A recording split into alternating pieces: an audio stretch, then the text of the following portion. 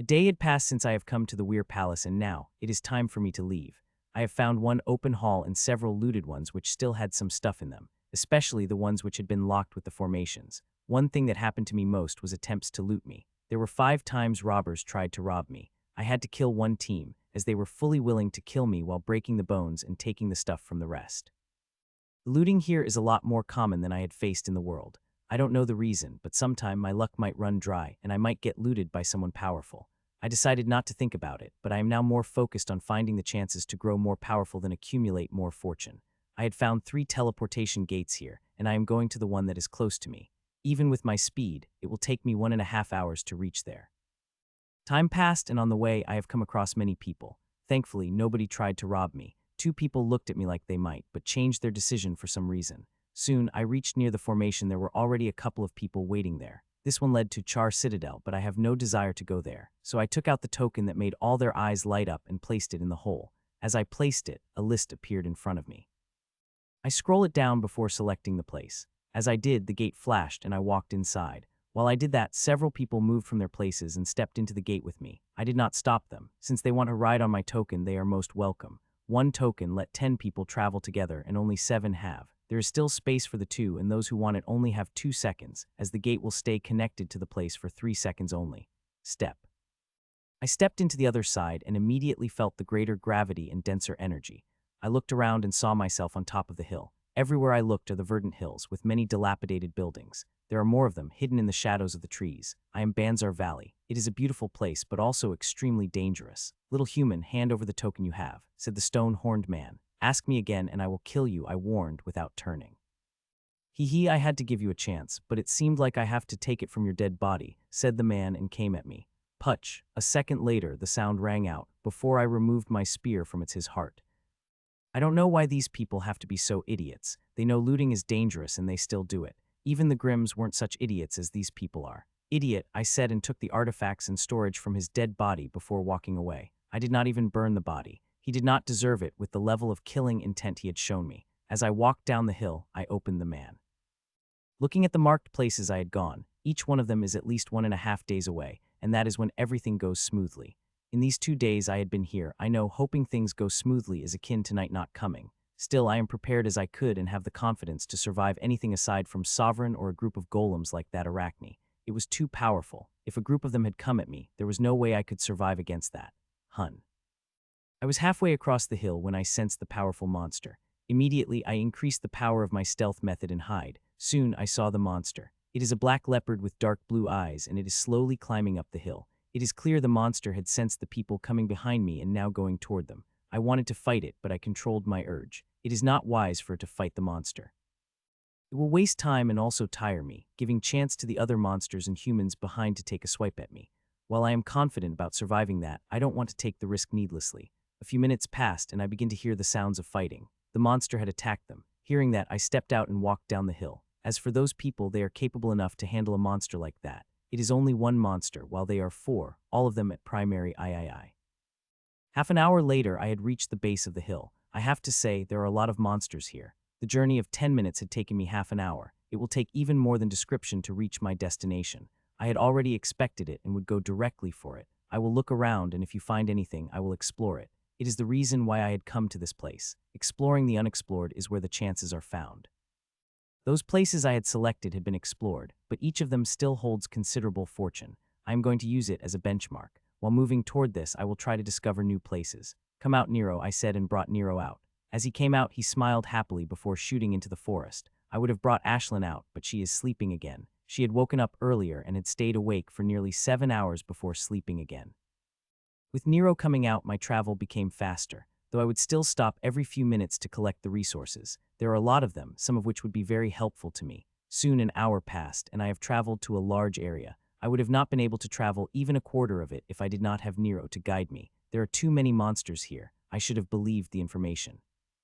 These monsters are good and bad for me. Good because few people will be able to travel fast as I could in this area, and bad because, like most people, I would be completely defenseless against a sovereign monster. There are sovereign stage monsters here, and I am no match against them. The most damning thing is, I am not even able to hide if they come too close to me, so I really wish they would not, because if they did, then it would be an end to me. I stopped my breath and contained my energy as much as I could while melding with the surrounding environment. This is the greatest test my stealth method is facing since I have come to this world. I hope I passed or I will be freaked. I was hiding in the bushes while I watched the group of 21 monsters pass by me through Nero's eyes. These amethyst tusk hogs are dangerous. Just a minute ago, I had seen them tearing through the bull within a second. I wouldn't have been this scared. If their number had been few, but there are over 20 of them, all of them being at primary III, 4 or even at the peak of primary III. Every second is feeling like an hour as the monsters roam around me. Some have even eaten from the bushes under which I am hiding, unable to discover me. My stealth method is quite good, even in this powerful world. I have made it to compete against the best inheritances and bloodlines of my friends, which made it much better than any stealth method I have seen so far. A few minutes passed, and the hogs began to leave the area, but the bastards were too slow. I had to wait for 8 minutes before I could come out. Damn, that was hard, I said, cursing. I really thought those hogs might discover me, and I will have to run like mad. I took a deep breath to calm my emotions before resuming my journey. It had been 19 hours since I have come to the Banzar Valley, a day since I had spent the night hiding in an abandoned building. The nights here are very dangerous here, more than in the unknown area I had ended up in. The energy had thickened a lot and the gravity increased, but the monster was dangerous. Things were still a monster. Nero had sensed the aura of the sovereign monster. In these 19 hours, I had gone to a few abandoned buildings, but did not find anything worthwhile. Though I am not sad. The herbal resources I am finding are more than making up for it. Even so, there is a longing in my heart. I want to explore something exciting, something dangerous. I pushed those thoughts away. Such thoughts are dangerous, they kill people. I continued walking toward the path that Nero had charted, collecting herbs and plants on the way.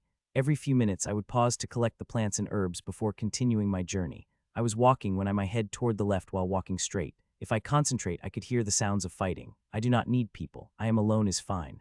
A few hours passed and when it imagined in front of me. Everything turned blue in front of me, with a big triangular building in a gray shape. It stayed for a few seconds before it disappeared while my vision cleared. Dig the way, I said to Nero. What he had shown me just now is his underground vision. He could look far deeper than what sound sense infused with forbidden power could. It was not the first building he had found underground. He had found several of them, with the latest one being 3 hours ago. It had turned out to be a total waste as it had spatially enhanced space that had been totally collapsed. I had wasted nearly an hour on it and got nothing in return. Still, I will not stop, I am sure. One of these times I am going to get lucky and get a fortune. It took me 20 minutes to reach the place before I walked into the dense bushes and crawled into the tunnel that Nero had made. With all these practices, he had become quite good at digging them. It took me a little over 2 minutes before I have reached where Nero is. I got into a big hole at the end, and in front of me was a door made of white stone. What made me happy, like most collapsed buildings, it is not connected to the central grid. Still, that does not mean I would be able to open it. I would have to see what kind of power it had before even breaking the formation, because I only have ink at the level of primary III, if the runes possess the power of sovereign. Then even if I have the skill to break the formation, I wouldn't be able to do it as I did not have the power. Father, it's power below the sovereign grade. The ink you had created will be able to break through the formation on the door, said Nero when I was about to use the method to sense its power. Well then, I will have to see the formation, I said with a smile, and without asking, Nero's eyes lit up. A moment later, a formation appeared. I had a method to see it from the door, but Nero is making things quite easier. Now I only need to solve the formation to open the door. That would not be easy, I said in surprise as I studied the formation. This is the hardest formation I had seen in this ruin, even all ruins when I think about it. It is multi-layered with such complexity that I had only seen in books in the library. It couldn't help but make me excited. I copied the formation and sat down before closing my eyes. A moment later, I entered my core and walked into the library. My 4 clones had already stopped what they were doing and began working on breaking the formation. I joined them on a large round table. While I would have very much liked to break the formation on my own, I couldn't waste too much time on that. Time is precious in this room, and I will need to use every minute wisely if I want to find the chance and accumulate a fortune. With the 4 clones, it had become easy. We are solving one layer after another at an amazing speed, that even I got surprised by it, despite knowing their capabilities, as 5 of us could think of 5 different ways at the same time. Still, it took me 10.5 hours to solve the formation, a little over 5 hours outside. I succeeded, and now it is time to open the gate. I waved my hand and the formation came out and flew toward the gate. I really hope the gates have something, at least let me even out the cost of ink. Making the ink cost a fortune, as it does not come without failed attempts, though I am getting better. Buzz, the formation stuck in the door while I watched with bated breath. 3 seconds later, the runes lit up, and I heard that wonderful sound that told me it worked. I looked at the door for a moment, before placing both of my hands on it and pressing it further. The door begins to open, and soon they opened wide. I looked ahead and saw the stable space. A wide smile couldn't help but appear on my face. I did not waste any time and stepped inside a large white hall. It is completely intact, and the space here is so stable that even Sovereign wouldn't be able to create a ripple inside it. I looked around the hall is bare aside from a few art pieces which were placed in strategic places. I only look at them for a moment before turning into a silvery text in front of me. Cloudser Palace, written on it. I don't know what it is and nor do my clones. They read through every word of information and did not find a single text about it. It did not faze me, instead it had excited me. It is unknown, and that is building great anticipation in my heart. I looked around the hall and saw there was nothing other than the artwork. I walked toward the hallway. I will first explore this place before coming back to collect the pieces of art. The hallway is huge, but there are only doors in it. These doors are big as a white stone door. They are also made of stone, but each is of a different color. The door in front of me is made of gray, with an emblem of a fiery ring on it. Cauldron, I read, and white energy released from my hand. A moment later, the energy turned slightly pinkish, and the runes on the door became visible to me. I sat down and closed my eyes, and the next moment I was at my core. I stayed there for nearly 2 hours regular time before opening my eyes and getting up. Buzz. As I got up, the runes came out of me and stuck on the door, and a few seconds later, the door buzzed. I pressed both of my hands on the door and pushed it till it opened. Feeling the space stable, I entered inside and found myself in another huge hall, and in the center of the hall was a green stone disc. A cauldron, I said with shock before I moved with my highest speed and appeared beside it. Damn, I can't believe it, I said as I reached the cauldron. It is not a normal cauldron. If I am right, then it is one cauldron of Ron. There are 101 cauldrons, with each one being more advanced than another. The 2 floors of the library had few blueprints, and I know how difficult to craft them. One needs to be an extremely skilled artificer, and a minimum of earth sovereign to craft the easiest one. I wonder which one this is. I do not mind, even if it is first among the 101. It is every alchemist's wet dream. It is a titan who devised a method to craft them, and now I have come across one and I couldn't control my excitement. It is a fortune of life, and even a half-baked alchemist like me desires it. The one who designs them is no ordinary person. He is said to be the greatest artificer in the world. He is a titan, a great titan. It took me a while to get control over my excitement before I begin to look around the cauldron, checking each and everything very carefully, as will help me identify which cauldron it is. The library had a book that had a way to identify the cauldron. The first 24 cauldron. A little over 10 minutes later, I had stopped with my eyes becoming wide and my breath ragged. It is the number 5 named Song of Sar. It is crafted expertly, as those burst-like patterns formed only when it is crafted correctly. What made it even more amazing is that it is crafted by a Sky Sovereign and above powerhouses. The first 2 could be crafted by Earth Sovereign, and the 3 after that by Sky Sovereign. The one who crafted it is Sky Sovereign or even Prime. I don't care who crafted it. What I care about is that I have got it. It will help me tremendously with alchemy and also practice. It is not used for alchemy, but also for practice. The Song of Sar, I said, an energy released from my hand. Looking at the formation that is binding it to this hall and seeing the formation, my expression couldn't help but turn somber. It is an extremely complicated formation, more complicated than the door itself, and with a very dangerous trigger. The people who had it seem to have been loved too much, as if there was the slightest mistake. Then the formation, which is maintaining this expanded space, would turn off, and immediately, the entire space will collapse. Even the Earth Sovereign would die, as they would be at the center of spatial implosion. The formation is tough, so much so that I do not have any confidence in whether I could solve it. Usually I have an idea when looking at formation, whether I could solve it or not, but this did not give me any confidence. It did not matter. What mattered is I had to solve this formation and get this cauldron, no matter the price I need to pay. So wasting no time, I had recorded the formation before sitting down and entering my core. Merge, I said to 3 of my clones, and 3 of my clones merged, turning into a prime clone. Now 3 people are sitting at the table instead of 5, prime clone, clone 4, and it had been quite a time since I had used the prime clone. I did not like to use it, fearing I will grow too dependent on it and dispute it being part of me. It is one of the irrational fears. 3 of us begin, and in seconds the prime clone shows its superiority. I did not focus on that, as the formation is more important than my petty emotions. Now and then we would get up from our chairs and bring the book from which the shelves. Within a few hours, piles had accumulated near our chairs, and the table got filled with them. Not even an inch of the table could be seen. No one cares about that. What matters is solving the formation. Soon, 14 hours passed, 38 inside when I stopped. We have barely scratched the surface of it, but I could not take it anymore. My head is giving me migraine, not only because of formation, but also due to my stomach. I am hungry and it is distracting me. so I walked out of the library and into the kitchen I had set up before starting to cook.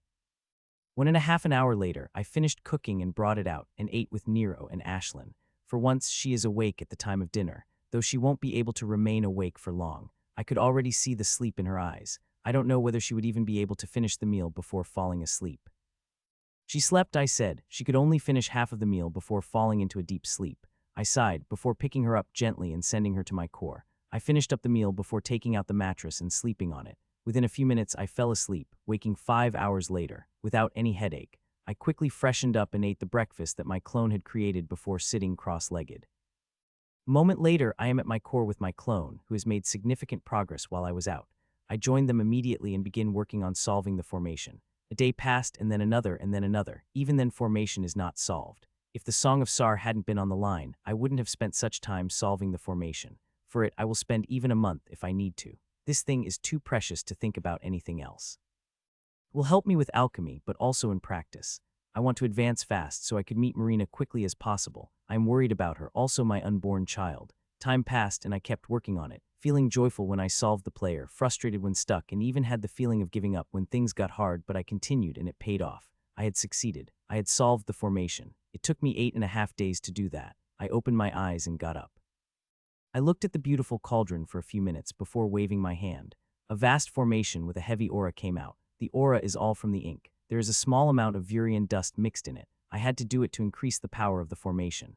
After spending so much time solving, I could not afford to fail due to the quality of the ink, so I added a bit of dust. It is such a regret that if I had more time to research and practice, I would have been able to process it better, increasing the quality of ink further, but I did not. I had to make up with what I had. Buzz, the formation enveloped the cauldron and I watched with bated breath, as I might die if it did not work. Despite knowing that, I did not cover myself with any defensive formation or method. My formation and methods are not strong enough to give me even a second chance, so why try?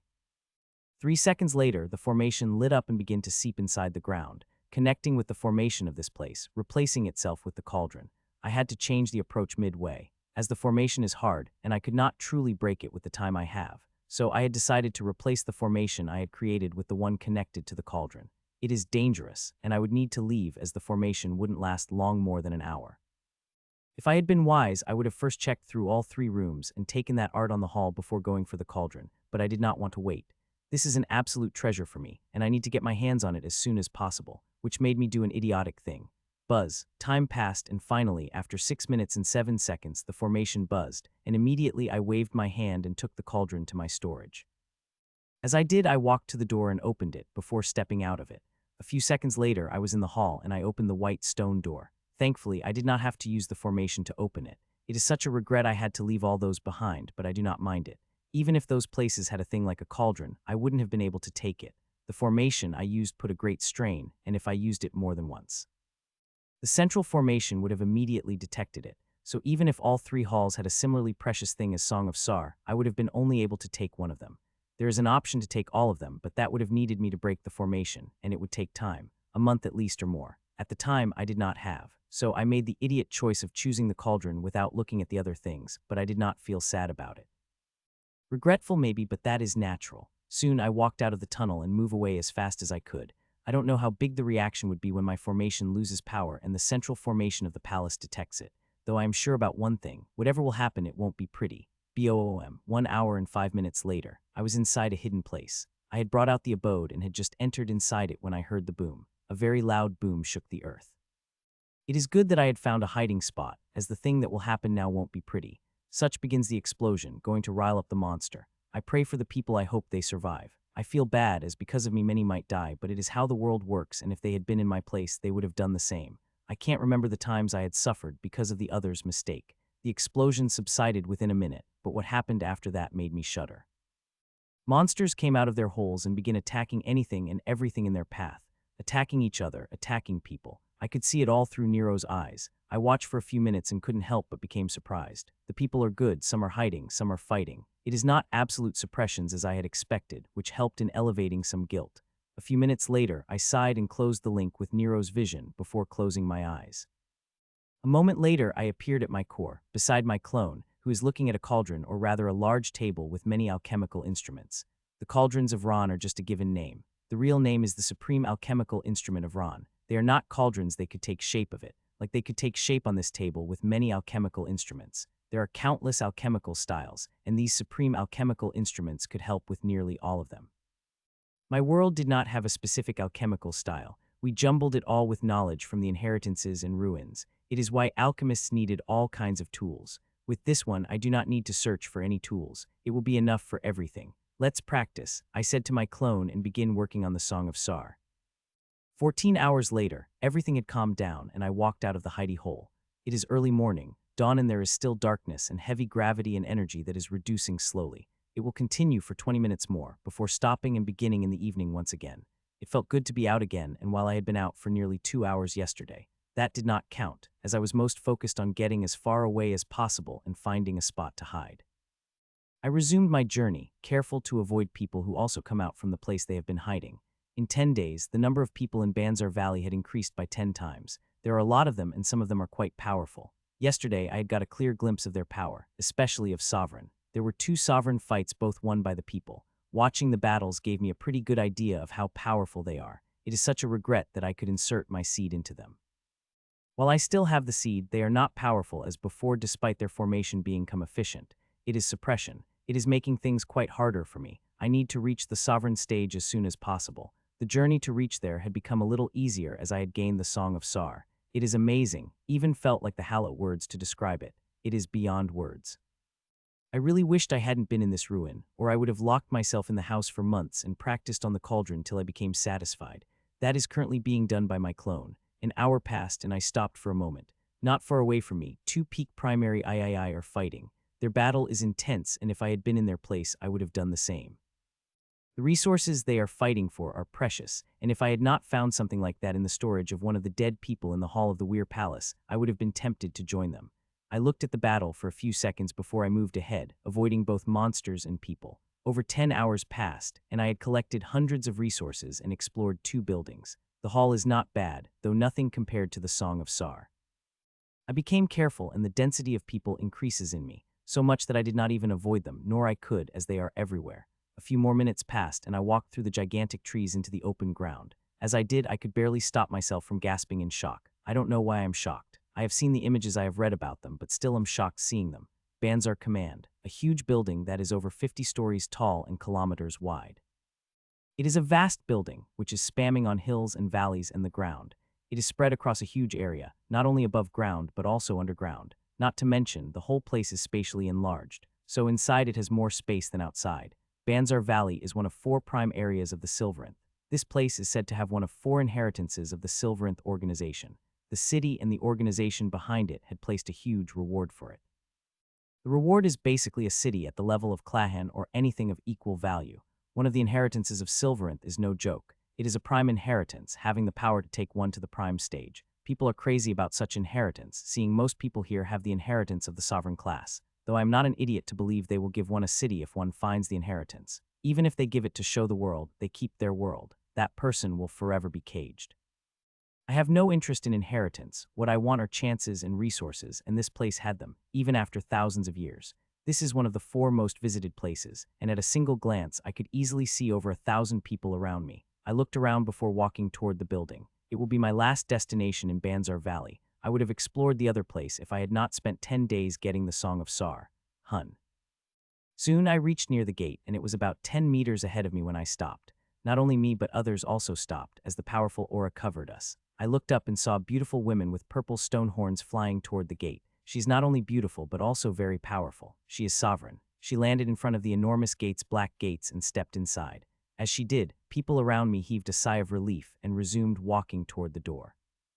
Sovereigns are powerful, so much so that they could kill everyone around here, including me, so I want to remain to steer clear of them until I get the strength to fight them. Soon I reached the gate and passed through it. A moment later, I found myself in a garden, Harn Gardens. There are 70 points where the gate sends, and I had entered one of the least explored places. It couldn't make me happy, but soon my expression turned bad when I saw what is happening.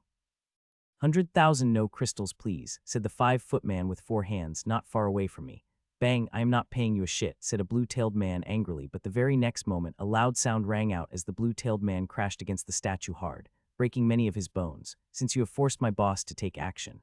It is 200,000 row crystal, said a 4-armed short man as she appeared beside the bloodied man. The bloodied man glared at Four Hands Man but paid the toll. People looked angry at blatant looting, but what they could do. There is sovereign behind the four-armed man. He had hidden himself in gray mist and his aura was hard to sense, but anyone with a brain could recognize that it was a sovereign. The four-armed man is not weak either, he is a peak primary III, a powerhouse, one step away from reaching the sovereign stage. But for 99.99 of people, that one step is insurmountable. 100,000 row crystal please, said the four-armed man with a smile. I nodded and handed him the few plants. He said nothing to that. 100,000 row crystals may seem much and it is outside, but here, even the one with the lowest luck could find a thing of that value. I walked past, while Sovereign Lackey kept looting people. He did not loot all people. When a sovereign came, he stepped out of their path with a bright smile on his face. Sovereign and toll collector had disappeared as I walked deeper into the Harn Garden. It is a huge place, and we do not have its complete map even now. Maybe there is, but they aren't sharing it with the rest. A few minutes later, I stopped in front of the two roads. One goes right while the other goes left. I am going left to the mirror ways. It is dangerous, but I will find more chances there. A few minutes passed, and I have reached the place where over 100 mirrors are placed over a lake. Those were no glass mirrors, but a spatial pathway, which lead to secret parts of the Harn Garden. The thing is, the pathways are not stable. Now an unlucky one tore through the spatial blades and only their pieces come out. There is no other choice than to choose these pathways. The right side offered a few little chances. I shook my head and walked toward the lake like so many are doing and stepped inside in one of the mirrors. Immediately, everything had turned dark. But only for a moment before I stepped to the other side, and immediately a smile appeared on my face. This is the secret part of the Harn Garden. It is contained in the large spatial bubble, unconnected to the rest of the formation of the Banzar command. It is the main reason why I have come to this place. Other places are tricky, but here not so much. I looked at the tunnels in front of me. They are everywhere. People who stepped here would look around before choosing the tunnel to go. I did the same.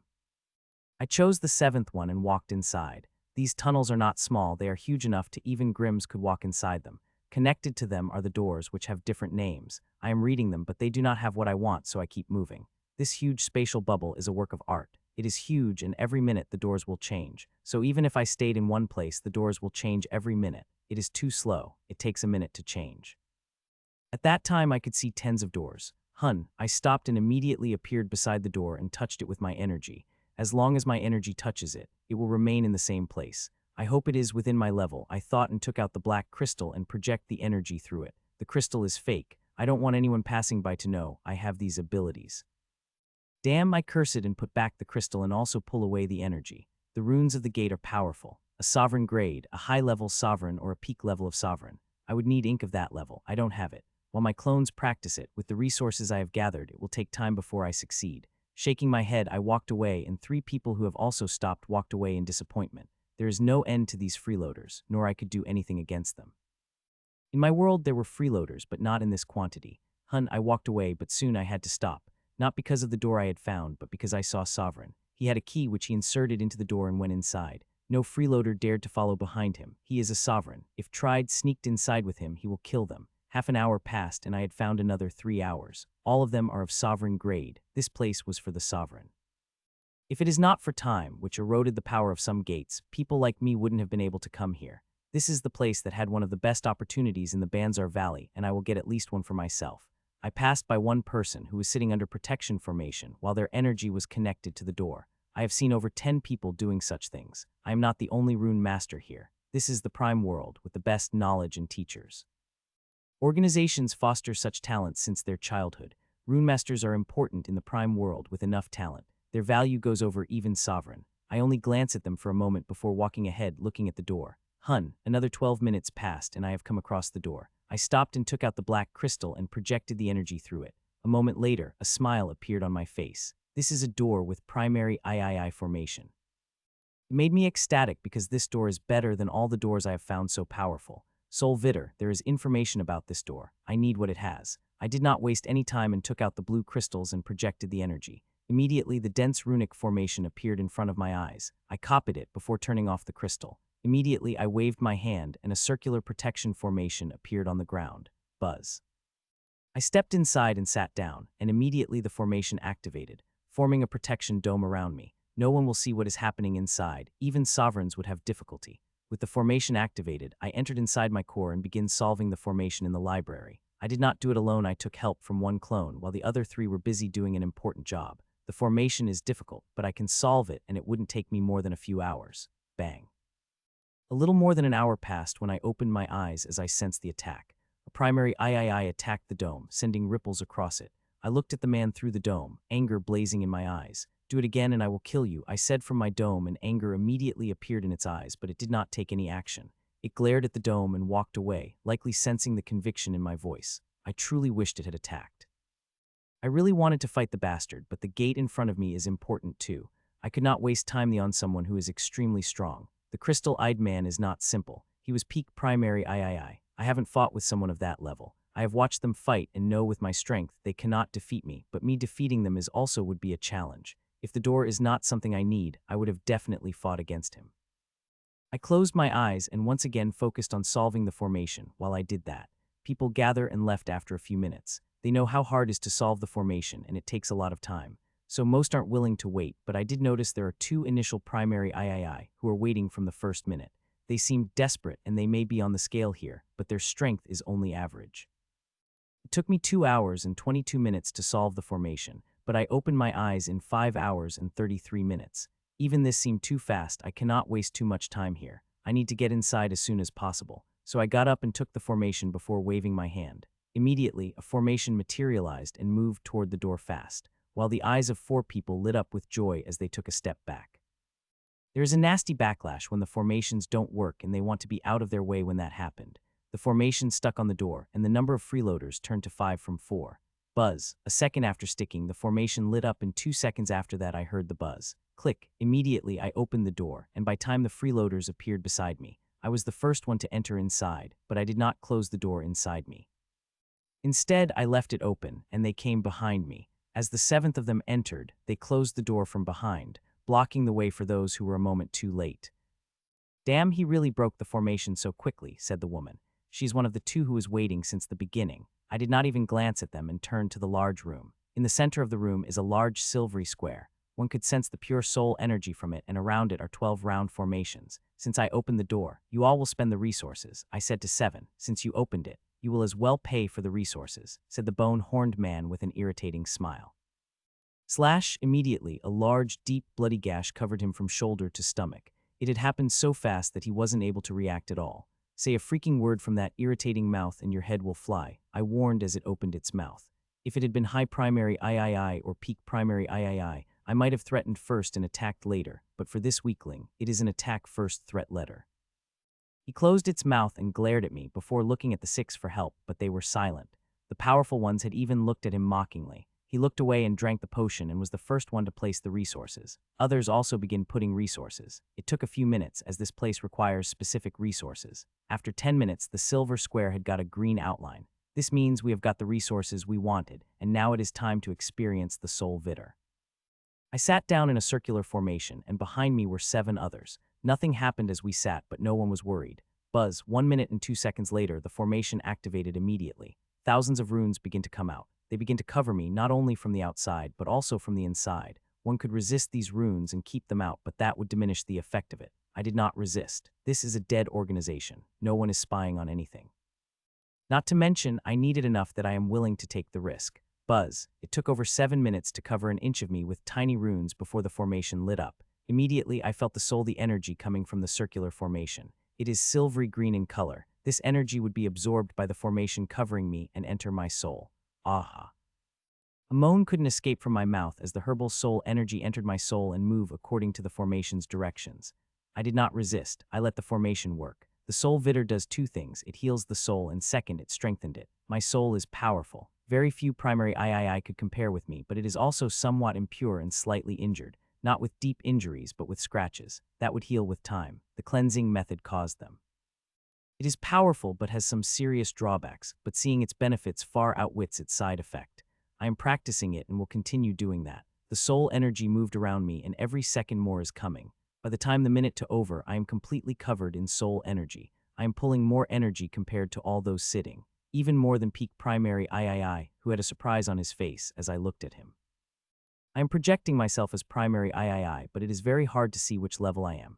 I could see confused faces whenever people tried to gauge my level. It is fun to see those expressions. I did not use any rule-bending power doing that. It is just my armor and energy control. Over 10 minutes passed, and I had felt the effect of the energy. The faint scratches on my soul begin to heal while my soul is getting stronger. It couldn't help but make me happy. I need a strong soul. Not only for power, but also for creating the clone. I had created one clone since reaching primary II, and I want to create more, and like all things in the prime world, it is difficult. I would have a powerful soul by the time I reach peak primary III to create one. According to my estimation, the cleansing method will not be enough. I need more, like Soul Vitter. This place had many such opportunities, not only for the soul, but also for the body. I'm going to take every opportunity I came across, putting special focus on soul strengthening. An hour passed and it was not over. The energies are still coming into my body, while dirty energy is going out. Even herbs are not without impurities. Therefore, the formation is not letting the soul absorb all. It will remove the impurities. Whoever designed the formation must have deep knowledge about the soul. It clearly shows in the way the formation is designed. I could not create something like this. Though if I keep deepening my knowledge of soul and runes, I might do it one day. Time passed and another hour passed when one of the formations turned off. It is of an initial level of primary III. Despite being the first to get off, he looked quite happy with what he got. A few minutes later, another person got them, and then another. It is the bone-horned man that I had slashed. Time passed, and one by one the formation began to turn off, and soon, my formation also turned off. I was the last one, taking whole 3.5 hours. Even the peak primary III finished within an hour. It seemed like we have to keep following you for many of such great opportunities, said peak primary III. He is not the only one with that thought. Others are also thinking the same. I have no problem. As long as you all pay for resources I spend in breaking the formations, I said to them. Click. With a deal made, I opened the door. I am pretty happy with it. They will pay me and protect me while I open the doors. It is a win-win for both. I was smiling and about to take a step out of the open door when the smile on my face froze. Right in front of me are two people, both sovereigns belonging to the same race, and they are looking at me. Is he the one? Asked the sovereign to the primary III, not far away from him. He is the same primary III who had a door closed on his face earlier. Yes, he is, replied the primary III and turned to me. I found myself moving toward him. He had gripped me with his energy and was now pulling me toward him. I couldn't close the door, even if I want to right now. Soon I stopped, standing directly in front of him. I looked at Sovereign. He is from one of the common races in Clan eras. He has purple skin and thick blue eyes, which are slightly larger than humans, though this difference is not noticeable if one does not look at it clearly. He had also had a short tail with a blue bush at the end. Friend, I heard you were able to solve the formation on the door within 6 hours, he asked. It was just a fluke, I replied, to which he smiled. Fluke or not, but I need you to break a few gates for us, he said, and the smile on his face disappeared and his eyes became serious. You will have 12 hours. As there are a lot of gates we need to break here, he said, with threat apparent in his voice. I was about to open my mouth to reply when I felt myself moving fast, but before leaving I was able to catch the look of primary stage practitioners, those who were coming with me inside the room. They are cursing at opportunity loss, but I couldn't care less about that. In a shocking turn of fates, my will has been taken away from me once again, and it made me angry. Raging so much that I am having an extremely hard time controlling my emotions. When I was a mind slave, I hated every second of it. My will had never been taken away from me in such a way. In my native world, the Sky Saber tried every despicable way, but they took my freedom to such. Now it had happened again, and like last time, I have no power to resist. A little more than a minute passed when we stopped again. There are now 5 people in front of us, belonging to the same race. One is Sovereign, while 4 of them are at primary III peak level. Is he the one? Asked the woman Sovereign. She seemed youngest among 3 Sovereign and looked to be in her mid-20s, compared to the one to capture me, who looked to be mid-30s, while the one beside him was in the late 30s. The women also have a more powerful aura. Yes, he replied. I hope he is better than our 2, she said and pointed at 2 people beside her. Human, you have a job. Solve this formation for us, he said with a smile, and I wish I could decline. Its eyes clearly held the warning despite his face smiling. He will not like it if I decline. Give me the formation, I said after a moment of silence, and Sovereign Women threw the crystal at me. You have 12 hours, said the man. I nodded and waved my hand. Immediately, a protection formation appeared. The woman Sovereign looked at me with an arched brow but did not stop me as I stepped inside the protection formation. The surprise turned to mirth in their eyes as they watched me sit in protective formation before it enclosed itself. It is not for protection, but isolation. Even they will have a problem seeing through it. As for breaking it, I did not even focus on it. I had lessened its power so much that even primary II will break it. I sent my soul sense into the crystal, and immediately a huge formation appeared in front of me. I copied it before closing my eyes and entering my core. A second later, I am in the library at the table and begin working on the formation, with the help of my clone. The formation is at the same level as the one I had solved earlier. The only difference between them is that I will need Sovereign Class ink to open the door. Time passed as I continued working on the formation. 2 hours and 42 minutes later, I solved the formation, but I did tell them that. Instead, I remained in my core and focused on my inheritance. This time on the smaller upgrade of high primary II. One of my clones will always work on it, while the two will work on the primary III inheritance. As for the last one, will do the jobs I assigned, like it is doing alchemy right now. When there is no job, it will also work on inheritance. Getting another clone will help me tremendously, and I hope to get it in primary II, rather than the primary III. 10 hours and 23 minutes later, I opened my eyes and took away the protective formation before getting up, while all 7 of them looked at me with surprise. "You solved it?" asked the woman in clear surprise. "Yes," I replied, and could see she was having a hard time believing it. "You will open it then," she said, and moved away with 6, while I just looked at them. "What are you looking for?" "Open it," she questioned. "I don't have the ink," I said simply, and she looked at me incredulously. "If I had it, I wouldn't have targeted the primary doors," I said back. She looked at me for a moment before throwing away a blue air pen. I caught it, and surprise couldn't help but appeared on my face when I saw the amount of ink it had in it. Not to mention, the grade of the air pen is much better than I have. I activated, and a moment later the runes came out of it fast. Much faster than my air pen is capable of. I just needed to project it inside, and the runes will come out. It will bring them even faster if I project it faster, and I did. I projected the whole damn formation inside it instead of sections. Immediately, its speed increased further, and it began to spew out the runes at a speed I had never seen before. It even surprised the watching sovereigns. In little more than 2 minutes, the whole formation appeared in the air, before it began to move toward the door. Buzz. 3 seconds later, it stuck the door, before lighting up, and a few seconds after that, I heard that sweet sound, that I know I had a heart. "Click, he really broke it," said the woman, and appeared next to the door with a smile on her face. Click, she opened the door of the room and stepped inside. I was about to take a step when I pushed inside. They think I would run away as I could. As I pushed inside, 6 entered behind me before closing the gate on the envious eyes of those watching. "Ingan Forge," said the woman as she looked ahead with a big bright smile. "In front of me is a Spartan room. It is smaller than the last one, but not by much. It is completely white, and at the center of it is a fire. It is palm-sized magenta color flame with streaks of gray. Around it is a huge silvery disc on which are 12 round formations, for 12 people to sit. If Soul Vitter was for the soul, then Ingan Forge is for the body, though it will be more powerful than the Soul Vitter. This little human is better than I had thought. With him, we might be able to visit all the practice halls we have on our list," said the Era's man who captured me. "You are right, Sor," said the woman as she slowly walked toward the fire. As she reached it, she threw away a huge number of resources, and the fire did not reject even a single one of them. It seemed like they have come more prepared than I had thought they had. After throwing the formation, she sat down, and after her the others sat down in the circular disc one after another. "What do you think you are doing?" asked the sovereign, who looked to be in his late 30s. "I want to sit," I replied, to which he and others smiled. "You can dream human. This opportunity is only for us," he said with a mocking smile. "You can kill me now then, because I will not open even a single door for you," I said, and walked toward the formation while he glared with his powerful aura pressing down on me. "It is extremely powerful, but I walk through it. Let him harnel. He deserves it," said the woman as she looked at me with a smile. It seemed pleasant, but I could see the hint of anger in her eyes, which she was keeping contained.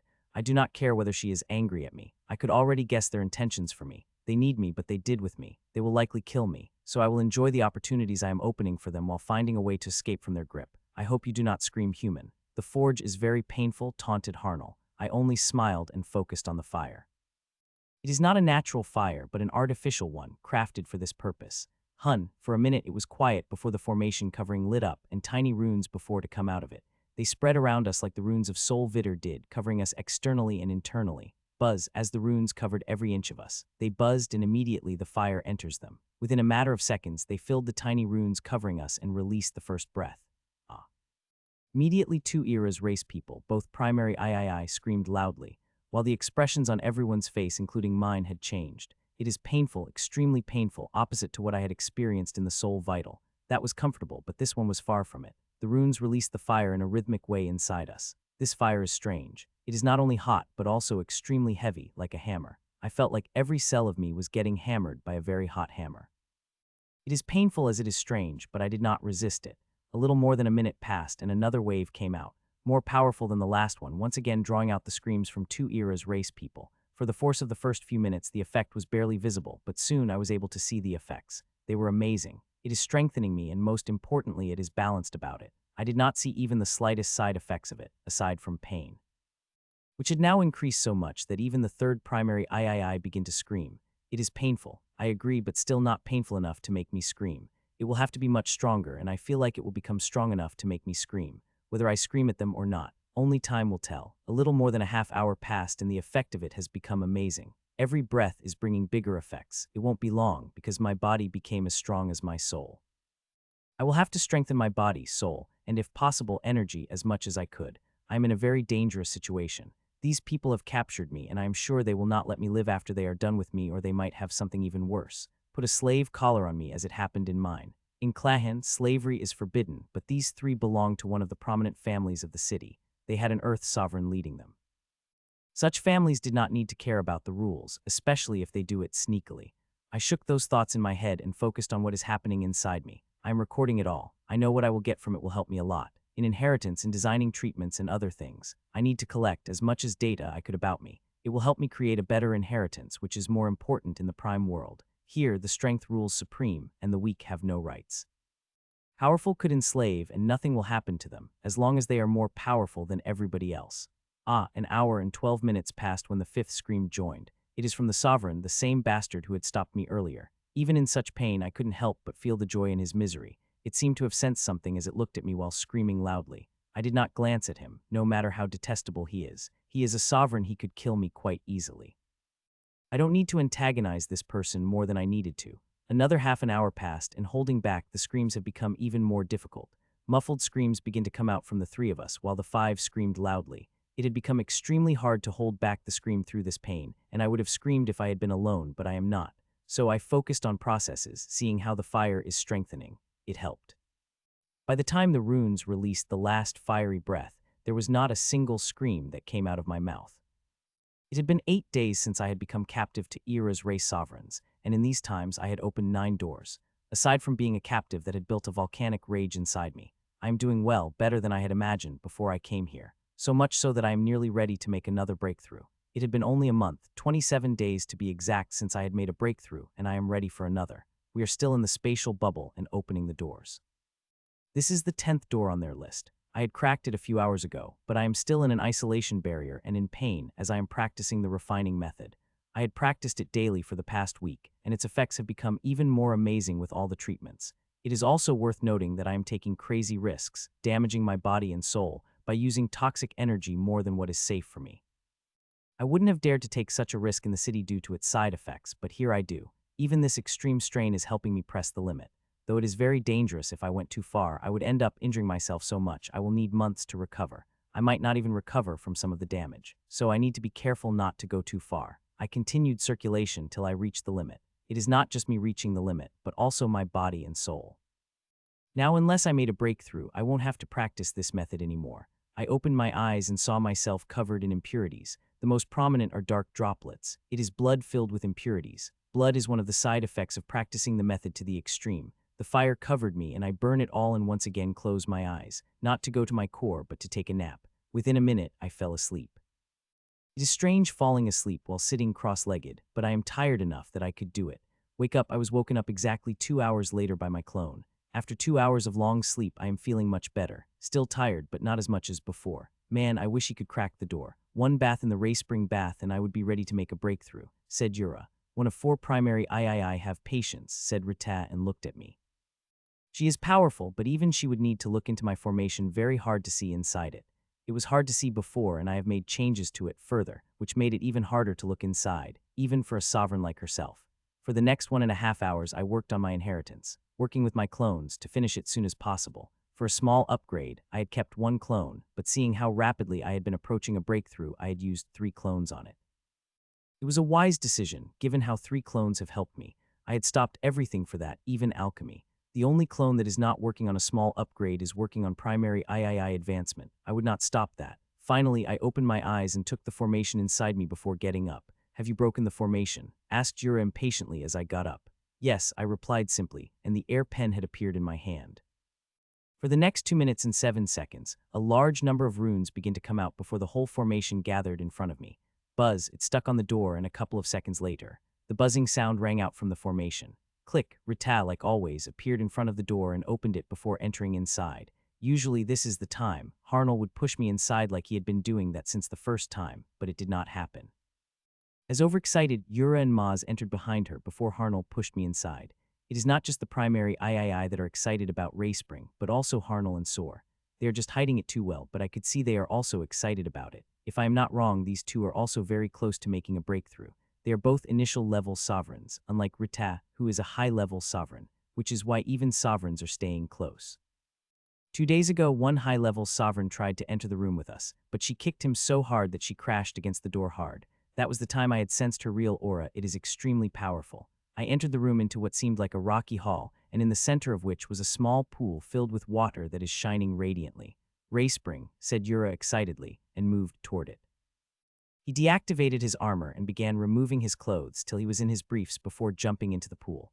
Maz moved a moment later, before the other two. I had deactivated my armor and put on all my clothes I am wearing into my storage and walked toward the pool in my briefs, which had changed into blue swimming briefs. To them, I am a tall, bald man with a big nose. I am taller than I am originally, and my face is different. I would be an idiot to reveal my real face, though it mattered less than an aura, which is also not real.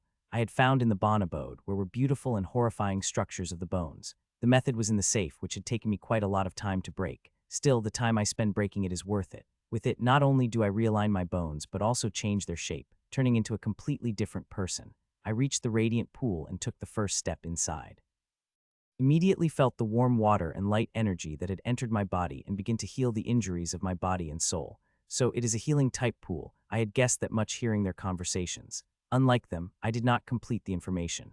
I have information on about 20 of doors here, while they have 100. Also, the information they have is much more detailed and right. A few seconds later, I entered the pool fully, even submerging my head inside, while dense light energies of healing elements filled me. The energy is very good at healing my injuries. It made me happy, but another thing made me even happier. That is, see it working. For a healer like me, it is important. The radiant water is not just healing the injuries, but also affects the body and soul.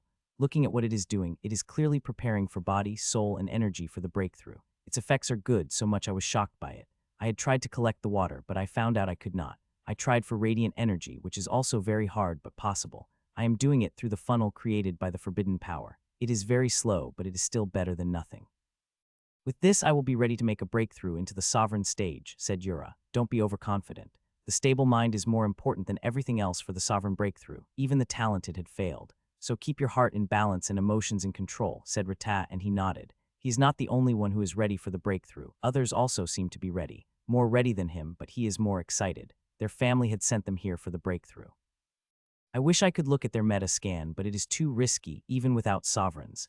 The breakthrough is important, but there is a more important thing for which they have come here. They have not talked about it openly, but by their words I have picked up. There is something even more important. They need me for it. Breaking these doors was just the test. I am quite curious about it, but I did not ask about it, and nor do I care.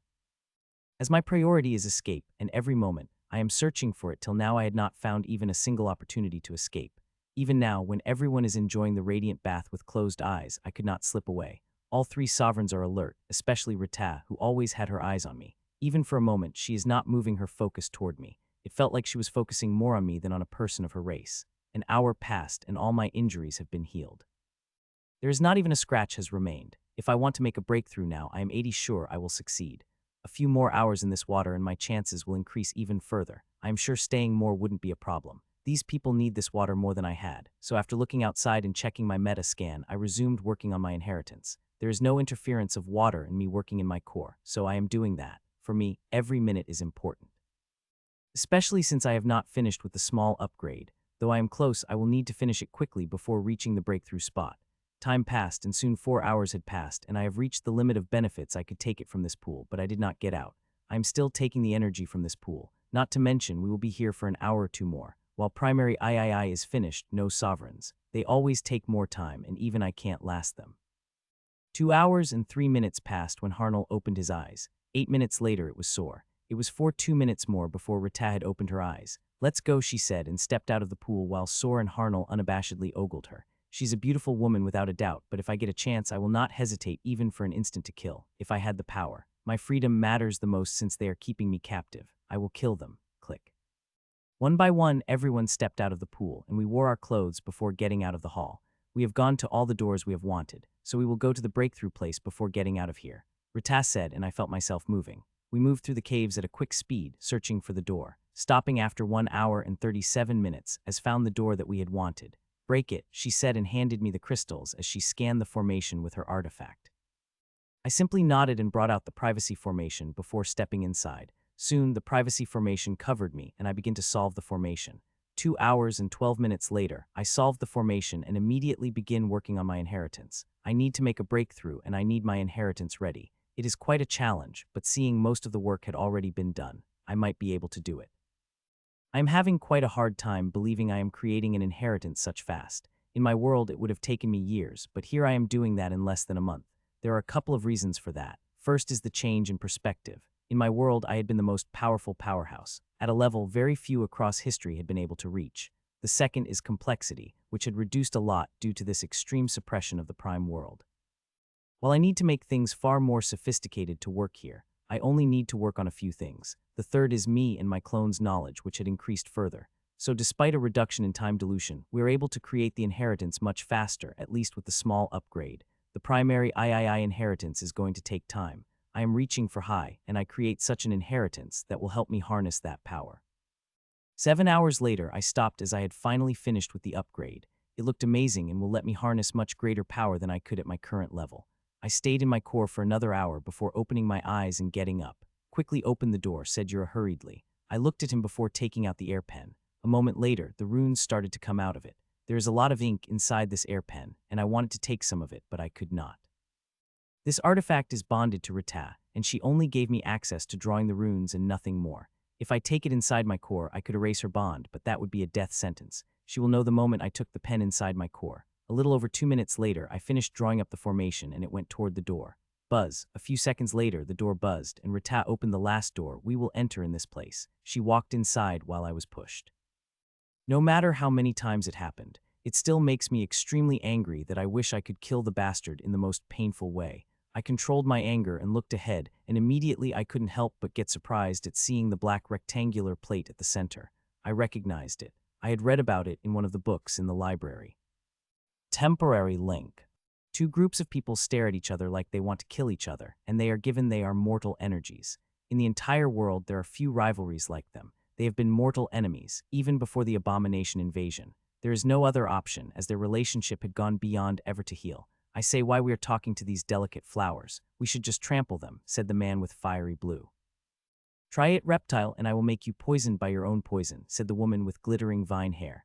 "I like to see how you can do it," challenged the man with fiery blue. "Attack me and I will show you," said the back woman. The aggressive talk had been common, and it was becoming more aggressive by the day. It won't be long before unable to control themselves and attack. The wise members look at a small house, where powerful members of both groups are under heavy negotiations. They have been at more than a week. Until now, no casus had occurred. They really hope it, before hot-headed people from both sides wouldn't be able to control themselves for much longer. Some of them are still shocked by what happened in the past few months. Little over 2 months ago, it was a normal day and two members of their races were fighting. It was nothing surprising about it. They fight every few decades, for one reason or for another, or for no reason. They were fighting when the world tunnel materialized and spew out a human with a bloodline of two of their races. It was a great sin that should have never happened. It had shocked both of whom were fighting before making them agree, rageful even. They wanted to kill the abomination, erase it from the world, and were very close to doing that when they stopped with their whole bodies shaking. At that same, the realm cores of both realms activated on their own and begins pulling humans toward one another. It is not the weak human they are targeting. It is what is she carrying. It is what made them stop in their tracks, made them kneel unconsciously despite being so extremely weak. The 2 months after that was chaotic. For the first time in thousands of years, the two realms came close to war. If it was not envoys that appeared, they would have fought all for that human, to over what she is carrying. Click, they were glaring at each other when the door finally opened and people came out. 5 people from both races on each side, with 3 people in the middle. "I hope both of your realms will keep your promises. If you break them, then you will not like it, what we will do," said the envoy of the divine realm. The threatening tone surprised them. Usually they stayed aloof, never interfering in affairs of any realm, but this time they did, and the divine realm is not the only one. The other 2 envoys of exalted realms also nodded at her threat. "Don't worry, envoys. We will not break our promise," said the higher-ups in unison. "I hope you do, for your own good. This might help you climb the divine tower even higher," said the middle envoy with a kind smile before he disappeared with 2 other envoys. "Sarana plate," I said as I looked at the black plate. It is a breakthrough tool, one of the good ones for the sovereigns, but primary stage practitioners could also make a breakthrough in it. What made Ever amazing is the energy nodes connecting to it. I see the thick cloud of energy, and if needed, it will provide more. The only thing one need is resources. So who is going to make a breakthrough first? Asked Rita. Me, I said, before even Yura could reply. Making all of them focus on me, even Rita looked at me directly. Do you want to break into Sovereign? Asked Yura mockingly. To that, I smiled. I am not a peak primary I said and released my aura. Till now, I had never revealed my aura. The only time they could find it was during the treatment, but the formation covering us sealed everything, so there is no question of them fighting. You are a high primary I, asked Sora in surprise. Yes, I said simply. You can only dream human. It is for Sovereign breakthrough, and I am going to make the breakthrough first, said Yura with a smile. Let him go first, Yura, said Rita, and immediately the smile on his face froze. He looked at Rita and opened his mouth to say something, but closed it immediately, seeing the look in her eyes. It had a bracelet with 10 9-fingernail-sized pearls. What is it? She asked. An artifact that will help you, she said, and gave me the bracelet without giving me the option to reject it. I know I have no choice, so I took the bracelet and wore it after deactivating my armor. As I did, it immediately activated on its own and sent a powerful investigative wave inside my body. It did not surprise me, even a bit, though I feigned resistance to it and showed outrage in my eyes while laughing madly in my heart. It is I who spy on others, not the other way. I had developed ways to deal with it years ago. This artifact is powerful, sovereign grade, but it is seeing what I am showing it, and nothing else. To its sensors, I am a powerful high primary I who could deal fight equally against peak primary I, and even have a decent chance of defeating someone like Yura. There was no surprise on Rita's face when my meta scan appeared in front of her eyes. As I had said, the bracelet shows what I want to show, and what I was showing is what she had expected. Yura and others laughed as I turned, but I am laughing harder. Let the bastard be happy. There will be a time when I will be laughing and they will be crying. I reached the plate and took out the breakthrough sphere, and immediately a surprise appeared on their faces. I had no plan to reveal it, but seeing what they were trying to do, I decided to reveal it. There is another bigger reason, which is survival. I know they will kill me after they are done with me, but I want to change their mind about it. From killing, I want them to think it is better to keep me alive for long-term benefits. I am doing that in case I did not get a chance to escape. I will try to escape their clutches and will give my all for it, but I need a contingency plan. I could not afford to die, at least not before I see the face of my child. The breakthrough formation expanded, and I went inside before waving my hand and taking out resources. As I sat down, I initiated the breakthrough, not before cloaking the bracelet with the simulation. Everything will turn off during the breakthrough. I need to have the surrounding simulation before I start. Buzz, the formation started, and immediately the bottles dissolved, sending the resources into the runes. It saves a few minutes and looks very cool. What did you find? Any hidden surprises? Asked Sor. No hidden surprises, but he's stronger than he looks, replied Rita. We had already guessed that, seeing how he lasted more than any of our primary practitioners, said Sor as he looked at the 4 primary I practitioners, 2 of which will make a breakthrough now. The 2 will not. They had a special plan for them. It is the whole main reason for them coming here. If they are able to achieve it, then in a few centuries, it will be their family who will control Clahan. What do you all think that is? Asked Harlan. I don't know, some kind of breakthrough formation, replied Rita, to which Yura laughed. What kind of idiot he is. That is Sorana Plate, one of the best breakthrough tools of this place, and he is using some kind of dumb formation on top of that, said Yura. Nobody said anything to that and just looked. A few minutes passed and a surprise couldn't help in the eyes of Rita and others, seeing how fast everything is happening. Everything is blocked, right? Asked Sor. The Sorana Plate blocked everything. They could not even sense the faint energy from it, especially when the plate is taking the energy from notes rather than from the environment. My core had stopped spinning as the resources were absorbed, taking nearly 92 of the resources I had prepared. I am getting good at estimating the resources I need. The accuracy this time was better than the last. Buzz. For a minute, everything was silent. Before my core had started to spin again, and as it did, it began to take the energy from the node. It is pure and dense that even after a minute, only a small stream is coming inside. Energy does not need to be of huge quality. If it is pure and mellowed, one could absorb it, and it is usually better. The breakthrough is happening quite fast, said Sor. He will fail, said Yura. Rita did not say anything, she just watched. Those who are intelligent are watching without saying a word. If one looked at their eyes, one would find them glowing in thoughts. Even to them, what is happening is exciting. Time passed and another 2 hours passed by when the formation stopped taking the energy. My core consolidated, becoming even more world-like. Some even consider it a world if they did not know what is. A moment later, the runes came out like tides and began to spread across my body. In less than a minute, they have spread into every part of my body before they buzzed, and the core released the energy. The energy came from the runes, and it was powerful despite being thinner than water. Every moment my strength is increasing, and by the time I absorbed every drop of it, I felt power like never before, and like the last time, this strength did not come with the feeling of invincibility. With this, I reached the high level of primary II stage. I looked at my advancement before an activated couple of formations with my energy control and contained my aura, before changing its flavor and power. I turned to the pearl artifact in my hand and checked the simulation, which was still working. I matched my attribute with it, making it completely flawless before smoothly removing the simulation without alerting the artifact. Only then I opened my eyes and walked out of the sphere before taking it inside me. You have succeeded. Asked Yura despite sensing my aura of peak primary III. Yes, I replied and cast a glance at Rita, who had a shock in her eyes. If I had been in her place, I would have too had felt those same emotions. The data the bracelet sent is quite shocking for her. What is the runic sphere that you had used? She asked when Yura was about to say something. It is my breakthrough formation, I replied, a little defensively. A soul artifact, right? She asked, and I smiled in my heart while showing fear and hesitation on my face. Yes, I answered unwillingly after a moment of silence. Now that he is done, it's time I made a breakthrough into the sovereign stage, Yura said and walked toward the plate with a big ecstatic smile on his face. Wait, said Ritas suddenly, and Yura turned with anger on his face that he was not even trying to hide. What? He asked snipingly. Use the breakthrough formation he had used, she said, shocking him. I'm not going to use that. If he does something, my breakthrough will fail. I might even die, he said. He will not do something, she said and looked at me with a threat apparent in her eyes. As for you, you can do without it, but the breakthrough formation he has will increase your chances by at least 15, informed Rita, and he stopped his open mouth, whatever he was about to say. You are kidding, right? He asked. No, it is the only reason he even succeeded in making a breakthrough, she said, looking at me. She's not even trying to hide that the artifact is an invasive type. Fine, he said and turned to me. If you dared to mess with my breakthrough, I will give you the most painful death, he warned. Michael, give him your soul artifact, said Rita, and I put an unwilling expression on my face as I took it out before throwing it toward the plate, where it became big. Yura reached the black plate before stepping inside the formation. He looked around me with apprehension before taking out the resources, which moved toward their places on their own.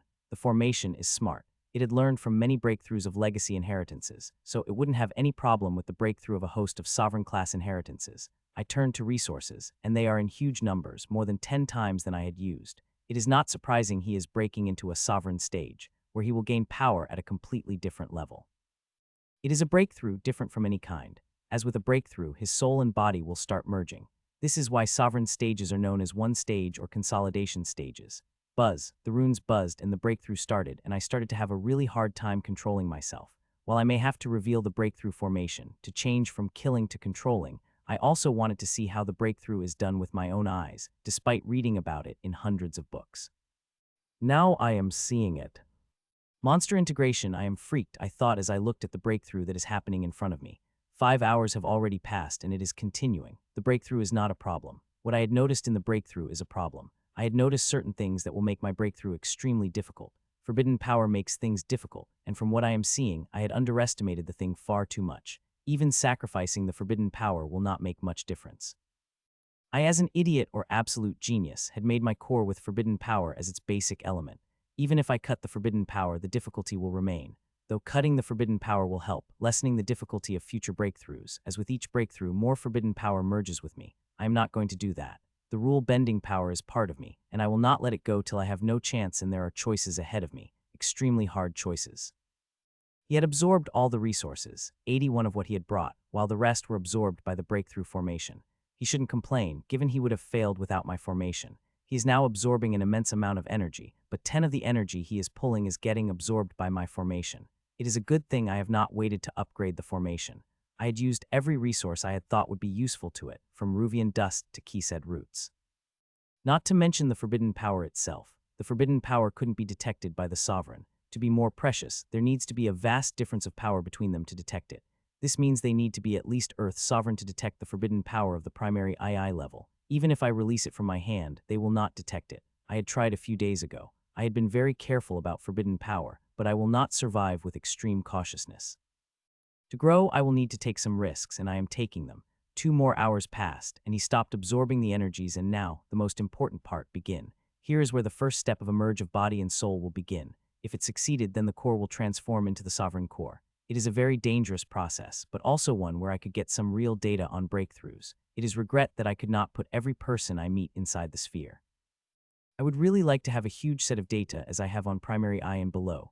Half an hour passed when a slight problem occurred. The soul and body, which were merging nicely, stopped suddenly. Immediately, a change occurred on his face, and it was noticed by all those watching. Yura, what happened? Asked Rita immediately. The merging of soul and body had stopped, he replied, terror apparent in his voice. It would have been manageable if a problem occurred in the before stages, but in this stage, it is extremely dangerous. If he failed, he could die, and if he survived somehow, it will be worse than dying, as he will be a cripple. Can you do something? Rita turned to me. Sorry, I said, and immediately her real emotions showed. She was angry enough that she might blame me for it, but it seemed like whatever the problem was, it is making both breakthrough formation move, I added and pointed. Where another chain of formation is moving toward Yura, the Sarana plate also acted. My clone is controlling the formation, but it is following the lead of Sarana place, moving through the way it made. I do not want to draw too much attention, not to mention my formation is not powerful enough. I would need to piggyback on the Sarana place. Soon, I reached the place where the problem was, and immediately the Sarana place moved to fix it. To my surprise, it had fixed the 90 damage, leaving only 10 for me, the most complicated one. To me, the complicated does not matter. What matters is power, and I have the power and also the resources to fix it. So I started to fix it immediately, rather my clone. It moved fast and began fixing the problem. It was doing that when I noticed something, which nearly made my eyes go wide. Add it, I said to my clone, and my clone immediately sent the seed there. My advanced seed I had created since coming here. It will lay dormant, recording everything but not have offensive powers, and will not even be able to send a signal to me. If I want to retrieve what it recorded, I will have to send another, more advanced seed there. I don't have that seed, and if I think about it, it seemed like a total waste to put a seed inside him, but I am still doing it, mostly because I did not have time to do it since I have come here. It is the first time I got it where it will not be got discovered, so I am doing it despite knowing I will get nothing from it. Soon it took more than 10 minutes, but my clone is able to do it, and as it finished, the breakthrough resumed. The breakthrough resumed, said Sor with a smile. Others smiled while I watched it all with an expressionless face. If it were up to me, I would have failed the bastard and made the failure the most painful one. It is fine, I will get a chance one day. Till then, I would need to keep my eyes open for any opportunity to escape. I succeeded. Do you see that I have become a sovereign? Yura shouted as he opened his eyes. He succeeded all because of me. If it weren't for my help, he would have been lying on the floor cripple. Of course, he wouldn't be thanking me for it. He is a dumb idiot. She is powerful enough to wipe the floor with him in an instant, even if all 3 sovereigns attacked her. She will defeat them in a matter of seconds. After Rita, others congratulated him, and he soaked it all in. Maz, are you ready? Asked Rita to the woman. Yes, said an Era's woman who looked to be in her late 20s and walked toward the place. As appeared on it, she went inside the sphere. Buzz, a minute later, she started her breakthrough with a far more confident note than Yura had been. As the breakthrough started, I felt their eyes on me. I could tell by their faintly changing expressions. They are talking telepathically, and it is about me, seeing how they had focused on me. I did not react to them and just kept watching the breakthrough. An hour passed, and I walked away and sat down by the wall, not close to the door but opposite to it, before closing my eyes to sleep. I need to get sleep when I wanted. As for the breakthrough, my clone will handle if there is any problem. I slept for 8 hours when I woke up. Maz had finished her breakthrough and Sor started his. He is already a sovereign and is breaking through the mid-level of sovereign from the initial level of sovereign. Maz also had a problem that my clone helped deal with, but it did not insert the seed. The problem was different, and even the most advanced seed couldn't be placed there. An Earth sovereign would discover if they scanned their bodies with the soul sense. I did not even open my eyes. I kept them close and watched through the breakthrough formation. I watched for a few minutes before entering my core. There, I called out all my clones to look at the data we had collected. Watching the 2 breakthroughs, I realized that my breakthrough to the sovereign stage and above that is going to be difficult. Far more than their breakthroughs, it will be a simple life and death. I need to prepare and start preparing immediately. Make changes in my inheritance, not only in the primary III inheritance, but also in my next small advancement of peak primary II, till I reached for the sovereign breakthrough. I need to lay down a firm base, strong enough to bear the extreme pressure I am going to get, and it will start from my next breakthrough. I already know what I need to do, and it will make breakthroughs very dangerous. Every breakthrough will be a challenge. Either it is a small orbit, but if I reach a peak level of primary III with all these challenges, then I will have to face much less pressure than I would face without these preparations. So I studied the data and also brainstormed with my clones to best way to approach my idea. It took a few hours before we have decided on the approach. It is the most dangerous way, but it will also lessen the pressure on me the most during the sovereign breakthrough. 5 hours later, I opened my eyes and watched for 15 minutes before eating the meal. I did not invite them, nor they asked. They just kept watching the breakthrough. In half an hour, I finished eating and sat down, crossed-legged, before closing my eyes again. The challenges have become even more difficult, and I would need a lot of time to solve them. If I am able to get away, I will isolate myself for a few weeks to study and work on my inheritance. I will need the time. I could not just throw everything on my clones. I also need to use my own brain. 3.5 hours passed when I opened my eyes again. As Sor had finished his breakthrough, he did it without any problem. "Harnell, you are the last," asked Rita, and to her surprise, he shook his head. "I'm going to pass. I will wait and explore a few more opportunities," he said, and Rita smiled. I am too surprised by his decision. He was as excited as the Yura, ready for a breakthrough the moment he got a chance, but it seemed like I had judged him too early. He has some brains to not get in the flow with one's emotions. "Good, I am happy you are not rushing," she said and turned to me. "Morant, collect your soul artifact. We are leaving," she ordered. I nodded and walked toward the breakthrough formation. Aware of how all of them looked at me, likely even talking telepathically. I am sure I have elevated myself from that person. They have to kill me after they have finished using me as a person. They need to keep alive for their benefit. They are not the only ones with plans. I too have plans. I was able to place a seed inside one of them, useless as it might be, and also able to upgrade my breakthrough formation. With 3 primary III breakthroughs, its power had incensed a lot. Especially by the breakthrough of Sor, while the others were breaking through into the sovereign stage.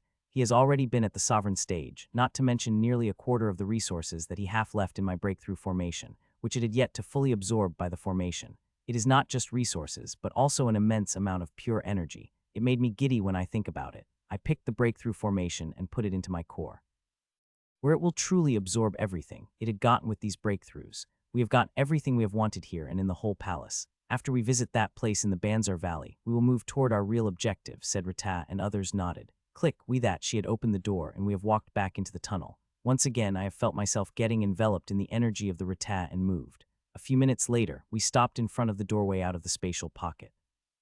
It is a mirror like the one I had entered in this pocket, but bigger. I was staring when I felt a soft hand on my wrist. It is Rita. It seemed like she did not want to take any chance with me, not wanting to let go of the golden egg. A moment later, she walked into the mirror, pulling me with her, and a second later we were out. We walked out of the Banzar command, and only then, Rita removed her hands from mine. It is such a regret that these people have no interest in exploring the Banzar command. They have only come here to that spatial bubble, so they could better prepare themselves and make a breakthrough. Now they have finished with that, they do not see any value in staying in the Banzar command. They are after something big, bigger than anything the Banzar command could give them, and I couldn't help but feel curious about it. They have remained mysteriously quiet about it, but I can tell, they need me for it. It is why they had brought the 2 rune masters, but they are far from good, at least compared to me. How far is that place? Asked Rita. It will take us 1.5 days to 2 days to reach there, replied Harnell as he opened the map. Then we shouldn't waste any time, she said, and immediately we started to run. This time she did not cover us with the energy, but the speed is far enough that only peak sovereigns could manage it. I moved with them. I did not even think about escaping or even shouting for help. No one will help me and I could not escape. The open space is the strictest prison. If I want to escape, it would be only possible in an encased place like a building. Here they would catch me before I could even take a single step. A few minutes passed and the people have disappeared. Now I could only occasionally sense their presence. It is such a regret that I could not bring Nero out. Not for the scouting, there is no need for it, but for resources. Nero is very good at collecting them. He would always collect at least 5 times more. I am still collecting the resources. I had created the energy strings. Though they are not as good as my strings, they do a job of collecting 80 success and 20 turn in a failure of various degrees. I only get a fraction of a second to harvest the resources. I am already going much better than my competitors. Yura and 1 primary III are also collecting the resources. Yura's rate of success is just 60 despite being a sovereign, while the primary III's is 30. Yura is not happy seeing that, as occasionally he would glare at me. A few more minutes passed when suddenly, I felt all 4 activating the same method. The stealth method covered all of us. As it did, they made a sharp turn, and it is not the only turn they made. In the next hour, they made a couple of them, and I have to say they are very good. The stealth method is also not bad. A little more than an hour passed when Rita looked behind Sor. You had wanted the horns of Doru Bull, right? She asked, and her eyes of Sor lit up immediately. Yes, but the horn needs to be of high or peak sovereign Doru Bull. The herd leader is at high sovereign, she said, and moved left, and we moved with her. Soon I could sense the herd of bulls, and if I had been alone, I would have run away as far as possible. The herd is small. It had just around 17 monsters, but of 17, 3 are sovereign, with 1 being at high level of sovereign, as Rita had said. Soon we reached the bulls, and they were big, twice the size of regular bulls, with pure white bodies and glittering orange horns. As they sense us, the orange fire begins to come out of their nostrils. I want to fight it, said Sor. You have 10 minutes. If you're done with it by then, I will step in, said Rita. Don't worry. I will be finished by then, he said, and a powerful aura of mid-sovereign blasted off his body as he moved toward the herd. Moo.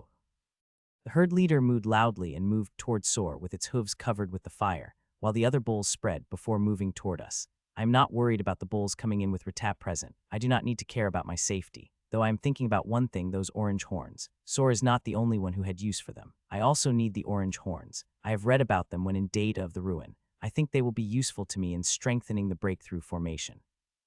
It is an alchemical ingredient, but I don't currently have a use for it, but I am sure I will find a use for it eventually. I pushed those thoughts. It is unlikely I will get my hands on them. I shouldn't think about it, though I will try asking for the horns, hope they will be merciful with their weak captive.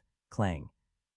I was in my thoughts when Soar clashed against the bull. His black saber clashed against the bull's orange horns, and despite a powerful attack, not a single scratch appeared on them. Soar seemed to know that. If they had been delicate, he wouldn't have clashed directly against the horns. It is the thing he wants. The clash pushed him back for a couple of steps, but there was no surprise on the Soar's, as if he had expected it. The bull did not give him any chance and attacked while he was taking the steps back, but he was ready as he moved the saber. Clang, clang, clang. He begins to fight against the bull, while the rest of the herd had finally approached us from all directions. They do want to get away. Moo. They all moved and attacked us, while everyone watched the dumb monsters with a smile. It did not take long for their fiery hooves to reach us, and they attacked us with those powerful horns. Bang, bang, bang. They were about to attack us when their horns crashed against the invisible protection. It made the bulls even angry, and they continued to attack, but no matter how they do, they couldn't break the protection. Even a mid-sovereign monster is powerless against it. Idiot monsters, said Yura and laughed with the rest. I also put a laugh on my face, despite feeling terror in my heart. The bulls are extremely powerful. Even Yura and Harnell will have a problem dealing with them. If Rita hadn't been here, we would have been running in terror. I don't know how far I would have been able to run away before the orange horns of these powerful sovereign monsters rammed me from behind. Just thinking about sending a long shiver through my body. Time passed as the bull continued attacking, while Soar continued to fight against the herd leader. I wish Rita would participate and kill these bulls. It all feels very dangerous to me. The sooner they dealt with it, the better, though it won't end soon. The bull Soar is fighting is very strong, and he is struggling against it, and until he kills it or the 10 minutes pass, Rita won't kill the ones who are attacking us.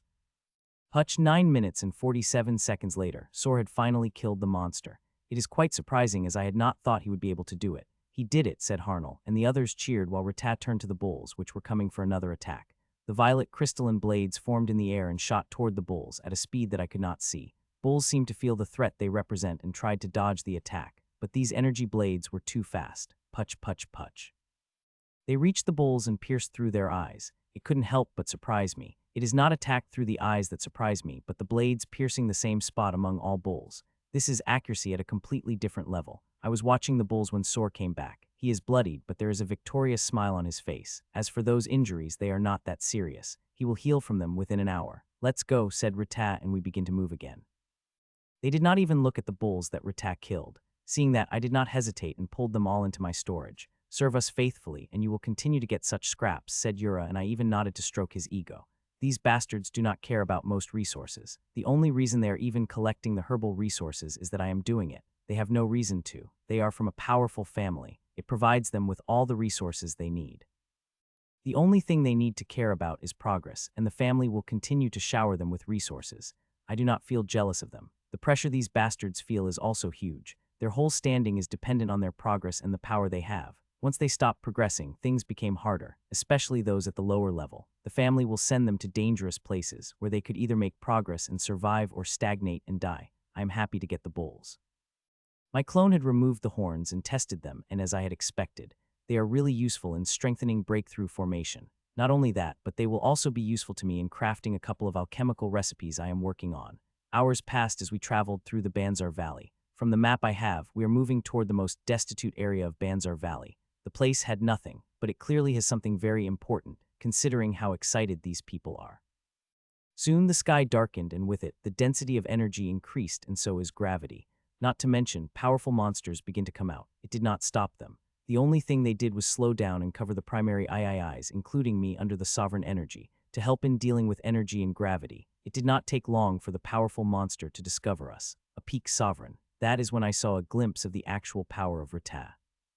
She is terror at a completely different level than Soar and other sovereigns. I think we should take a rest, said Soar after a few hours. Immediately, all stopped. "We should have stopped a few hours ago," said Rita as she turned to look at the faces of primary III. "These people have not slept for more than 2 days and night travel takes the strain. Unlike them, I am fine. I slept 2 times and dealing with this energy and gravity was much better than them. I could even go another day without much problem. Let's find a safe place," she said, and 10 minutes later we had found a place and she took out the abode. The abode surprises me. It is a tree trunk. When she took it out, but a moment later, it had become a full-blown tree and I am having a problem distinguishing it real from fake. It had not only become a tree, but also melded with the environment. I don't think even Sovereign would be able to discover it from a normal glance. It is a Sovereign class abode and not a regular one either. Regular abodes do not have such a powerful cloaking ability. Click, she opened the door through the tree trunk and went inside and after it. You're a Maz, and then it was me, and like always, Harnell pushed inside me. The moment I entered inside, I had received a huge shock. It is completely woody inside, as I am inside a house carved into a tree. It is also spatially expanded, but that is not what shocked me. What shocked me is the energies, dense energies of the element. It is so powerful that I felt like I was in a mild healing bath. It took me a second, but I understood what it was. That tree trunk is no normal tree trunk. It is from a powerful tree with healing abilities. They have put a spatial inside it and are enchanted with powerful formations like cloaking and others. Such abodes are insanely expensive. Most sovereigns could not afford them. "Your room is number 8, said Rita. I nodded and walked toward the room while they gathered in the living room. As I walked toward room number 8, I realized it was a small abode, at least compared to all the spatial abodes I had been in. It had only 8 bedrooms, with mine being the last one. Click, I reached the room and opened its wooden door and entered inside. The room is small. Thankfully, there is a bathroom. I quickly took off all my clothes and entered a small bathroom. The size of the bathroom did not surprise me. Since the room was small, the bathroom would be small too. I begin to shower without caring whether they are watching me. They are not going to get anything out of it. 15 minutes later, I walked out of the shower and changed into a fresh set of clothes before sitting on the bed and taking out dinner. I am being careful by eating from the box. Thankfully, they are prepared by me and are delicious. 20 minutes later, I finished dinner and lay on the bed before closing my eyes. A moment later, I am inside my core. Immediately appeared in front of the huge sphere, which was getting strengthened by the horns of bulls, along with other resources. I had gotten the horns at the right time. It had been used in 4 breakthroughs and had a lot of resources and energy. It is the right time to strengthen it. I am not only strengthening it, but also changing formation with the data I had collected, making it even more efficient and powerful. I need it to be as best as possible, as my breakthroughs wouldn't be easy. I watched it for a while, before going into the library and studying the ancient runes. While it may seem like there are other important things to do than the ancient runes which will not help me before reaching the sovereign stage, it is wrong. They are helping me constantly. They are widening my perspective, making me understand things I could not before. Ever since I had studied them, I had noticed my formation is getting much better than before. It big enough reason for me to study it. I woke up an hour before it was time to leave. I was not tired enough to sleep, but I did. I need to be at my peak to grab any chance to escape. I did not open my eyes and instead went to my core, appearing directly in front of the multicolored sphere which is floating about the green disk, which is nothing other than the Song of Sar. Song of Sar is an alchemical tool, but it could also use for artifice. I am using it to strengthen it. The result is simply amazing. The strengthened breakthrough formation, which used not only the horns from primary III Doru bulls but also from sovereign Doru bulls, along with resources I had found yesterday, it had become more powerful. That now I can't wait for my next breakthrough, though it is going to take time, even if I became ready tomorrow. With the things I had seen, it was going to take a little longer for me to be ready for the next upgrade of inheritance than the past one. I looked at it for a few minutes before walking into the library. I spent an hour in the core before I come out. I immediately opened my eyes and went to the bathroom, where I freshened up and took a quick shower that lasted for less than 5 minutes before coming out. I changed into the new clothes and took out another package and dinner and finished it in record time before walking out of the room. When I reached the room, everybody had gathered. They were sitting in the living room, talking. "Look who finally decided to come in," taunted Yura, but I said nothing. "There are still 3 minutes before the time to leave. Since everybody had arrived, let's go," said Rita and walked out of the abode. One by one, everyone walked out of the abode. It was dawn. The sun had just revealed itself. It will take a few minutes before the darkness disappeared, and with will be extra dense energy and gravity. Rita looks the tree trunk back into her storage, and we begin to move again.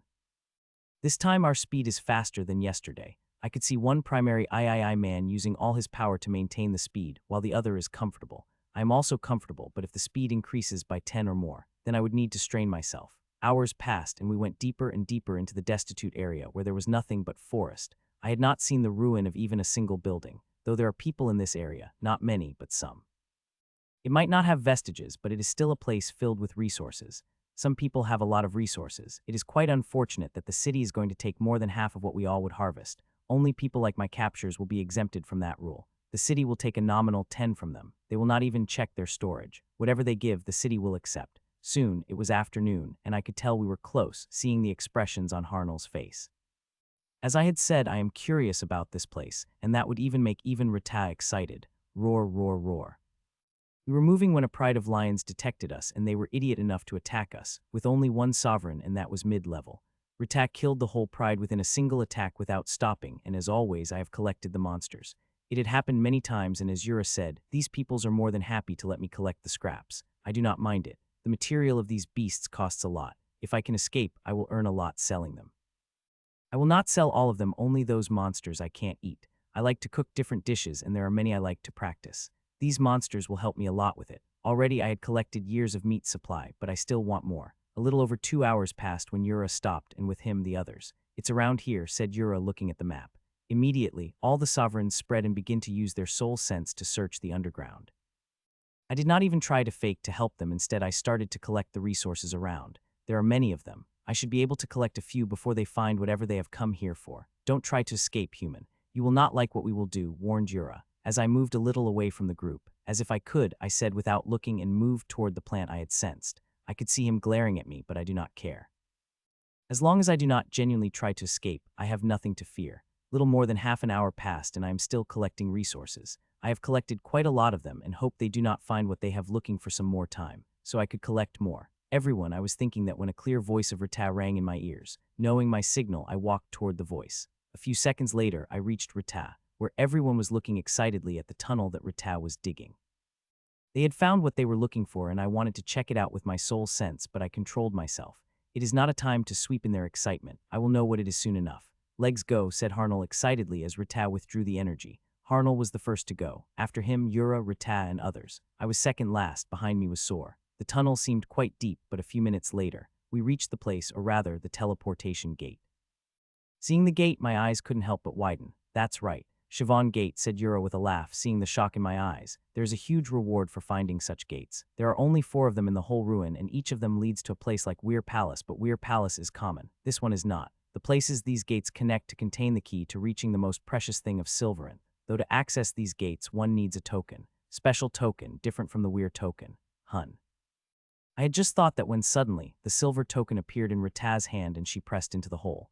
Buzz, the gate changed immediately to watery, and Rita walked and others followed immediately. I too entered the gate with shock on my face. I knew their target was big, but never expected it to be this big. I had thought all of them had already been found, but with the preparations they have come in with, it clearly did not. These bastards going for it. This means things are going to get dangerous. So much that I wanted to escape immediately. We need to get the key, said Rita, and turned to me for a moment before walking ahead. I followed while looking around the opulent walkway of a small garden that was inside the building. Everything is beautiful around me, from the gemstone bricks to the silver walls. The flowers in the garden are also precious, with each one of them being in sovereign class. I wish I could get them, but all of them are protected. It would take me time to break through this formation, time they won't give me. Soon we got off the garden and walked inside the palace. There are many rooms in it, and I am sure they will have many treasures, but these people do not seem to have any interest in them. They just keep walking and walking, passing the hundreds of rooms, before finally stopping in front of the large silver door with violet lines. There is no board describing what it is, but just as we appeared in front of it, eyes of all of them had lit up, especially the quiet girl, who mostly remained silent, had excitement in her eyes. Rita looked at it for a moment before she had taken out the familiar artifact, but when she activated it, it had lit up brightly. All the other times it had just glowed. A minute later, all the shine had disappeared and a small blue crystal formed above it. Rita took it out and turned to me. Solve this, she said as she threw the crystal at me. I caught the crystal and put my soul sense in it, and a couple of seconds later, my eyes widened in shock before I turned Rita. It is beyond my abilities, I said simply. I don't know whether I could solve it, but if I were to try, then I would need at least a month or more to do it. Bastard, what do you say? If you don't solve it, I will bury you here and now, threatened Yura loudly. Do it then, I said, and looked at him in the challenge, which made him even angrier, since you want to die so bad. Shut up, Yura, said Rita angrily. Yura opened his mouth to reply, but one glance at Rita's eyes and he forgot everything he wanted to say and shuddered visibly. Will this help? She asked, and palm-size white crystalline plate appeared in her hand. She handed it to me wordlessly, and I seeped my soul sense inside. For the first few seconds, there was confusion, but soon my eyes lit up as I read it further.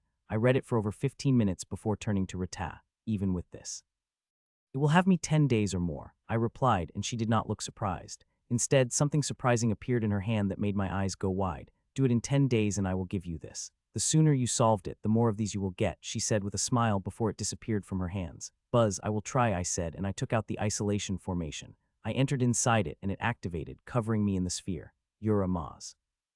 "You both also try," she said and handed them the crystal. "Yura may look wild, but he is a rune master. It is the reason why he hates me the most. I think I somehow give him an inferiority complex." They also sat down and started working, but they could only dream of solving before me, not because I am more knowledgeable than them, which I am, but also because I have more time and clones, which are made to do these types of things. They could never compete against me. I entered my core and walked into the library. As I sat down, two of my clones had already started working. One is reading the plate, while the other had solved the formation. The formation is hard, and even a month wouldn't be enough, but the plate contains points, a kind of cipher. It is not this formation, but these types of formation. It is clear that these points are from the creator of this formation, or at least someone quite familiar with them. As for these people got such knowledge, I don't know, but it will help me solve the formation quickly. Before I know it, the day had passed and I had wonderful progress. The points are really helpful. They did not give me the answer directly, but show the way, and that is more than enough for me. With the help of my two clones, I made huge progress before finally solving it. It took me little more than 2.5 days to do it, and I did it without sleeping, even for a second.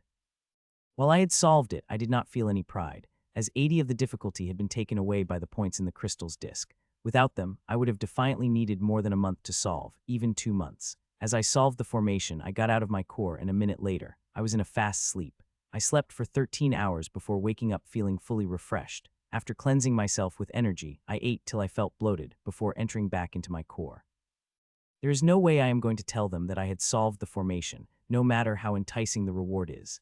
I entered the library and started working on my inheritance. In the few days, I have worked on smaller and bigger upgrades of my inheritance, studied the ancient runes, and even done some alchemy practice on the Song of Sar. The days passed too quickly before finally, it is time for me to tell them. So after 13.5 days later, I opened my eyes and took out the formation before getting up. As I did, I felt the powerful eyes on me, looking at me for the answer. "Have you solved it?" asked Rita. "Yes," I said tiredly and threw a crystal at her. She had said she would give me those things if I solved the formation in less than 10 days, but I didn't just yesterday to not see the trap. Even 13 days are too quick, given how difficult the formation was, even with the help of those points. "Here," she said, and handed me the airpen. I already have an air pen she gave me, but as I had guessed, the ink there was not powerful enough to work on the door. I seeped my soul sense into the ink inside the air pen and couldn't help but get surprised. It is powerful, very powerful. I would be ecstatic if I got even a single drop of it. A second later, the runes begin to spew out of it. The runes are powerful, and their aura is such that it made me and other primary III shake. Even Yura had shaken by its aura, no matter how much he tried to hide it. 4 minutes later, I am finished. A complicated formation appeared in front of me, and a moment later, it moved toward the door. Buzz, the runes lit bright and buzzed. A surprise appeared on Rita's face as she looked at me. "You really broke it," she said. "What do you mean I broke it?" I questioned incredulously. I had broken over 10 formations for them, and it seemed like it was still hard for them to trust my word. "Here, take it. You deserve it," she said, and threw a golden brown ball with a rough surface. I cashed and smelled its wonderful fragrance. I had wanted it the moment she showed it to me, but I had controlled my greed. It is a good thing I did. It was a ploy to test my real abilities. It looks like a ball of jaggery, and it's kind of it, but it did not use sugarcane, but 112 types of flower essences. It is Koron's essence, and its recipe is one of the most common, but making it extremely hard. Not only flowers used in it are rare, but one also needs the expertise to craft it. The big families like these eras, race bastards, belong to have the resources and expertise to make it. It will be really helpful to me during my breakthrough. Rita appeared in front of the door and pushed it open. It opened without resistance, and we all walked inside, one after another. Gasp, the moment I entered. I heard the gasps around me. It is gasp-worthy. I found myself in a huge hall decorated in yellow and silver, with the grand mural on the walls and the roof, made by someone very talented, but these people had just glanced at them before turning to real things. There are 13 places around the hall. Protected under the formation, all of them are artifacts, from sabers to rings. They look powerful, and I wish I could get my hands on at least one of them, but with these people, it wouldn't be possible. "Be careful and don't touch anything," said Rita as she gently walked toward the center of the room, where there was a golden key. It is not a solid key, but something made of runes. The seniors were right. The key had materialized this time, said Rita as she reached it. She did not touch it and instead took out the artifacts and started to scan the invisible protection formation protecting the key. A minute later, she is done and took out the blue crystals that formed before throwing them at me. Hun. I caught the crystal wordlessly and looked inside. A minute later, my eyes had shot up in alarm. The formation is much harder than the door. I don't think I would be able to solve it in even 3 months. It is beyond me. I won't be able to solve it even if you gave me the months, I said as I shook my head. Instead of getting angry, a smile appeared on her face. I think within this, you will be able to solve it more quickly than the last formation, she said and threw a plate at me. I cashed it with a frown earlier. I had some help, and it took me nearly 3 days inside, and this one is much harder. What do you think? She asked a minute later. I think I will be able to solve it in a week or less, I said as I took out the isolation formation and sat inside it. The crystal plate she gave me to solve the formation on the door had notes on the formation. The plate has the key to solving it, and its variations the formation changes every 3 months.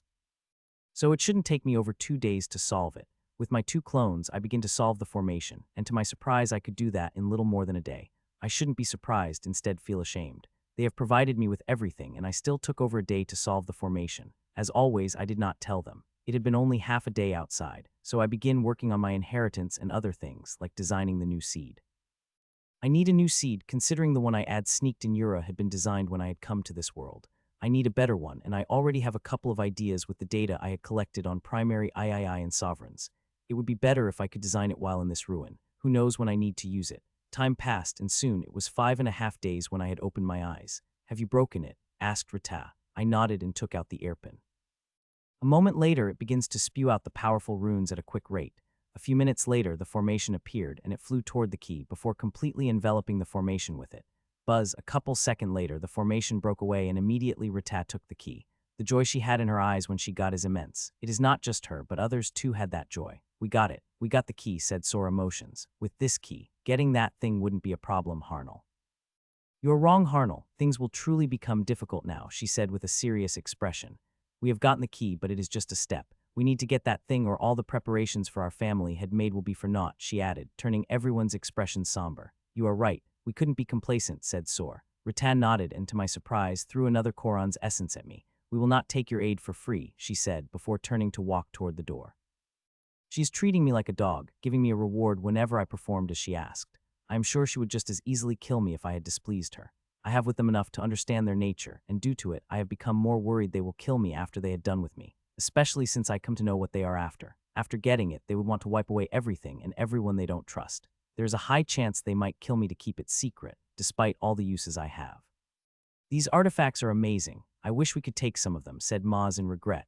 That thing is more important than any artifact. We have to get it soon. We are not the only ones going for it, said Rita. Soon we were all out of the room and walked toward the gate. As Maz said, it is really regretful that we could not take anything. I would have liked to get my hands on 1 or 2 of these artifacts, but with these people present, I could not. A few minutes passed and we reached the gate.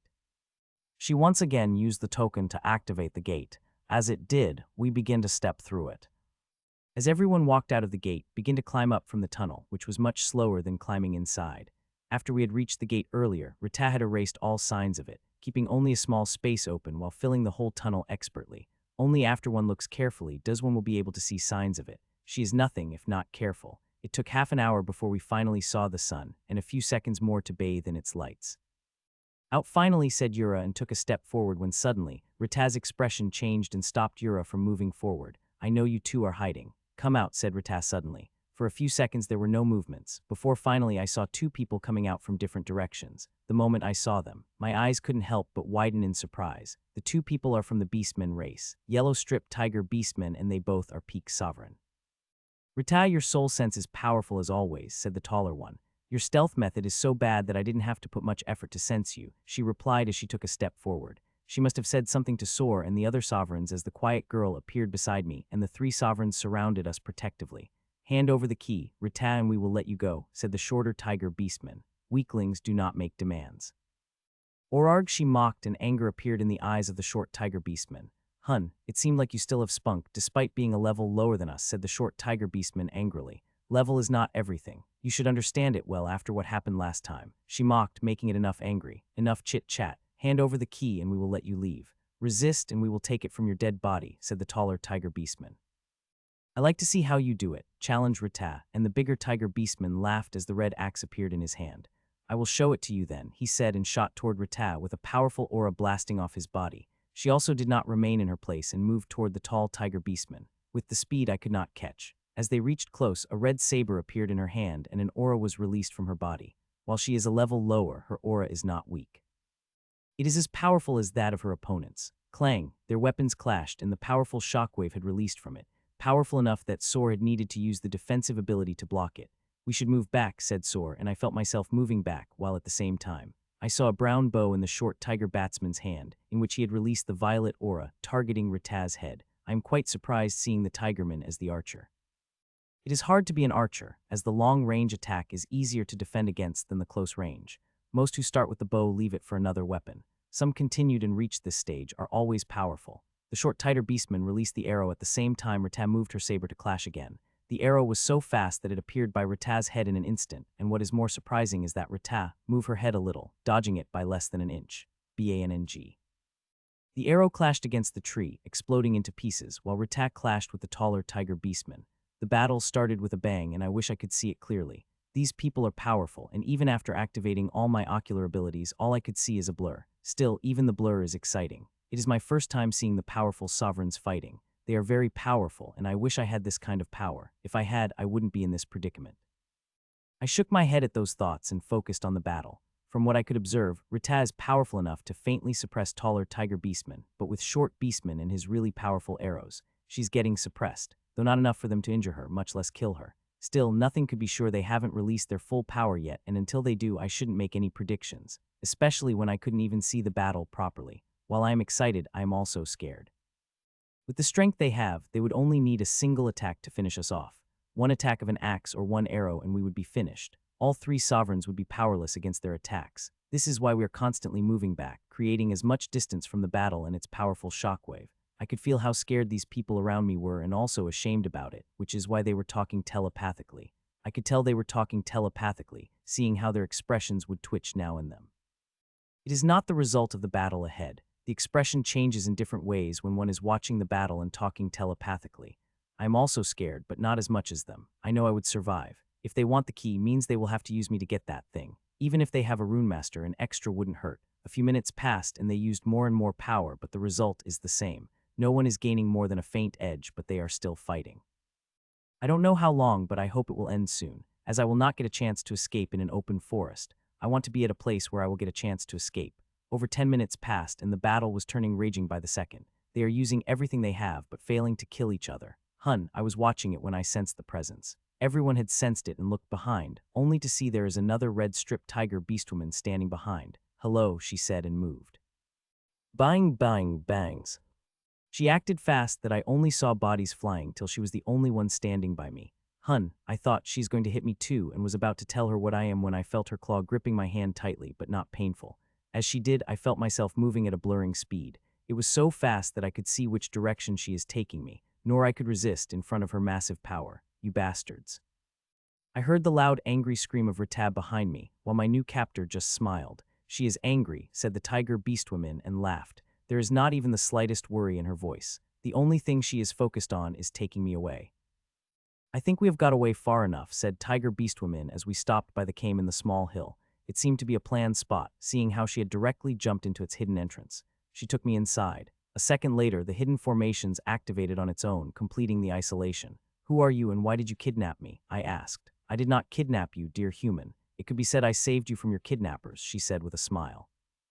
I wanted to snort, but I controlled myself and just looked at her. She did not save me, I had just changed the captors. You must be really good to help them get a key in less than 3 weeks, she said, ignoring the look I am giving her. It was not difficult. They had notes on the formations, I said, and she did not sound surprised. Even then, getting a key in 3 weeks is shocking.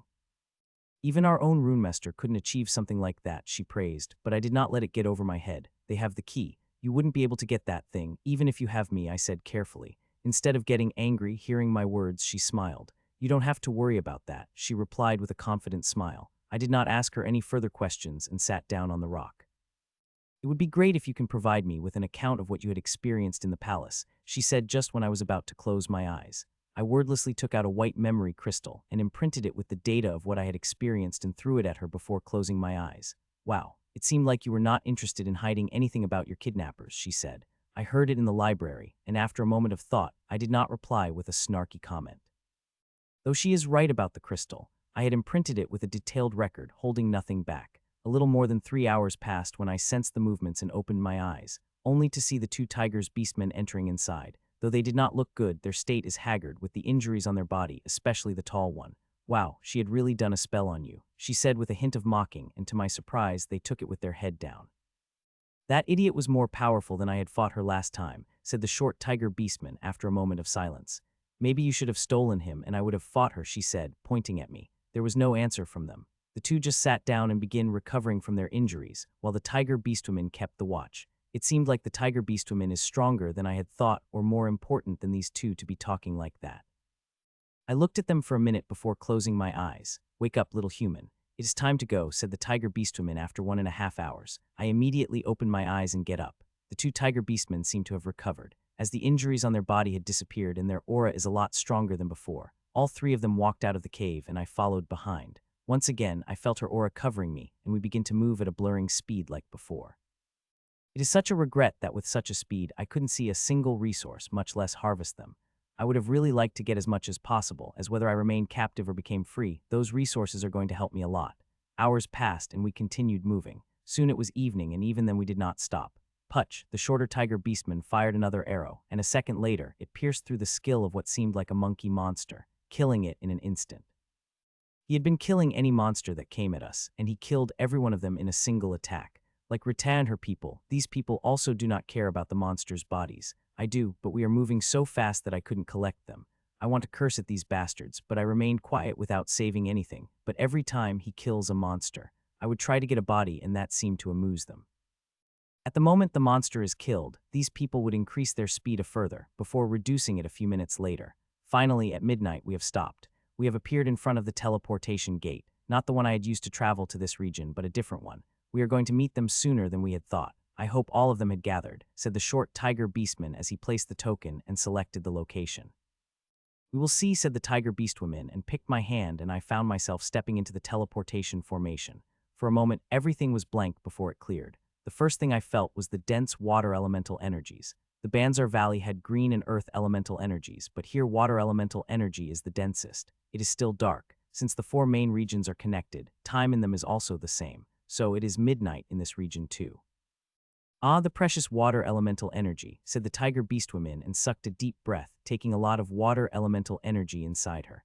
I couldn't help but feel a little surprised. I did not think she would be a water elemental practitioner. I guessed her to be earth or metal. These are the element the members of her race usually aligned with. We should hurry and reach the meeting spot as soon as possible, said the tall tiger beastman. The beastwoman opened her eyes a moment later, and I felt myself move. A couple of seconds later, we moved out of the dense trees, and what I saw couldn't help but surprised me. I saw lakes, vast lakes. Everywhere I look, I see the lakes. Though I know the Clear Lake region had lots of lakes, even so the number and sizes had still surprised me. Putch, putch, putch. We moved through the lakes and ground, choosing the way that will take the destination faster. Like before, it is a short tiger beastman responsible for the monsters. There are a lot of monsters that are attacking, 3 times more than in the Banzar region, especially when we are on the lakes. These people are powerful that they do not fear monsters. They are killing every monster, then getting in the way. Over 3 hours passed when something surprising happened. I was finally able to collect the monster. It was a fish monster with glittering amethyst scales. All 3 of them looked at me but said nothing. You are early, and it seemed like you have even brought the guest, said the older yellow-striped tiger beastman as he walked out of the small, a minute after stopping near it. He is bulky with darker yellow eyes and is a peak sovereign, but his aura felt a lot stronger than 2 peak sovereign tiger beastmen beside me. We have got what we wanted from the Banzar Valley, so there was no reason for us to stay, she said. Key, he asked, to which the beastwoman sighed. Rita of Arma family has it, she replied, to which he arched her brow. Reggie and Ban fought with her, even if I had joined. She was powerful enough to escape with it, explained Tiger Beastwoman. And him, he asked, turning to me, the Rune Master. He was able to help them get the key in less than 3 weeks, she said, and for the first time his expression changed. If he is good, as you say, then we will have a little easier time getting what we want, he said, and turned back to the water, while Beastwoman and others followed, including me. The small lake is quite deep, and at the base of it is a dome house, made of blue bricks. At first I thought it was a spatial abode like a woody house in the Retab, but it is not a spatial abode. At least not a portable and movable spatial abode. I could feel the runes deep into the ground. It is of this ruin. Soon we reached the gate and passed through the blue layer, and immediately appeared in what seemed like a hall. In the hall there are 9 yellow strips tiger beastmen sitting. 5 of them are peak sovereigns, while 2 are peak primary III. Human, solve this formation, said the bulky tiger beastman as threw the disc at me. What will you give me if you do it? I asked back to their surprise. If you break it in less than a day, I will give you this, he said and took out a small bottle, inside which is a dense solution. I don't know what it is, but it must be something for a peak sovereign like him to bring it out. Keep your promise, I said and brought out the isolation formation and entered inside. Nobody said anything, just looked amused. I would have really liked to sleep, but since he had given me the challenge, I will solve it first before sleeping. I went to my core and began solving the formation on the plate. This time, I did not even take help from my clone. Finished, I said after 2 hours and 4 minutes. I brought the disc out and took out the boxed lunch and ate it, before closing my eyes again and this time to sleep. I woke, but did immediately inform them and instead worked on my inheritance for a few hours and only opened my eyes at the 18th hour. It is done, I said as I got up and threw the disc at the bulky man, who looked at the finished formation in surprise. You have really solved it in less than a day, he said after a few seconds before throwing a blue bottle at me. I want to rest, I said to them. A moment later, a blue star with a numeric 22 flew toward me before sticking to my palm. We will call you when it is time to leave, he said. I nodded and walked away. This abode may seem small outside, but is big. There are over 50 rooms here, and that is on the first floor. I am sure the second floor above will have the second similar rooms. Click, I reached the room and opened the door and immediately couldn't help but became surprised. I had been expecting the room, but it had turned out to be a suit. I looked around the rooms before reaching the control panel and tapped on a few buttons a second later. The water elemental energy of the room disappeared, and neutral energy begins to take its place. After the energy changed, I removed all my clothes and walked into a large bath, the biggest one I have come across. Usually I am a shower man, but I love to take a bath where there is water like this. It is a special type of water, one that is good at healing injuries and removing tiredness. After taking a quick shower, I laid into the copper tub and instantly felt amazing. I did not add anything to the water. There is no need to add anything. It is amazing without it. I enjoyed it for more than an hour before taking myself out and changing into new clothes before laying on the bed to sleep. Of course, I am not sleeping. I had already slept. I am going to work at my core. I entered the library and began studying, not books or runes, but the information about this ruin, more importantly, the lake command. These people are here for the inheritance, the Clear Lake inheritance to be more specific. The Silveranth origination had many inheritances, but there are 4 prime inheritances. Even among the 4 prime, Clear Lake is considered being the most powerful one. It was not created by the member of Silveranth, but was found 1,000 years later. I said it after a few hundred years of its finding. Every leader of the organization had this inheritance. It was powerful enough to suppress all 3 prime inheritances. I don't know how much of it was true and how much of it was hype, but one thing is clear. They want it and they are willing to pay any price to get it. Currently, I have seen 2 powerful families trying for it, but I know there are more. It makes things extremely dangerous for me, as all of these bastards are sovereigns, against whom I am helpless.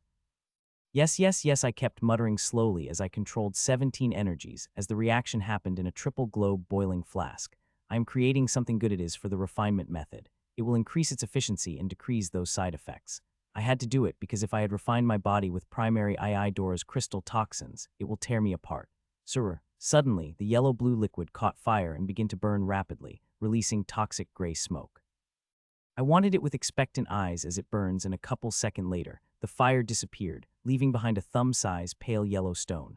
Seeing that, a smile appeared on my face. I took out the pale yellow rock. There had been 11 failed attempts and a lot of resources wasted, but it is all worth it. I had been able to refine it, and now I will test it. I threw the rock, and it appeared on the formation while I get out of my core and begin practicing the method. Buzz.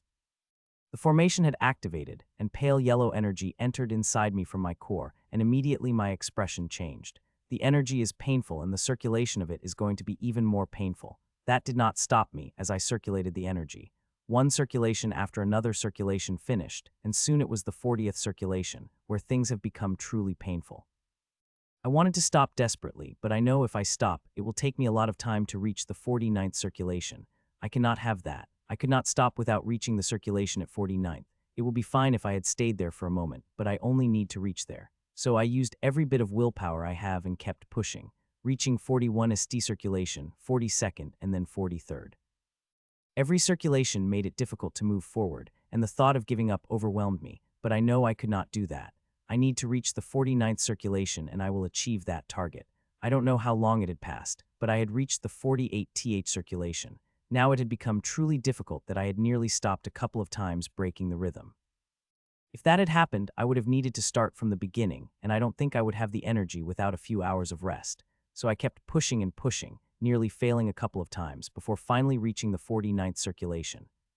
As I reached the 49th circulation, the energy hummed and spread into body and soul, cleansing them from the deep within and refining them at the same time. Seeing the result, I couldn't help but became surprised.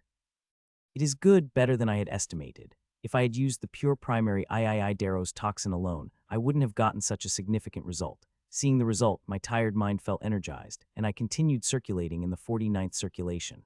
My plan was to reach there, before stopping, as I know next time I could push harder. Now, after seeing the result, I wanted to continue pushing until I used every ounce of the will I had. As I circulated, the energies went deeper and deeper, refining and cleansing my body and soul. It had also brought out terrible smelling impurities. That is even such pain. I am smelling them and wanted to puke. I resisted the urge and continued till I could not anymore. Thud, I fall down a second later, while fire covered my body. I need to use great effort and could only sustain the fire for a second before it had gone away, but it was fine. My fire is powerful enough that in 1 second it had burned the impurities to ashes. The faint smell remained. It is disappearing fast. I don't know whether it is cleansing formations of the training room working or sleep taking me. I slept, and it was a deep sleep that lasted for more than 5 hours. My clones had let me sleep till I woke up on my own. As I woke up, I wanted to shower first, but I resisted the urge and instead went to my core. There I looked at my meta scan and compared it with the meta scan before practice, and the difference is stark. It is not just cleansing, and strengthening it is much better, but the side effects are also much lesser. It is amazing that I am having a hard time believing it, but the result is in front of me. With this, my path to reach the peak of primary II had become a little smoother. Still, I shudder. When I think about the pain, I will need to bear it at every session, but I will do it. It did not matter the pain I need to bear. What matters is the result. As long as there is a result, I will bear any pain. I studied the result for a few minutes before opening my eyes and walking out of the practice room and directly going to the bathroom. There, I took a shower with amazing water. It made me forget all the pain that I had experienced. I had been in this abode for 5 days, and in these 5 days, I had not gotten out of the abode even once. They had locked the door, saying they will call me out when it is time to leave. These people literally kept me captive, and it made me extremely angry, but I had kept my anger in my heart, never showing it on my face, waiting for a day when I will reveal it. It would be the day these people will cry. Monster integration, Morant. It is time to leave. The voice of the bulky tiger beastman rang out in my room. A second later, I opened my eyes and got up. Click. Immediately, my armor appeared on my body, and I walked toward the door. Unlike before, this time, the door had opened when I pulled it. Soon, I reached the hall and couldn't help but became surprised seeing the number of yellow-striped tiger beastmen had gathered in the hall. Of which 16 are sovereigns, 9 of them are at peak level, while 6 are below. All 6 of them are at the mid-sovereign and above. The rest are peak primary III, of which one had surprised me. Unlike all the beastmen here, this young tiger beastman had blue eyes instead of yellow like the rest. It could be due to various reasons, the main one being genetic, but it may be due to the method or inheritance he is practicing or the thing he or any other reason. Whatever the reason is, it made him look quite handsome. The new tiger beastman looked at me but said nothing. "Let's go," said the bulky tiger beastman and opened the door. One by one, they began to walk out. I also felt myself moving. It was Reggie, the short tiger beastman with a bow. Soon all of us got out and the door of the abode closed on its own while we swam up before reaching the shore of the lake. It was dawn, and the faint sun rays shining on the lakes look extremely beautiful and serene. Just one look at it and I begin to feel calm all over. Inheritance section will open in 3 days. We will have to reach there before that, said the bulky tiger beastman, who seemed to have activated some method. After him, all the tiger beastmen activated the method. The moment the last one of them did, a yellow line came out of the bulky tiger beastman and began to connect to each of the tiger beastmen before it came back to him on the other side. "Let's go," he said, and turned into a blur, and to my surprise, I found everything around me turned blur as we took the skies. We are flying at an extremely fast speed. Till now, all sovereigns I had been with had avoided flying, but now they are flying fully. With their numbers, they do not need to worry about anything, not only from this ruin, but also from anything that came from outside. It might look amazing to the sovereigns, but I am utterly bored. I could see nothing. It is completely blurry for me. Seeing that, I decided not to waste any more time and closed my eyes. A moment after I entered my core, there once again Ashlyn is sleeping. She had woken up 2 hours ago and stayed awake for half an hour. This time she was able to eat the meal properly and talk to me for a few seconds before getting back to sleep. I watched her before entering the library, where I began to work on my inheritance. This time primary III inheritance. I am working on it much less than the next upgrade, as I am doing something on it that I had not done before. If I succeeded, then I will add the same thing to the primary III inheritance. I am laying the bricks for my sovereign breakthroughs. It is going to be dangerous, but I have a strong enough formation that I could bear it. I have to bear it, as without it, I wouldn't have any chance of making a breakthrough into the sovereign stage. 13 hours passed, and it is evening, and we are still flying fast, despite the gravity increasing and energy getting denser. We have a lot of distance to catch. According to the map I have, I would have more than 10 days to reach the Lake Command. I know they are going there. It is where that inheritance is, along with other inheritances. The bastards want that most important inheritance, and they seem to be prepared to get it. It will also be the last chance I will have to escape. If they get the inheritance, then I am finished. They will either keep me captive or kill me. The chances of killing seemed much higher. I don't want to end up with either of those options. I want to escape, but that wouldn't be easy too. I wish I had the information these people have. It would have helped me a lot to escape. I would have been able to plan better with it, but now I would need to continuously look for the chances, and the moment I saw, I have to get it. It will not be easy, seeing there are 9 sovereign and each of them keeping a tight eye on me. In front of their mighty strength, I am weak as the chicken, but even chicken have their days, and I will continue looking for my own. We stopped at the 26th hour. I was shocked by the distance we have gathered in little more than a day. It would have taken me over 5 days to travel non-stop at my full speed. We will rest for 5 hours before leaving, said the bulky tiger beastman. A few minutes later, 3 spatial abodes came out. I was assigned to the room to sleep, and like before, they kept it locked. I could only get out when it was time to leave. 6 hours passed, and I was called out in a few seconds later. We began traveling again. Hours passed, and nothing and no one had come our way. A few dumb monsters attacked, but they were finished before they could even get close. Even now, it is Reggie who is responsible for killing the monsters, and he is doing a damn good job. While I could not see due to the speed, I know nearly every monster died by a single arrow. There were only 7 monsters that took a second arrow. Those monsters were powerful. I had sensed the aura of some. They sent a chill through my body. I wouldn't dare to face these monsters unless I became a sovereign. Time passed, and at the 49th hour, I opened my eyes as I felt a slowing down fast. Gasp. Seeing that, I opened my eyes and was enough that I could see. The first thing I saw made my eyes go wide, and I unconsciously gasped in surprise. The Lake Command. It is beautiful. It is a huge palace that stretched for miles. It was white and looked like it was made of pearls and had thousands of waterfalls coming out of it. It had been over 100,000 years, but one could not see a single flaw in it. It seemed like it had been made just yesterday. The records had said the Lake Command is magnificent. I had not truly believed it, but now those words feel pale in describing its magnificence, said Ban as he looked at the palace. I wish we could take it with us, said Reggie, and immediately a couple of them snorted, making him glare at them angrily. It seemed like the others have already arrived, said a bulky tiger beastman looking toward the city.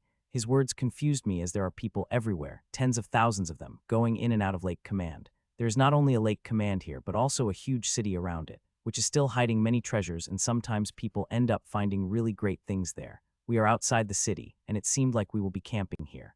Hun.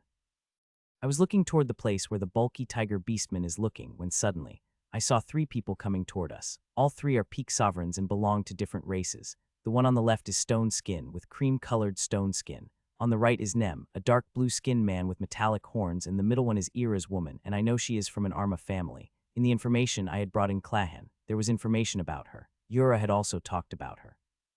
As they appeared in front of the bulky tiger beastman, I felt Ira's women's eyes drifting toward me for a moment before they focused back on the beastman.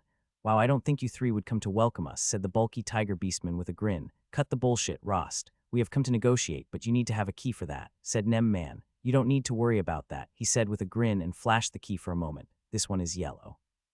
It seemed like all 4 keys have different colors. Let's go then, said the Ira's woman. After a moment of hesitation, he flew toward them and soon 4 of them disappeared. He seemed to have said something to other beastmen, as they set the perimeter but did not put down abodes. It did not matter to me as I began to search for the resources. These past 10 days had been nearly a waste to me. I had more productive days with Ira's race than this beastman. For more than a week I had been confined to the room, the days that would have been better spent exploring opportunities in this place. One rarely comes across such ruins, but these bastards do not seem to care about that. The only thing they want is an inheritance. I moved around and they did not stop me, though I could feel the powerful presence of Reggie and Bam always in the background. They are keeping their eyes on me. I could always feel their soul sense like a shackle. Human, come back, said Reggie, and I stopped in my tracks and went back. Just when I reached them, I found Reggie's energy picking me up and I was flying again. This time we had entered the city and continued flying for more than 10 minutes before stopping. Hun, I couldn't help but become surprised at the place where we had landed. It is an open area which already has abodes belonging to 3 powerful families. I even spotted a couple of familiar people, Ritayura and others, who stared at me before turning their gazes at Reggie and others. We all landed, and within a second the 3 abodes had been set up. We will leave in half a day. So take as much rest as you could, said Reggie as we entered the square white crystalline abode. It also seemed to have made of some special crystal, because energies here are very mellowed that I am absorbing it with no conscious effort. I nodded at Reggie and walked toward the room while cursing my luck hard. It is clear these bastards negotiated something with the other 3 races. I wanted them to fight and kill each other. Instead, they were working together. It will make my job extremely difficult. I could do nothing about it, other than 5 away to escape. I wish I had more information. All I know, they are for the Clear Lake inheritance, and they have the keys needed for it. The keys are important to enter the inheritance palace, and the more keys one has, the more people one will be able to take inside. It is all I know. I do not have any map of inheritance or anything, just a few lines of information. These bastards are also being tight-lipped about it, not voicing even a single bit of important information. Soon, I reached the room and slept as they had said. I slept for 4 hours before freshening and eating. As I did with that, I sat crossed legs in a small space and started practicing the refinement method. Thud, a little more than half an hour later, I was lying on the ground with foul-smelling impurities. I burned them and stayed on my spot for a couple of seconds before getting up and going to shower. I came back feeling fully clean. Gulp. I sat on the bed, took out a glass bottle with brown liquid and took a gulp. It is so bad that I wanted to vomit, but I controlled myself. This is the medicine I had crafted in my core a day ago. It is to help me with managing the side effects of the method on me. With that done, I lay on the bed and simply closed my eyes and went to my core. Human, it is time, said Reggie a few hours later. I opened my eyes a moment later and appeared in the hall where all the yellow-stripped tiger beastmen had gathered. So you all understood what you have to do, asked the bulky tiger beastmen. Yes, they all replied in unison. Let's go then, he said, and we walked out of the abode. As we walked out, I found the members of other families too had walked out of their abodes. They have a similar number, with each group having no more than 26 people. Hun, as I look around, my eyes fell on one person in the Nem race group and I couldn't help but become surprised. Kara, that girl is Kara, my neighbor for a day whom I had invited for the dinner. She is in Nem race's group, with impassive expressions on her face. She is also the rune master that the Davi's family had found here. Informed Ban, seeing me looking at her, a captive like me, I couldn't help but say to myself, there is a high chance that she is a captive like me. There is also a big chance she is with them. I am glad I had my armor on, despite my face and aura being different. Since everybody is ready, legs go, said the Era's woman, leading the group, and flew up. The other groups followed behind, and soon, all of us flew toward the Lake Command. Looking at the Lake Command, I couldn't help but feel excited about it. There are many opportunities in this place. If I were to escape, I would really like to check out the few things inside it. I just hope I could escape, but seeing such a large number of people, with more than half of them being sovereign, it seemed likely the case. Still, I am going to try my all. Thud, thud, thud. We landed not in front of the front entrance I had expected them to be, but at the southern entrance. It seemed confusing as one could reach the inheritance palace from the front gate too. Still, there must be a reason for them to do that. They wouldn't have chosen this entrance for no reason.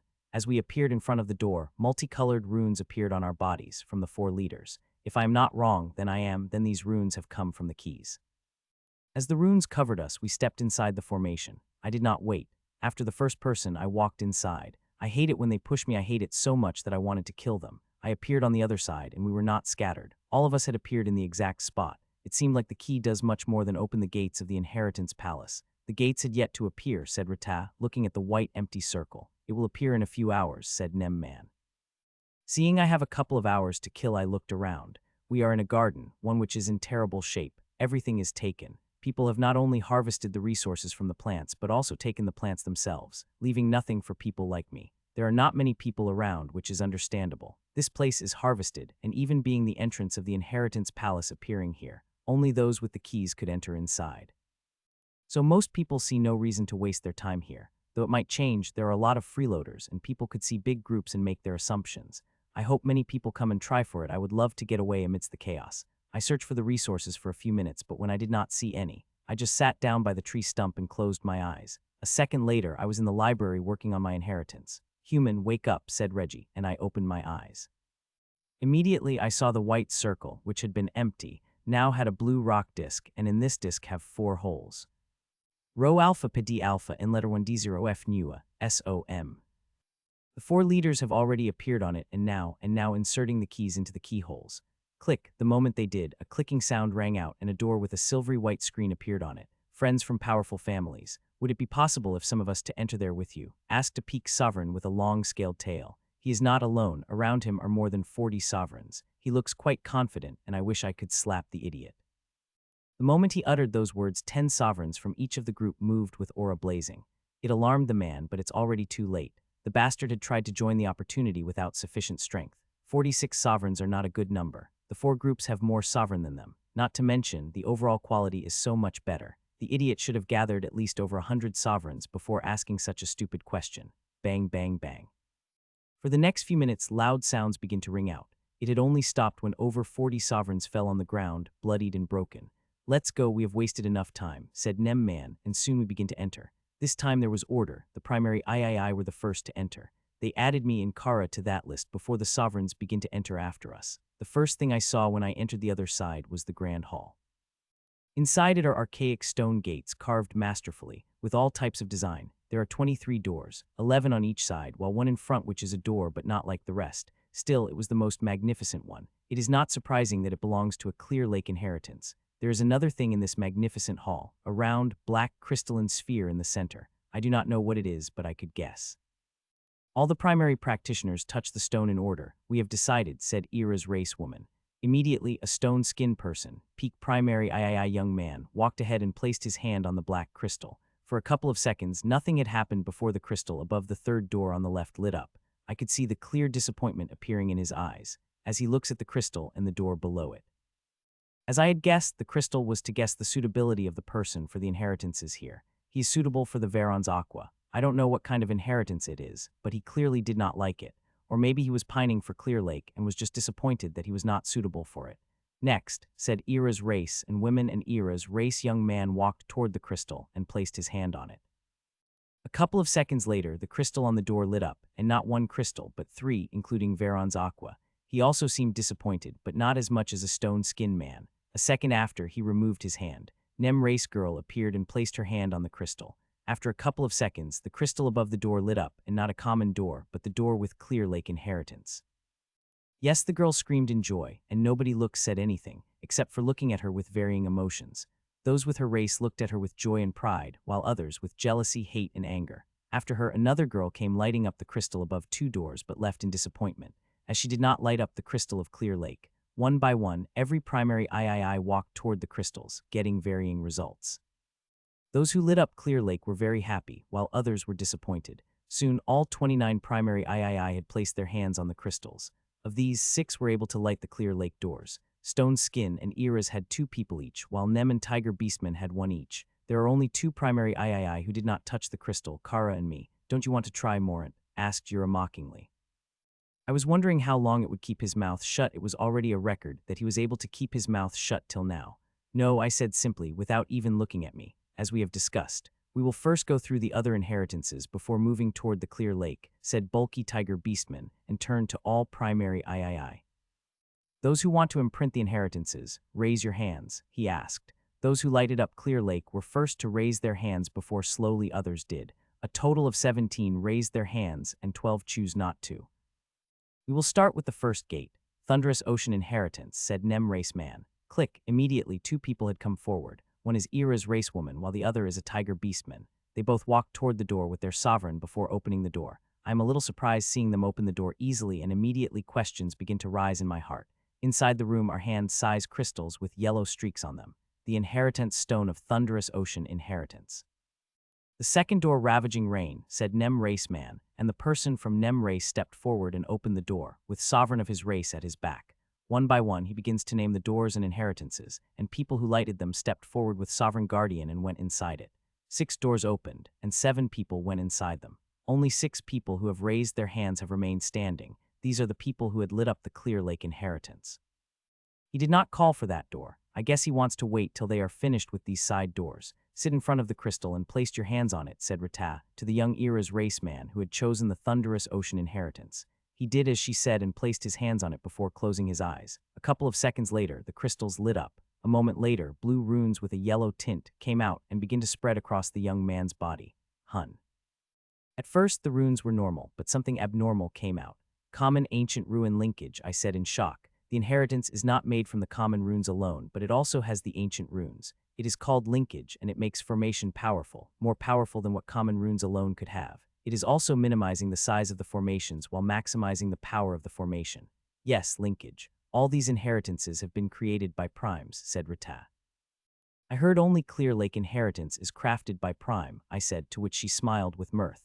Don't believe everything you read, she said. Ah, I was processing that when I heard the scream. It is not from the room I am in, but from some different room. The process of imprinting is going to be painful. As their bodies are not fresh, they have inheritances imprinted. The new inheritances are going to erase that before imprinting themselves. Once they do, they will have to make a breakthrough, which shouldn't be possible through common sense. To level up, you need to comprehend the inheritance. It is one of the requirements of breaking through. It happened because of a technicality that is too complex to explain in a few short words. The thing is, if they are ready in body, soul, and energy, they can make a breakthrough. Though after the breakthrough, they will be weak, so much that any primary III or even primary II will be able to kill them. They will need to comprehend their new inheritance from the beginning. The more they comprehend, the greater strength they will gain, but even those with great comprehension power will take years. Decade considered quickest. It is due to it many people think 10 times before deciding to change their inheritance. They only do it when the new inheritance could offer them some tangible benefits, like being higher level than their current inheritance, which increases their chances of reaching a higher level. Morant, come, it is time for you to earn your keep, said the bulky tiger beastman. It immediately made me angry. What keep? These bastards are keeping me captive and talking about keeping me. If I had the strength, I would have killed the bastard immediately, but I did not have the strength. So I nodded like an obedient dog and walked toward the 4 leaders. As I walked out, I noticed 4 peak sovereigns handling Kara the crystals and saying something.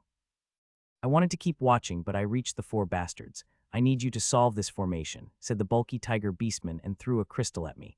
I took the crystal wordlessly and seeped my soul sense inside it, and soon a vast formation appeared in front of me. A few minutes later, I opened my eyes and turned to them. It is beyond me, unless you have more detailed notes than what you have given at Siobhan Palace. I won't be able to solve it, even in a year, I said to them, and the smile on their faces lit up. We have it, said Stone Skin Man and handed me a square cube. I looked inside it and saw what I saw couldn't help but be shocked me. It is nearly the answer to the formation, but even then it wouldn't be easy to solve the formation. The formation is hard. I will need something to motivate me, I said to them. Since they said I want to earn my keep, they will need to give me the keep. Immediately anger appeared on the faces of the 3. Only Ira's woman had the mirth in her eyes. You bastard, you are nothing but a filthy servant. If we want to, we can easily kill you, said the stone-skinned man, pressing a humongous aura at me. It is shaking me to my soul, wanting me to kneel, but I held on. Kill me then. I know you guys will kill me after using me, so I might as well die early, I said to their shock. There is no use in playing dumb. They could see I was looking for escape, and I know they will kill me after they had used me. I might as well lay it all out clearly and take some benefits. If I can escape somehow, I will have some excellent resources. If I did not, they will disappear with my death. Before dying, I will make sure every precious resource I have is gone with me, which is not hard. I will just need to keep all the important resources in my core, which I have been doing from the beginning. Dekras, don't be stingy. Give the guy some motivation, said Ira's race woman to Stone Skin Man. Here, take this, said the Stone Skin Man, giving me a violet magenta crystal. You are trying for prime class inheritance and giving Hawker's crystal, which is barely a sovereign class resource, I said, looking at his eyes directly. You have some sharp lounge human, and I will pull it out in a most torturous way. If you were not able to solve the formation, it said with raging eyes, and I smiled at that. The crystal in his hands disappeared and was in its place. A glass box appeared in his hand, and he threw it at me. I picked up the box and looked inside. It had a white flower with a fractural golden line on its petal. Seeing the flower, my eyes couldn't help but widen, and a smile appeared on my face. Morant, before entering your isolation bubble, give me your breakthrough artifact. As you know, we have a few people to level up, said Ira's woman as I was about to step into my isolation formation. The other 3 looked confused and looked at her, but she just smiled. Sure, I said, and took out the breakthrough sphere and activated the newest function. Immediately, the sphere lit up, and another sphere came out of it, and then another. All 3 spheres are connected to each other with the runic chain. Now 3 people will be able to make a breakthrough in it, I said as I handed it to her. It will not affect its power, she asked in surprise. No, as long as 3 advances from primary III to sovereign, it will not matter. The same, even if 3 of them have the same inheritance, I said and stepped into isolation formation, while 4 peak sovereigns watched dumbstruck. It is not like they do not have breakthrough formations and artifacts. Of course they have, but they have experienced how good my breakthrough formation is and now want it. As for why I had given it so easily and even showed the new function. because I want them to use it on as much as people as possible. It will strengthen the breakthrough formation and also help me collect a lot of data. I watch them fiddle with it for a minute before closing my eyes.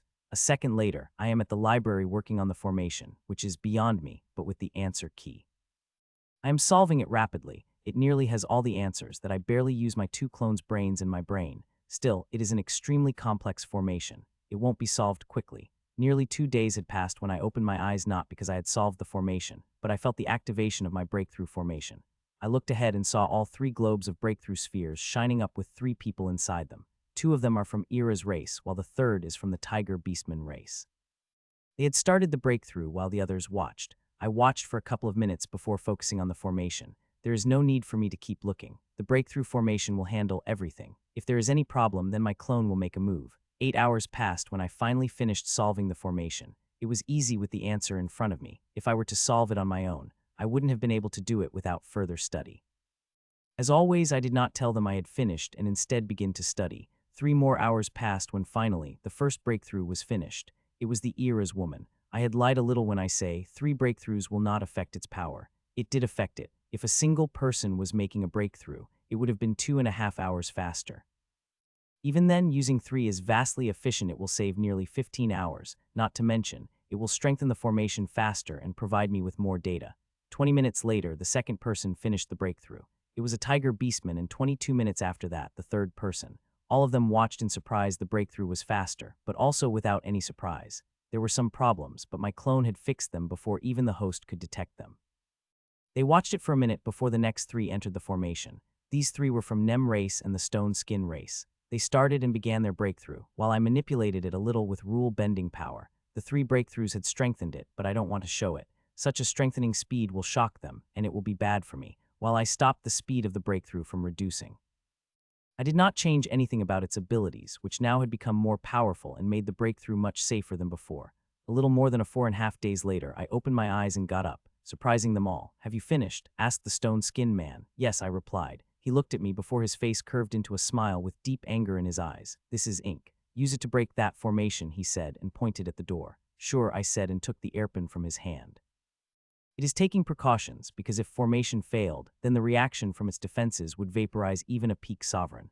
I am confident that it will not trigger any defenses. The formation is truly broken. I opened the door and entered inside, and a few seconds later the door began to close. I watched them and couldn't help but smile when I saw not a single one of them dared to take a step inside, which is great for me. As of now, I could skim this formation ink. I activated the air pen and the runes begin to come out, and their aura is powerful enough to shake me to my core. It is not an aura of sovereign ink, but Earth's sovereign ink. Even to these people, it is precious. The runes begin to come out, but 3 of every 10 runes would come at me. These are fake runes. I could not just drain the ink from the airpin. He would know that instantly. So I am creating fake runes. These fake runes will enter my core and convert back into the precious drop of Earth's sovereign ink. I am stealing 30 of what I am using, which is huge. I could easily skim more, but I don't want to draw suspicion. It might make them take extreme action, like putting a slave collar on me. That would be bad. It will effectively stop me from escaping till I found a way to deactivate it. Buzz, the runes buzzed, and I bent down and picked up the Inheritance Codex. It is a square blue stone with a black dot. It had great value, and people like those 4 outsides will fight to the death for it, but I have no interest in it. It is not useful to me. The library has all the data I need, but this will not help me, though if I could keep it, I could, as the monetary value of it is huge. I could buy many things I need by selling them. Click, I clicked open the door and walked out. "The corrupted ocean," said the Stone Skin Man, and snatched the stone from my hand. I did not see it happening. One moment it was in my hand, in another it was in Stone Man's. "Good, it is really the inheritance stone of the corrupted ocean," he said, and turned to me. "You have done a good job, human. Now return my pen to me," he said. "Bastard." I cursed before he threw his air pen at him. He looked at it for a moment before turning back to the inheritance stone. I felt relieved. It wouldn't have been nice if he knew I stole from him. "It is time for my Song of Rain," said Nem Man and Tiger Beastman, and threw the 2 crystals at me. One had a formation, while the other hand answered the key. Still, I kept looking at him. "You are one greedy bastard human," said the Tiger Beastman before throwing a wooden box at me. I opened the delicate wooden box, and seeing the thing inside it, a smile couldn't help but appear on my face. The breakthroughs had finished, and all 11 had made the breakthrough. Now only 6 had remained, but those 6 will take time, as they all have been chosen by the Clear Lake Inheritance. With these 11 breakthroughs, the formation had strengthened a lot, along with collecting quite a lot of resources, not to mention that juicy data, which I cannot wait to study. There is one more thing it is collecting. I don't know whether it was able to collect it or not. I had made it very sneaky, and even I did not dare to check it. If it had been able to collect it, it would help it tremendously in me. I had known about that thing from the books and saw when Era's race people made a breakthrough the first time.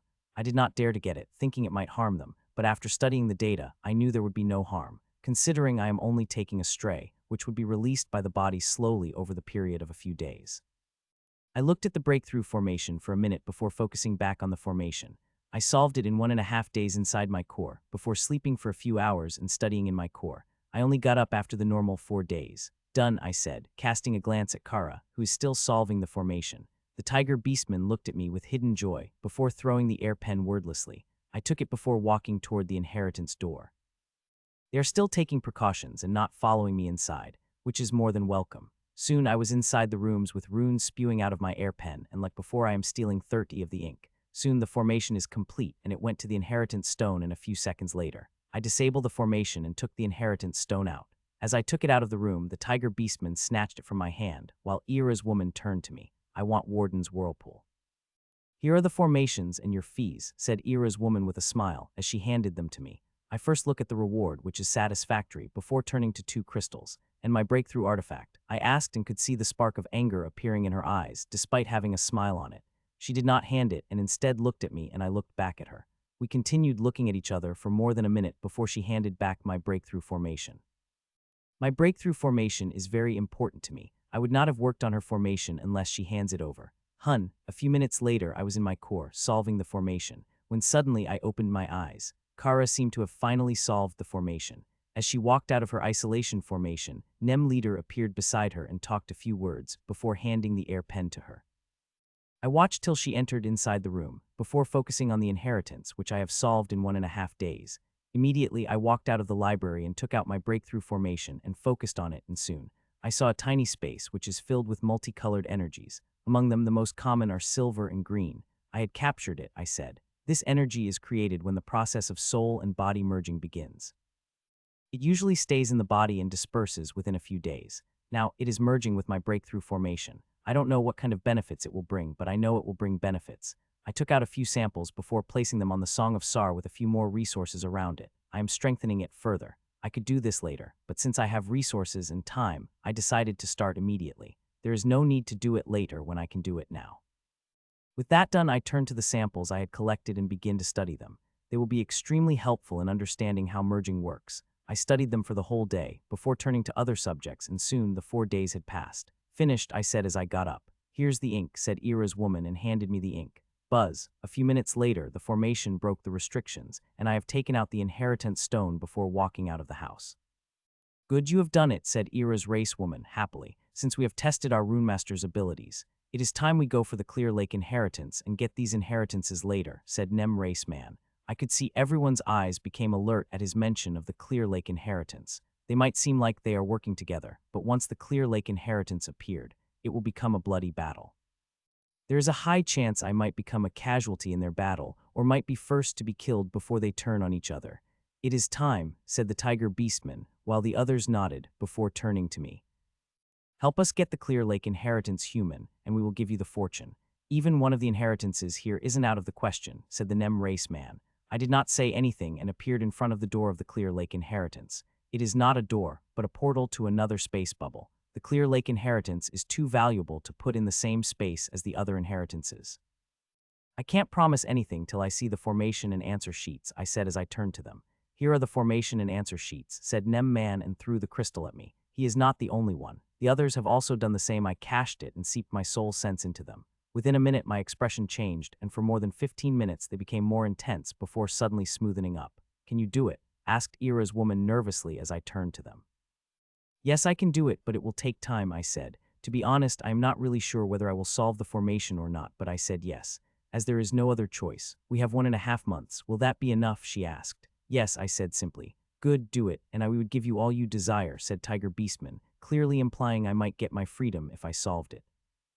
I will need some advance payment first, and I hope it will be good enough to fill me with motivation to solve it as soon as possible, I said shamelessly, and I could see the anger lightening in their eyes, with killing intent they are barely suppressing. I looked at them and showed it through my eyes that I don't care what they think. They better give me something good or I will not solve the formation.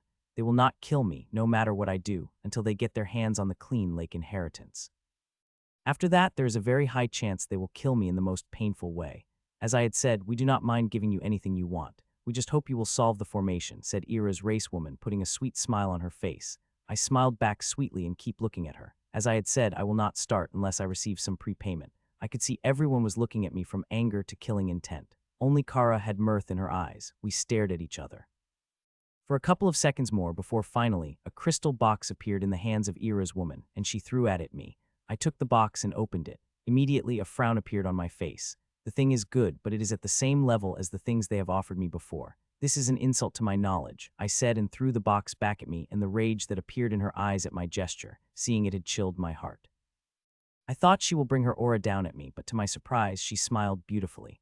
My mistake. I hope this will be enough to motivate you, she said as the crystal box disappeared in front of her hands and a wooden one appeared. She threw it at me. I caught the wooden box and opened it, and immediately the smile on my face brightened up. It had a blue lotus in it. It is called Aqua Lumen Lotus. What made it even more amazing was that it had seeds in it, and I was going to plant them in my core.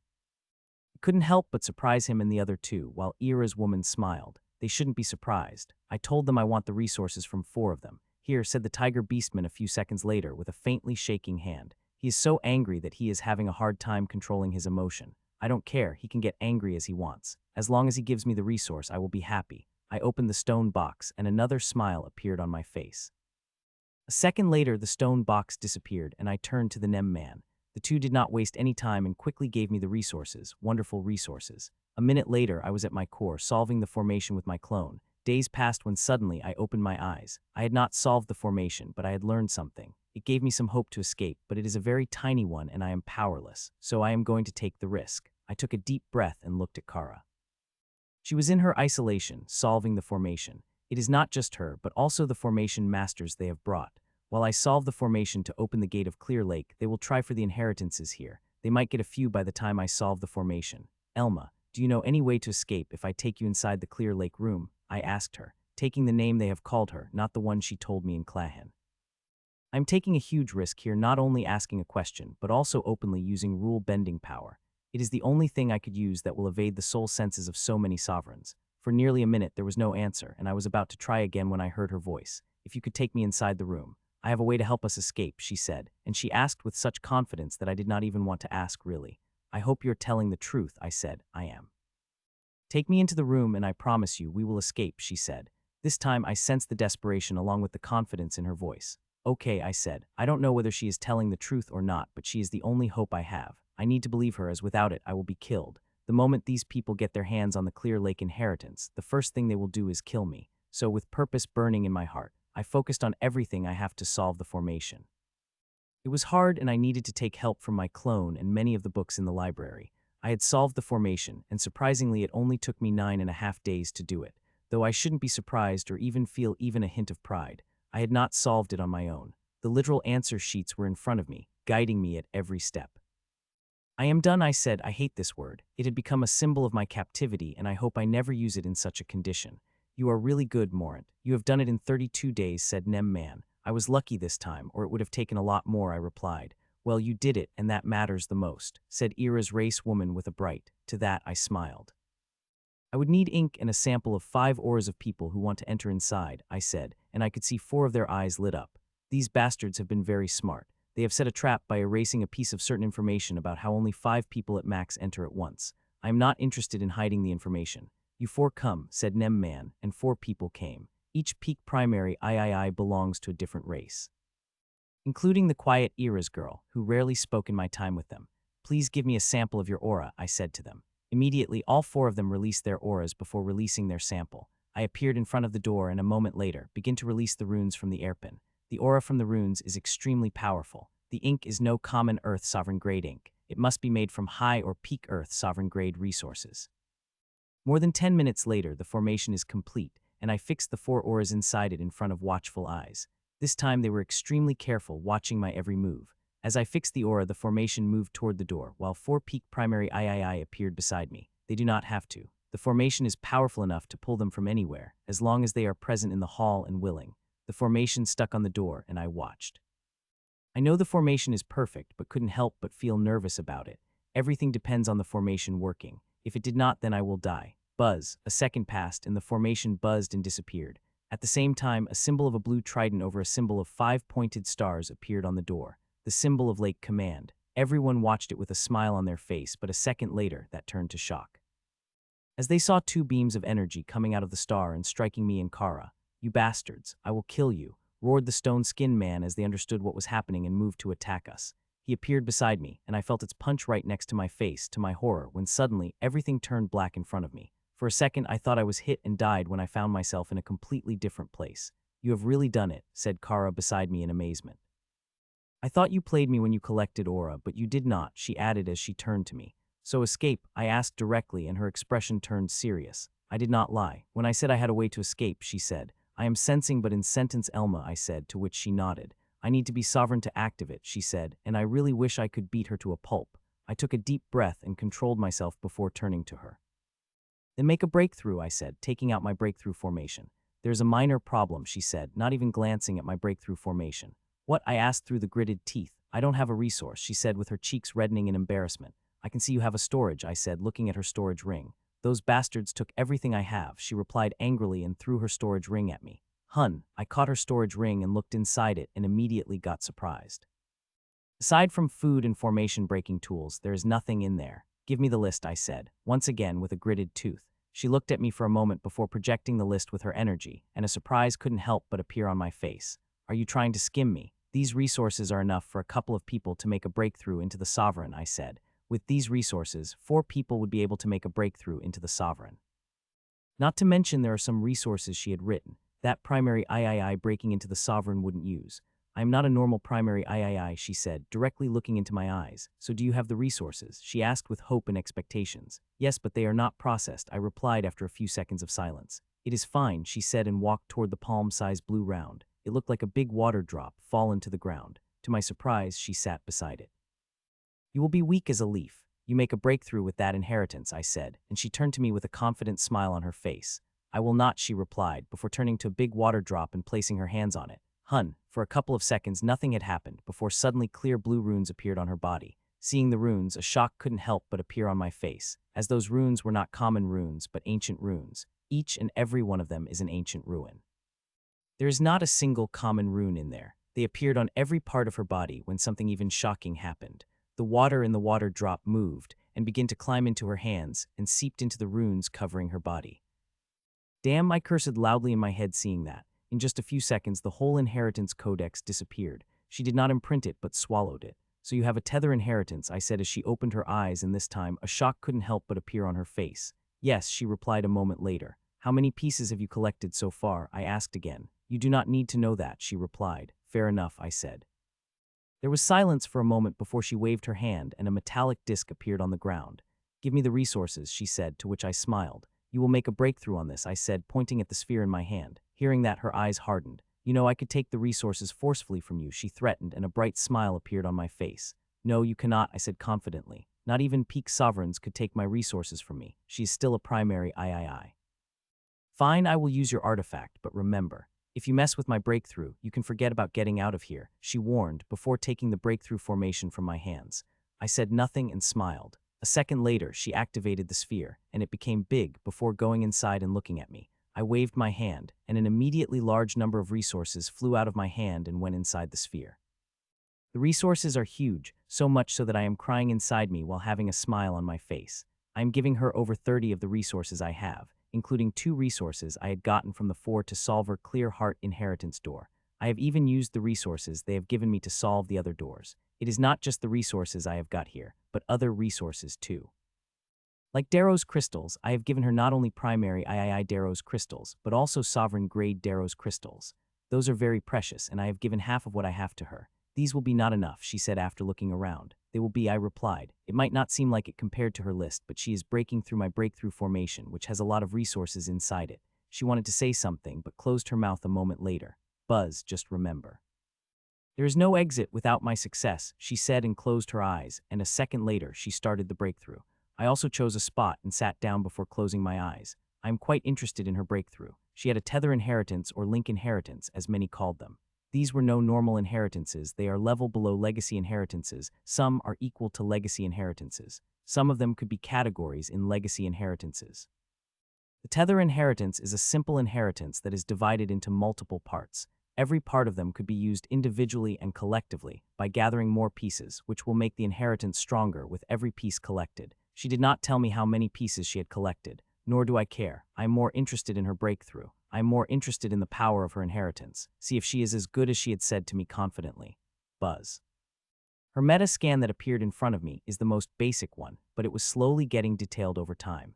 It is happening much slower than compared to others. Even Soar's meta scan had appeared faster when he had made a breakthrough to mid-sovereign from the initial sovereign. Over 30 minutes passed when the essences begin to flow into runes, mixing or going alone.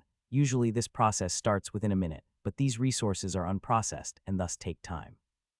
A few minutes passed and runic chains begin to form and move toward Kara's body. Soon they reached her and begin to move across her body, covering every inch of her within a minute.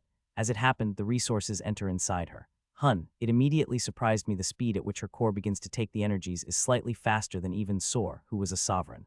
The speed of absorption is a good denominator for the core's strength, and her core is powerful. It made me cautious. If she decided to deal with me, I won't be able to do anything to her, while I have a good feeling about her. I am not an idiot enough to believe just that. I would need to be prepared if she decided to burn the bridges. Time passed and her core absorbed the resources at amazing speed, but despite that, there are a lot of resources. Over 30 of my resources are no small number. Even her powerful core would need time to digest that. He had collected tens of times more resources than me. He had collected most of them through the night, where he would have complete freedom. A little more than 2.5 hours passed, and her core had finally slowed down, and I took a sigh of relief. There are only 1.5 of the resources have remained. She had taken it all, not only from the resources I had given her, but from essences that had been stored in my breakthrough formation. Over 10 people had made a breakthrough in my formation, leaving behind quite a lot of resources. She had used nearly half of the resources, taking more than what I had estimated. I shouldn't be surprised. I have gotten a detailed scan of her meta scan, and I have to say she is pretty powerful. If I am not wrong, then at primary III, she had the strength of the initial sovereign. I don't know how powerful she would become after the breakthrough, but I know it will be pretty powerful. They would not be able to catch her as easily as they have done. Speaking of them, I wonder how those people are feeling. They must be hopping mad to be getting fooled, especially by a primary III whom they could easily crush. I wonder how they would be felt. The one who had fooled them is not even a primary III, but a primary II. I had run away as I do not have the strength to kill them. There will be a time when I will have that strength and I will have my revenge. I pushed those thoughts away and focused on Kara, whose core is slowing down. Now comes an interesting part, the energy. It will clear my doubts about whether her inheritance is a legacy or no legacy. If it is a legacy, the gate to the source will be materialized. If it is not, then she will take the energies from the powerful crystals I have given her. Her core stopped, and for more than a minute, it had stayed that way before it started spinning again. Seconds passed and nothing happened. I did not feel the changes in the space, while her core did not have the energy from the crystals. Everything is silent. It stayed silent for 7 seconds before something happened that made a smile appear on my face. It is a legacy, I said as I sensed the faint ripple, which intensified rapidly before finally the gate materialized. It is a round white gate, and through it, faint blue energies begin to pour out. The energies are dense, so dense that one might feel it is water coming out of the source gate. My formation absorbed it and sent it to Kara while taking some for itself. It is taking only one, it could take more with no problem, but there is no need for it. The source energies are useful to those with corresponding inheritance. To others, it is poison. This one of the energy would be more than enough for it to strengthen itself. This energy will help it. It would help it even more if it could strengthen itself with a couple of more source energies. The source gate had closed after a little over 2 hours. It had brought out an immense amount of energy. It is not an amount of energy, but a quality that was shocking, and Kara had absorbed such a quality of energy in such a huge amount. Now, I am excited and scared. Excited because I want to see the height of the power she will reach after absorbing such energy, and scared because I will be an ant in front of her, which she could crush easily. I have made preparations, but I hope I do not need to use it, as things will turn extremely dangerous for me. I was waiting for the merging of body and soul to begin when something surprising happened. I sensed the intense burst of energy from her temple. It had remained active for only a second before turning into something even more shocking. The intense energy fluctuation disappeared, and now I am seeing the blob in her temple. This white blob is not normal. It is small but contains a massive number of energies, more than even the source had provided. It had shocked me so much that my mind had frozen for a moment. As I had come to myself, I saw the blob moving fast, and within a second it had appeared beside the core. It is massive energy, and if it went to the core, it will blast it into pieces and Kara with it. Even I won't be able to survive. I opened my mouth to warn Kara when I realized something. Instantly, all the tension left my face and a smile appeared. I had been such an idiot, I should have recognized what it is the moment it had appeared. This blob of massive energies is nothing, a final seal or the grand seal of supreme combat exercise. It contains colossal energies, and those who are able to create it receive massive benefits. The blob, which is bigger than the core, had seeped inside it before completely disappearing. The only sign it had even to have been present was the faint green sheen covering the core. It had remained there for little more than 10 seconds before it slowly disappeared. It had fully disappeared, and there was no change in the core, but there was. I will see it soon. A few seconds passed, and the merging of body and soul began. As it did, faint green energy come out, making this exceptionally dangerous process a little safer. It does not only make it safer, but also makes the merging perfect with no flaws. I had read about its benefits and decided not to make a breakthrough in Sovereign before that. What I am seeing had still shocked me and further reinforced the promise I had made. It will not be easy. I had already created the 9 ruby seals and was extremely close to creating the 10th one.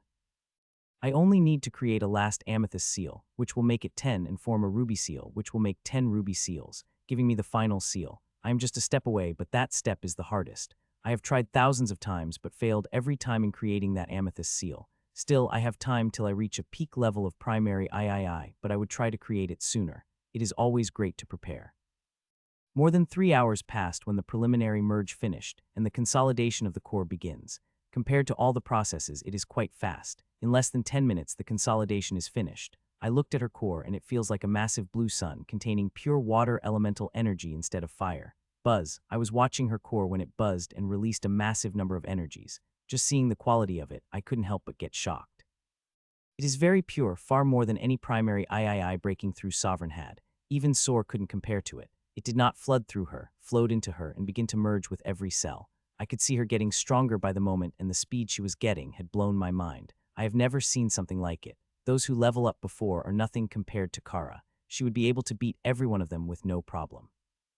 Minutes passed, and finally she absorbed every drop of her energy. She had become powerful enough to fight against peak Sovereign like Rost. She might not be able to defeat him, but fighting and escaping from someone like him wouldn't be a problem for her. This is her strength when she is an initial Sovereign. I can't imagine the strength she will have when she advanced to mid and high or peak. She will be unstoppable there. Your breakthrough artifact is amazing, she added.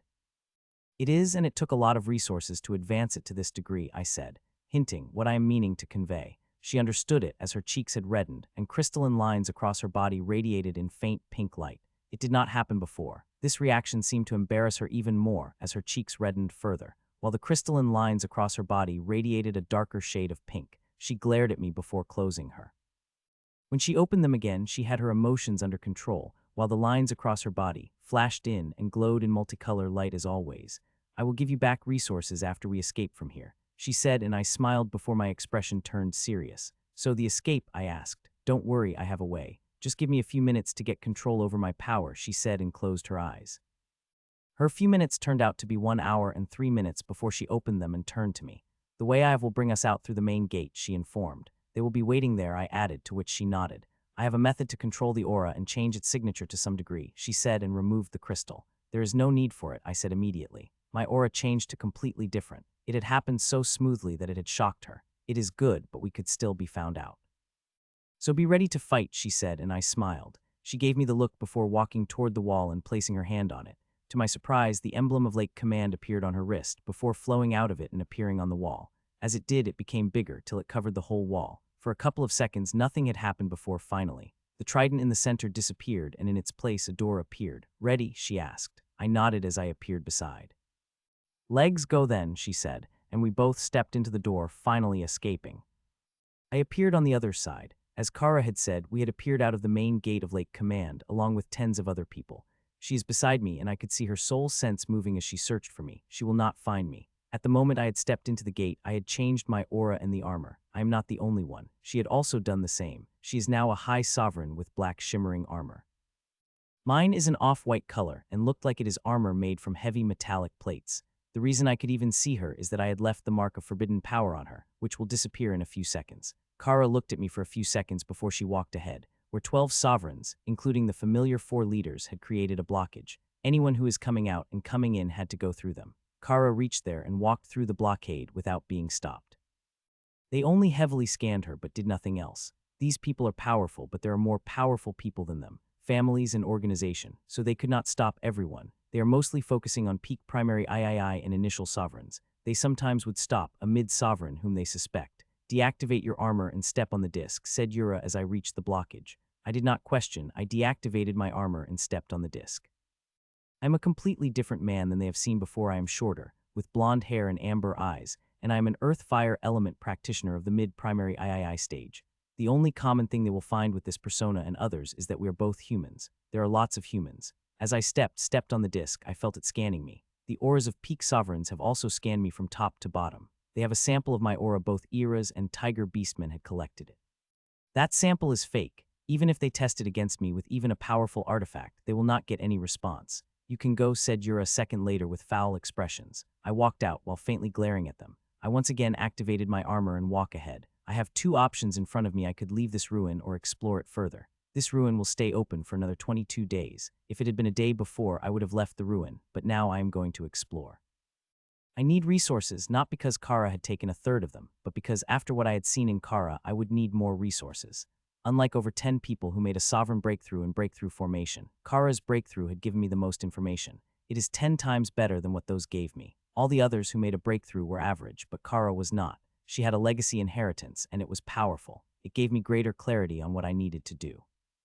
As the decision was made, I did not waste any time and asked my clone to look at the map. It is not the map I had brought, but the one I had stolen a glance at when the members of the Tiger Beastman tribe were looking. It is far more detailed and has secret notes made by their predecessors. I looked around before deciding on the place I need to go. It is not the place where I needed to break the formation. I think I needed to refrain from it.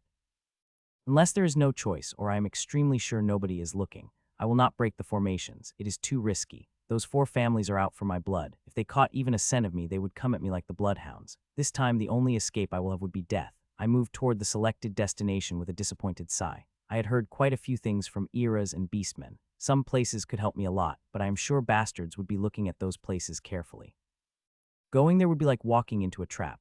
Compared to it, the place I had chosen is much safer, though still dangerous in its own right. 7 hours passed and I reached my destination, Heart Canal Valley. It is the only place in the Clear Lake region which did not have lakes. Instead, it had canals, and since it had the shape of a heart, thus the name. It used to be farmland where they would grow herbs and other precious plants. It had been destroyed a long time ago, at the same time when people of this organization had run away, abandoning it. It had now become a forest where dangerous monsters delve, but it also had a huge number of resources. It is a big place, and many people visit here for the resources but stayed on the outskirts. As the deeper you go, the more dangerous it will become. I will not stay on the outskirts, and I will not find the resources I need there, but the core is too dangerous for me.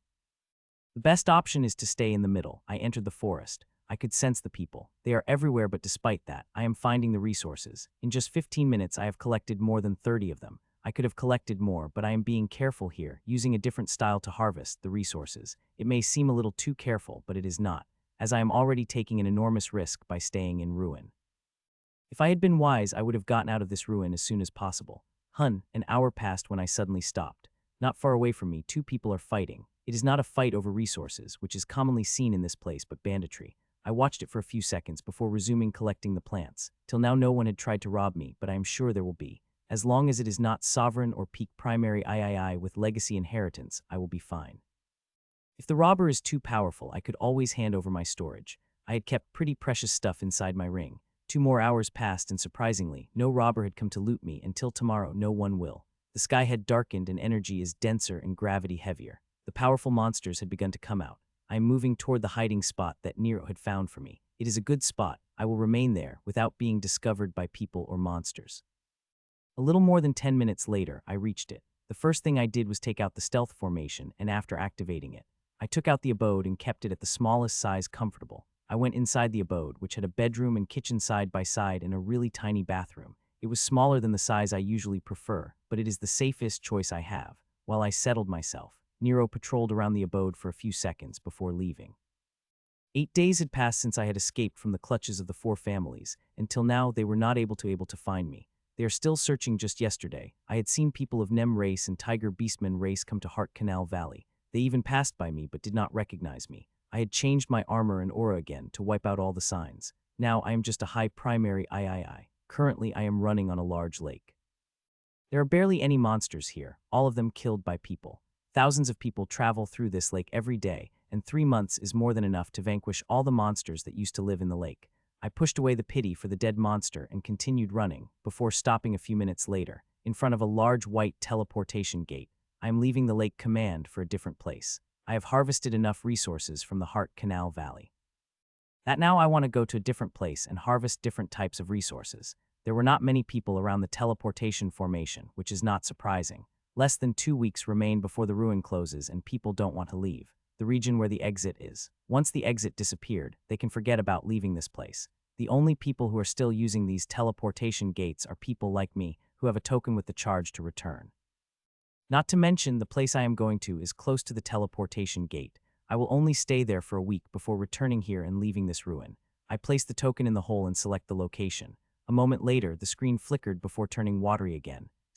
Seeing that, I stepped inside and a moment later, appeared on the other side with the dry sunny sun shining on me. Umber region. The Umber region is one of the furthest regions of Silverant, much less prosperous than the other regions, but had what I needed. I looked at the sunny sky, before toward the forest which is not far away from me. This region had no specific element like all the others. It had all types of elemental energy and produces all kinds of resources. The forest in front of me a Verve forest, and it had all kinds of resources I need. Thankfully, it shouldn't be over-harvested. As 70 of people search for opportunities in the ruins, that 30 of people who search for the resources search for them in the 4 prime regions. It is not like people did not come here, they came, but in much less quantity than in the other regions. Soon, I reached the forest and was instantly got amazed by what I felt. Mother Tree. It is for this reason I have come to this place, despite its disadvantages. The presence of the Mother Tree helps in growing a certain kinds of resources, and I need those resources.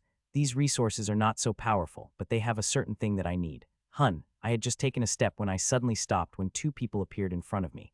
One is a blonde, bearded human man who looked to be in his late 30s, while the other is Wolf Beastwoman. I am really not in the mood. If you tried to rob me, then I will take all your stuff, your storage weapons, and even clothes. So think carefully, I said to 2 peak primary III. Their expressions turned serious, and they remained as such for a couple of seconds before a smile appeared on the human man's face. You are mistaken, friend, you were not trying to rob you. We were just come to ask you for some water. We ended up drinking all ours, he said shamelessly. I rolled my eyes. What a sorry excuse. With their power, they could live without water for weeks, not to mention there is water not just far away. The excuse was so bad that even his girlfriend was glaring at me. Here is the water, I said, and threw the water bottle at them before moving ahead. They took the water and watched me leave, not attacking me. Very few people are smart like them. What I had said to them was not an empty threat. I had done that to people. I had not only taken their stuff and clothes, but also sealed their power.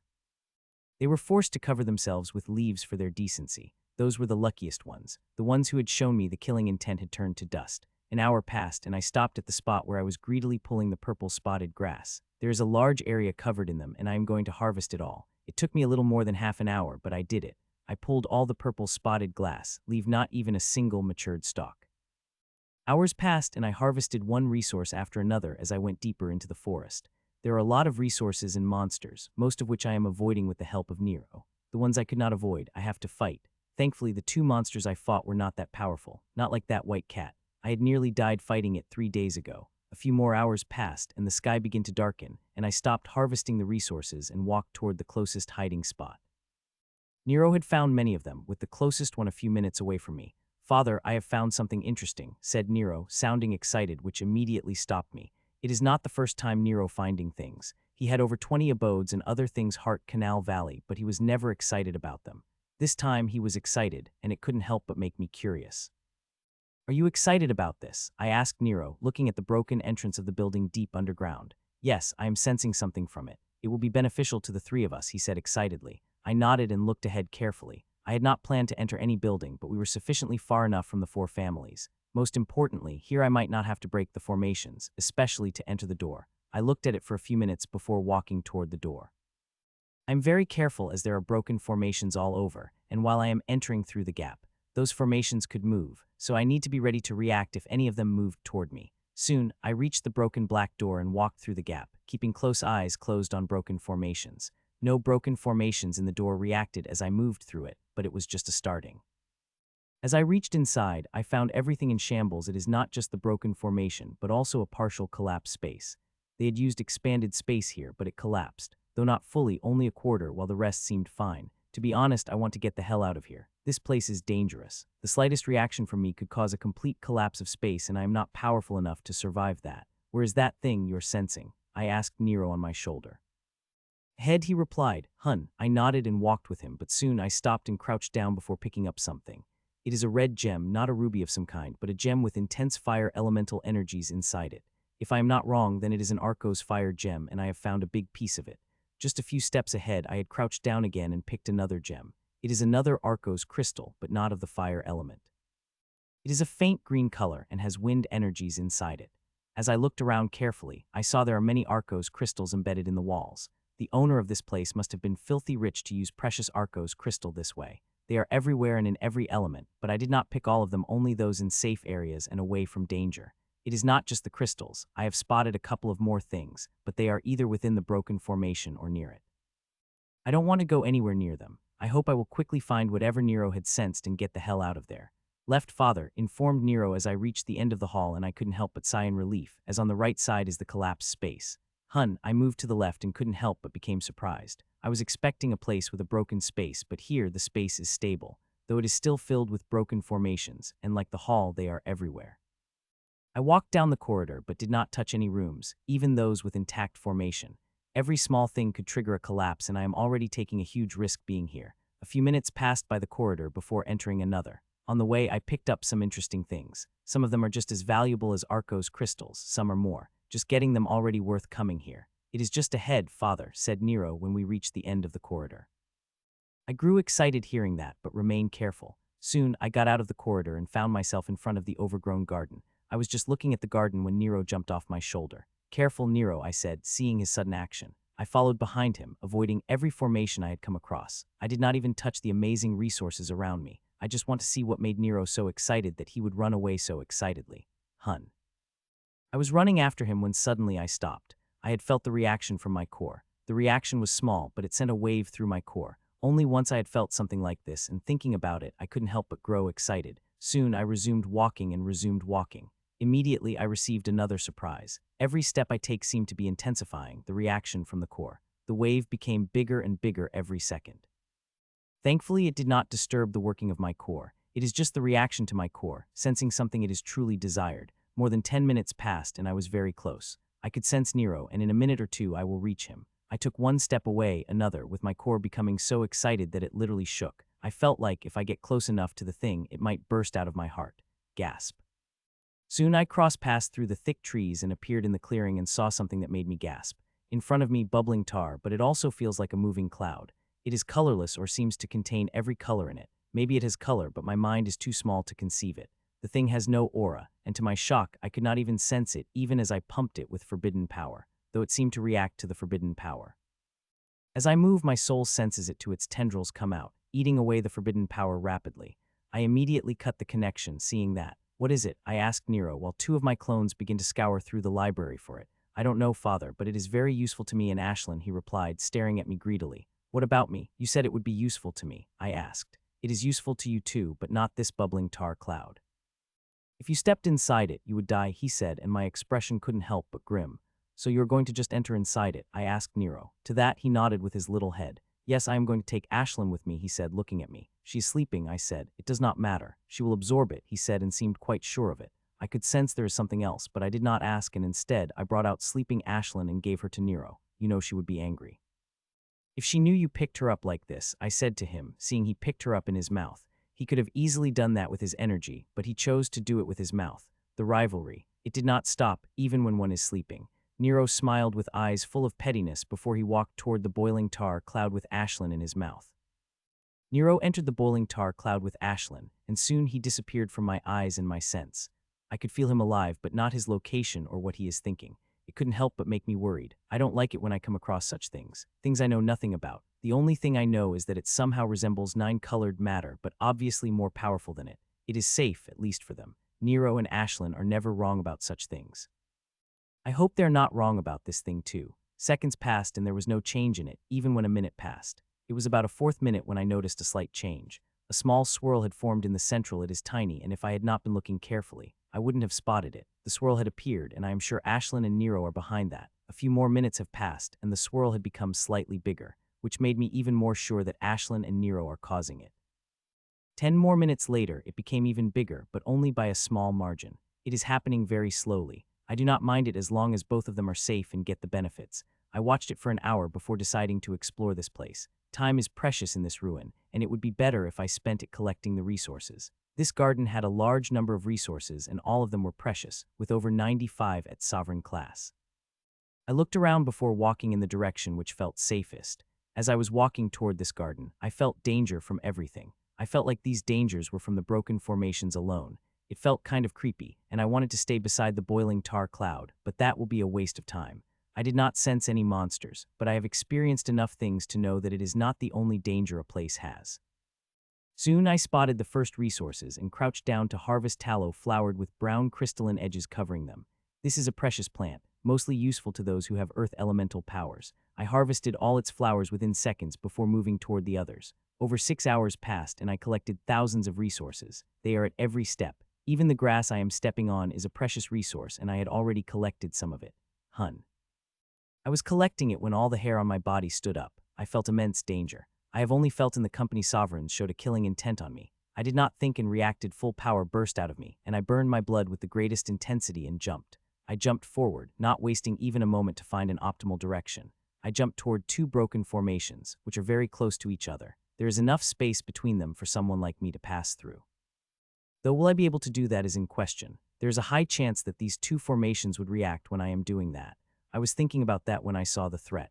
It is a violet plant with a vine that had a mouth and bloody teeth. It is coming at me fast and would be able to catch me before I reach the broken formations. I tried to harness more power and increase my speed, but I am already using everything I could.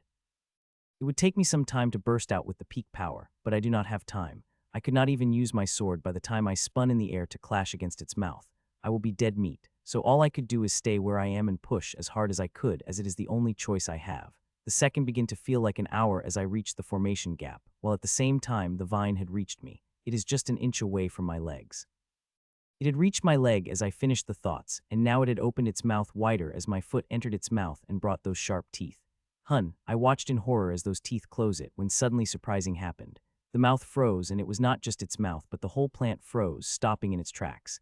It couldn't help but surprise me, but I did not have time to dwell on the surprise as I began to pass through the gap between the two broken formations, which could react at any moment and vaporize me out of this place. I watched with bated breath as I passed through the formation. It felt like hours, despite being a fraction of a second. I appeared on the other side with a smile on my face as I appeared near the tar cloud. This is the place where I sensed threats in the least. Thank God I did not move far away from it, or I would have been dead meat right now. Still, I am in danger. I might be temporarily safe right now, but what would happen when I tried to leave the garden? I was not attacked when I had come here, but might get attacked on the way out. It took me a while to calm my nerves enough to think calmly. When I did, energy strings came out of my hands and moved toward the garden. I could not just stand here. I need to be productive. There are resources there, and even if I could not be there personally, I could harness them with my strings. These strings may not be as efficient as my original strings, but they do the job, while I can reside in relative safety.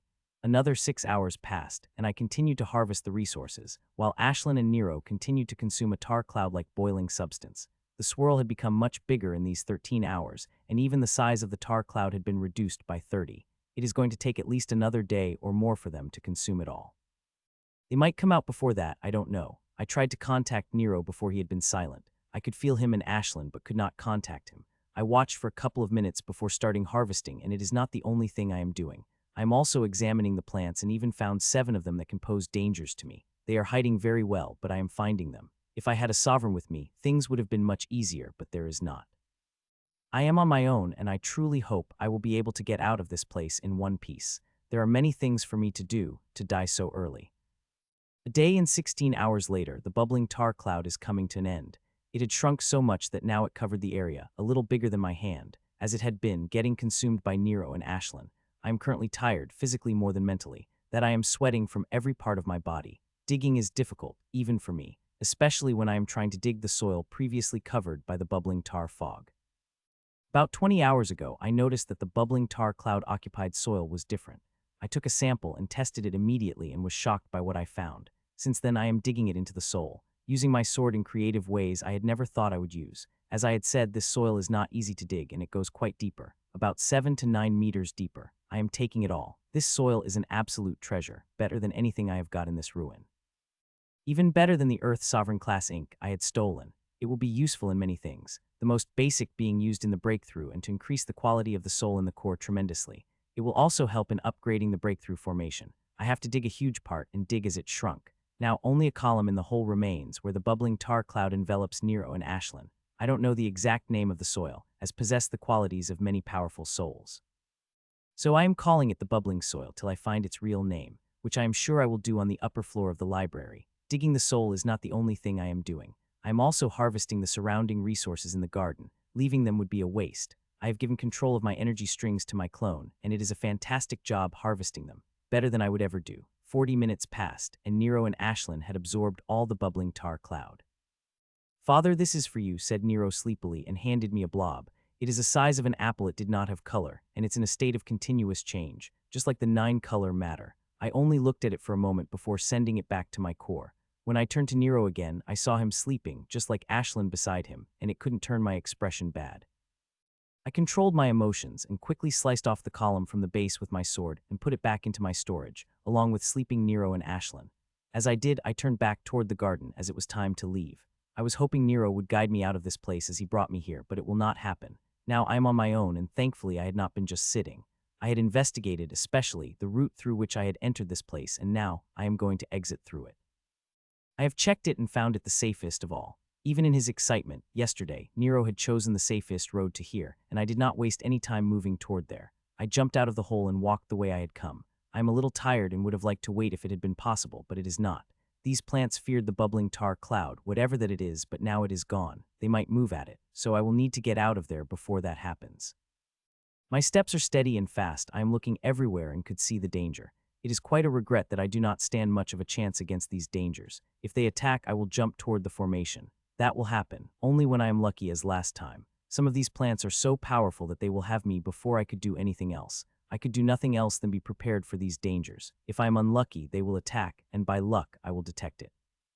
It will give me a small chance to survive. I pushed those thoughts away and continued moving. I have already crossed half of the garden. There are many resources on the way, but I did not touch any of them. My life is more important than any resource I would collect here. Another minute passed, and there were just a few steps of distance when I suddenly jumped. I was right about jumping, as the moment I did, the vines burrowed into the ground had come at me. I have been tracking every dangerous plant with my soul sense, and the moment I sensed its movements, I jumped. It had crossed the distance at an amazing speed, reaching halfway in a fraction of a second, before suddenly stopping in its tracks. Thud. Seeing that, I took a sigh of relief, before a smile appeared on my face. The one I learned in my time here was that these plants had a strong sense of boundaries. They will not move further than that, which is wise in a place dangerous as this where the broken formations are everywhere. Touching even a small broken formation could vaporize them in an instant. I took a couple of deep breaths to calm myself down and looked ahead. The way ahead is dangerous, more dangerous than the garden. In the garden, I have some chance of survival. Here I do not. If a stray broken formation activates, it will set off a chain reaction that will not give me a chance to survive. It is the same for the expanded space. If the formation somehow lost the energy, the entire space would collapse, taking me with it. Still, despite all the danger, there is no choice. So I took one last deep breath and walked ahead. My steps were steady and cautious, but my heart was beating wildly. It is a dangerous walk. Every minute, I am walking around hundreds of broken formations. They are everywhere. Finally, I reached the hall and stopped for a few seconds to wipe away sweat before resuming walking again. I had just taken a step, when suddenly a broken formation size of a hovercar came at me like a knight. Activated all my strength and arched back by a few inches fast as I could. Barely avoiding it by a fingernail distance. If it had hit me, it would have cut me apart, but it hit a huge formation, which absorbed it. Seeing that, I couldn't help but take a sigh of relief. If it had been another formation, it might have started the chain reaction, and the hall would be the worst place for that, as not only it is filled with a lot of broken formations, but it also had collapsed space on one side, which made it terrible for me. I did it, I said as I stepped out of the broken door. I had collapsed in the small tunnel. I have already decided on that in these 8 days I am here. I will not enter another above. I will just gather the precious plants from the wild and leave. I am far too weak to enter a place like this. I need to have a chance of survival. These places did not give me that. I did not get up. Instead, I took out the meal box and began to eat it. When I did with it, I took out formation and activated it before sleeping. Inside, I did not get even a moment of rest. Every moment I needed to be careful, not to mention the blood burn. It all made me exhausted. I woke up 7 hours later feeling refreshed and recovered. A lot of things had happened in the past 7 hours. My clones had done the initial research on the bubbling soil, and they mixed it around the plants. All the plants. There is not a single plant that used soil had rejected it. In just a short time, there are changes in them, and with the passing of time, these changes would be bigger.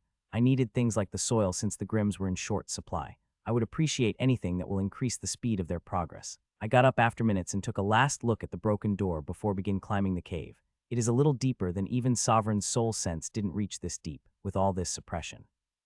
More than 10 minutes later, I reached the end, collapsing the blocked entrance before seeing the sun.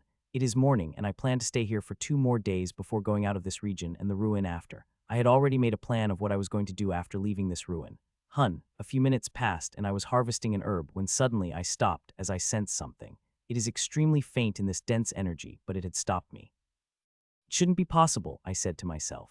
I had sensed the energy of Grims or felt like it was from Grims. It is extremely faint and disappeared fast, that even when I tried to capture it, I got nothing. I thought about a minute before pushing away those thoughts. Maybe I am missing the bastards so much that I am imagining the stuff. I resumed harvesting the herbs and continued for more than half an hour. When I stopped again, this time my eyes are wide in shock. I sensed it, and it is much denser, so much that I could sense it clearly and couldn't deny it as a figment of my imagination. I even took the energy and tested it inside my core, and it is 100 Grims. The bastards are here. I immediately stopped what I was doing and moved toward the aura I was sensing. I am reading my every move while armor changed color, and so is my aura. My artifact appeared in my hand in the form of a long sword. I am feeling scared, but also excited. I am missing these bastards. For years, there was my only focus before we vanquished it all. Now, it had been a decade since I saw one. A few minutes later, I begin to hear the sounds of battle, and the minute after that, I saw a battle. 2 primary IIIs are fighting. The black bear beastman is fighting against the werewolf. They are mid-primary II. The Grims hate every life in the universe, but they have the beastmen the most, more than us humans or any other race. They seem to have an instinctive hate for them. Die, you filthy beastmen, roared the werewolf as it attacked with its claws, while the bear beastman could only defend. The bear beastman is good, slightly more powerful than the Grim itself, but he did not have the experience of fighting against giants like Grims. It is why not only he is defending but also getting injuries. He is already bloodied head to toe, and if continued to fight like this, it wouldn't take long for Werewolf to finish it off. I watched for a few seconds before walking toward the fight. I did not hide my presence, and my gait is relaxed. They sensed me within a few seconds, as the smile appeared on the bear beastman's face while the Grim became careful. As I reached halfway, the Grims retreated and turned to me. Human, he said with a grin. Grim, I said back, and a small surprise appeared on its face. It seemed like you have fought us, members of Heaven race, before, he said, and to that I smiled. You guys always have a new name to call yourselves. Why can't you all stick with one, I said as I continued walking toward him. They should just stick with spawns of abomination. As they are really the spawns of abomination, said the black bear beastman. It is too long. The Grim is much better, I replied, and it made the werewolf angry. It seemed like you are in a good mood, human. Well, it won't take me long to turn it into your nightmare, said the werewolf angrily and came at me with his aura blazing. A faint surprise couldn't help but appear on the black bear beastman. It is not the power he had used against him when fighting. I am not surprised. The Grims are sneaky that way. It appeared in front of me with a huge grin on its face. Die, you bastard. It shouted and swung its steely claws at me, filled with thick power. I saw them coming and swing my sword at it. Almost casually, that mirth appeared on its face, but a moment later, that turned into a surprise. Clang. Its claws clashed against my sword, and it shook from head to toe while I stayed on my spot, smiling. I thought the strongest Grim I had ever faced would be stronger, but you are weak, I said, shaking my head in disappointment, while its eyes blazed in anger. You bastard, I will show you how strong I am. It roared, and even a powerful aura rose from it. It attacked, with a huge phantom claws appearing behind its original claws. By the time its claws reached halfway, those phantom claws had solidified and looked far more dangerous than before. They came closer and closer to me, and just when they were about to strike me, I disappeared. For a moment there was confusion, before the alarm appeared and finally the horror, when it felt the blade touching its chest and piercing through its armor and defensive skill. Putch, my sword pierced through the chest of the Grims, while it looked at me in horror. I smiled at its horrified face before it disappeared to my core, where, after decades, once again the runes will come out and the harvest will happen. The only regret is that the bastard had no bloodline, only the inheritance.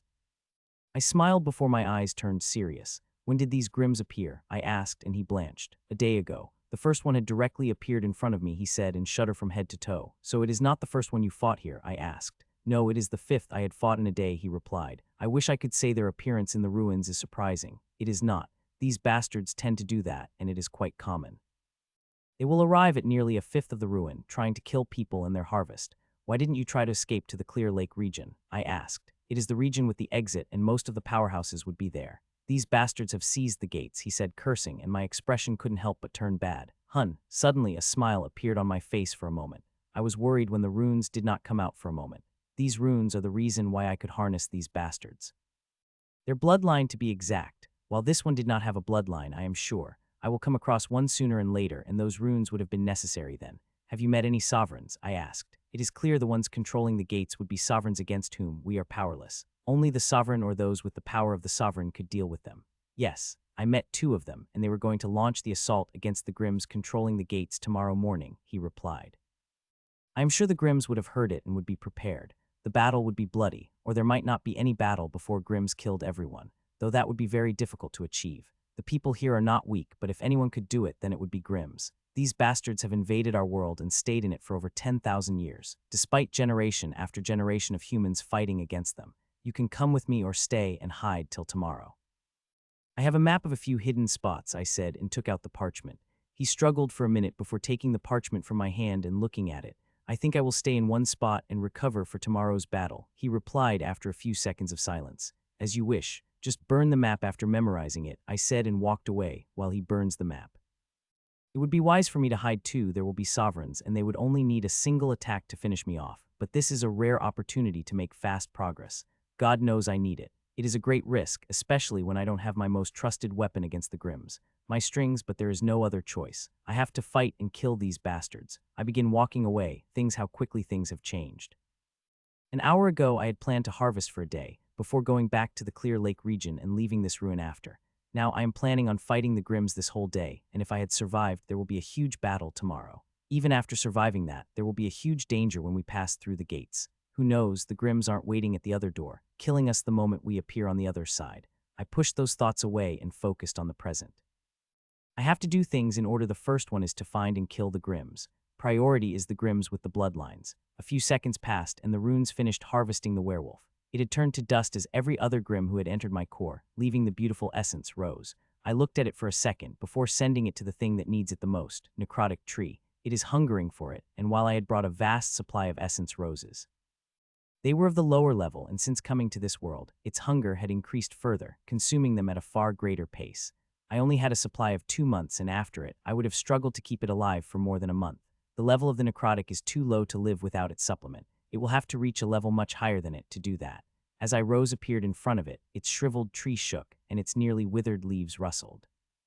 As the energy of the rose moved toward the tree, with the help of the formation, I am excited about it, as this rose will not only keep alive, but also help it provide enough energy to produce a life force. I need that thing, not only for healing, but also for breakthroughs in alchemy. I watched the tree for a couple of seconds before focusing my all on finding the Grimm monsters. By what the Black Bear Beast Man had said, there are quite a lot of Grimms had come here. It is both a bad thing and a good thing. Bad thing because they will be wiping all of us with quite an ease. A good thing because now I have quite a lot of Grimms to kill. A few minutes passed, but I did not sense any Grimms, which is not surprising considering how big this place is. It still couldn't help but disappoint me. It would have been tremendously helpful if both Ashlyn and Nero had been awake, or at least one of them away. If they had, I would have been fighting the Grimms right now. I shook my head and continued searching, and a more 10 minutes later, I found it, and for a moment I did. My eyes blazed in anger. The bastard is going to do the thing I hate the most. The Grimm sitting under the tree, and in front of it has a fire running, on which he is cooking a stone skin man. The stone skin had a cream color skin, the same as one of the 4 facilities. You know, I like the stone skin the most. They are hard on the outside, but have soft skin on the inside, which tasted delicious when cooked properly and added a perfect amount of salt and lemon, it said, seeing me coming at it. It is a goatman with violet horns. Beside it is a jagged great sword. The Grimm is powerful, a high primary III, and seeing the confidence in which it is holding itself. A gourmet. I can't say I have met many. Most of your kind are like animals, gorging raw if they feel hungry, I said as I continue to walk toward it. Instead of getting angry at me, it nodded. Yes, some of us are like that, with no patience and taste, which I think is a great regret. We should savor our kills, enjoy the simple and complicated flavors, it said. You are right, I said, and a faint surprise couldn't help but appear on its face. A fellow gourmet, then? He asked. A chef, I replied, and his eyes lit up further and his eyes turned to my storage. Good, I love killing chefs. They have the best stuff in their storages, it said with a grin as it finally got up. You are right about that, I said, grinning back as I looked at its storage. I have killed a couple of gourmet grims and found the best spices and other culinary things inside their storage. Those also had the greatest number of human bodies in their storage, and for it, they have paid the price. For a few seconds, we just looked at each other, saying nothing. Slowly, our expressions became serious. Shall we? It asked as he picked up its jagged blade. Sure, I replied, and both of us shot toward each other at the same time. As it came at me, the lines across its blade lit up, while I had also powered up the enchantments on my sword. Die. It shouted as it appeared beside me and swung its huge great sword, while I swung my long sword at it, which looked like a toothpick in front of its massive size, but the size is not everything. Clang, our weapons clashed, creating a loud sound, but just that. Nothing else had happened. It looked for a whole second before swinging back its sword again, and I responded immediately. Clang, clang, clang. Our swords begin to clash. The bastard is quite skillful. It could use a great sword at the speed of a rapier. Its skills are far above the werewolf I had fought, against whom I had used a similar level of power but appeared in front of it and kill it. It would be hard to do something like this to this bastard. It is too skillful. Hun. As we were fighting, it suddenly disappeared and appeared behind me, while its jagged sword came at me to kill me.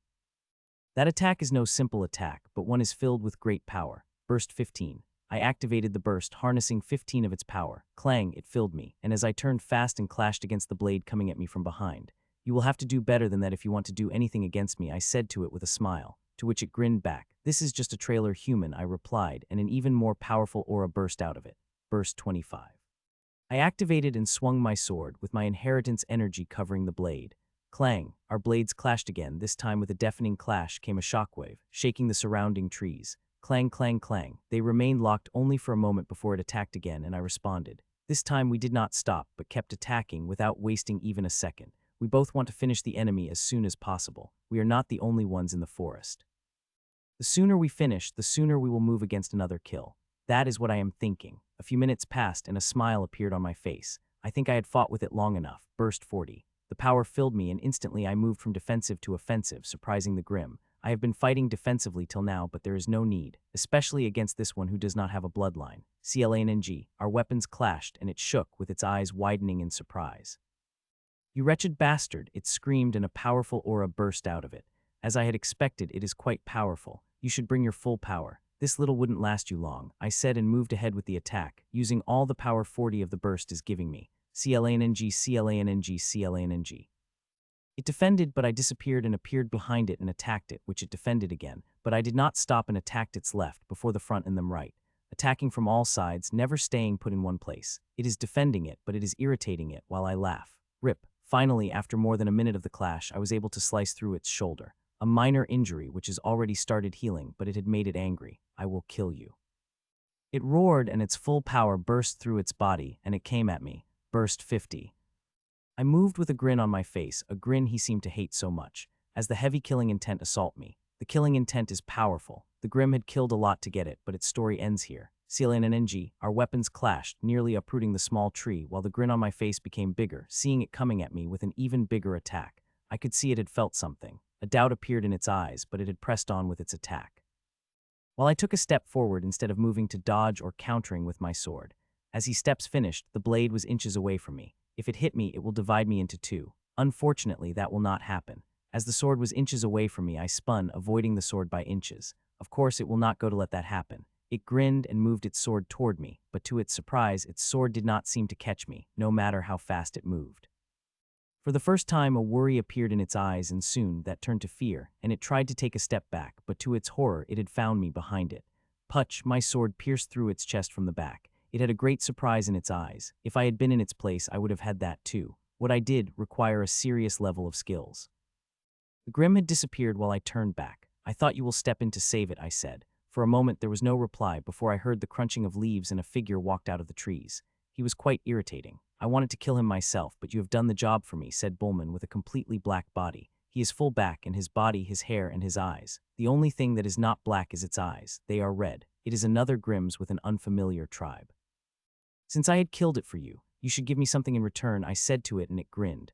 How about death? There is no greater honor for you filthy humans that die at the hands of heaven race. It offered. I'll pass, I replied. The silence descended. It looked at me, I looked at it. A mid-prime I, and not a normal one either, but one with the bloodline. Just seeing it couldn't help but make my mouth water. It is the reason why I had killed the bastard earlier so quickly.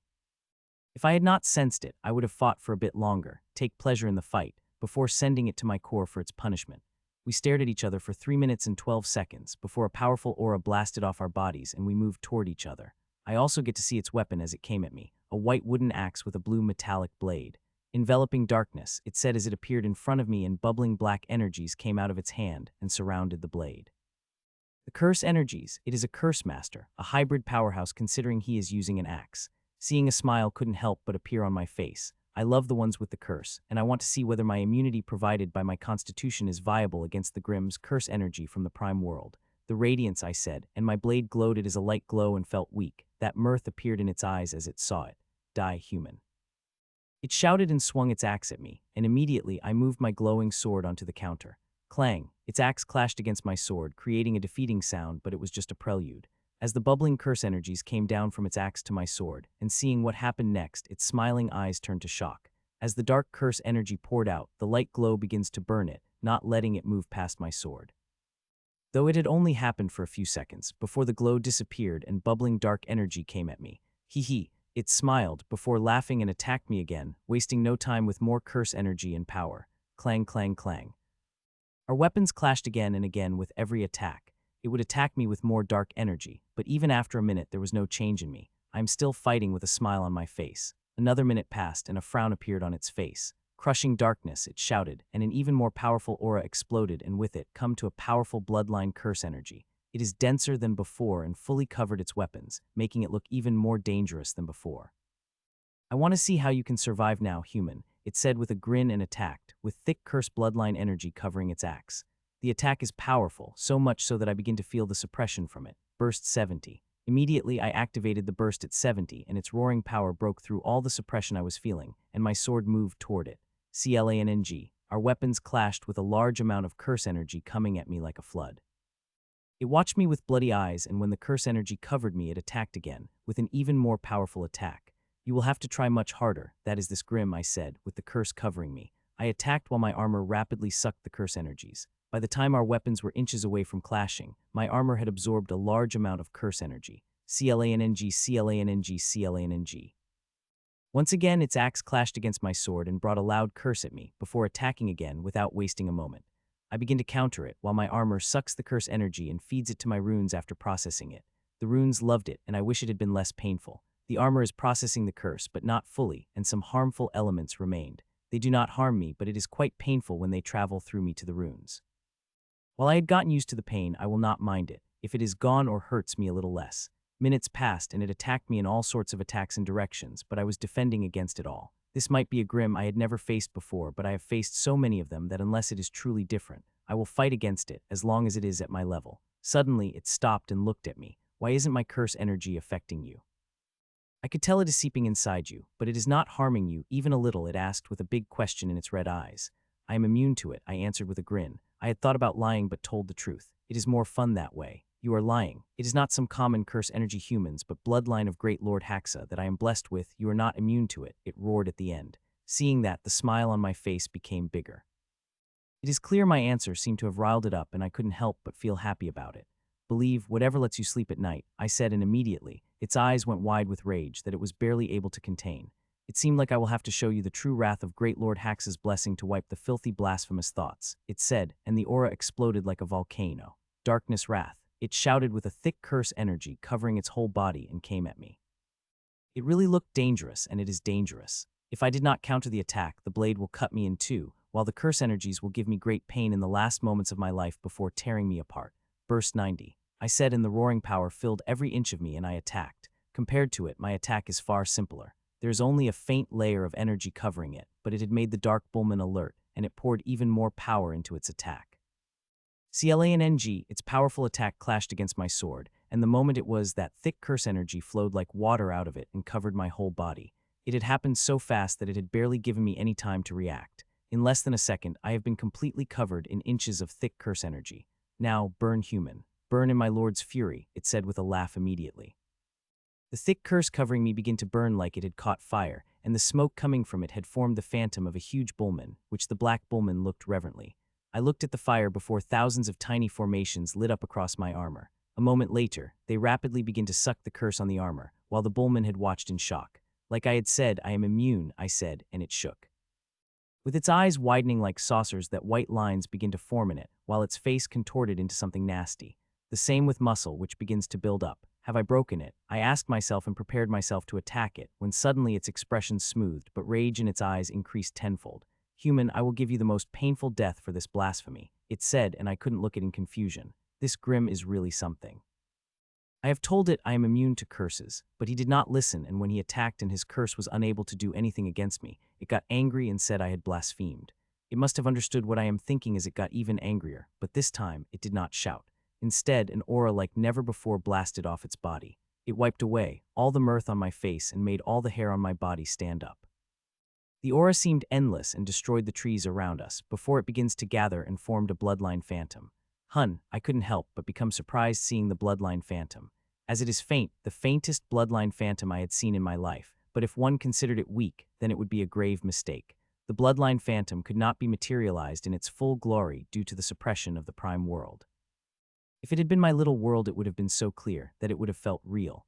Like all the bloodline phantoms, it stayed behind it only for a moment before it seeped inside it, making it even stronger. This is my full power of my Lord's blessing, and I will vanquish you with it, it declared at attack. Its attack made my eyes go wide, it had fast, and with such power my heart skipped a beat. Burst 100. While I was shocked, I reacted immediately.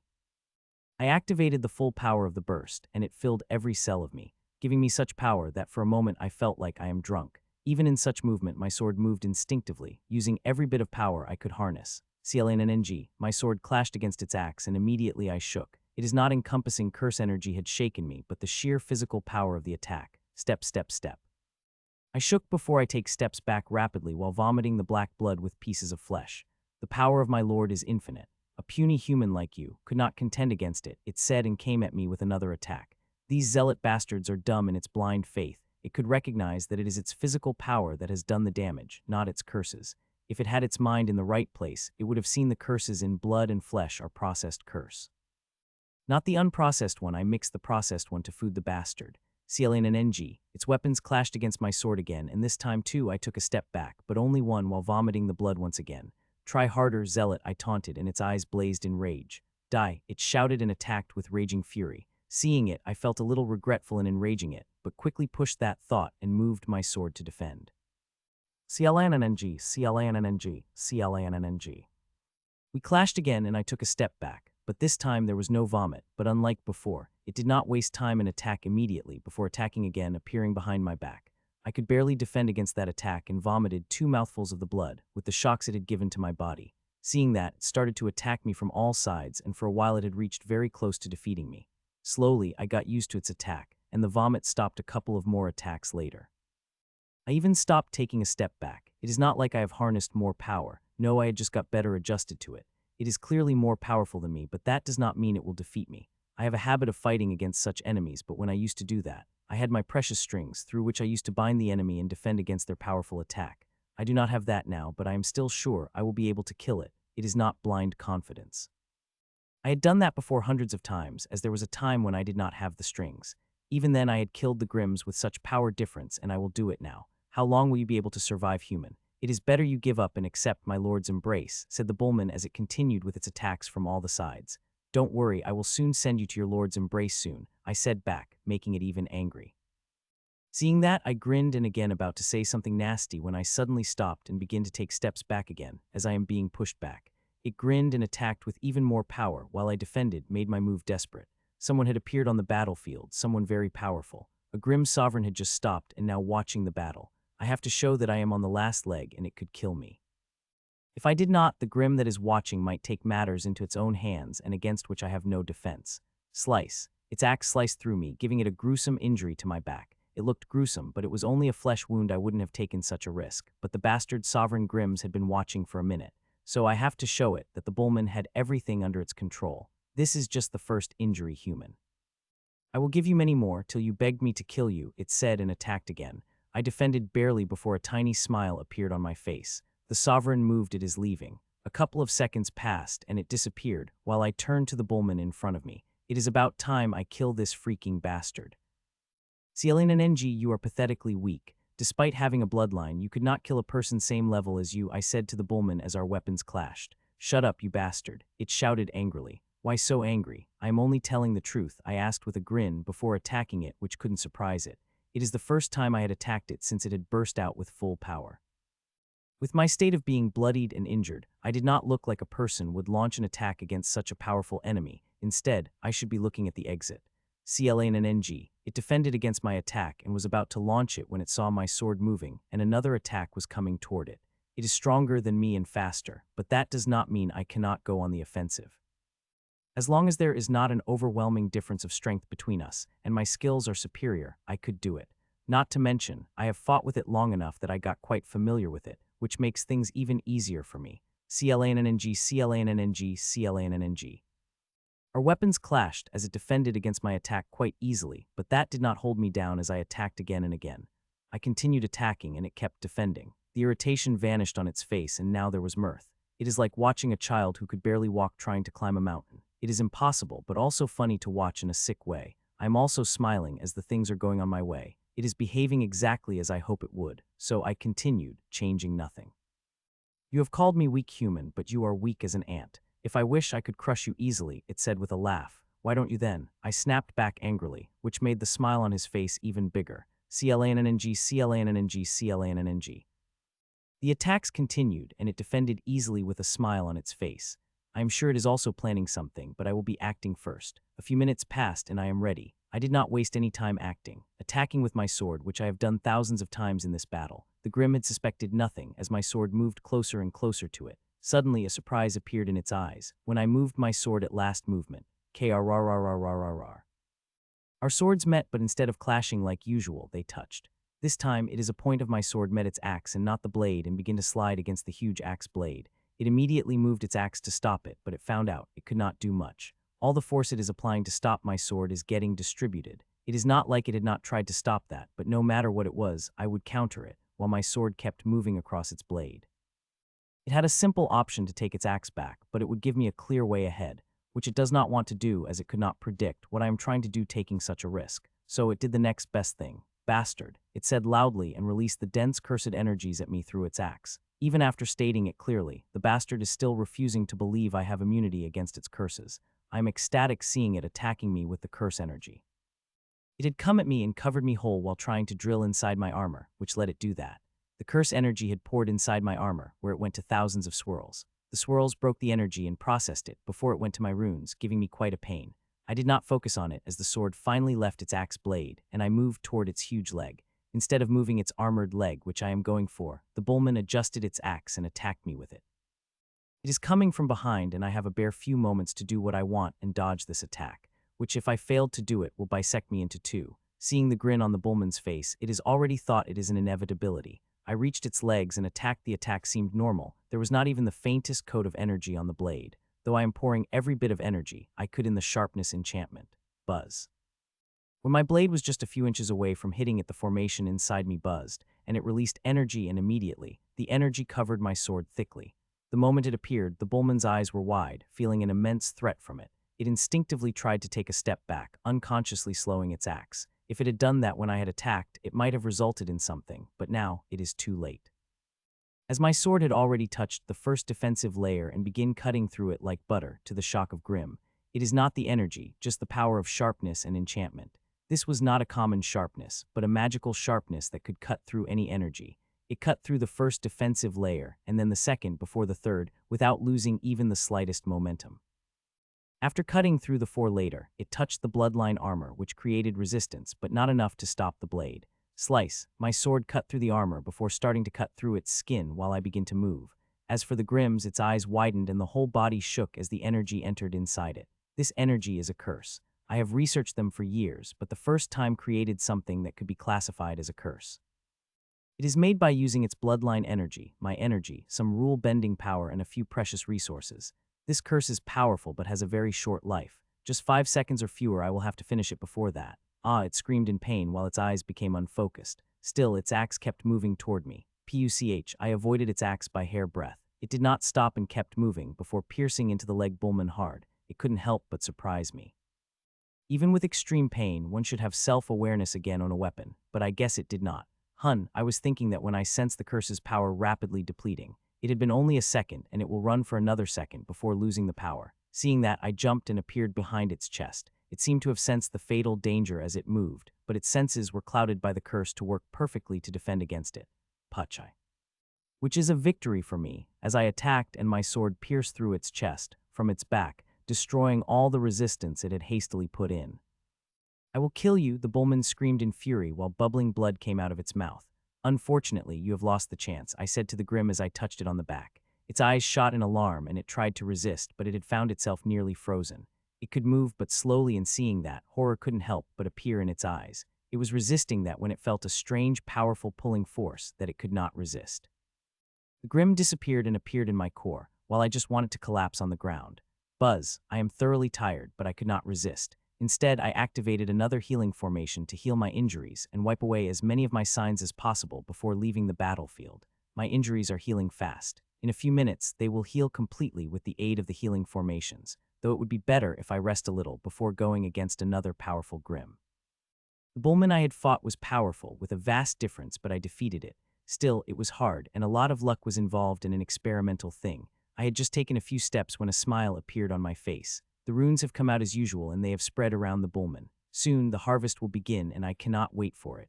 My clone had already made a list of plants. I want to provide the growth energy.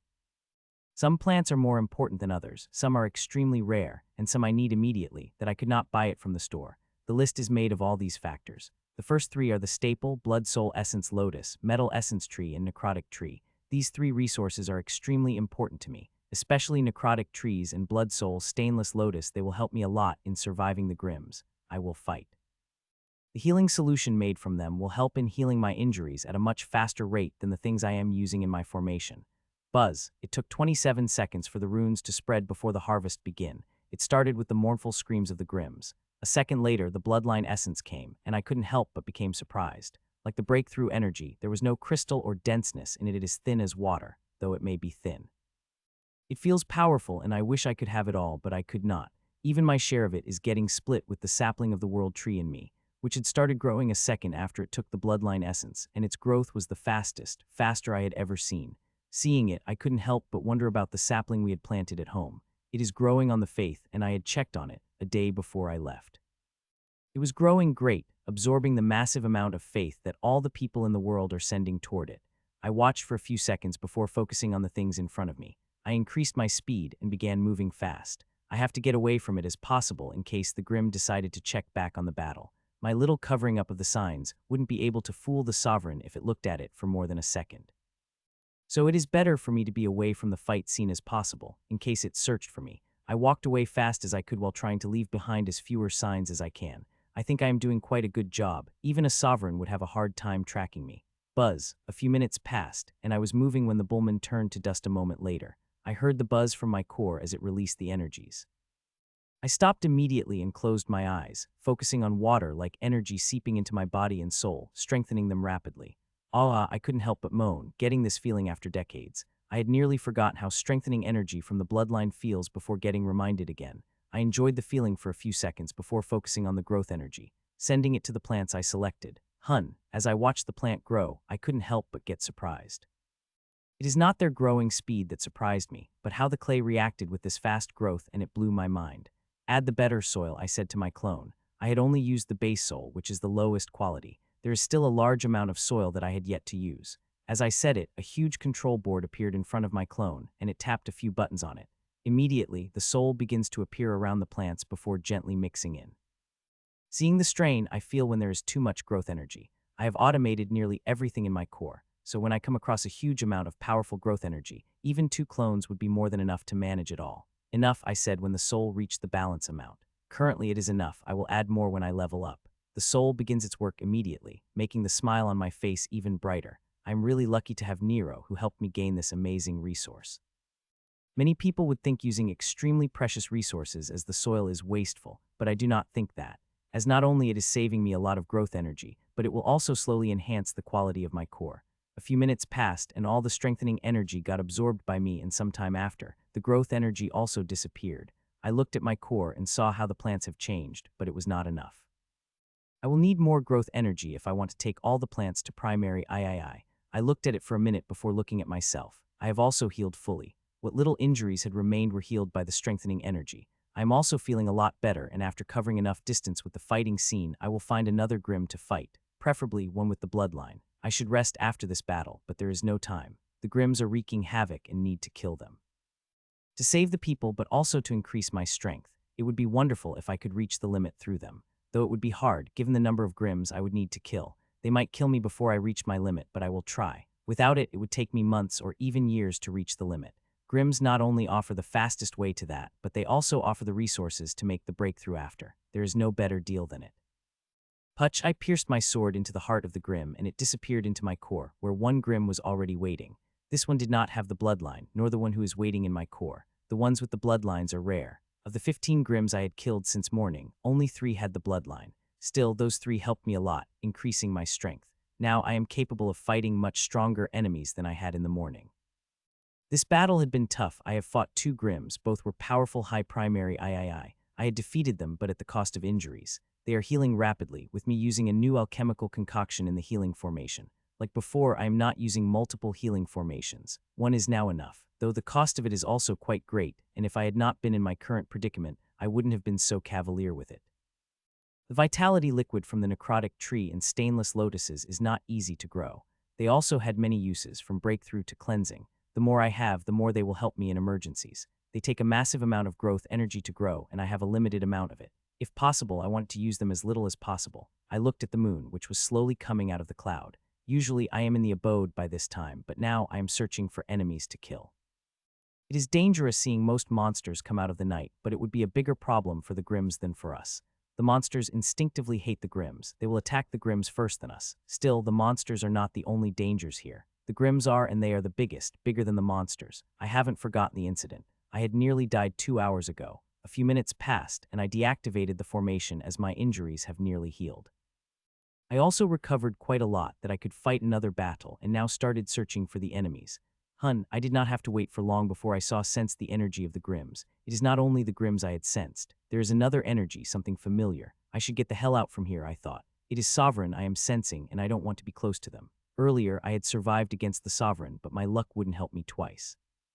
I began to move away from the fight, and within a few minutes I could not even sense it. Seeing that, I couldn't help but take a sigh of relief, but the very next second my expression changed. I sensed the aura of Sovereigns again, and it is approaching me rapidly. I wanted to run away, but I know I wouldn't be able to run away for long, so I decided to hide. There is no good place to hide, so I appeared beside the biggest tree and hid under its big root while melding my aura with it.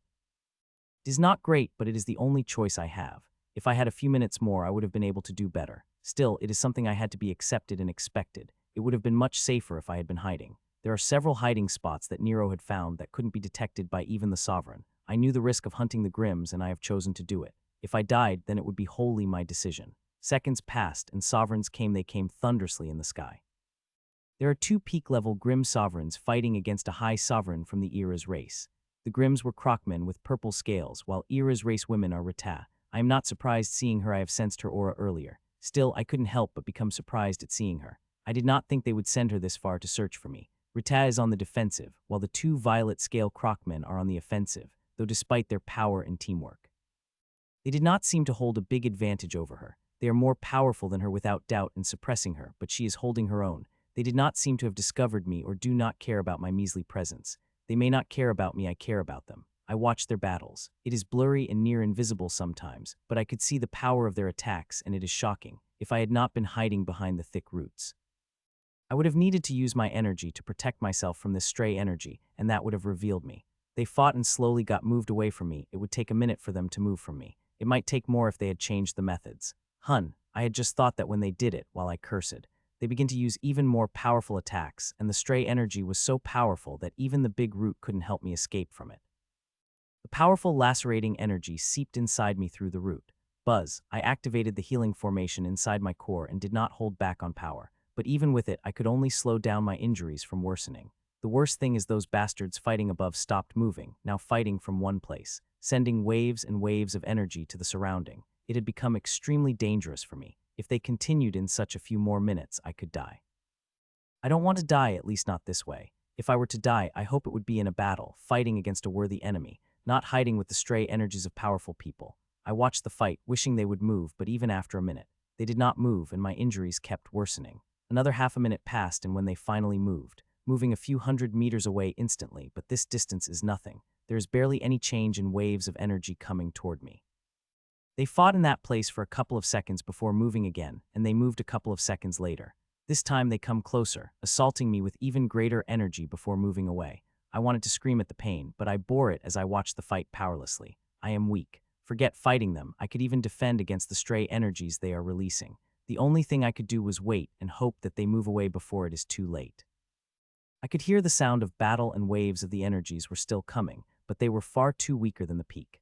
I am heavily injured. If I deactivate my armor now, one will see the blisters covering every inch of my body. Even my eyes have made me blind. It is bad, and what makes it worse is that I am healing too slowly. The energies that attacked me were too powerful. It would take hours or even a day to heal those with healing formation.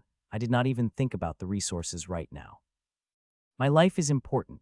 As for resources, I will get them as long as I am alive. Over 10 minutes have passed, and I could still hear the battle, but it is very faint. So much so that I could not hear the sound waves without my methods. The waves of energy have also become even weaker than before, which is helping me heal faster. These waves were the prime reason my healing was so slow. They would destroy the healing energy as they enter me. I am controlling this energy, sending it to the most vulnerable areas with a precise approach, which lets me use the minimum amount of energy with maximum efficiency. I have no other choice. I do not have unlimited resources to heal such injuries. I need to use every drop of it as efficiently as possible. A little more than half an hour passed when the battle stopped. I stopped sensing the energy fluctuations. It could only mean one thing, that the battle had ended. I never thought I would say such a thing, but I hope one. If it was grim, then it would be bad. A few minutes passed and I heard nothing. There was no sound, not even of the monsters, which are usually quite loud as this time. Seeing that, I couldn't help but feel relieved, but I did not relax, nor I tried to move away from my spot. It is the best spot right now. I don't think, in my current state, I could hide my tracks. This place is bathing with the energies of the battle, which is helping me hide my aura. So I stayed and focused my everything on healing as fast as possible.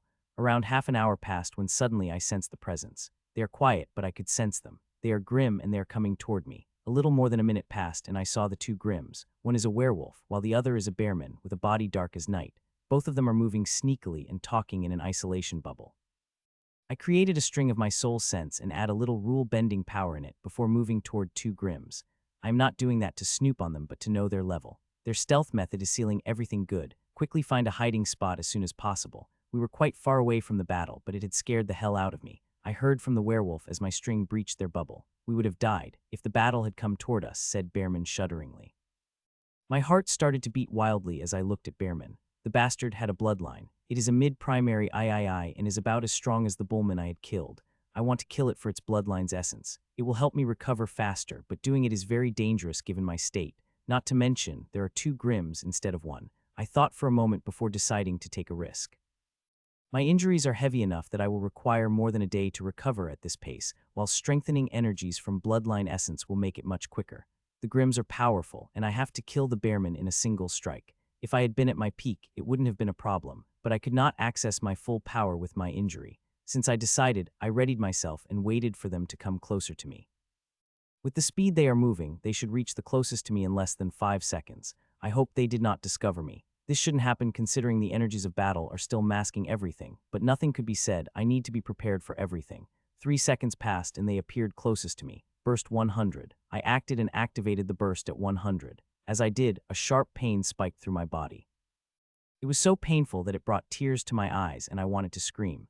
I controlled the pain and moved. I went fast as possible, crossing the 17 meters of distance in what felt like an instant without getting discovered by them.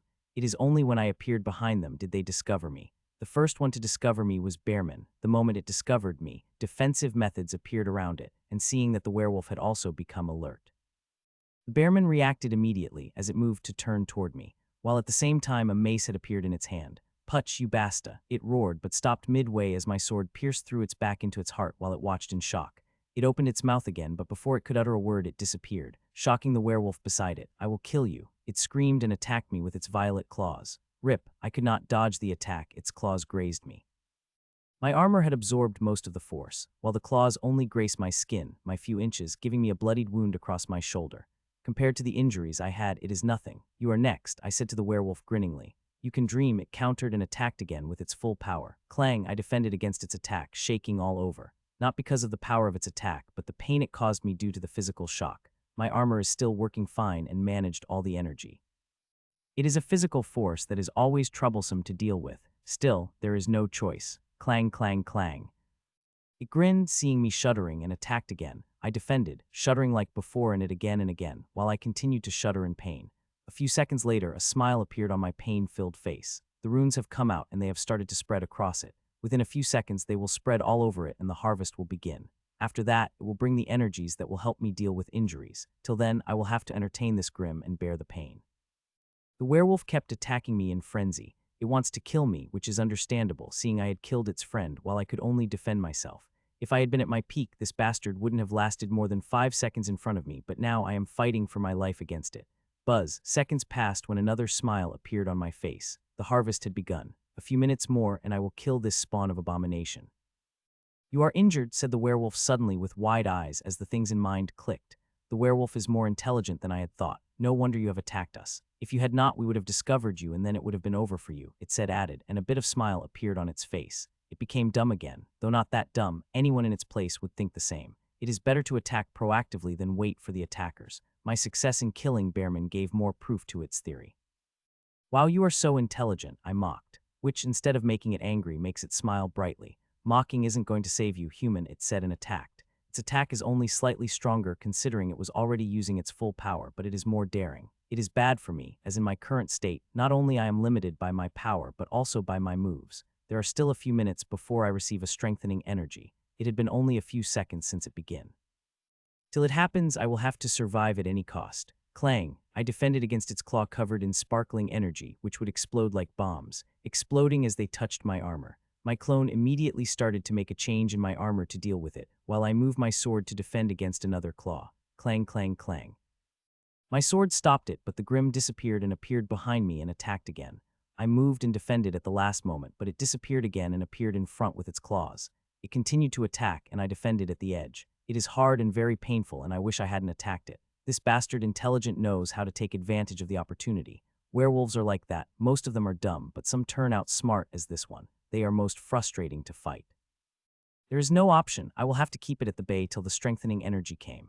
I will do it. It did not matter the pain I will have to bear and the price I have to pay to do it. As defeat will only end in death, there is no escape in this scenario. I wonder how long you will keep this up. Sooner or later, your injuries will get you and then I will kill you, it said grinningly, while a smile appeared on my face too. I have killed more of you in a worse state than you had killed in your life. I will be fine. I said. This time it did not smile, as if sensing the truth in my voice, and instead its expression became serious. Well, then it is important that I send you to the underworld as soon as possible, it said, and intensified its attacks with even more daring. It is open to many sides, and if I had been at my peak, I could have just walked ahead and poked my sword into its chest with no resistance, but now it is me who is resisting. Something like that wouldn't happen to me. It continued to attack more and more intensely while I was having a hard time defending against them. My injuries are so much worse, and they are worsening by the second. Even the healing formation could only slow them down and not stop them. Without strengthening energy, I wouldn't be able to last more than a few minutes. Thankfully, the strengthening energy is guaranteed. I only need to fight it for a few minutes. After it, I could kill it. Hun. A little over 2 minutes passed, and soon it would be all over when suddenly I sensed something, and it couldn't help but change my expression drastically. I wish the werewolf bastard had not sensed it, but I would be dreaming if I had thought that. It did. The faint change in expressions is proof of that. There is another grim, and the bastard is coming toward and looking at things. I did not look like werewolf will stop him. Need any help? Asked the ratman with black claws and a gray body. No, I could handle it on my own, replied the werewolf defensively, and I couldn't help but take a sigh in relief internally. The ratman is not normal. It is a mid-primary III with a bloodline. It had a powerful aura, stronger than Bearman I had killed. It is stronger than it is. Come on, I will only take its body. You can have its storage and artifacts, said Ratman. The werewolf opened its mouth, but hesitated to say whatever it was saying. You better follow on your promise, said Werewolf finally with gritted teeth, while I cursed internally. Don't worry about it, said Ratman with a smile. It is clear the Ratman had no intention of doing that, and it did not even hide it, but what could the werewolf do? It is weaker than Ratman. If it wished it, it could be able to kill it, which means it could kill me. As the Ratman uttered the words, it moved, while a white, short, thin blade appeared in its hand. The blade is short by the Grimm's standard, but it is still over 3 times longer than my sword. Die human, said the Ratman as its powerful bloodline aura burst out, with the claw of werewolf coming at me from the other side. Clang, I was able to defend against the attack of the werewolf and moved to dodge the attack of Ratman, but failed. Rip, its blade ripped through my collarbone, cutting the bone by a few centimeters. It was a killing strike, which I was able to mostly dodge, but it still injured me. The physical injury was slight, but the blade had sent the energies directly into my body, making my already worse injuries even worse. Hee hee, you dodged, said the Ratman with a grin before attacking again while the attack of the werewolf come from the other side. Within a few seconds, things have bad to worse. This time, it was not my fault. Clang rip. Once again, I defended the attack from the werewolf, but the attack of Ratman hit me. It was my back, and the injury was quite gruesome, both physically and by energy. Seconds passed, and I defended against every attack of the werewolf, but it was Ratman's which got me. 80 of its attack had hit me, and it is not even using its full power. If it had, I might not even be standing here. Wolfman, you have found a quite good opponent. It might not have much strength, but it is good at dodging death, said the Ratman, and to my horror, increased the power of its attack. Clang R.I.P. Once again, I could defend against the werewolf, but Ratman got nearly cut my thigh. I wish I could focus on defending against Ratman's attack while letting the werewolf attack me, but that would be bad. I could defend against it, but I could not bear the shock of its attacks. That would immobilize me, killing me a moment later. Seconds passed, and I continued fighting, dodging the attacks of Ratman partially. Mostly due to sheer luck than skill, but I think the luck had begun to dry out as the body had started to get weak. If it continued, then I wouldn't even last for 10 seconds. Buzz, I was losing hope in my despair, when the sound I was wishing to hear in hours like seconds rang out through my core. From that second, things changed. This human is a cockroach. It continued surviving no matter how much you hit it, said the werewolf. Rip, then is not its fault but yours. You are too weak to kill it, said Ratman to prove its point. It attacked and left behind a straight line on my back. Why are you killing it then? If you are so powerful, challenged the werewolf angrily. It is no challenge to me, little wolfman, but I was hoping you would kill it, but it seemed like I had underestimated you. Even with my aid, you are incapable of landing even a single attack on it, it said, and sighed before attacking me again. It did not even look at me when it did that. It stared into the eyes of the werewolf tauntingly. It had been a minute and 3 seconds since the strengthening energy had been released. It had done an amazing job inside me, and now I am going to show it to these bastards, especially to the Ratman, who is not even looking at me when I come across weak Grimms. I taunt them, I mock them, but I never kept my eyes away from them. My soul sense would always be locked on them, but Ratman, so confident of its abilities, forget looking. It is not even keeping its soul sense locked on me. Even the werewolf, with all its advantages, had not dared to be one bit careless since our fight began. It is likely why it is the first to notice the strangeness in my movements. Watch out, Putch. The werewolf screamed the warning, but it was too late. I had avoided the sword of Ratman by hairbreadth and appeared in front of it before piercing my sword into its chest directly. It watched in shock, and then horror as it struggled to move, but it was powerless. I crushed the last of its struggle and pulled it into my core. It had only been a minute, and my injuries have not healed. I could not even use all my strength, but used most of it. I was going to wait for a little before revealing my power, but Ratman was idiot enough to give me the opportunity to kill it, and I took it without any hesitation, killing it in a single strike. I turned back and avoided the powerful attack of claw from the werewolf by an inch before turning to it. It is your time to die, little werewolf, I said, and took a step toward it. It kind of expected that, seeing the defensive methods that materialized in front of it while it tried to run away. Putch. I appeared at its back before attacking. It was a smooth attack. My sword pierced through all its defenses with needle sharpness before burrowing into its heart. Basta. It opened its mouth to curse, but could not curse fully as it disappeared into my core. Sigh. I took a sigh and wiped away all sweat on my forehead while letting the strengthening energy into the flesh wound, which begins to make them heal rapidly. I had taken an enormous risk, which had become worse. I had survived it, but not all because of my abilities, mostly because of luck. I was lucky and survived. Next time I won't be. So I have to be careful, very careful. Otherwise, I wouldn't survive the night, much less the battle tomorrow. I cleared the few signs of battle that I could before moving ahead. I want to rest badly, and strengthening my energy helps. It did not thoroughly wipe away all the tiredness. Still, it is helping as my body and soul absorb. A few minutes passed, and I have finished absorbing the strengthening energy from the bearman, and now Ratman's energy flowed into me. As I had expected, it is more powerful than the bearman. It is giving me a rapid rise in strength while helping my plants grow faster. After what I had experienced, I am going to need those plants more. They are the only reason I am even standing. Without them, I wouldn't have survived those waves of stray energies from the battle. Soon, those energies also been absorbed, and I have never felt so strong. the Grimms with bloodlines have increased my strength tremendously. I'm not more confident about surviving, though before I fight more I need to rest. Not much. A half an hour to an hour would be more than fine. What I had faced did not change my mind about hunting Grimms. It is dangerous without a doubt, but it is also a fast way to advance, and if I want to return to the real world from this ruin, I will need strength. It will help me tremendously in the battle tomorrow, and the ones I will face after that. From what I heard, this is not the only region where the Grimms have come. I had predicted it, and it did not make me feel good being right. It is the truth, and it is also a truth that I will need to fight several battles to get out of this ruin. Soon, I reached one of the hidden spots that Nero had found. I reached there before taking out an isolation formation. The first thing I did after that was to eat. All this fighting had made me hungry. So much that I ate 2 boxes of the meal and felt bloated, that I had to lie down. It is not the position I want to be in this dangerous place, but it is the only position that felt comfortable in my condition. Aha. I moaned in comfort before closing my eyes. Not to sleep, I could sleep within a second if I want to, but it is not the time to sleep.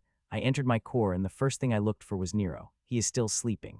That bubbling tar cloud is something to make Nero sleep. Not many things make Nero sleep, and even those do. Only make him sleep for a few hours and not a whole day. Ashlyn is also sleeping, and unlike her usual sleep, where she wakes up for a few minutes several times a day, but this time she did not up for a second.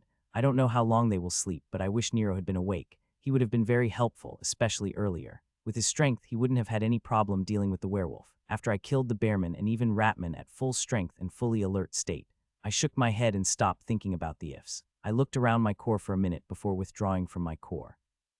It would not be rest if I keep working in my core. Even with the 2 doses of strengthening energy, my injuries have not fully healed, though they have healed enough that I could access my full power. I closed my eyes again, and within a few seconds I fell asleep.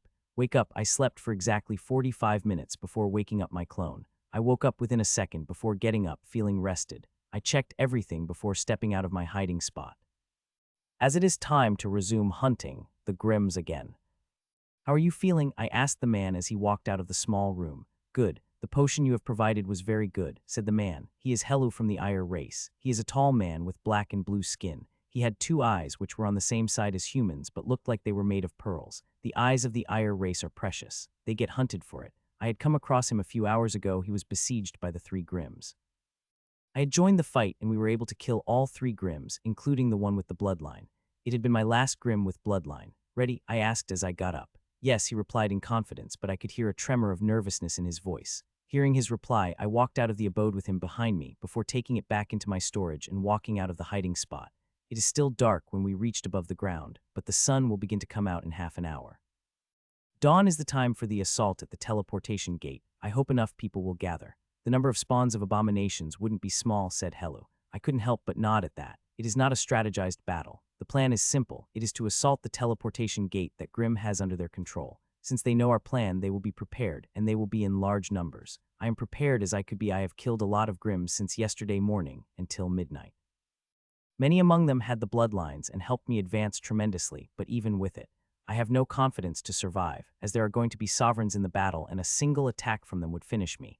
Even those below sovereigns would be very dangerous for me. Soon, we have sensed the presence. There is a big group walking. It is not a group per se, as many of them had a distance of tens of meters among them. A band would be the right word to describe it. We joined them as we moved in the same direction. Within a minute, the number of people reached hundreds and is rapidly increasing as more and more people joined.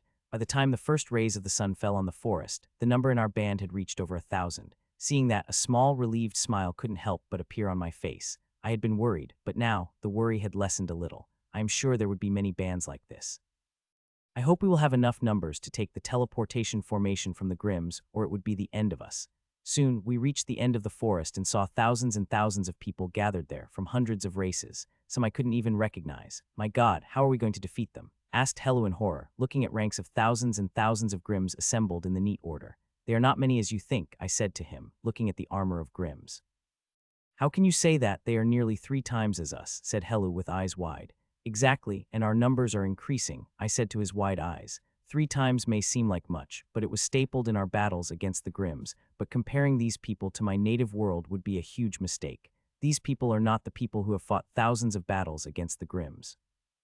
They are not the people who knew the Grimms as their sole enemy and learned and refined the fighting style that is suited to kill the Grimms with maximum efficiency. This means these numbers are dangerous. Thankfully, the people are still coming out of the forest, and it would be great. If we had a similar number as the Grimms, it would help us a lot in defeating the Grimms. Half an hour passed, and our numbers reached to massive 30,000, half as Grimms, who have about 60,000 people.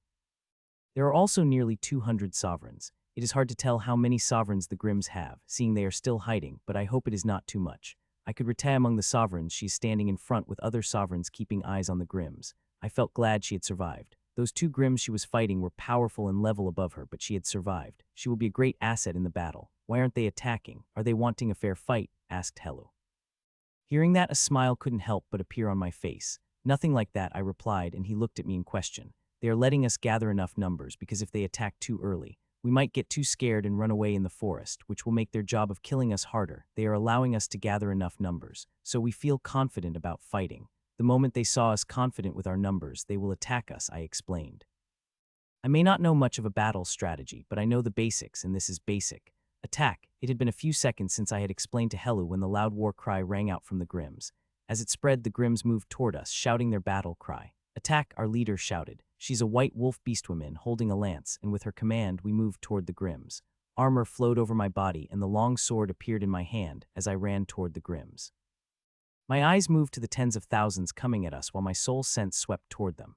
I have one target and one target only, to kill as many of the Grimms with the bloodlines as possible, and this battle is a perfect place to find them in huge numbers. It will be dangerous, and I might die. I would prefer it over other places like under the root, to the stray battle energies. I don't want to die that way. BANNNG, BANNNG, BANNNG. The sovereigns clashed in the air, sending out waves of energy that made everyone, including the Grimms, shudder. Thankfully, they are flying high enough that the waves of energy their battle produce is barely any threat to us. Still, I will need to keep some of my focus above, to avoid any accidents. The Grimms are getting closer and closer. I could feel the heavy vibration on the ground. It felt like an earthquake, and it creates a kind of suppression. Some people got so scared that they simply stopped, and not that I could blame them, even when I want to call them cowards. Cowards, said Helu, and I could only smile. The Grimms are not rare in this world, but not everyone had fought them. It might be the first time they have seen the Grimms and just got panicked. I hope they recover quickly because being frozen or running back into the forest wouldn't be a wise choice. They are close, said Helu with a shaking voice as the Grimms appeared close to us. There is only around a mile of distance between us, which they will cross in a few seconds. I have already picked several targets and I will attack. The only thing I have to do is cross the distance and fight them. Both armies got closer and closer to each other for a second before finally clashing. Kill the spawns. A loud battle cry rang out as the armies met and clashed. The clash was so powerful that it shook me, but I continued moving. Die human, said the blue Ratman, appearing directly in front of me with a black dagger in its hand, which is moving at me at a very fast speed. The Ratman is at mid-primary III. It does not have a bloodline, but I will have to kill it to reach the Grimm with the bloodline. Burst 90. The immense power flooded into every part of me. I decided to go high from the beginning. This is a battle where enemies could come from any side. The more prepared I am, the better I will deal with whatever coming my way. I dodged the attack by an inch and moved my sword forward. Putch, the Ratman's eyes widened seeing the blade, and it tried to dodge it, but my sword was too fast. It had touched its chest before it could activate any defensive method before piercing through it. A moment later, the Ratman had disappeared, and I moved ahead. Hun. I had just taken a few steps to reach my target when I saw a white axe coming toward me. It was a bearman that is attacking me, with the intention of hacking me and a beastman beside me to death. Clang, Putch, Huma. I defended, and it opened its mouth and let out a few words when it suddenly stopped seeing me in front of me, with my sword at its chest, before it disappeared. I nodded at the beastman and moved ahead. The battle is chaotic, like all battles are. The Grimms are a little more organized than us, which is a plus point for them. Unlike them, we are completely disorganized, with most people being never fought in armies like this. Though there are many like me who had fought in armies and had a great experience in fighting the Grimms. These are dancing on the battlefield. Fighting, killing before moving to another prey without wasting a moment. I had to kill another Grimms before I reached the prey. It is fighting alongside other Grimms against horned race women. The red Crockman seemed to have sensed me coming toward it as its eyes turned to me. Handle it for a moment. I will have finished this human in a second, said the red Crockman to its friend and appeared beside me, before swinging its red saber at me with a power that surprised me. It is a high primary III Crockman, and the bloodline makes it far stronger than average Grimms of its level. I could have chosen weaker prey, but I chose the strong from the beginning. As a killing, it will give me an enormous boost in advancement, which will increase my chances of surviving this battle further. It could also backfire. It can defeat me and it will be all over. Clang, our weapons clashed, and immediately a surprise couldn't help but appear on its face. A good prey, it said and grinned, seeing me stopping its saber without shaking, while I also smiled back before my expression turned serious, as it attacked me with much greater strength than before. Clang, our weapons clashed again, and this time, too, there was no shake from me. Instead, I smiled brighter. Try harder, I harder taunted, but instead of getting angry like normal Grims would do, the Crocman laughed while its eyes shone in the powerful killing intent. Since you want me to try hard, I will try harder, it said, and a thick red aura exploded from it. It is so powerful that it had pushed away several humans and Grims fighting around us. The aura moved up and formed a bloodline phantom. Seeing that, my eyes couldn't help but turn serious. Die, human. I screamed and swung its saber at me. The attack is dangerous, especially the red light radiating from the blade. It is hotter than the fire and burning the air itself. I did not think it would use its full power quickly. While I wanted to fight it for at least a minute to get to know its combat style, it is fine too. Burst 100. I activated the full burst and swing my sword. Since it is not willing to hold anything back, I will not do it either. With the full power of the burst, I swing my sword at it. Clang, my sword clashed against its saber, shaking me immediately, while at the same time, red light enveloped me thoroughly and I had experienced its full power. It is not just extremely hot, but also has a powerful binding property. It had frozen me the moment it enveloped me. I felt like I was stuck in solid concrete with no way to escape. A big smile appeared on its face and it immediately. It swings its saber at me for the killing strike. No change occurred until its saber reached halfway, when suddenly all the red light covering me had vanished and I moved my sword in defense. Clang, I stopped its saber while it watched with wide eyes. How? It asked after a moment of silence. You are not the only one with the tricks, I said, and immediately a smile appeared on its face. A smile filled with anger. Good.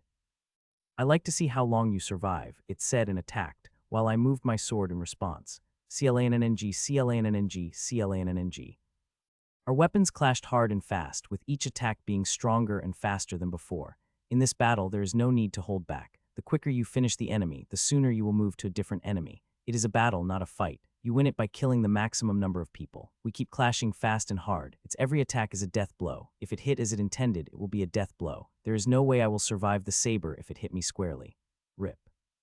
Nearly a minute later, its sword slashed through me, giving me a gruesome wound that reached my go from my chest to my stomach. You have survived. You will not survive the next, it said, and used that move again. Its body bathed in red light while it came at me with blurring speed. It is an amazing move that caught me off guard. A move that should only be used once, especially against an enemy like me, who record everything and had clones to study everything.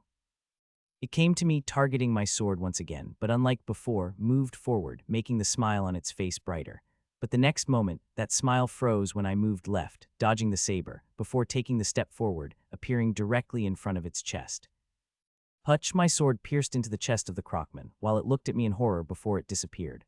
It had just disappeared when I felt the powerful attack from behind and moved to dodge it immediately. Rip, I was not fast enough and the sword grazed my back, giving me a gruesome injury. It is freezing, so much that I felt like it would freeze me to a popsicle, and it might have if it was not for my energies acting to contain the energies from the attack. I turned back and moved my sword to defend myself from another attack. Clang, my sword clashed against the icy blue sword of the lizardman. The lizardman had icy blue scales and dark blue horns. I had fought icy lizardmen before, but this is not from that tribe. I do not care about that, as there are more important things to be worried about. One, it is the most powerful Grim I had fought. It is a peak primary III Grim, a powerhouse that has stepped away from reaching the sovereign stage. Not just it is powerful, but also has experience. Its first attack is proof of that. It is difficult to sneak an attack on me. I am feeling quite excited. It had been a long while since I had fought against the cold-blooded lizard, I said, and immediately bubbling hot anger appeared in its icy cold eyes. You have a sharp tongue. I will see if it is sharp as now when I freeze you over, it said, and attacked with an icy blade with more power than before. Clang. Our weapons clashed before they attacked again, and then another. Its sword moved fast like a lightning but held the power of the storm. If not defended well, I will get swept in it. It is quite scary, the way it is using the momentum of each strike to power up its next strike. If I did not know how to defuse it, I would have been slain by it now. It seemed to frustrate it, but it is not letting that frustration affect it, instead of channeling it all toward me. I did not make any other move than defend. I am going to wait till I get a boost before going on the offensive against it. As with my current power, defeating it is a very hard task. Thankfully, the harvest had begun in a few minutes. I will have a strengthening energy I need to defeat it. We fought for a minute more before it suddenly stopped. You might not have much power, but you defend quite well, said Lizardman, in front of a powerful Grim like you. It is the only choice I have, I replied with a smile. My reply widened its smile, and a grin appeared on its face. Well then, I hope you will be able to defend this. It said that ice must begin to come out of its body with its aura rising. Everything around me becomes cold. It was so cold that those who were fighting near me had stepped away. I did not. The cold may be powerful, but I do not fear it. What I fear is its sword. Soon the mist had enveloped its sword completely, and aside from the hand, nothing could be seen. Now die, it said, and took a step forward before they appeared in front of me and swung that icy blue sword. As the sword came closer to me, I felt the temperature decreasing rapidly, till the air itself had frozen. It is so cold that anyone below the power of primary III would simply freeze in a second. I did not waste even a second and moved my sword to defend myself. CLANG. The icy sword clashed against mine, and the icy energy enveloped it, trying to freeze it and the energy covering it. Before moving toward me in a second, it had enveloped me. As it happened, it attacked again, and I responded immediately. The mist covering me tried to impede my movements, but I sliced through it. The powerful and more suitable to area effect than direct clash, which is more dangerous for me. It is still not powerful enough to stop me. It will have to go through my armor first, and doing that is not easy. CLANG. It attacked furiously like a storm, using denser and denser ice-cold energy, till it became like mist, wanting to freeze me, but it will not. This fighting strategy will work on everyone, but not me. I'm good at fighting, but there is another reason I survived it for a long, and that is perception. It is people's perception. It is what they see and what did not. People do not understand that physical attacks work is my weakness, while energy is nearly useless as it did not overwhelm me. They do not notice it. It would be wise to say I did not let them notice acting such that even the most intelligent wouldn't notice it. Power is important, but it is not enough to keep one alive in this cruel world. One also needs to be smart and adaptive. Only through this one could survive for a long.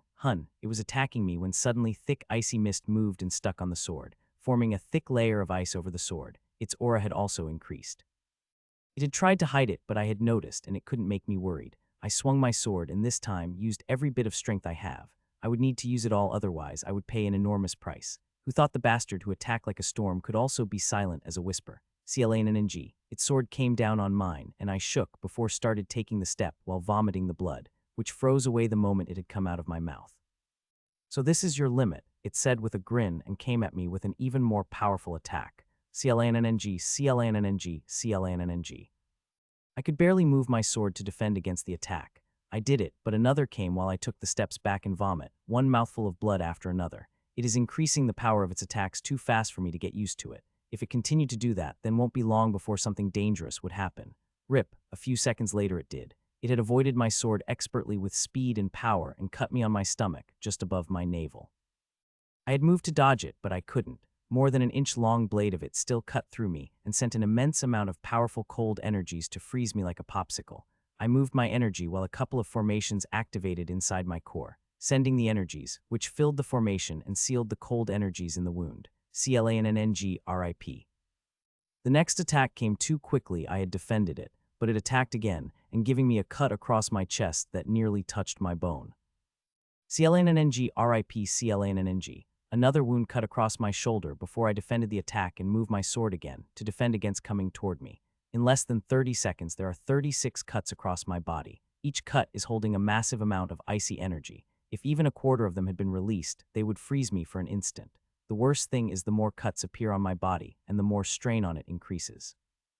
It won't be long before it will not be able to hold off these powerful energies, even with the help of formation in my core. I am impressed, human. I have seen no one dealing with my energies before. Once I killed you, I will dissect every part of you and find out how you have defended against my attack. I am sure it will help me a lot in dealing with pesky enemies like you in the future, it said without continuing with the attacks. Its eyes are confident, like it knew it will kill me.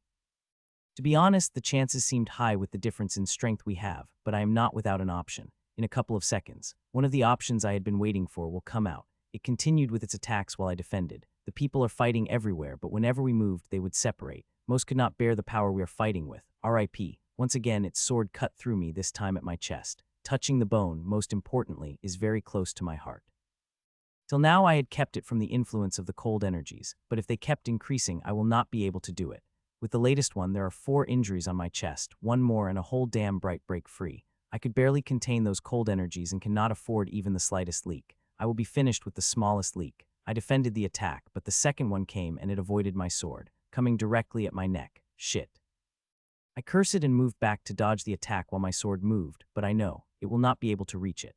It had happened so many times in the battle that I reacted instinctively the moment I saw it avoided my sword. Its giant blade came closer and closer to my neck while I moved back to dodge it. Till now I had avoided the neck at any cost, but this time, it seemed it was unlikely to happen. Still, I will, because that giant sword will need a couple of inches into my skin to kill me. Rip, I could not stop the sword, but instead of cutting, it just grazed through my neck, giving my neck a tiny cut with a sword that is half as thick as my neck. I sealed the energies immediately and moved my sword to defend against its coming attack. Buzz, 4 attacks and 1 cut later. My core shook and a flood of energy came out of it. It felt like I had been waiting for it for days, despite being a little less than 3 minutes. The Grims were too powerful, making me feel every second like an hour. The energy flooded into me and I controlled it, focusing more on strengthening rather than healing the injuries. I did not leave all my injuries, I healed some of them with the strengthening energy, about 10 of them. Every one of them was in a fatal spot. Hun, it seemed like you have been hiding your strength, said Lizardman a couple of seconds later. It was necessary. To deal with you, I replied with a smile, hee.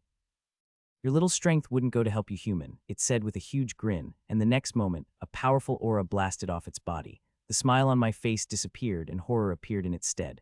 While inside, my expressions are calm. It is a risk to reveal the strength when the energy barely strengthened me, but the one I took, as it will help me quickly get my rising power under my control. If I hide it and use it all at once later, this bastard might take advantage of my loose control. I wouldn't have taken the risk if it hadn't been such skilled. It could be said that it was Grim who had forced me to take such an enormous risk. It attacked with enormous power, freezing the tens of meters around us and forcing people to retreat in a hurry. I did not retreat and swung my sword with my power. I did not hold back anything and would add every big as more of the strengthening energy with me. CLANNNG. Our weapons clashed and I was nearly shot back by the force of the attack. It also brought a torrent of cold energy, but I did not care about that, as I rapidly took the steps back without vomiting the blood. The strengthening energy immediately healed my internal organs, and so did the faint cracks in the bones of my hand. The injuries had just healed when the lizardman appeared in front of me and attacked again. CLANNNG.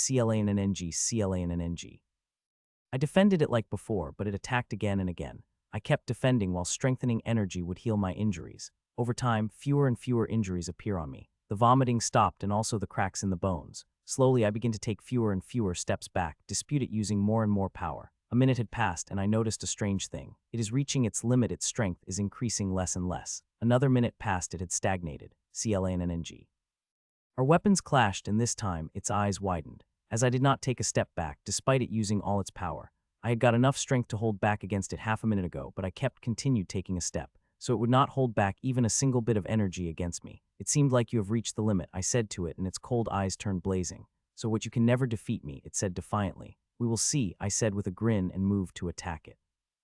The boost will not make me stronger than it, but I never needed to be stronger than my enemies to kill them. I only need to see the gap between our strengths, not too large as it had been before. Now, with strengthening energy, the large gap is shrinking, and it will reach to level. I am comfortable with it. CLANNNG. I attacked and it easily defended, and it is the same as the next and the next one after that. It is powerful and skillful. I will need far more than it to kill it, and I am slowly reaching it there. As my body merges with more and more strengthening energy, a few minutes passed and I continued attacking it. The strengthening energy had finally been digested, and I am now moving to kill it. Try harder, human. If this is all you have, then you can forget even nicking me, it said and attacked me.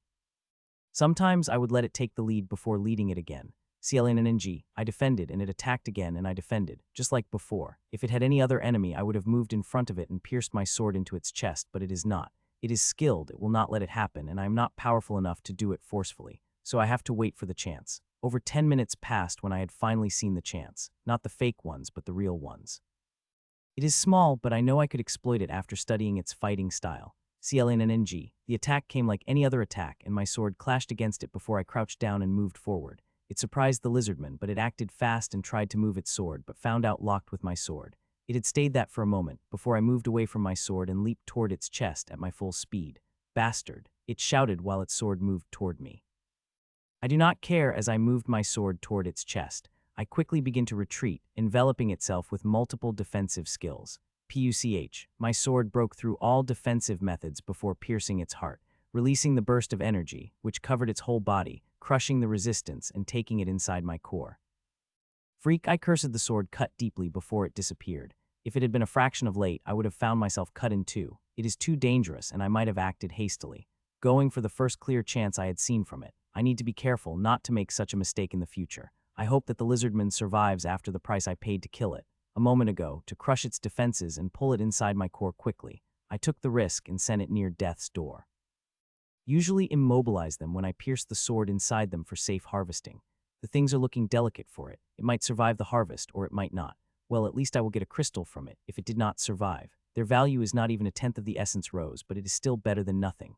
I had just landed on the ground when I saw a sparrowman coming from the air. It is very fast and powerful, a high primary III, and seeing the way it is coming toward me. It is quite experienced in it. It took it a second to reach me, and it swung its two long swords toward me. A powerful move not many could defend, not to mention. Even if one can defend it, the second blade will cut them into two. Die human, it said as its blade reached very close to me. It smiled, thinking I'm already dead, and that the closer its blade gets, the wider its smile would become. Soon, the blades were just an inch away from me. When suddenly the smile on its face froze as the blade touched me, or rather after image. Putch, the shock in its eyes turned to horror when it felt something sharp on its back, but it was already later. As the sword had pierced its chest and a moment later, it disappeared. I landed back on the ground with an expressionless face. I am in pain. The injury on my back is painful. Every movement I make sent a painful pulse that I could barely bear. I wish I could heal it, but I could not as the wound has dense, icy energies. I am currently focused on whittling away the energies, but it will still take a few minutes before healing it. A few minutes might not seem much, but it is life and death in a place like this. It would have been great if the lizardman or sparrowman had the bloodline, but unfortunately they did not. I will have to heal the injury on my own. Pialfandalfa Ninua 1, SOM still, I could not wait around for it to heal. I will have to continue fighting or Grims will come at me. I do not want that. I want to choose my opponent, those with bloodlines. I looked around at thousands of people fighting. Many died by the minute, both natives and the Grims. From what I could see, nobody was having an advantage, and seeing that, I couldn't help but feel relieved. I had feared the Grim will get an advantage because of their large numbers and discipline. Still, the natives are difficult to deal with, and if they had the experience the people of my world had, we would have been chasing the running Grims. The Grims of our world would never fight us unless they have at least 2.5 times our number. Most of the time, they would have 3 times more numbers. It was their stable. It took me a second to look at all the Grims before I chose the one I need to fight and moved toward it. Every movement is giving me pain, but I bore it as I took the step toward my prey. Die, you bastard, shouted the werewolf as it appeared in front of me before swinging its claws at full power. It is a high primary III and is about just as powerful as the sparrowman. It did not have a bloodline, PUCH. I appeared in front of it and pierced my sword into its chest before its claws could cross half the distance between us. A second later it disappeared and I walked toward my prey. It is 400 meters away from me, but there are many people and Grims fighting in between.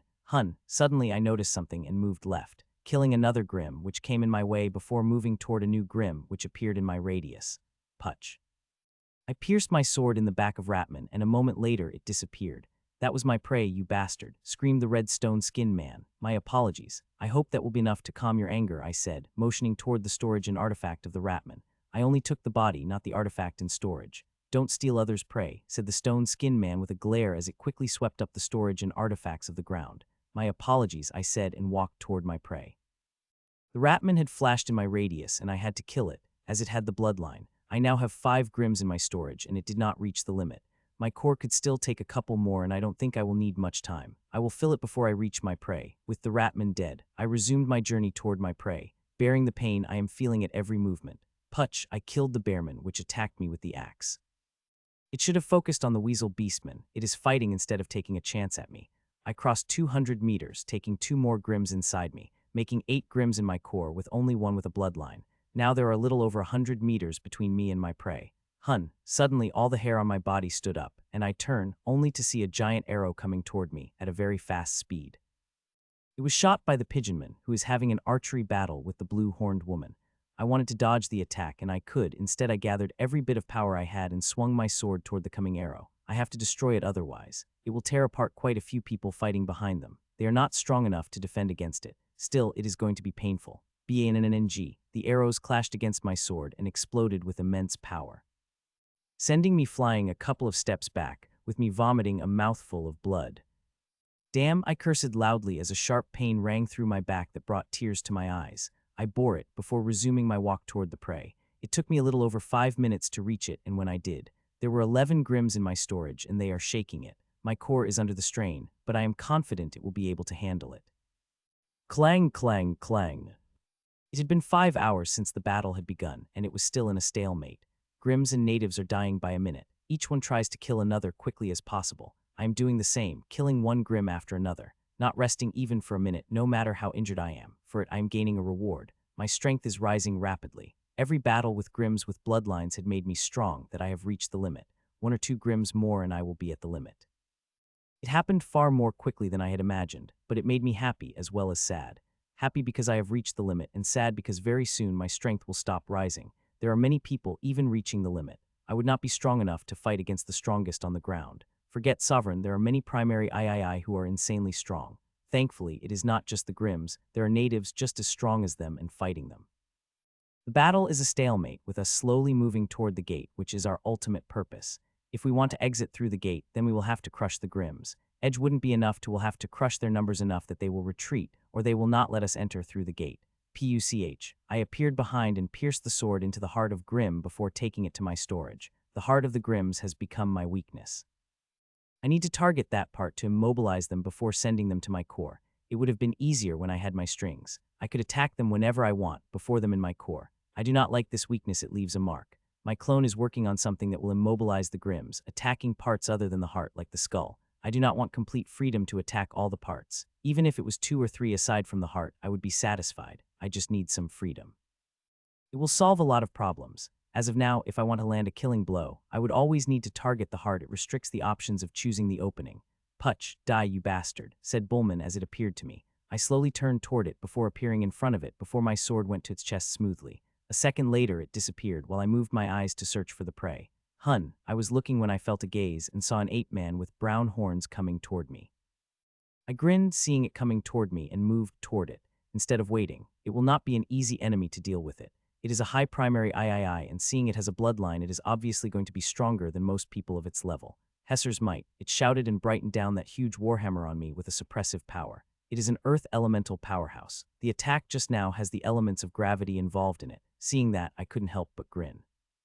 I love it when there is something different from the usual elements. It makes the battle fun, and sees it as a Grim with the bloodline, it is double fun for me. CLANNG, my sword toothpick sword clashed against its huge warhammer, stopping it in its tracks while making the eyes of ape-man wide. It would be a lot more fun. If you use your full power, I said with a grin.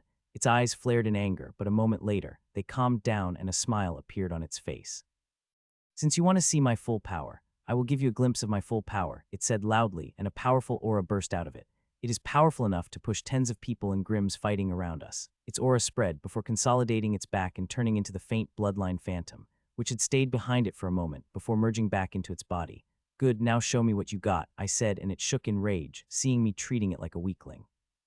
Silvery brown energy flared around the head of its hammer, and it was brought down, immediately increasing the gravity by over 3 times. This place already has a higher gravity, and now it is attacking with such an attack. CLNNG, I defended, and the strong elemental power filled me as gravity came at me, wanting to make a misshapen mess under its power. I can't imagine the things this power had done to people. It is making me want to kill it more. Human, I will kill you. Roared the ape-man out suddenly and attacked again, but with a more powerful attack than before. Maybe it might have got angry, but I had defended its attack without any shaking. It was a terrifying attack, and if it had come at me at the beginning of the battle, it would have crushed me, but now after killing so many Grims with the bloodline, it is difficult, even for someone with this kind of power. CLANNG, CLANNG, CLANNG.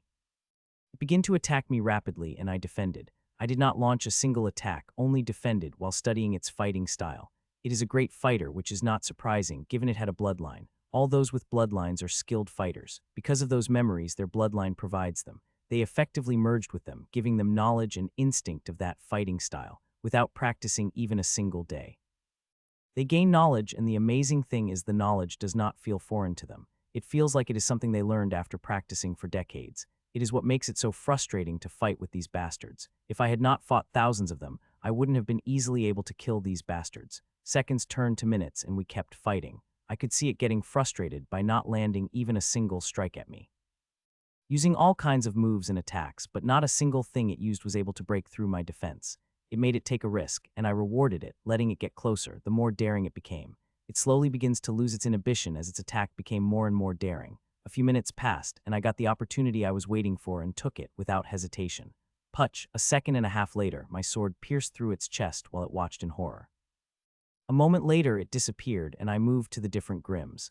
A A few minutes passed, and strengthening the energy released from my core increased my strength rapidly. My body continued to absorb the strengthening energy till it stopped doing it. It may be sudden, but not surprising. I had been expecting it. The limit.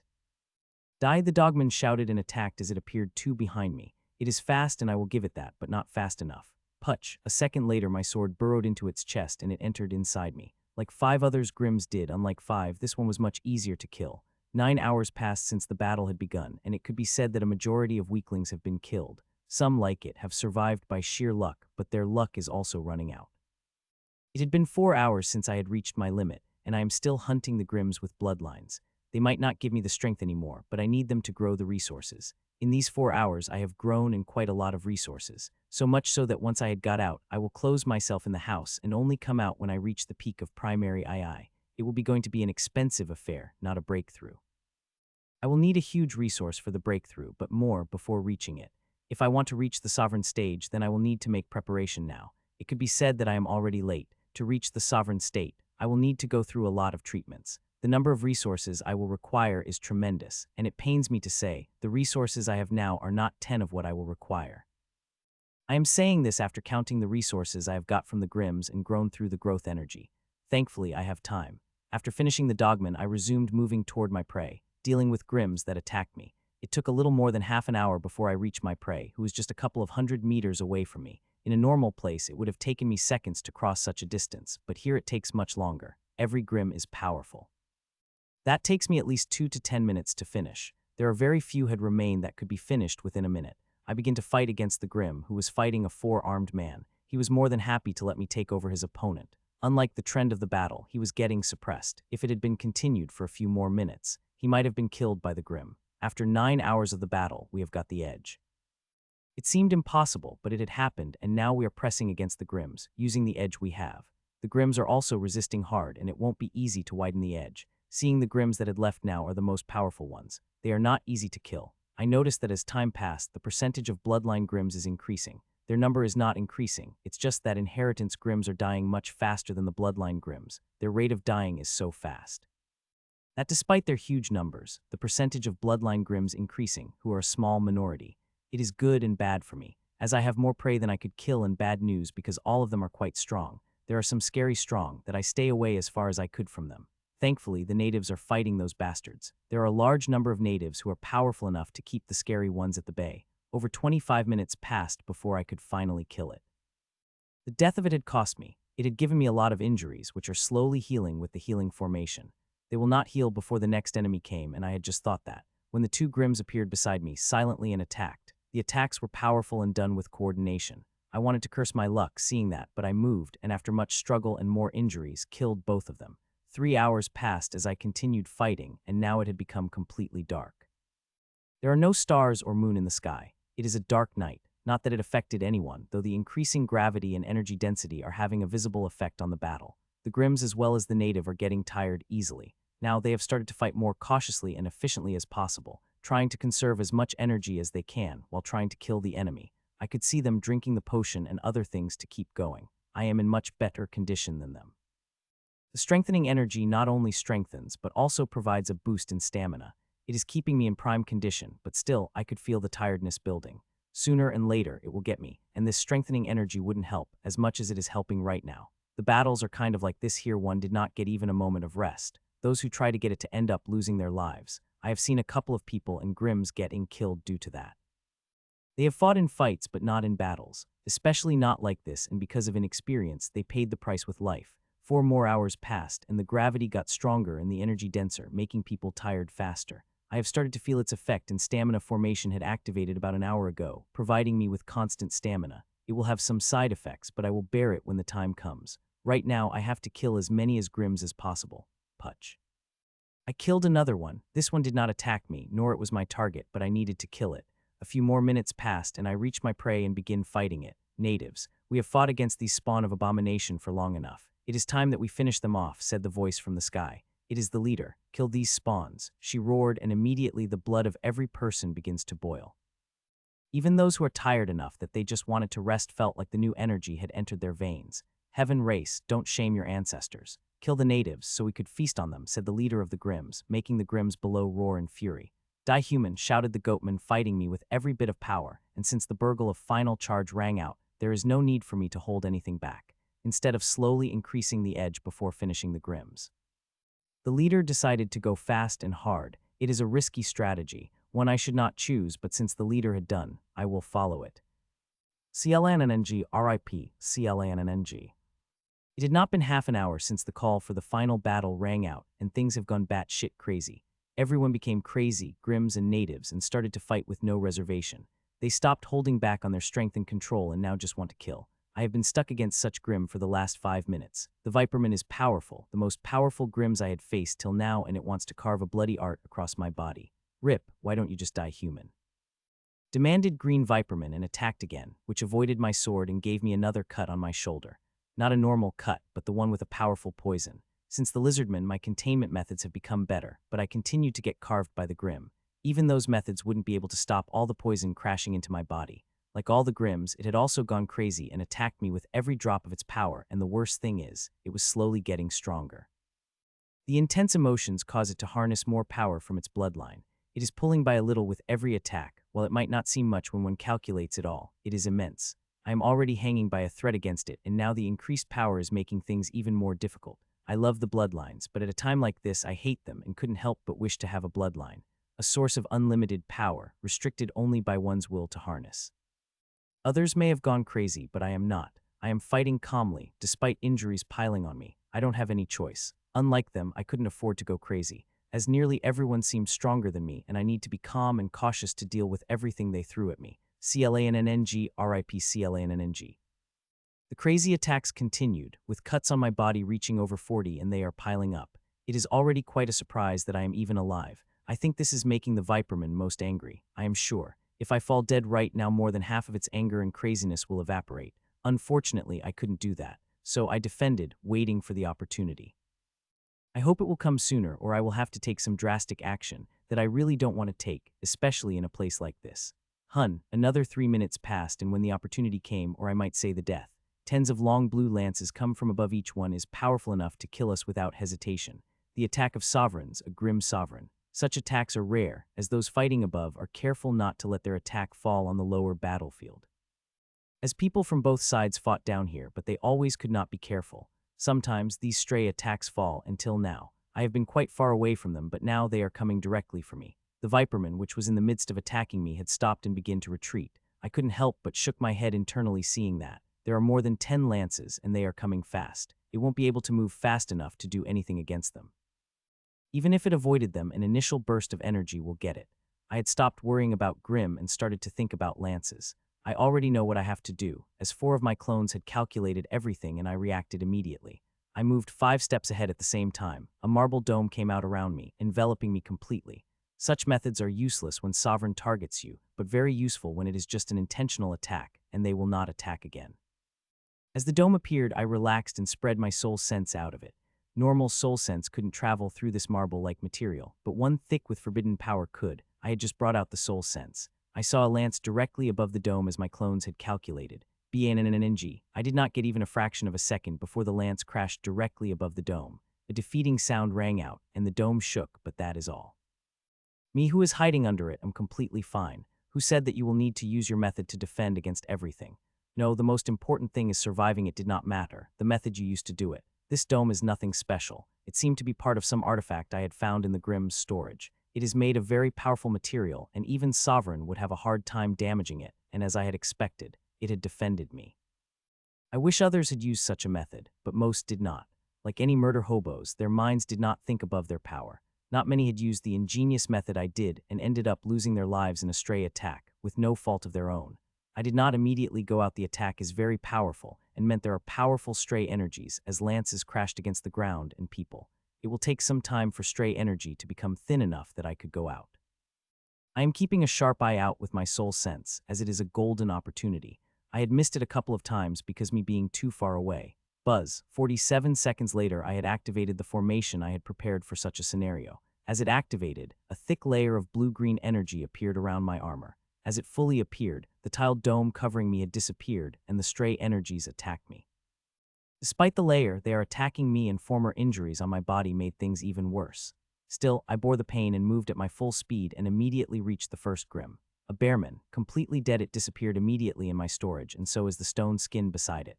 I collected the bodies without stopping for a moment and soon reached the viperman I was fighting. The bastard is alive. It had a special artifact. It protected it from stray energy, but lost power in the first 10 seconds. The viperman who was running in its protection could not bear the energies and fall.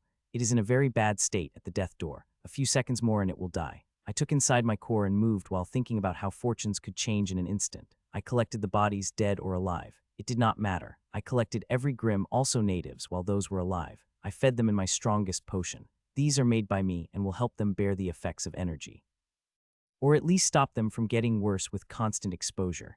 As for whether they survive or not, I don't know. I have done everything I could. The healer in me wanted to help them more, but I was at my limit. The potions are the most I could do, as I am not powerful enough to help them deal with the stray energies of the sovereign's attack.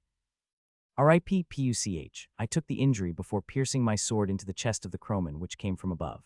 A second later, it had disappeared, and I immediately moved to another grim. There is not a second to waste since the call for the last charge. The shit had hit the fan, not only on the ground, but also above. There are several attacks have come down from above, killing many people. I had been lucky to survive such a stray attack, but many didn't, with no fault of their own. It had been an hour since the last charge, and more people have died than 4 hours before then. All these people are strong, but they are dying every second. It had become less of a battle to conquer the gate than of survival. For me, it had become a battle for survival. With both sides using everything, they have to kill the other. The bastards are responding aggressively, especially in the past half an hour, as their numbers begin to decrease rapidly, that now there are more natives than the Grims.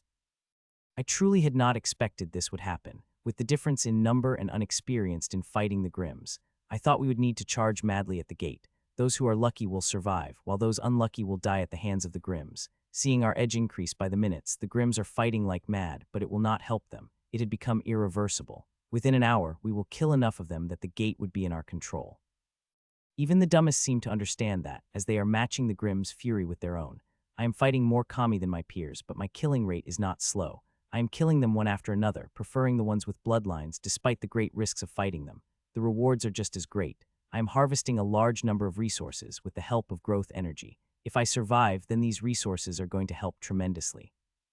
So it might be a risk, but it is the one I am willing to take. Slash, die, I shouted as Bullman slashed it across its leg. It is a harmless wound, but I cut it to annoy it.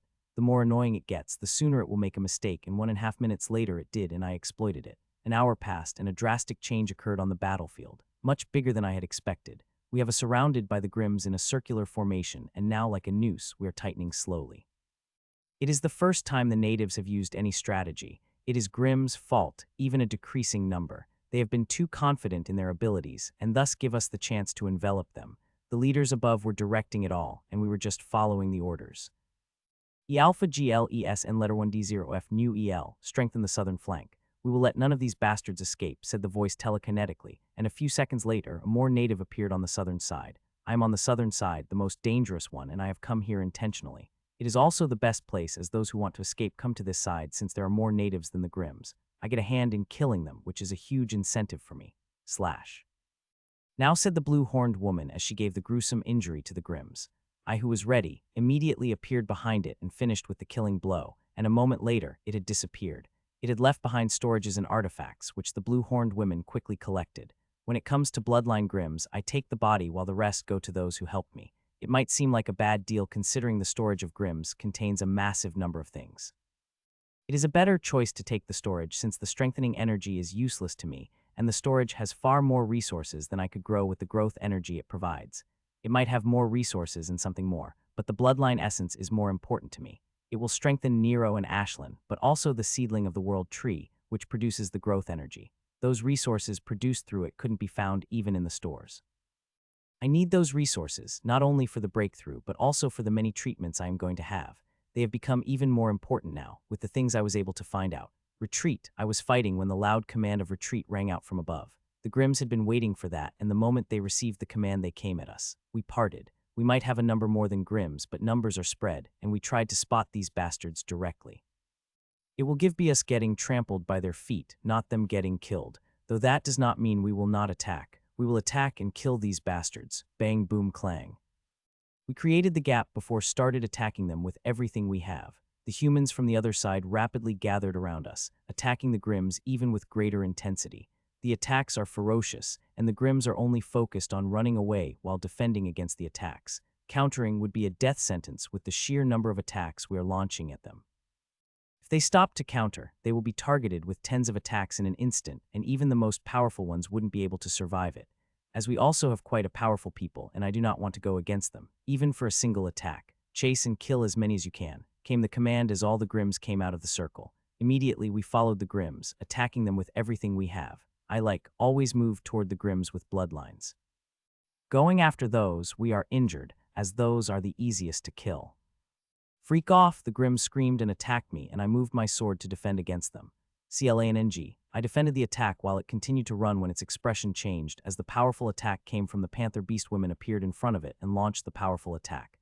CLANNG. It defended it barely, but the very next moment, it widened as my sword pierced into its chest. It disappeared inside me a second later, and I moved toward the different prey. I want to get as much as Grimms as possible, not just to harvest them, but to also save the souls. If they survive, they will create trouble else. The more they die, the better it will be for us. Thousands of Grimms ran toward the forest while we chased them, killing hundreds by the minute, using everything we have. We only have a few minutes. Once they entered inside the forest, we will have to stop. We did not get that command yet, but it is a simple common sense. Stop, the leader commanded as the last Grimms entered the forest. We stopped watching the Grimms running away into the forest, with many having relieved smiles on our faces. We have finished the Grimms. There is still a large number, but as long as we are together, they will be able to do anything against us. Not to mention, we will not be here for long. Soon, we will enter the formation for which we had fought this bloody battle. Hun.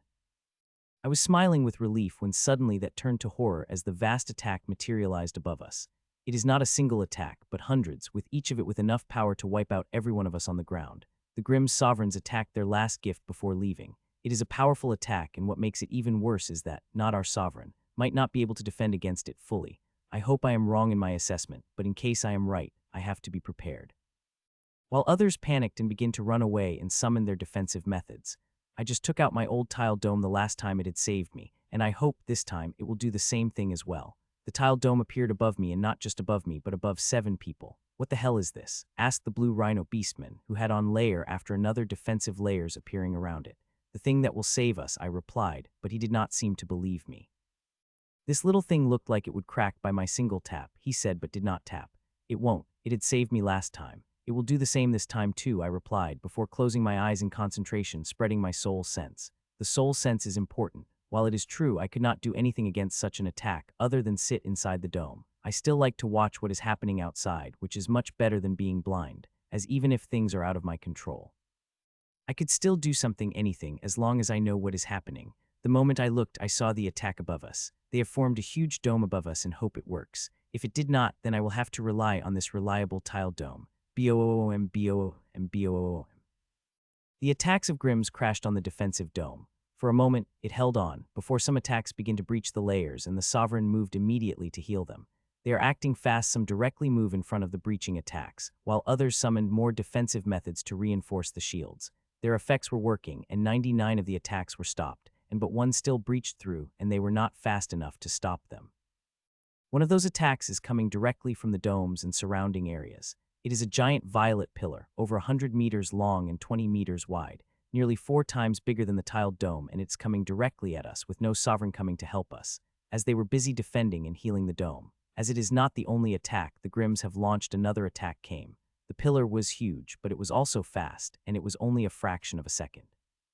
An instant appeared above my tile dome, after breaching the defensive methods. BANNNNG. Eagle Snova 1, SOM, the pillars crashed against the dome, and it shook before turning bright red, instantly making the temperature inside reaches high enough to danger to primary III. Thankfully, no energy leaked inside. This is great because the heat might be dangerous, but the energy would certainly kill. Damn, cursed the Rhino Beastman. All the energy and haughtiness had disappeared from its eyes, and now there is only fear. It might not have seen the attack, but it had felt it and knew what would have happened if the dome wasn't here to protect us. BOOM, BOOM, BOOM. We had just defended against the attacks when I heard another attack against the defensive shields. It is powerful as the last one, but this time the natives were to better prepared, and only a fourth of the attacks of last time were able to breach the defensive shields. Even among those breached, half were dealt with by them. I wish I could feel relieved, but the third wave of attack came, and it seemed to be more powerful than the other two. Boo and boo and boo. It crashed against the defensive shields, and to my surprise, not a single one was able to breach through it, the shields. They have defended every single one of them. Seeing that, a small smile couldn't help but appear on my face. I watched for another wave, but it did not come, though the sovereigns did not move from their spots. After more than a minute, they moved, and the first thing they did was to neutralize the energies of the sovereigns' attacks. They are dangerous. Even seconds of exposure from sovereign energies around the dome will kill half of the people beside me. Even I wouldn't be safe.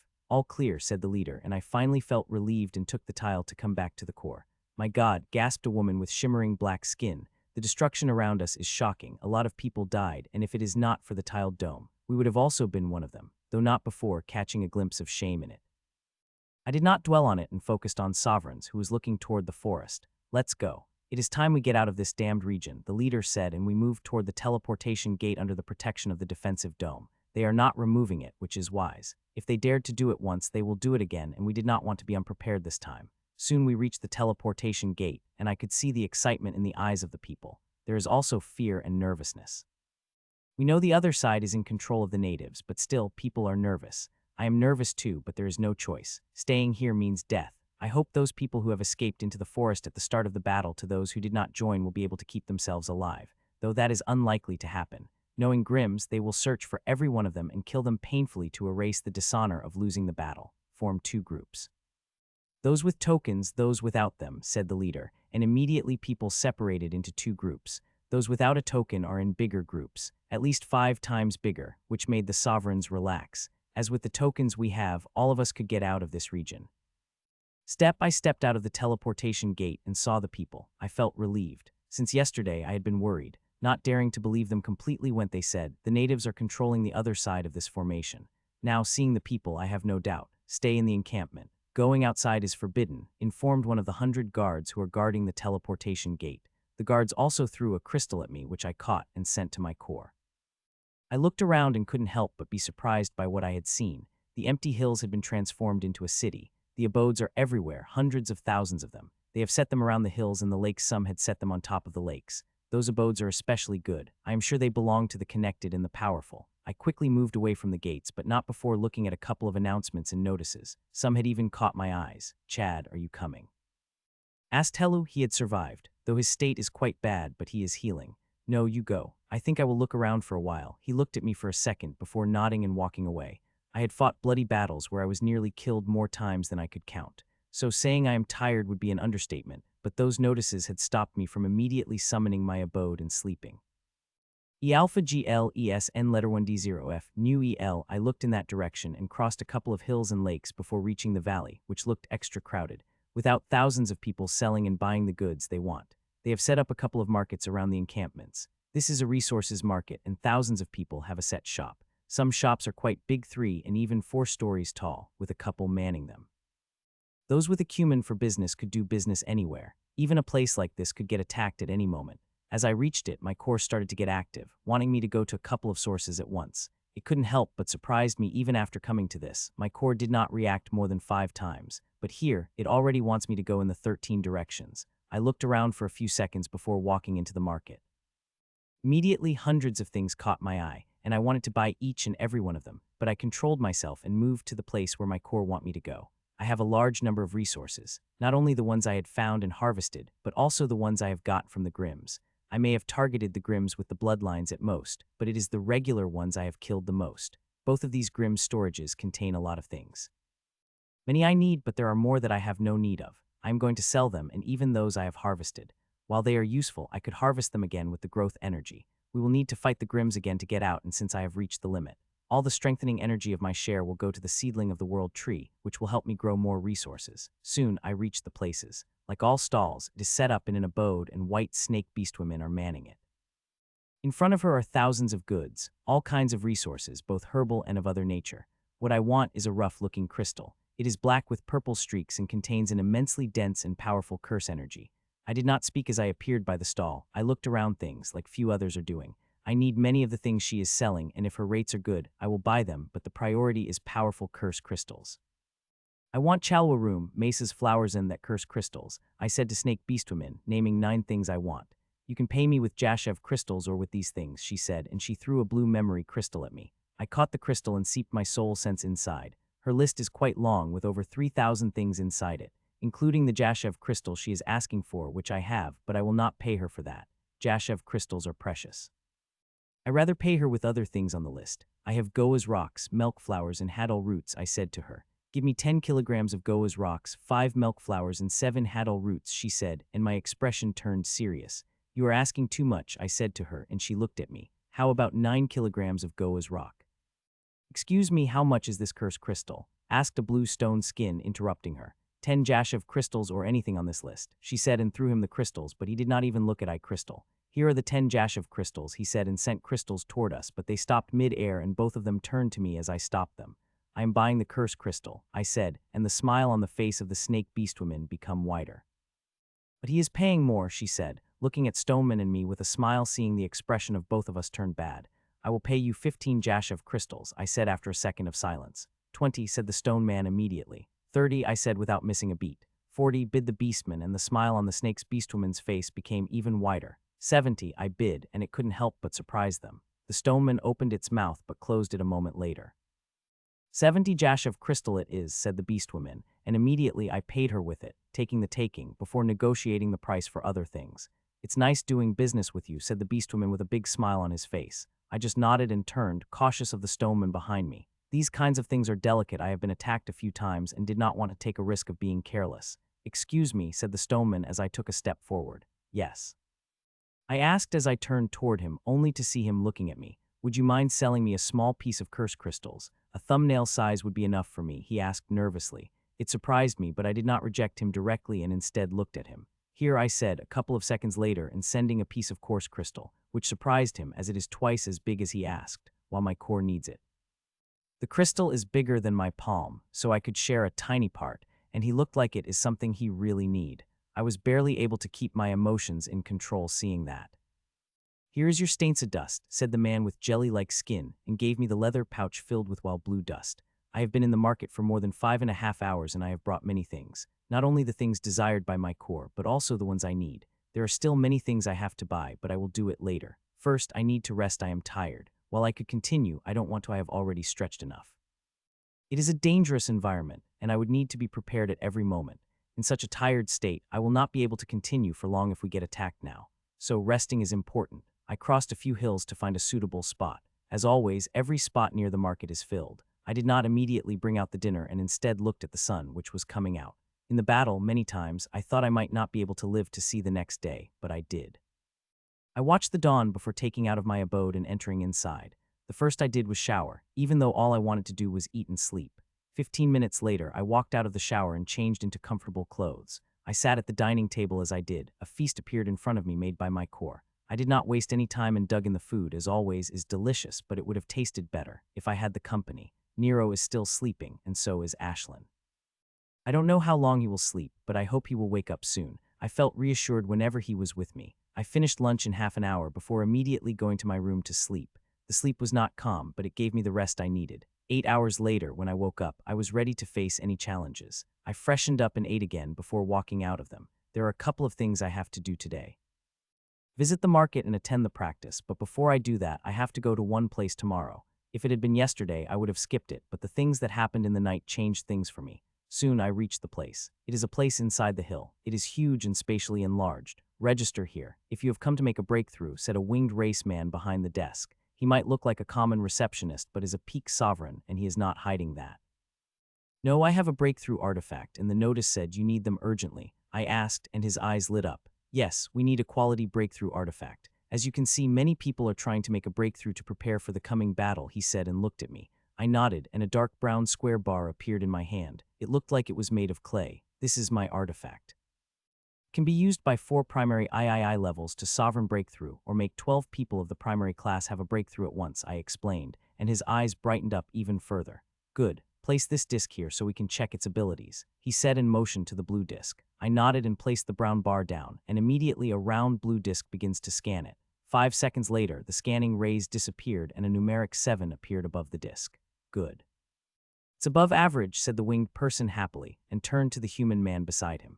Grove, take this gentleman to the hall and use 4 primary for the test breakthrough, he commanded. Yes, sir, said Human and led me to the hall, which is divided into hundreds of mini halls by every wall. These walls are semi-transparent, and I could see people making a breakthrough in each and every one of them. Soon, he took me to the empty hall. Wait here, I will bring out the people to make the breakthrough, Grove said and walked out, while I brought out the bar, which became bigger as it touched the ground. It is my breakthrough formation, and why I am doing this, because I have found an amazing thing. The energy that was created during Sovereign Breakthrough merged with the bubbling soil. I had created something amazing. The mix of them had advanced the breakthrough formation by several levels. Not only that, the substance created by the merge of them is useful, and not only in a breakthrough formation only. It is not just that I had added a couple of test formations. These formations will do some tests on people who were making breakthroughs without harming them. The data from the tests will be very helpful to me in designing the treatments and my breakthroughs, so it wouldn't be my loss, even if no breakthrough to sovereign or above occurred. It is far better than the above-average breakthrough formation, especially after consuming the substance made from the soul and energy of the sovereign breakthrough, though it is such a regret that I won't be able to take much of resources. The people of 4 races are watching, and I am taking a risk bringing this out. I don't want to take bigger risks in taking resources, so this bar only takes 1 of resources and 3 of the energy. It will manage that sneakily even the sovereign wouldn't be able to catch the theft. I was busy in my thought when the grave returned to bring 4 early primary III, each belonging to a different race. Is everything ready? Asked Grove. I nodded, and he turned to 4. You 4 can begin, he said. They looked around nervously before sitting on each bracket, keeping the distance of 1 square bracket between them. They do not need to, no matter where they sit, result in it will give would be the same. Even if 12 people made the breakthrough together, the result would be the same. Buzz, buzz, buzz, buzz. Few minutes passed and they made their preparations before finally starting the breakthrough. The moment they started, the formation inside also activated, sneakily performing the tests. My breakthroughs are going to be slightly different, but I will need a huge amount of data to verify and perfect the path I had designed. This is the best chance to get that data, as once I got out of here, I will not get the opportunity to gather such data. For the next 2 hours, everything went well, when a problem occurred suddenly with a woman with a stumped horn. It is not a small problem, as it would have failed her breakthrough, but the formation fixed it, without taking help from me or my clone. Seeing that, a proud smile couldn't help but appear on my face. You 12 can begin, said Grove to the 12 people, and they followed his command. A few minutes later, the breakthroughs begin. The 4 people had finished a few minutes ago, and he immediately brought the 12. It had a little disappointed me that he did not bring the peak primary III, but these are fine too. The tests I have performed on the 4 had given me tremendous data, and these 12 will give me more. Some people are even doing it without artifacts, he said, shaking his head. I am sure more artifacts will come after people from other regions come, I said, to which he smiled. I waved and walked out of the hall, leaving him and 12 other people to make a breakthrough in the formation I had created. I wish I could stay more, but I could not. There are many things I have to do in little time. As I walked through the vast hall, I saw people making breakthroughs everywhere, with a large number of them waiting for their chances. The breakthrough artifacts are necessary, but it will increase the chances. So people will wait and even pay for it. I just hope at least 1 sovereign would make a breakthrough in my formation. I need that fusion energy produced during the breakthrough. It created quite an excitement in my heart, and I want to research it, especially the material which is created from fusion energy and bubbling soul. Soon, I walked out and went to the market directly, and immediately my core reacted. There are 7 things it wants, and I am going to buy them. It took me little more than half an hour to buy all the 7 things before I started to do the shopping in the earnest. I have a lot of resources that I do not need, and I am planning to replace them with what I need. I will require an immense number of resources when I got out. Reaching the sovereign class is not easy. It is hundreds of times harder for someone like me, who has the forbidden power and is an idiot or daring enough to create a core with it as its primary element. Now I need to pay the price. I am more than willing to. Without it, I wouldn't have been alive. Even if I knew at the moment I made the decision that the price I will need to pay in the future, I would have still made the decision. It had been worth it. My world is worth it. Without it, I wouldn't have been able to save it.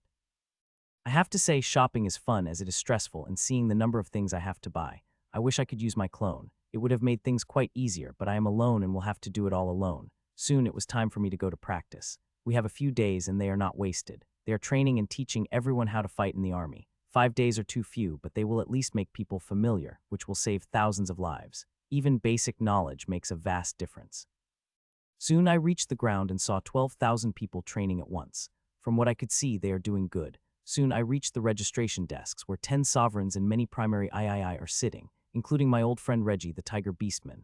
Name, asked primary III as I appeared in front of him. Chad Bentz, I replied, and Aura scanned me and noted down my level. Any army experience? He asked. Over a decade, I said, and he turned to me. Go down in the valley. He said, pointing to the opposite where 12,000 people are training. 2 hours later, I returned with a smile on my face. The training is 12 hours long and every day, till it is time, but mine had lasted for less than 2 hours and I did not have to join it any further. They have tested me with many basic maneuvers and I aced it all. This is not surprising, considering I have fought in hundreds of battles. I went back to the market, and not the resource market, but the one that is selling artifacts and tools. It is not big as the resource market, but it still has many things including spatial abode. I really want to buy that thing, and with the fortune I have I might be able to, but I will not. In my current state it is a waste. I am not strong enough to have it. Only those with the power of sovereign should have it or it will bring trouble. Still, I couldn't help but feel longing for it. A spatial abode is a great thing. It makes a lot of things easier. With regular abodes, I have to be careful with every inch. With the spatial abode, I do not need to care about that. Eaglesnova 1 SOM. This prime world spatial abodes are much better than I had in my world. They might have much smaller space, but they offer great functions like stealth. Though I know not all spatial abodes have functions like Ritaz, Man Can Dream. A little more than an hour passed, and I was preparing to walk off the market, as I had spent more time than I was willing to when I stopped for one last thing. It is nothing important, and I do not need them, but they looked so good that I wanted to buy them.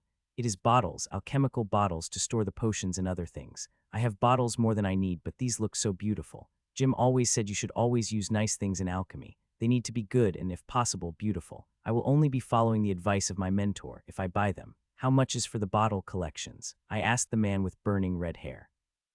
Instead of answering, he motioned toward the screen, which changed as I looked, showing the rates for the bottle collection in different currencies.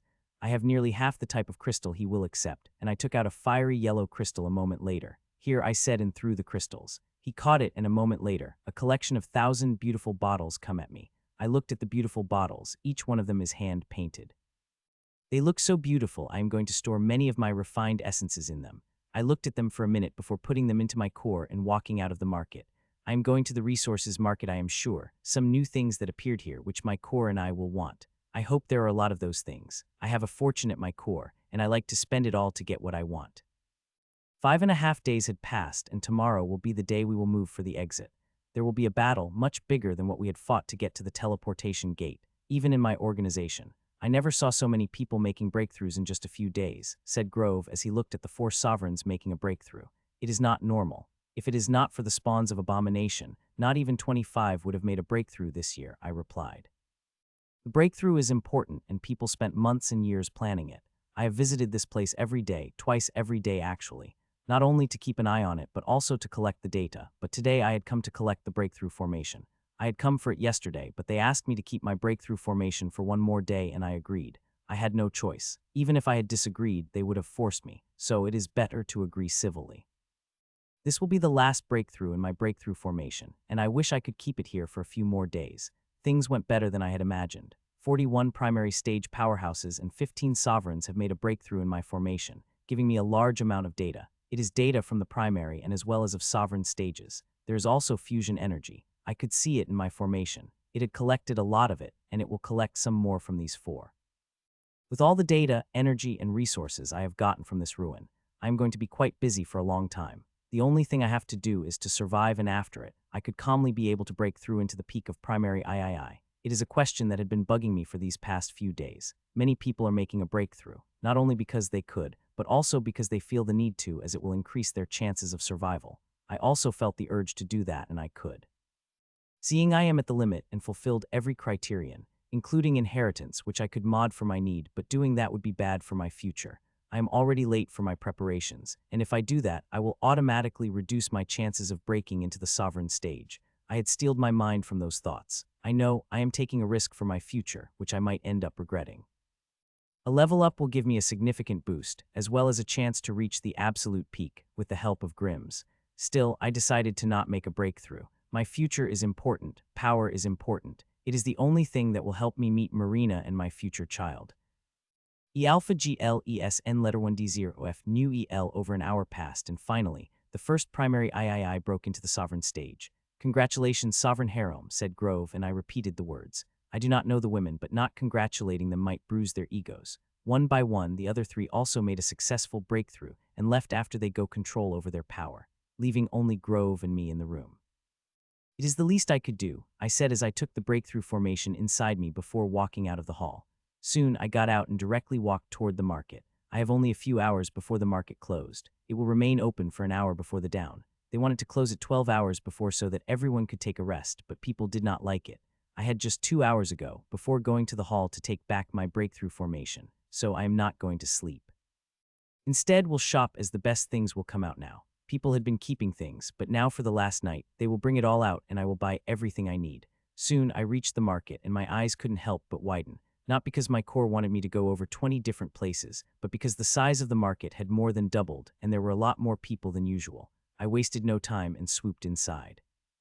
An hour passed and I had brought 16 things that my core wants along with a few hundred things I want. They were selling it, and since I saw it, I bright them. I am not going to come back to the twice for 2 things. As finished buying the 16th thing, I moved toward the closest thing my core wants. It is the latest thing that only appeared a little over 5 minutes ago. Soon, I reached the shop. It was manned by a bird beastman. His features are quite difficult, and I could not tell which sub-race of beastman it belongs to, though I will not be asking him, seeing him being a mid-sovereign. I looked around the shop, scanning it for my soul's sense before I reached the thing my core was sensing, and immediately, I couldn't help but became surprised. It is a white crystal, and when I tried to scan it, I found out I could not like a sponge. It is sucking my soul's senses. Even when I increased the power, it absorbed it. My soul is not normal. It had a hint of forbidden in it. It could go into things others' soul's sense could not. What is that white crystal? I asked the early sovereign human beside me while pointing at the white crystal, and seeing that, my heart couldn't help but skip. Don't know, replied the bird beastman. How much are you asking for it? Asked the human sovereign. 1,000 pharaoh crystal, replied the bird beastman, immediately making the human sovereign suck a sharp breath. Can you give it to me for 200? Human sovereign asked. No, replied the bird beastman. Human sovereign opened its mouth to bargain but quickly closed its mouth, seeing the expression on the bird beastman's face before walking away. I want the white crystal, I said after he left. 1,000 pharaoh crystals, he replied, stating the same prince. I hope this will be enough, I said. A rough blue crystal flew toward him. Immediately a surprise appeared on his face as he caught it, and a second later, the white crystal flew into my hand. I nodded and walked away from the shop while putting the crystal in my core for my clones to look at. An hour and a half passed when suddenly I stopped in my tracks. My clone found out what the crystal was, more importantly, a thing inside it. I did not know there was a thing inside. There was. It is not a simple thing, but something of extreme value. If the beastman had known what was inside the crystals, he would have not sold it, even if I had paid him 10,000 times. I am glad he did not, before I wouldn't have got it. It is by far the more precious thing I have found in the market, and to me, its value surpassed everything I have brought here. I hope I will survive, said Helu, looking ahead at the lake, while people gathered around us. The dawn had just started to break, and soon we will leave for the last battle. You will and so will I replied, and that brought a smile to his face. Let's hope so, he replied, and looked at the beautiful scenery ahead. The rays of dawn falling on the lake look really beautiful. I wish I could take this whole piece of space with me, but I am too weak to do that. So I just recorded the scenery. It is the only thing I could do with my current strength. People are gathering beside me, and they seemed far more in discipline than people during the first battle. The training in these past few days seemed to have helped them a lot. You seemed unusually happy. Did something happen? He asked suddenly. It surprised me, and I opened my mouth to reply. To lie, of course, before stopping and deciding to tell the truth. Yes, I have found something. I replied, and he arched his brow in question, but I remained quiet. Good for you, he said after a few seconds of silence, while I just smiled. I had really found something. It is the second best thing after that bubbling tar cloud. It is the seed of a heval spatial tree, one of the trees that produces an organic spatial seed. The value of it is thousands of times greater than an artificial spatial seed, which is used in making abodes or other spatial spaces. The heval spatial tree produces 2 fruits before dying. One is called growth fruit, while the other is called spatial fruit. The seed I found in crystal is from growth fruit and used growing the plant, while the spatial fruit produces spatial seed. It can be used in making an abode or expanded spaces, and the ones made using them are far more stable and last longer. People are crazy about them, and whenever one appears in the market, it immediately sold out. It rarely appears in the market, but when it does, it fetches an immense price. I am glad my clone opened the crystal within an hour, as it gave me a chance to buy other important things I will need to grow it. I already have the growth energy arranged, and I am creating fertilizer from the resources I have brought from the market after getting it. I had already buried it in the soil, will fertilizer around it the moment it finished. I will only need the growth energy, which I will get from Grimm's in the battle. The spatial seed is not only used in making an abode, but also in many other things. I already thought about the things it could help me with, and the more I thought, the more excited I would become. It took me a while before I was able to control my emotions and think calmly. Soon, the sun completely comes out, and with it all people gathered, leaving the hills barren of any abode. A few hours ago, there was a bustling small city here. Now it had all disappeared of hundreds of thousands of abodes. Not a single one had remained. Even my posters had disappeared. There were my posters, a lot of them, put up by the four families. Even in such conditions, they were searching for me and Kara, offering a huge reward. I was looking around when 3 sovereigns rose in the sky, 3 from the 3 cities. Each of them is representative or related to city lords. It is a precious ruin, and it is obvious they will send their representative. These 3 are powerful, but most importantly have the highest experience in leading the battles against the Grimms. Once again, the spawns of abomination had sullied this place, said the man in the middle. He is a tall man with white marble skin and thin fiery red on it. He is a Droz, one of the most powerful people here, a peak sovereign with a very powerful fire element constitution. They said he had gained it by eating the miracle fruit. Today, we will wipe them out so thoroughly that they will never dare to set their filthy eyes on this place again, he stated, and nearly 300,000 people cheered. He continued his speech while I once again looked at people. There are 3 million of them had entered this ruin. Many died exploring, and many left before Grimms arrived, leaving only these 300,000 people. Though there were more, and when Grimms arrived, they have killed many. Over 100,000 in the Clear Lake region alone or more. Nobody had a clear estimation of how many they have killed. Kill the spawns. Adros roared, and with him, hundreds of thousands of us, with our voice reverberating through the whole region. With that, Adros and the 2 turned. As he did, the over 600 sovereigns also rose in the sky, a powerful force that is enough to crush any sovereign organization within a matter of minutes. As they did, their power surrounded us, and we begin to move. We are not flying while sovereigns could help with that. They are not, as it will expand their energy and they want to remain at peak. It is for the same reason we are flying with our energy. We moved in the discipline, running across the lake, with a speed that only primary III could manage. There are no primary II here. Every person is primary III or above. From the information we have gathered, the Grimms have gathered near our exit. Like at Umber region, we will have to fight the Grimms here to get to the exit of this ruin. It will be hard, harder than the battle we had fought earlier, but it is we need to fight to get out of this ruin. It is such a regret that I did not get any level up for this battle. I could have made a breakthrough that would have given me a huge boost and space to consume more Grimms. My chance of survival would have increased tremendously, but I choose not to for my future. Might be the dumbest risk I had taken, but since I did, I decided not to think about the further. A few hours passed and not a single attack from the Grimms had come. Some had expected there would be some sneak attacks, but not a single one came. We kept moving, crushing anything that comes in our way. Most monsters burrowed deep into their holes, seeing the numbers, but some daring tried to attack. They were turned to dust before they could even roar. Soon it was late afternoon, and we took a break. Everyone is feeling a little nervous and looking everywhere, but even after the rest is over, the attack from the Grimms did not come. It seemed like they have pulled all their numbers for the final battle, said Hello. That's likely the case, I replied grimly. It made me feel worried. Them pulling numbers means we will have to face a large number of Grimms, and that is not something I like to do, especially with all these inexperienced people.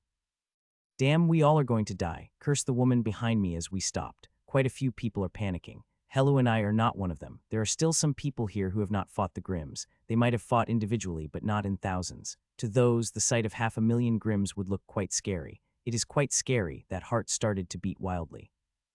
5 miles in front of us is the army of Grimms. There are 500,000 Grimms standing in the neat lines in front of the 2 lakes. Behind them, over the ground between the 2 lakes, is the exit. Over a week ago, we had it in our control, before Grimms took it in their assault, and now, we are going to fight to the death to take it. We only have 1 day for it, as by tomorrow evening, the doors of the ruins will close. I looked at the bright shining moon and took a deep breath. The battle is going to be far more dangerous than the one I had fought a few days ago. There are 10 times more numbers, and they are more powerful. Strength will not be enough for me to survive. I will need a little luck too. A minute passed, and we continued to stare at each other without speaking anything, but every person was ready. We have been ready to fight since the moment we left the hills at dawn. Attack. Droz roared at the 3rd minute. The moment we heard it, we shouted and rang toward the Grimms with our aura blazing. Attack, ordered the aqua-scaled lizardmen, and the Grimms moved. Each of their steps would be like an earthquake that will shake the hearts of natives in their blazing aura, which became one that had stopped many in their tracks. Burst 90. I did not hold back and activated the burst at 90. It will only be for a few minutes before I will be forced to use every bit of my power. My sword appeared in my hand, and I poured the power inside it, while my soul sense swept ahead toward the Grimms. Like in the last battle, I am going to focus on the Grimms with the bloodline. I had used quite a lot of resources I had to grow to trade. I will need to grow back some of them. Most importantly, I will focus on the spatial seed. Even if I need to use every bit of strengthening energy to grow it, I will do it. The seed is too important for me to not do it. My soul sense had reached them, and within a second I have found 100 Grims with the bloodline.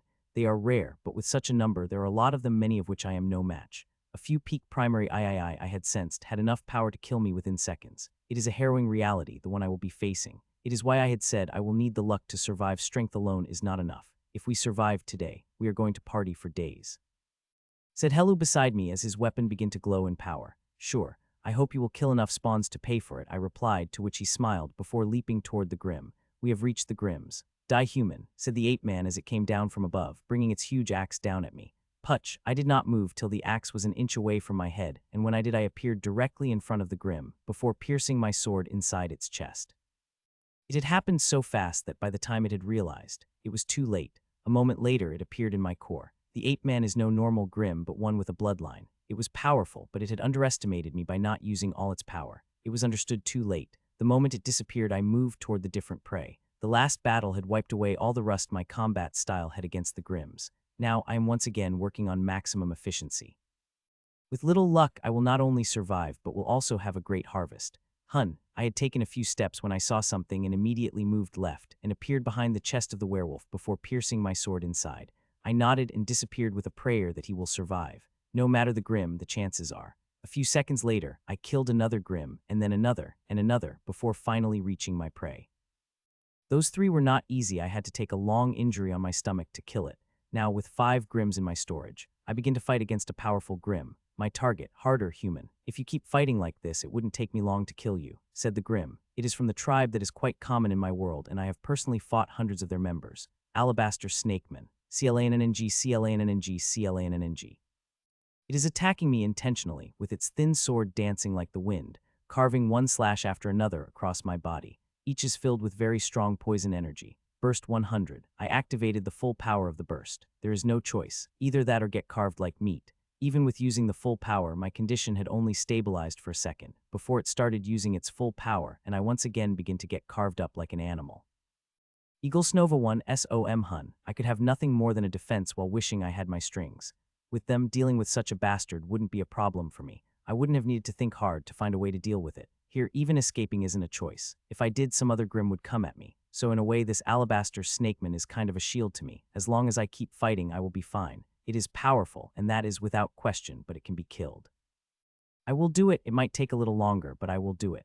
Buzz. Soon, the core buzzed and strengthening energy came out. It took longer than it takes usually, all because of 4 other Grims. Those bastards are without a bloodline. Thankfully, they at least have a storage and left essence rows. My clone immediately fed to the necrotic tree and divided the growth energy. Half of it went to the trees and the new seeds I had placed, while the other half went to the spatial seed, which had been planted in the best soul and the fertilizer made of the precious resources. PUCH, after more than 20 minutes of fighting and 82 cuts across my body, I had finally killed the Alabaster Snakeman. The healing power is healing my injuries fast. Most of the old injuries had been healing, and the poison in them had been destroyed, and now the same is happening to the fresh injuries as well. The market had helped tremendously to me. I was able to make many of the ingredients needed to create better healing solutions suitable for it. I had also been able to improvise the healing formations. The healing formations do far more than send the healing energies to my body. The Snakeman will help a lot in growing the plants in my core, but I will need more. As I had expected, growth energy from the ape-man was far from enough, and what I will get by Snakeman wouldn't be enough, seeing the seed's appetite. I'm not worried about the growth energy. I know as long as I am alive on the battlefield, I will continue to get it. The thing I am worried about is the fertilizer. It is not just guzzling the growth energy, it is guzzling the fertilizer. I had created a large amount of it, but seeing the way it is guzzling it all, I feared it might not be enough. Fertilizer is important. It produces much less strain on the growth energy, and also makes it grow the plants faster. I shook my head and pushed those thoughts away. My clones are working on creating another batch of it, till I hope I would be enough. I was about to move to another prey when suddenly, another Grim appeared behind me and attacked. It is very fast and, to my shock, nearly as powerful as the Snakeman. The only difference between them is that the one who attacked me is werewolf and is at peak of the primary III stage and did not have a bloodline. CLANNNG. I was able to defend against it on time, but I was pushed back a couple of steps while it came at me with another powerful attack. Die. It shouted as the attack reached me, but I could defend it, but it did not deter it as it attacked me again and then again. While I defended, before slowly moving to the counter, while analyzing its every movement. Since the last battle, I have become quite good at it. This ability of mine had been a little rusted since I had gotten the strings. I tried to keep it up, but the strings were too amazing, and I couldn't be disciplined in their uses. Now I am using my analytical ability again and much better than before. If I survive, I will benefit greatly from it. Even when I got back my string, I will get them. The only thing I have to do is reach the sovereign class and I will. E alpha GLES N letter 1D0F new EL I fought against it with everything I have, and I am not the only one doing it. The natives, the Grims, are doing the same to kill each other, and I have to say, things are going well for humans. The difference in number is about similar to what I had faced in the Umber region, but here the natives are doing well, likely because more than half of the people have come from other regions, and they needed to fight a bloody battle to reach here. It might be a single battle, but it had given them the experience to deal with the Grims and fight in such battles. We have not gained the edge. The Grims are still pressing us and hundreds of us are dying by the minute, but Grims are dying at a greater rate. This is what will give us the edge once we got the edge or got their numbers equal to us. We will be able to kill them even more rapidly. The Grims are not an idiot, they seem to understand that as well. I want to see how they will deal with it. Whether they have any card up to their sleeve to deal with such things, I hope they do not. It might jeopardize or destroy our plans to leave this place. While the result on the ground will help, our fate depends on what happened above. Even if we wipe out every Grim but lost the battle above, we will be defeated. 100 sovereigns would be enough to wipe us all out. So even if we lose below, we need to win above to win this battle. From what I could see, the natives are fighting a tough battle above. The new sovereigns seem to be at a disadvantage compared to others. This is not surprising, as most of the old sovereigns have experience with the Grims. They were sent to Grim hunting missions and took part in many battles against the Grims. It is quite common for a sovereign of a few decades to have experience in at least a few battles against the Grims. I pushed the thoughts of sovereign and fully focused on the peak primary III. The bastard is as powerful as the Grim I had fought before it, but it is not able to carve my body like an animal. It did not have sufficient experience. As I had said before, those with bloodlines are always good at fighting to the impartation of knowledge. The ones with inheritance have to work hard. I also fall into that category, but I had enough experience to fight and kill those with the bloodline. The war in my native world did many things, inexplicable things, but it also made every person a capable warrior. Each one of those, including Grandmaster Salvador, who comes to the Prime World, has enough fighting experience to go head-to-head with the bloodline Grims at the same level. Elena and Jill are most skilled and powerful enough that those of the same level are no match for them. I also fall into that category. Till now I had not seen anyone in Primary II who could last more than one move against me. The only one who had come to Prime World with us but lacks sufficient experience against the Grim is my sister. She did not get to fight too many Grims. The Grims she had fought were the ones hiding, though that does not mean she is not good. She is a natural fighter and worked very hard to gain every bit of power she had, not to mention she had been trained by the best. She had refused to take help from me, but she did not mind sparring, and in those thousands of spars I had taught her everything I could. Remembering her, tears couldn't help but appear in my eyes, but I wiped them out and focused on the Grim in front of me. It had already been 10 minutes since I was fighting against this bastard, and nearly ready to kill it. It might also be thinking the same, seeing how I am letting it injure me. It might not have the same experience as the snakeman. That does not mean it is easy to kill. I have to create an opportunity for that to happen. Buzz, 6 Grims turned to dust, and a moment later, the core shook faintly. The powerful growth energies are released from the seedling of the world tree and spread toward the directed trees. The growth energy is powerful and higher volume than normal. It is not surprising considering it is coming from the 2 Grims, and half of this energy is going toward the single seed. A gray seed with a silvery sheen. Till now it had drunk the growth energy from the 11 Grims, and with this growth energy it will be 13. This time is different. This time it will bud. All the proofs are there. I watch through bated breath, or rather my clone is watching, and I am sharing the vision while fighting a crabman. I had chosen it intentionally to fight, as I knew the seed would bud with the help of those 2 Grims. This crabman is the weakest of all my chosen enemies, but it is doing its job. Fighting me, it is keeping away the other Grims. It is a battle, and I shouldn't focus on anything, but I couldn't control myself seeing seed is about to bud. As begin to absorb the growth energy, the fertilizers in the soil disappeared too. The vast formation acted on its own, adding more and more fertilizer every second. The vast agricultural formation had made everything much easier. It could do most of the things on its own. Only a few things do it require help from me and my clones. A minute passed, and then a half before finally the seed cracked open, and a green-silver bud began to come out of it slowly. Immediately, I made the decision and focused on all the growth energy on the seed alone, and to my surprise, instead of getting overwhelmed by it, it guzzles it all while the bud begins to grow faster. I watched it in wonder and shock. No wonder the book had said it was hard to grow this plant. The sheer amount of growth energy it is taking is immense. Growth energy not only grows the plants, but it also deals with diseases and other things that kill the plants. With the growth energy, growing plants is extremely easy. The minute passed and the plant grew and it is growing. If books were right, they will grow a little taller than 2 feet before the flowers appear on them, which will then transform into 2 fruits. Hun. I was watching its growth and fighting against the crabman when suddenly, I pulled out all my focus off my core. I had sensed something, and not from one, but from all directions. A few seconds passed, and change began to appear on the other natives and Grimm's faces, while we are worried and cursing. I am sensing the Grimms with numbers in thousands. They're coming from there in all directions. Damn, I couldn't help but curse at that. After 6 long hours, we have finally got the edge, and now more Grimms are coming. It is a freaking nightmare. Hee hee. See that human, it won't be long before we wiped you all out, it said, and its attacks became intense all of a sudden. Not only it, but also of nearly every Grimm's monster. The way it happened felt like they all received the command. I was thinking about this strangeness when I got another strangeness.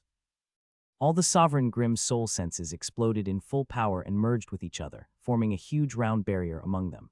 They have formed a huge barrier around the sovereigns. It confused the hell out of me before everything cleared suddenly a couple of seconds later. You bastards, I shouted at the crabmen as I understood what these bastards were trying to do. They are playing us psychologically, and while I am angry at these bastards, I couldn't help but feel impressed by their strategy. Grimms are indeed coming, and they are coming from everywhere, but their numbers are not what they are trying to show. If I'm guessing right, then their number is around 30,000. These bastards are not far, but they are moving slowly and intentionally staying out of range of most primary III. Their aim is not to join the battle, but to create psychological pressure on the natives. Their slowness and sudden intensity in Grimm's fighting are proof of that. It is also the reason those bastards above formed a sphere of soul sense, so our sovereigns couldn't warn us. It is fake. There are only 30,000 spawns coming, I shouted loudly. Of course, not with my mouth, but through the energy and soul sense and mixed with the same rule-bending power. With it, they won't be able to block my sound fully, before it spreads through the whole battlefield. The effect of my voice become visible before my sound reached the end of the battlefield. People who felt the pressure got their confidence back and began to fight with vigor. They are also angry at Grimm's strategy. It is not Grimm's strategy that is making them angry, but the fact that they fell for it. It made them feel shameful, and that produced anger. Who is the bastard? Grimm shouted and looked around everywhere, but not finding the spot where the sound came from. I had produced the sound in such a way that they wouldn't be able to determine its location. It was very dangerous what I did. If Grimms realized I am the one who made the sound, I will have the biggest target on my back. I wouldn't even survive a minute. Thankfully, they did not find it, and I turned to my core. The plant is still growing, but I don't think the growth energy would be enough to bring the flowers, much less the fruits, but it is fine. Only 6 hours have passed, and the battle is going to last till dawn tomorrow at the least. Soon, the growth energy finished. It had grown the plant whole, and even 2 small buds appeared, where a flower going to form. At the same time, the Grimms finally showed themselves, and I have to say, I am impressed again. They came from all sides, forming a square like they have surrounded us from all sides. It is not just that. Nearly all the Grimms who formed a circle are big and look dangerous. Most of them are from the Crockman, Bullman, and 8-man tribes. It is showing their number bigger than it is. Some humans fell for it, but thankfully, thousands of humans begin to shout the warning. Seeing that, I disperse my soul sense and energies that are about making another noise. Natives, your end has come. Prepared to die, shouted the Grimms, much louder than us, before coming to us with heavy steps. Their steps were intentionally heavy and in perfect sync with the other, creating the effect of the earthquake with their feet. The strategy is great. While it did not work as they had wanted it to, it had produced losses for us, and still doing it. I just hope it is not too much. 35,000 Grimms came from all sides and joined the battlefield. They are big, and within a minute, their effects begin to show. 35,000 is not a small number, but it shouldn't have eroded our edge like this. The Grimms had planned it well, and while it did not give them as much as advantage they would have expected, it had still given them big. Our edge that we have gained after sacrificing so much had just disappeared. It is not gone forever, we can regain it. We only need to recover from this psychological effect they have created. It will not be easy, but it won't be hard either, after what we have accomplished in the past 6 hours. I will also do my part. I had already finished Crabman, with whom I am playing, and started fighting Crimson Bearman. It had a bloodline and is powerful, unlike Crabman, whom I could divide into 2 with a single attack. I focused on the Grimm fully, forgetting everything unimportant, like the things in my core. I have to kill it, and then another, killing as much as Grimms as possible. Every native does that. It won't take long for us to get back our edge and widen it further. A few more minutes passed and more cuts appeared on my body when I finally saw the chance and took it. CLANNG. I defended against the attack before moving at a speed I had not used in the battle, appearing directly in front of its heart before attacking it with my sword. PUCH. My sword begins to pierce through its chest while its blade comes at me. Soon my sword pierced through its chest and its toothed blade touched me and drew the blood before stopping suddenly. Seeing that, I took a sigh of relief. The energy had worked, but I need to make it better. I need it to spread faster, so the grim would freeze near instantly as I released it into the body. It is not easy. The first thing I need to do before even releasing the energy pierces the heart. Without it, Grimm's defenses would wipe the energy immediately. Piercing the heart sent the whole body of the Grimms into crisis mode. Its body and core focused on the heart, leaving everything unguarded. The bearman disappeared, and immediately my eyes moved to search for the enemy. I did not have to wait for long. A chimpman had spotted me and leaped at me with the aura flaring. Die, it is an aqua chimpman, and we are in its domain. The water elemental is so thick here that it provides it with constant amplification. If it had been fighting in the water, like half of the powerhouses are doing, it would get even greater amplification. Nearly half of the people fighting are water elemental practitioners. About 35 of the natives and 45 of the Grimms are water elementals.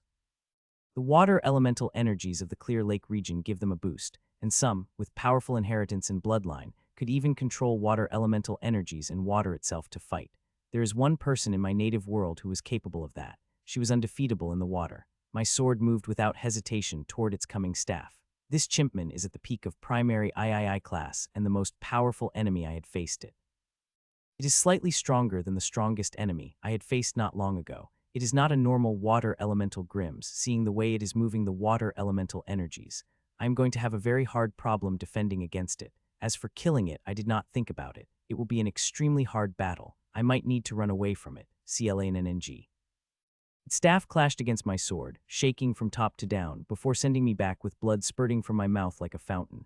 The attack was even stronger than I had expected, and the thing was, it was not its attack with its full power. This single attack had shown me the scope of its power, and I need to prepare all options, and for the first time since this battle begins, killing is the last option. Hee. It smiled and appeared in front of me like it had teleported and attacked again, with even more power. I had barely able to stop myself from flying back as I rapidly took the steps back, while it followed without missing a beat and attacked again. I was barely able to defend against it. If I had missed it, I would explode into the blood and gore. It is not just a physical blow, but also powerful inheritance energies. Those are extremely dangerous.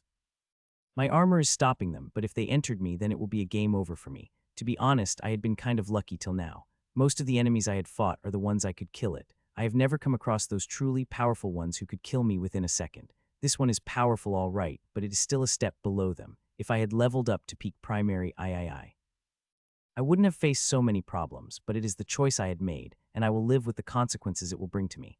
I fought against it while mapping everything around me, and the more I looked, the more depressed I became. There is no chance for me to escape it. Is powerful enough to stop me if I tried. The only way I could see is asking for help, but in the immediate area, there is no one who defeats it. While I could sense those who had the power to defeat it, all of them were busy fighting.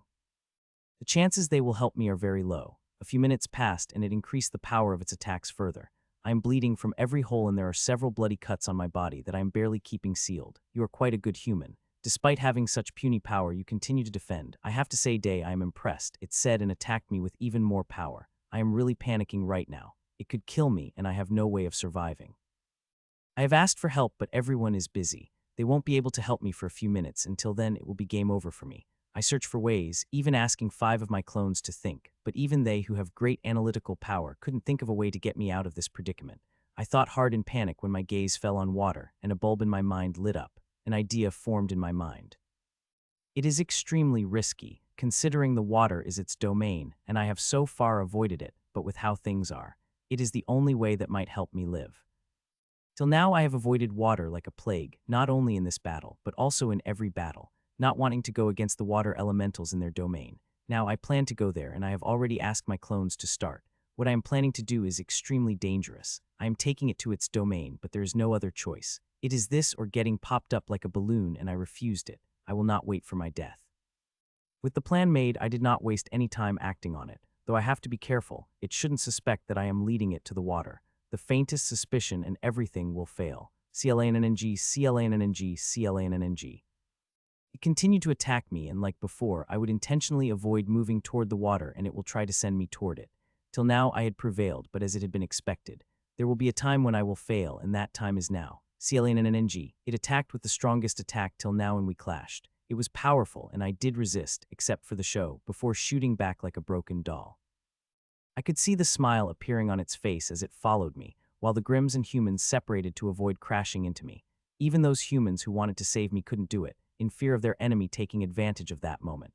It took me a little more than a second to reach the lake, and it is raging, like a sea in a powerful storm. There are tens of thousands of people fighting over the giant lake. All of them were primary III. It is already a miracle that not all the water had disappeared from the lake. If it had been a normal lake, it would have happened long ago, but this lake is not normal. It is deep, and its water is packed densely with the water elemental energy.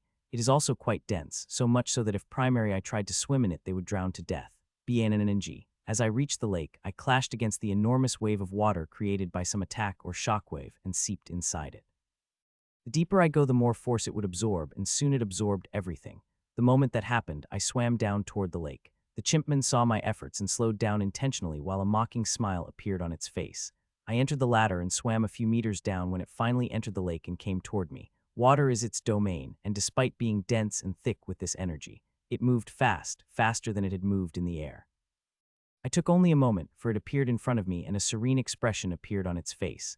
The water is holy, and for a dirty human, it will be an honorable place to die, it said, and its aura bloomed like never before. This time it is not playing around. It wants to kill me, and this is a killing strike. A small smile leaked from its fake, serene face and brought down its club toward me. The water did not stop the club. Instead, it increased its speed, so that it fractions of seconds to reach me before touching my head. PUCH. The smile on its face widened up, but the very next moment, that smile froze and a powerful aura began to explode out of its body, but before it could fully come out, a wet sound rang, freezing the blooming aura along with the Grim. A second later, the chimpan had disappeared in my core, and I took a sigh of relief. I was lucky that the Grim had underestimated me. If it had been alert like it would have been against the powerful enemy, it would have fallen for this trick. Yes, I killed it through the glorified trick. What I did is very simple. I had created an illusion of myself with aura and everything, while at the same time releasing the special energies that would mask me. I had never been to a place I was showing, so when the chimpman appeared in front of the illusion and wasted time talking, I appeared behind it and attacked. It had only sensed me when my sword touched its back, and that time it had become too late. It was very hard, and I only had less than a second. Those energies and my method linking with it had made me invisible to its sole sense for a fraction of a second. If I had been late, it would have discovered me. My exploded pieces would have floated in the lake. I need to get the hell away from this lake as soon as possible. While I was able to kill the Grim, in its domain it was only because the bastard was too careless against me. The other Grims wouldn't make that same mistake. Die. I had reached the top of the lake when a crocman appeared and swung down its blade. I don't know why these weaklings think they could kill me. I had noticed too many targets around me, right after I finished some powerful enemy, like they want to prove something, killing someone who had killed someone stronger than them. Putch. Its sword hadn't reached halfway when I disappeared from my place and appeared in front of it before piercing my sword inside its chest. At least this one had a bloodline. I might not have power or a constitution related to water, but I could move faster than those in my condition. I am an average powerhouse of water elements. Soon, I got out of the water and immediately saw the werewolf, looking around. I appeared behind it and killed it. I had also taken the body of the wolf beastman. It had killed a second ago. I am still injured, but healing fast. For a moment, I thought about passing the time with the werewolf till all my injuries were healed, but decided against it. My injuries might be heavy, but I can still use nearly all my strength. Not to mention, they are healing rapidly. As long as I did not get more injuries for the next few minutes, I will be able to heal from most of the injuries. I think I can manage that with a little luck. Hun. A few seconds passed when a lizardman with a black scale and impressive stealth method appeared behind me silently and attacked. CLNNG. I reacted immediately and defended against the attack. I couldn't help but surprised by it. While its stealth ability is very good, it needs to be better if it wants to enter my immediate range without me noticing. The surprise disappeared as it appeared and it attacked again, while I moved to defend. We begin to fight earnestly and for the first time in a while silently, making no noise from our mouths, letting only our blades talk. A couple of seconds passed, and we kept increasing our power with each attack when suddenly my eyes widened and a surprise appeared in my eyes. Something surprising had happened in my core. Chimpman who had inheritance had awakened the bloodline. It is the first time something like this had happened since I had come to this world. It made me ecstatic, not because of the getting another bloodline to harvest, but because of getting a peak primary III bloodline. Till now, I had stayed away from the peak primary III with the bloodlines. They are too powerful for me. Now with it awakening the bloodline, I got it, and it made me happy because now I could take my plants to peak primary III. I immediately selected the plants that will get the growth energy coming from it. The first one is a stainless blood soul lotus, the most important resource for me. I need it at the high level possible. Unfortunately, only a limited amount of growth energy would be produced from it, and I have too many plants. I had selected only 4 of them, excluding even the spatial tree. I love it and its fruits are very important to me, but I do not need the seeds in the very near future. I need the stainless blood soul lotus, which I will use before and after my breakthrough into the peak of primary II, while I will need spatial seed much later than that. I only focused on it for a moment, before turning my complete focus on the black-scaled lizardman. It is very good a fast enemy, which is keeping me on my toes by attacking from every angle. It is so fast that it seemed like everywhere. It is not everywhere, it is just too fast that those without skills will look everywhere. I am slower than it, but I am defending its every attack. Though I am thinking about letting it give me a few cuts after my injuries heal. Before I do that, I will need to get an antidote to the invisible poison which it had coated on its blade. It is not poison energy, but an alchemical solution. I use alchemical solutions in battle and know how dangerous they are. I had connected a few samples of it, and my clones are trying to find the most efficient ways to destroy through the energy. I do not have time to create an alchemical antidote. I am a disappointed human. I thought you will try your everything to kill Big Bad Me, but you are only defending, it mocked as it launched a flurry of attacks, which I had defended in quick succession without letting them hit me.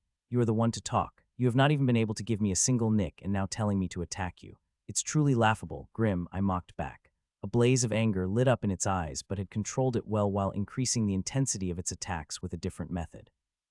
It had a vast collection of methods. It is using them one after another. Most people, whether it is Grims or people, used a fixed set of methods. It is not like they do not have them. Inheritances and bloodlines are filled with them, but choice chose a select few, so they could focus on them and train so well that it became their second nature. This is one of the talented. It had used a lot of methods, and it is skilled in each of them.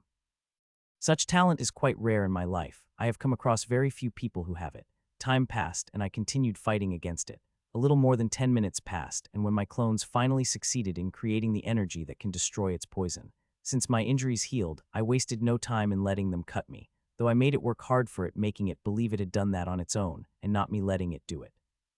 After doing it with so many Grims, I had become quite good at it. Sometimes I couldn't help but wonder whether I had become a masochist who likes to get hurt. The indications did not seem like it, but it is my opinion, which could be said to be biased. I will need to take the opinion of the professional to know the truth. Rip, another of its blade cut through me, giving me a wound that is too close to my heart. I do not like it when the blade comes such close to my fatal spot, but I need to do it to make it more convincing. It stopped after the attack near my chest and looked at me with a grin. "What are you laughing at?" I asked angrily. "I am laughing because you are dead and you don't even realize it," it said. An alarm flashed in my eyes for a moment before it turned to anger. "Don't insult my experience, Grim. I have fought too many of you to fall for such a trick," I said back angrily, which only made the smile on its face bigger. "It is not a trick. The injuries I have given you may seem harmless, but I had mixed a very dangerous poison inside them. Poison, which is undetectable to sense and internal defenses. It spread through the body silently and wait for its activation," it said with a laugh that is barely able to contain. I looked at it with horror before beginning to take a step back, but suddenly I froze and my body darkened and fumes came out of me. "I told you, human. You have been poisoned," it said as it appeared directly in front of me while I watched its frozen eyes filled with extreme pain. "That is what I am feeling. Now die," it added and attacked. The attack was fast. If landed, it will tear through my chest. Wah. I remained frozen till its blade reached halfway when I moved, shocking it. Putch, it reacted fast, but I was faster as I am prepared.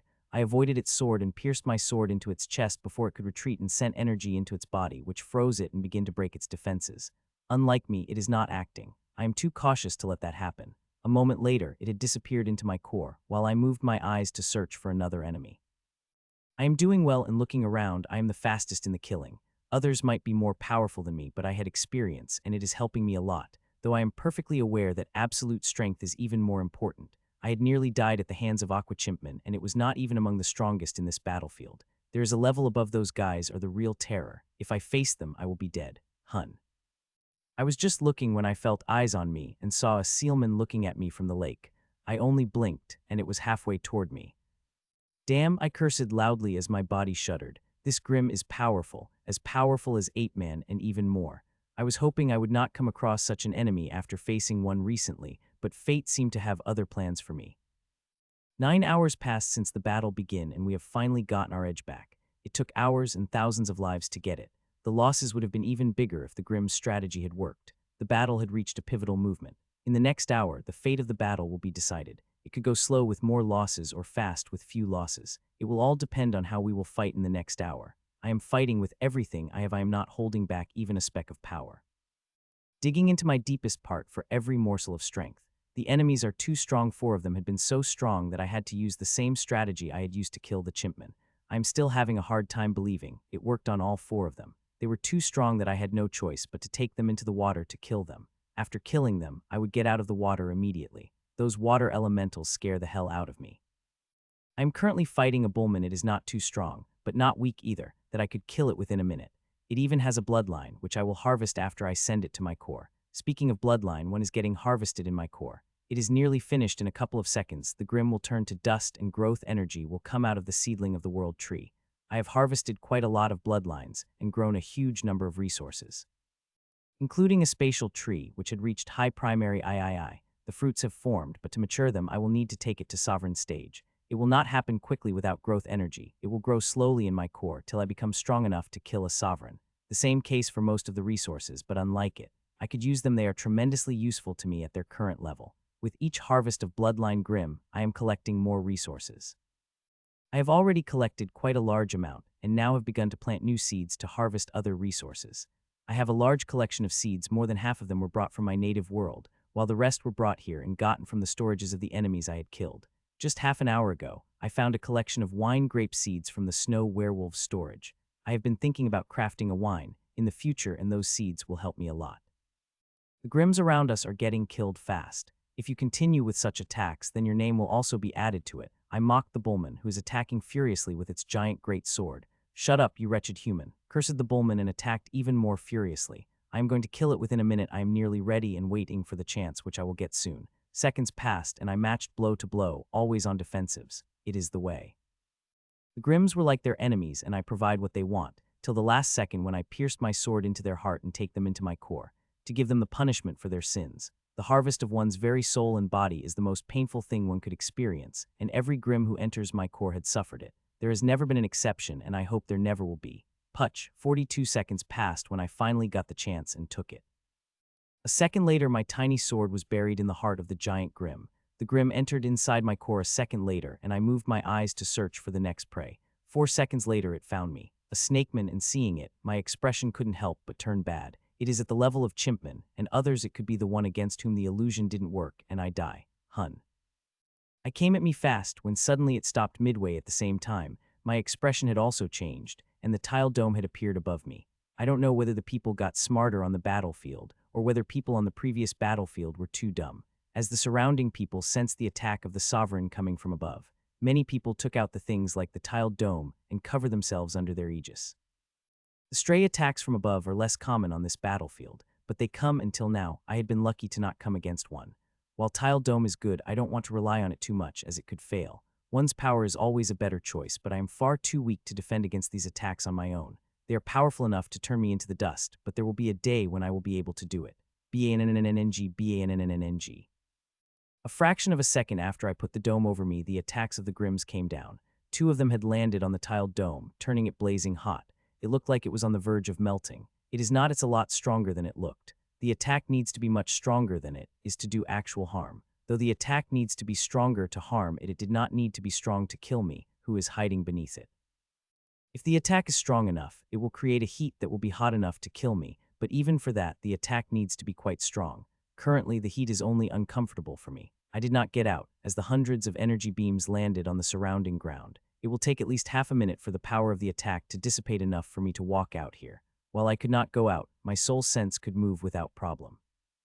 As my soul sense moved, I once again saw the destruction the attack brought, and my heart couldn't help but shudder.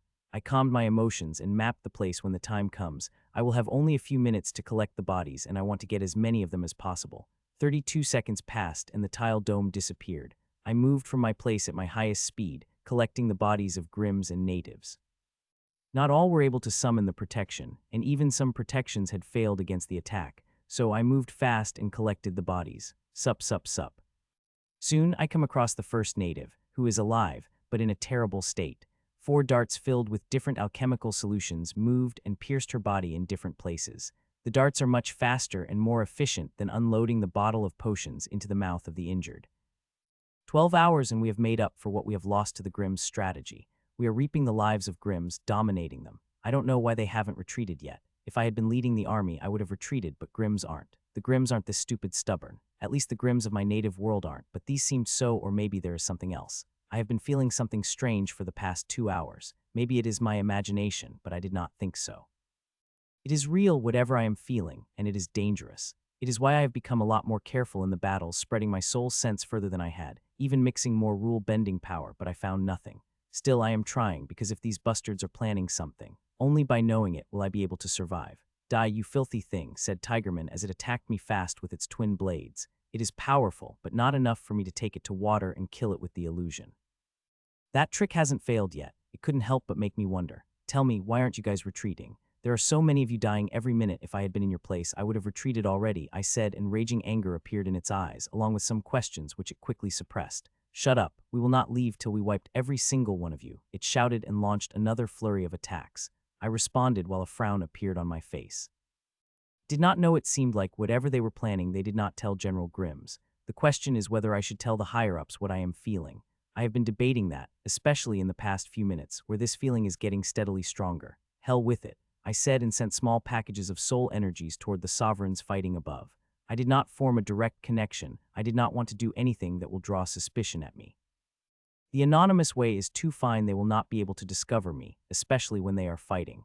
As I sent the packages above, I kept an eye on them. For the first minutes, there was nothing and I thought they did not believe me, which kind of disappointed me as I am still feeling it, and the feeling is getting stronger for the minute. A minute and a half later, something began to happen. The native sovereigns begin to move. They started to position themselves toward the exit. The Grimms suspected something and tried to stop it, but their effort got little success. While the condition of the Grimms above is better, but not enough to force the native, like at the beginning of the battle. A few minutes passed and sovereigns spread into a formation, with most focused toward the exit. To exit, shouted all the native sovereigns together, surprising not only the natives below but also all the Grimms. I am too surprised and turned to the Tigerman. I could have killed it a minute ago, but I have waited. Stopped the natives, ordered all the Grimm sovereigns together, and the Grimms kind of expecting it as all the sovereigns reacted immediately. It's time to send you to the underworld, human, said the Tigerman with a grin, and the small power it was hiding burst out of its body as it came at me.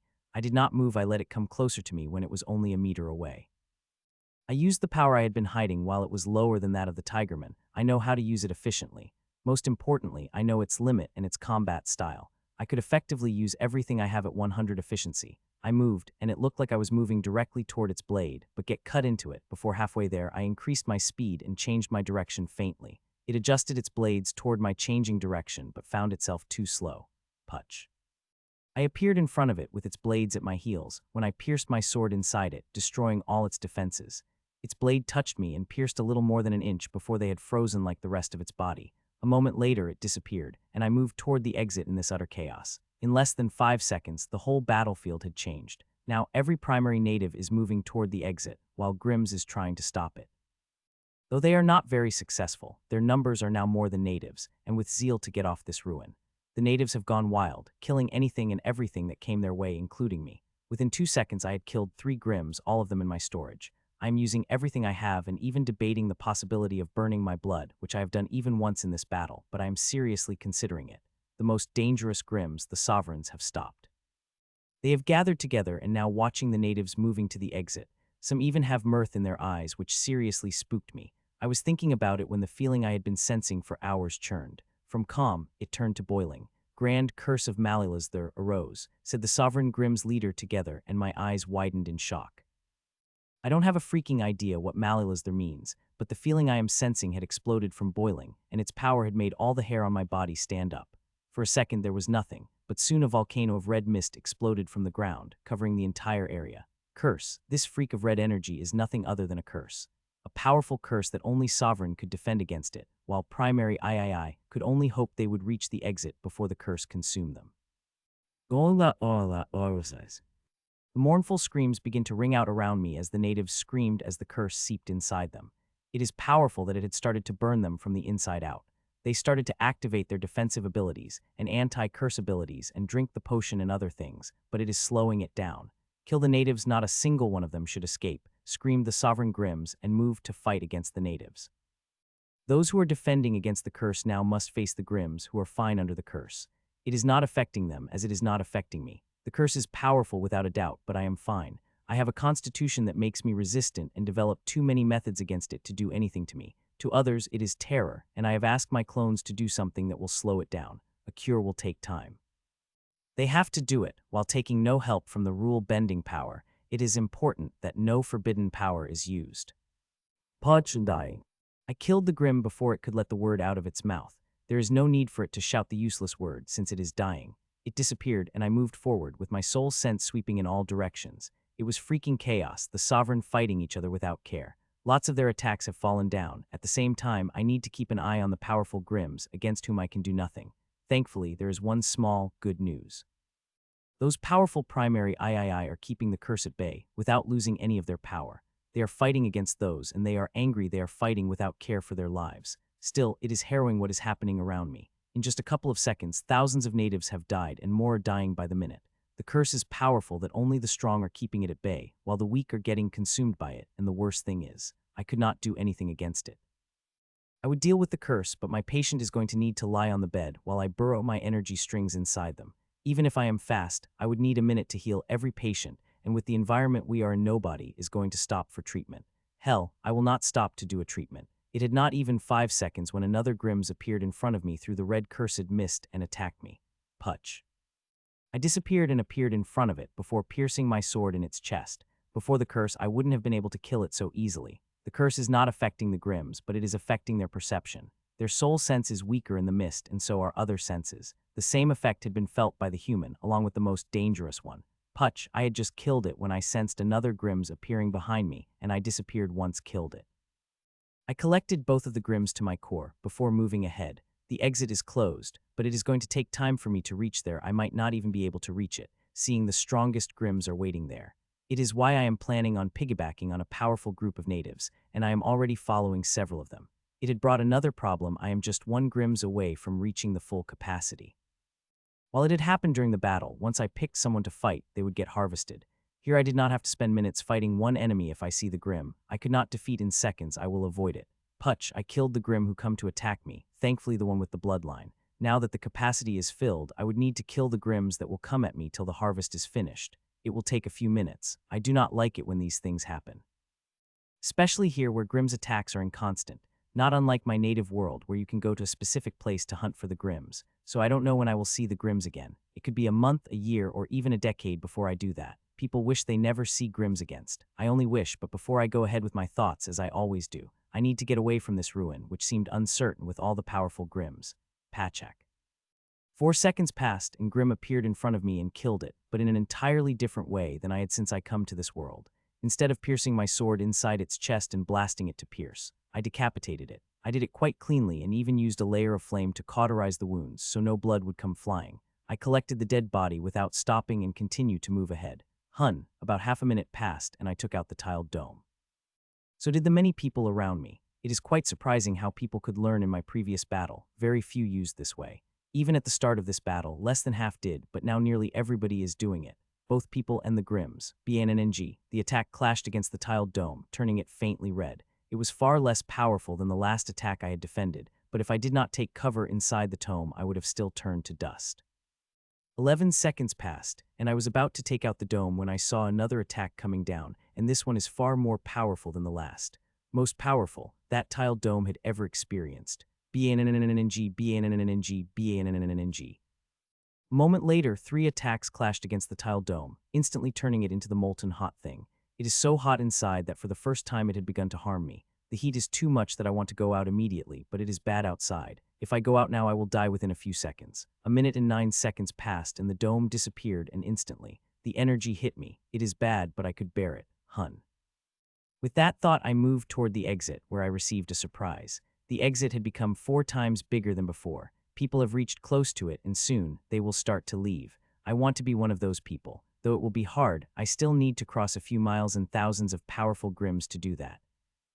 Putch, I had killed two Grims one after another. One is dead, while the other is barely alive. Both went to my core while I moved ahead in the red mist, which is getting stronger. I had able to find out a lot about it, including the more people die, the stronger it is getting. It is the death of natives that are powering the curse, which is buried deep inside the ground. I had not noticed it before, as it was buried quite deep. So imagine my surprise when I found the curse discs buried deep in the ground. They have planned this, and they had been very stealthy about it. Maybe Sovereign knew, but they did not tell us intentionally, as it would have been useless. The exit is here and they could not move it, so telling people about it would have caused panic. Still, seeing so much death, I wish they would have told us and given us the freedom to make our choice. I pushed the thoughts about it and focused on moving ahead. The people have got out. It is hard, without thousands of powerful Grims doing them to stop and kill us, but people are doing it, and if the Grims stop them, they are killing them.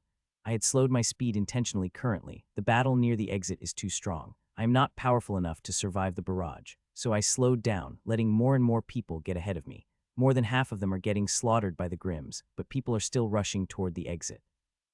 They do not have any choice if they do not get out of the ruin fast. The curse will kill them. This way they have a choice. If they somehow survive the Grim and got out, there is a choice that they will survive or at least have a bigger chance of surviving than staying here. Unlike them, I have a choice despite the curse getting stronger. I am still fine and thus have the liberty to move strategically. Die, you bastard. A powerful bloodline Grims against whom I am no match had attacked me with its blade tearing through my head. Puch, my sword pierced through its back into its chest and sent powerful energies that froze it before it went inside my core a moment later. The strong curse had amplified the advantage I had.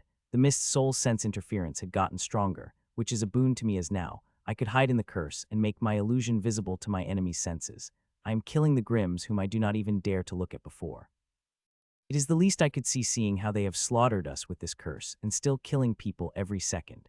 It is unbearable that my eyes watered and unquenchable rage burned in my heart, but I remained calm, as it is the only thing I could do. I am too weak at doing anything else, but I had promised myself to get powerful quickly as possible to slaughter these bastards and those who make them. It is millions of times harder than wiping off the Grims from my native world, but I will do my part, small as it might be. I will not be a mere watcher while these bastards spread terror into the universe.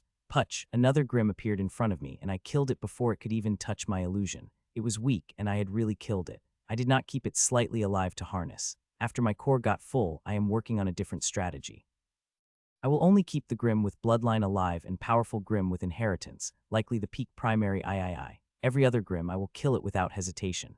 It might seem wasteful, but it is not. There are too many Grim that, thinking about excluding all the Grims with bloodlines, only taking those with bloodlines to harness. Every second in my core, the growth energy spreads into the plants, while the Grims are getting harnessed. There are too many Grims, and it is scaring the shit out of me.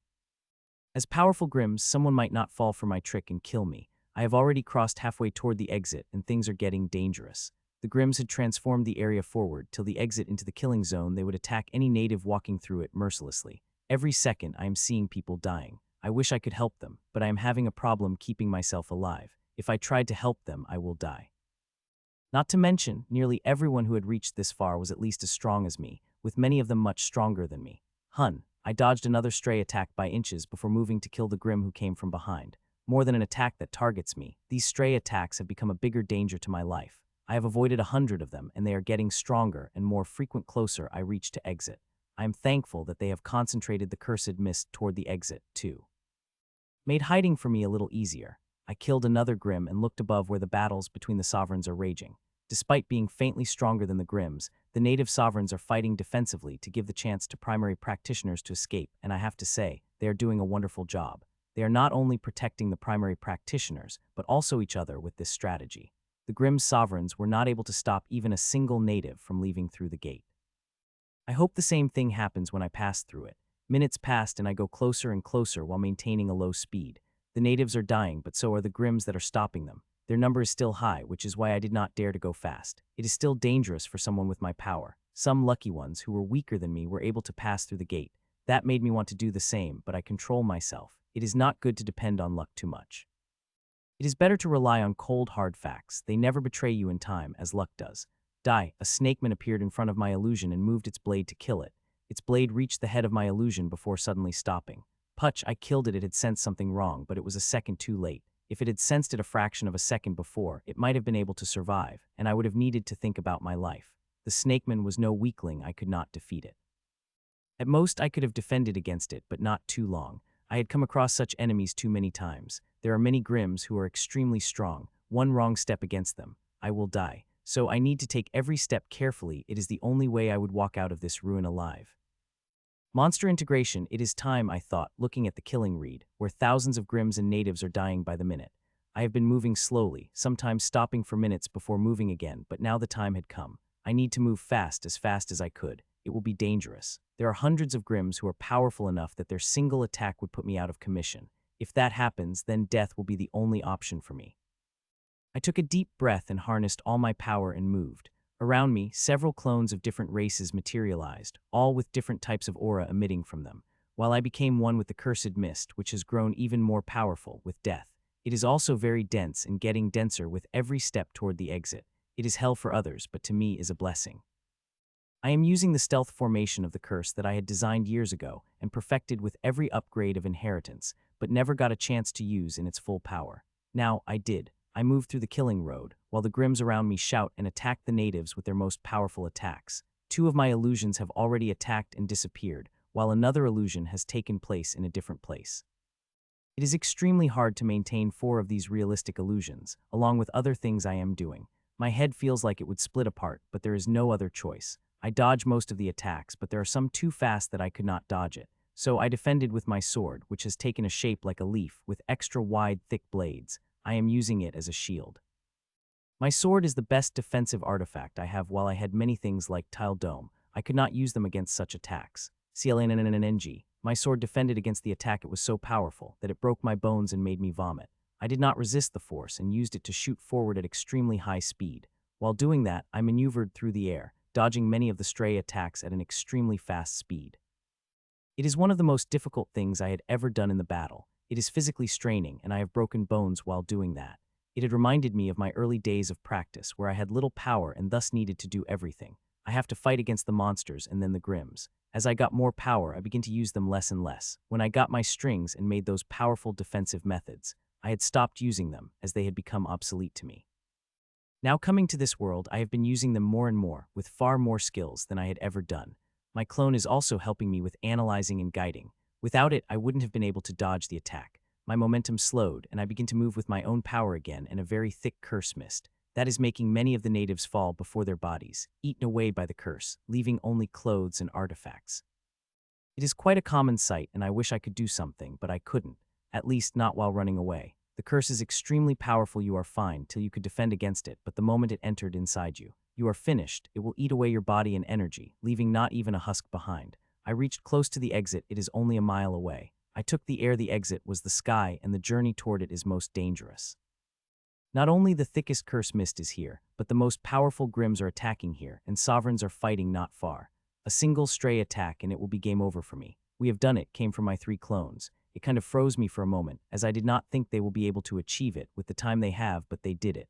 5 seconds later, a construct of energy came out, and inside its thousands of bottles with the syringes. I waved it and moved away before starting shooing syringes with the sharp needles. Each injection contains a message. It would relieve to person as the injection reaches a meter away from them. Whether opening the door for them is their decision. It is not just a message it contains, but also the formulas. 2 formulae to be exact. The first one that will delay the curse is a formula of solution present in those injections. The second formulae are not tested, but I am sure enough that even if it could not wipe out this curse, it will destroy 80 of it. The healers would finish the rest of the job. With the contract, the load in my herd disappeared, especially when I saw more than 10 natives let the injection in. Even if the Grimms destroyed the construct now, I will not feel too sad. At least one person will get out, and once they did the formulae, the others waiting outside will become aware of it, and that is what I want. 12 seconds have passed before the construct is destroyed. By then, hundreds of natives received the injection, and one of them had even passed through the gate. I have also gotten very close to it. I moved toward it fast as I could, and if the luck holds, in less than half a minute, I will be out of this ruin. I had just thought that when sensed the powerful attack coming at me. I couldn't help but curse seeing the attack. I could not take the attack, nor I could dodge it. The only thing I could do was defend, but shook me like a rocket in all these attacks. It might turn off the end of me, but I have no other choice. Damn it, I cursed and moved my sword toward the coming attack. BNNNNG. The attack hit my sword, and I shot toward the exit. I had adjusted my sword just a way I could shoot toward the exit. I moved toward the exit, using everything I have to dodge the coming attack, but not all of them could be dodged. Bannng. Those I could not dodge, I defended. Some sent me in a completely different direction, so I would use the other attack to change my direction to exit. Each of these attacks is taking me too close to the death door. They have broken every bone of my body and split my skin. Bannng, even being conscious of taking a huge effort. I kept going before finally reaching the gate, and with final defending, I shot out of the exit, out of this ruin. As I am passing through it, I did one last thing. It is extremely straining but very necessary. I did it before letting it all go. Welcome back. You took quite a time to wake up, said the voice as my eyes fluttered open. I am in a med bed and could feel the medicine in my system eliminating the curse. It is a cure I had designed. They made it and it is working better than I had imagined with 90 efficacy. How long I was out? I asked as I turned to the blue cat beastman beside me. I know the answer to this question, but I had asked it anyway. It would seem weird if I did not ask the question. 2 days and now we are returning to the city. He replied, and I turned to the window and the blurry scenes passing through. I was in an airship and everything seemed fine. The curse I had infected myself with working and the data I had got from the clone. They did not suspect anything, treating me like a normal patient. Suddenly my expression changed, and I turned to the beastman again. He seemed to realize what I was thinking, as a grin appeared on his face. Yes, after surviving the ruin, spawns, and their curse. They did not show any mercy and took 60 of what we had gotten from the ruin, he said, but did not seem sad, accepting the fact it had been. Well, thankfully, I had got quite a fortune killing the spawn. Even after them taking 60, I could live off it for decades, and if lucky, might even make a breakthrough into the sovereign class, he added with a hopeful expression. Best of luck, I said, to which he smiled. I turned to my storage, which is 60 less in value. They have taken it, but I will have the opportunity to buy the things they have taken in a few days. I have no interest in buying it, but I will have to do it for the show. I have already prepared my storage ring, putting quite a lot of stuff there. A mix of normal and precious, along with a few belongings that any storage would have. While I had put some precious things there, I do not need them. Everything I need is in my core. Thinking of core. I went inside my core, and as I appeared there, a smile couldn't help but lit up my face, seeing all this greenery. Aside from the few buildings and some small open spaces, every inch of my core is filled with plants. There are all types of plants in every element, growing in their specialized environment. I was able to get more bloodline grims than I had thought I would, especially after the mist appeared. With me reaching the limit, everything had gone to the seedling of the world tree, which has also grown a lot and produced a lot of growth energy that helped me harvest a large number of resources. I moved around, watching every kind of resource, from the 2 kinds of stainless lotuses in the corrupt pool to the metal essence tree, which had fruits glittering in the metallic shin. I had already harvested a few and will harvest more before the breakthrough. I stopped at the spatial tree, which is at high primary III with 2 fruits hanging on it. I have got a couple of peak primary bloodlines grims after the mist, which produced powerful growth energy. It would have taken the tree to the peak primary III, but I did not use a single speck of that growth energy on this tree. It will only mature when it reached the sovereign class, so it would have a waste to use it on it, seeing I do not have a need for it, till I reach the peak primary III. I am a long way from reaching that level, and thus used that growth energy on important plants that I will be on my immediate list.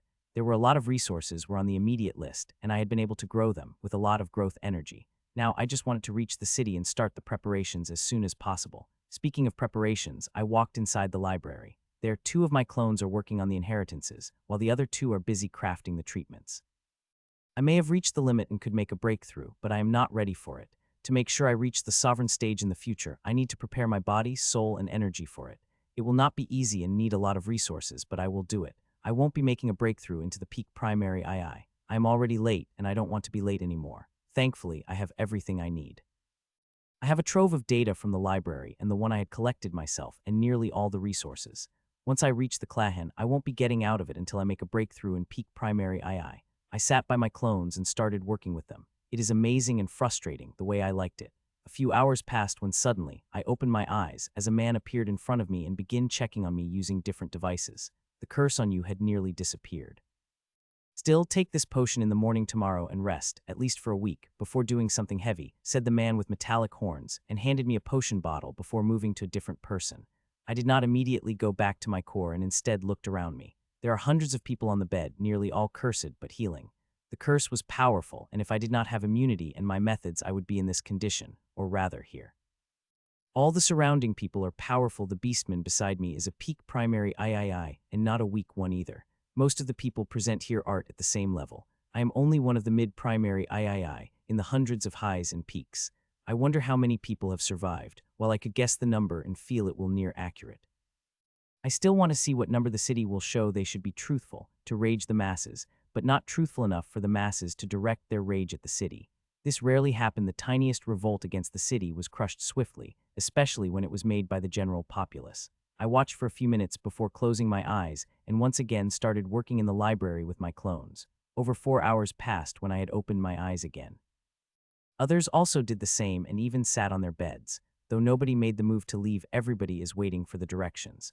Okay, it is time for you all to leave. I would appreciate it if you all walk slowly without pushing and shoving, said the woman with a thick mane of blonde hair and a pointed tail. Everybody nodded and began to move calmly from the hall. They do not have any choice. The woman is sovereign, and you do not want to mess with the sovereign.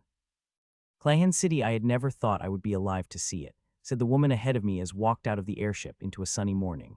I just nodded and looked at the beautiful weather. To be honest, I also did not think I would see the city again, especially after the Grimms released the mist and started cutting us like grass. I sighed and walked out of the ground. There are no check posts, and the city had already taken its percentage. Still, I needed to wait for a few minutes to access the teleportation because of the crowd. I stepped out of the formation in front of the huge building. A store made of crystal. They said they have mined the whole block and carved the store out of it. It is quite an extravagance, as the crystal is not normal, but it attracted quite a lot of people. It is the most popular store in the city, and I will be able to get everything I need. I admired the round building for a couple of seconds before entering inside.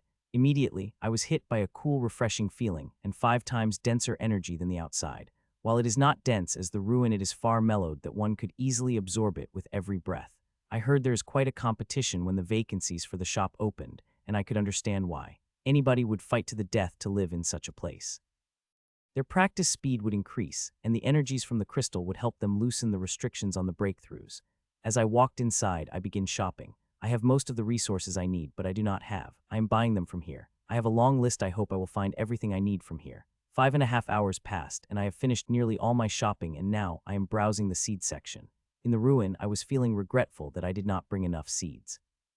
Now I am buying the seeds I need. I am using 40 left in my storage. It is quite a lot, more than enough to buy everything I need. I am not using the crystals and resources I have in my core. Who knows if the city is keeping an eye on the expenses? I heard them do that, so I am just being careful. 1.5 an hour later, I am finished with the seeds and a few other things I needed and got out there and immediately got surprised. There are posters of me with wanted signs, and when I saw the reward that they placed for information, my eyes couldn't help but wide. It is big, and it is just about information related to me, not my capture, which is many times bigger. They say he is the bastard who helped the spawn set up the curse, said the stone-skinned man to his friend. I hope they capture this traitor, said the woman beside him. Well, it is quite a surprise, I thought with mirth. I am not surprised by my posters. I had a kind of expected them. What surprised me, the one who posted it and the things they said I did. Well, me and Kara. It seemed like those 4 families have roped the city lord into it, and I am sure they had also roped the lords of the other 2 cities in. For anyone, a prime inheritance is no small thing, especially a prime inheritance, which could also be a legacy inheritance. I looked at the posters for a few seconds before walking toward the formation with no care. I have been careful. No matter how far they search, they are not going to link that identity to mine. Carvana Hills, please, I said to the gate operator and paid. A second, I stepped into the gate and appeared in front of the verdant hills, where houses of all styles and shapes are placed. Carvana Hills, like the gated community, like the one I had stayed in the past. This will be my place for a month or more. Welcome to Carvana Hill. How may I help you? I asked the beautiful blue-horned receptionist. I will need a place to stay for 1.5 months, I said. Certainly, sir. We have many places that will suit your taste, she said and opened the catalog. Immediately, hundreds of options appeared in front of me. It took me a few minutes to select the one I need and pay before walking toward the selected places. A few minutes later, I reached the small cabin by the river. It is beautiful scenery, with real beasts around, but the receptionist had said, all of them are trained and could come if I call them. I looked at them for a moment before walking toward the cabin I had rented. It is a small brown cabin, though bigger than the Pearl House. Click, I reached it and walled its stairs, before opening the door with the crystal key. As I entered inside, I was immediately hit by the dense energy of the green element. It had not only opened the pores of my body, but also made me feel refreshed. The cabin is small, but not too small. It had 1 living, 1 bedroom, and 1 practice room. There is also a porch and balcony to enjoy the view. Despite being unconscious for more than 2 days, I am still feeling tired and wanted to sleep. I was also famished. I did get to sleep or eat. Instead, I went to shower and cleaned myself with icy river water. The receptionist said that water in the shower comes from the river. I could switch if I want standard water. I don't. The river water is good. 25 minutes later, I walked out of the shower and changed into comfortable clothes before stepping out of the room. I entered the kitchen and sat at the dining table a moment later. A hot feast appeared in front of me, and I started to dig in. The food is delicious, and I would have enjoyed it more if I had company, but unfortunately, Nero and Ashlyn are still sleeping. It is surprising. It had been 11 days since Nero had gone to sleep, and even now he hadn't woken up. The bubbling Qatar must be really something to make Nero sleep for this long. I am not worried about them, but hoped they had been awake. I pushed the sad thoughts and focused on happy ones the month or more to myself. I will be here till I level up to peak primary II. It will give me enough strength to fight against most peak primary III. Though fighting someone like Karo will still be a challenge, at least I will have a chance. In the battle against the Grimms, I had, hundreds of times, cursed myself for leveling up when I had the chance. I can't count on the times I had near died at the hands of those powerful Grimms. If I leveled up, it wouldn't have been such a desperate battle, not to mention at the limit of peak primary III. Monster integration, from today I will begin, I said to myself as I stared at the ceiling. I had just woken up from 10.5 hours sleep, feeling completely refreshed. I am fine physically and mentally, with zero sign of the curse in my body. I stayed in bed for a few minutes before he went to the bathroom. An hour later, after light breakfast, I entered the practice room with a big smile on my face. For the next 4 days, my schedule is squeezed to the minute. My clone had planned everything, from when I start to what I do and how long each treatment would take. Before I make a breakthrough, I will take part in over 100 treatments. Some would feel amazing, some would be like boiling in burning oil. Few might even be more painful than that. All of it would cost me immense resources, and I am ready to spend them. With that thought, I waved my hand and the formation appeared on the ground. I looked at it before making it. A real thing appeared. Song of Sar. It is extremely risky to bring it, but it is the only option I have. If I use the normal tub, its effects wouldn't be as great as using the Song of Sar. So I will take the risk and hope that the formation covering the tub and the changes I had made to it will look like any normal tub to even Earth sovereign scanning it casually. The tub is not alone. There is dense liquid inside it, divided into 7 layers, covering 7 types of formation. I flew up before gently flying down into the tub, submerging fully inside the thick liquid, feeling 7 kinds of different sensations. What I am feeling is a faint teaser from the real thing, which I will feel after the formations are activated. Buzz, 7 formations activated at once, and the 7 liquids begin to give a different sensation as their energies seeped inside my body. From comfortable to boiling, I am feeling everything. One moment I felt like I should moan in pleasure, to next moment scream in pain. It is extremely uncomfortable, and I wish, either I feel pain or pleasure, but not 7 different types of feeling at once. It is making me disorient, as they are not only affecting my body but also my soul. Since I am completely submerged, I could even take a deep breath to calm myself. I wish I could bring my head out or create artificial air with my power, but I could do neither. I need to stay in my spot and not use even speak of energy, or I will defeat the whole purpose of this treatment. Not to mention, I will lose the massive number of resources used in crafting this treatment. At least I have my connection with my clones, and through them, I could read books or work. It will be a little strange to do it while not present in the library, but I will manage since my clones are with me. I worked with my clones while the 7 Aurora Waves treatment do its magic. What I am trying to do is simple. I am trying to merge rule-bending power into every cell of me. It is already present, but I want more. I want to take it at least 1.5 times that I currently have. It is an ambitious target, and I haven't really done it until now, because it is extremely dangerous when you started pushing. The more forbidden power will make my breakthrough into the sovereign stage even more difficult, but there is another way through which I will make a breakthrough. With it, if I succeed, I will be a sovereign, and if I failed, only death will wait for me. I did not think too much about the consequence. There is no other choice for me because of the choices I have made. The forbidden power is present in every part of me, from the strand of hair to the speck of my soul. Even if I had got rid of the forbidden power, it would not work, as my very core is made of it. If I had a fire elemental core, or healing elemental, or even a curse, I would have chosen to purge the forbidden power out of me in a slow, excruciating way. The way would have been painful but safer. I do not have that choice now with the core of forbidden power. So I am pouring more forbidden power into me, and choosing a completely different way to make a breakthrough that only mad people like me, who do not have any other choice, do. Every second more and more energy comes inside me like waves, and the thing is, less than 0.4 remaining inside before washing out. They go inside me again and again. It is going to take hours. Until then, I will have to keep holding my breath. It is not easy but possible physically. I need my body in that condition where it is forced to such a degree. It will increase the effectiveness of the method, not only to the body but also to the soul and energy. The question is whether I will be able to do it. Even I am not too confident of that. 3 hours passed, and now I really want to breathe. My body is struggling, it is twitching and turning. It would all go away if I just brought my head up and took that sweet, sweet breath. I am fighting to take a breath, but I am holding back, and the only thing that is helping me is seeing the result. As my body reaches this state, it begins to take the energy more desperately, with it going deeper than before. Still, despite the benefits, I wanted to stop and take a large breath and end all the struggle. I wouldn't have been struggling if I had been in my native world. There, I would have been fine for weeks without taking a single breath. My body was capable of that. Here it is not. It is hard to control one's instincts, but I will do it. My survival is dependent on it, as sovereign is just a stepping stone for me. I want to be strong enough to find a Marina and my future child, and I already have an idea of where they could be, or know where they will be. But to even reach that place, I need to be powerful, and sovereign powerful is not enough. So I controlled my instinct itself as I count the seconds for the hours. An hour passed and then another, and now, twitching and turning, become intense. My body is hungry for air, but I am not getting any. It is already absorbed, what little I had in my body, and now hungering for more. It had become extremely hard to hold back, but I continued to do that. My body had yet to reach the limit where I will need to take a breath or I will die. Until it happens, I continue to hold back. 37 minutes passed and my body reached its limit.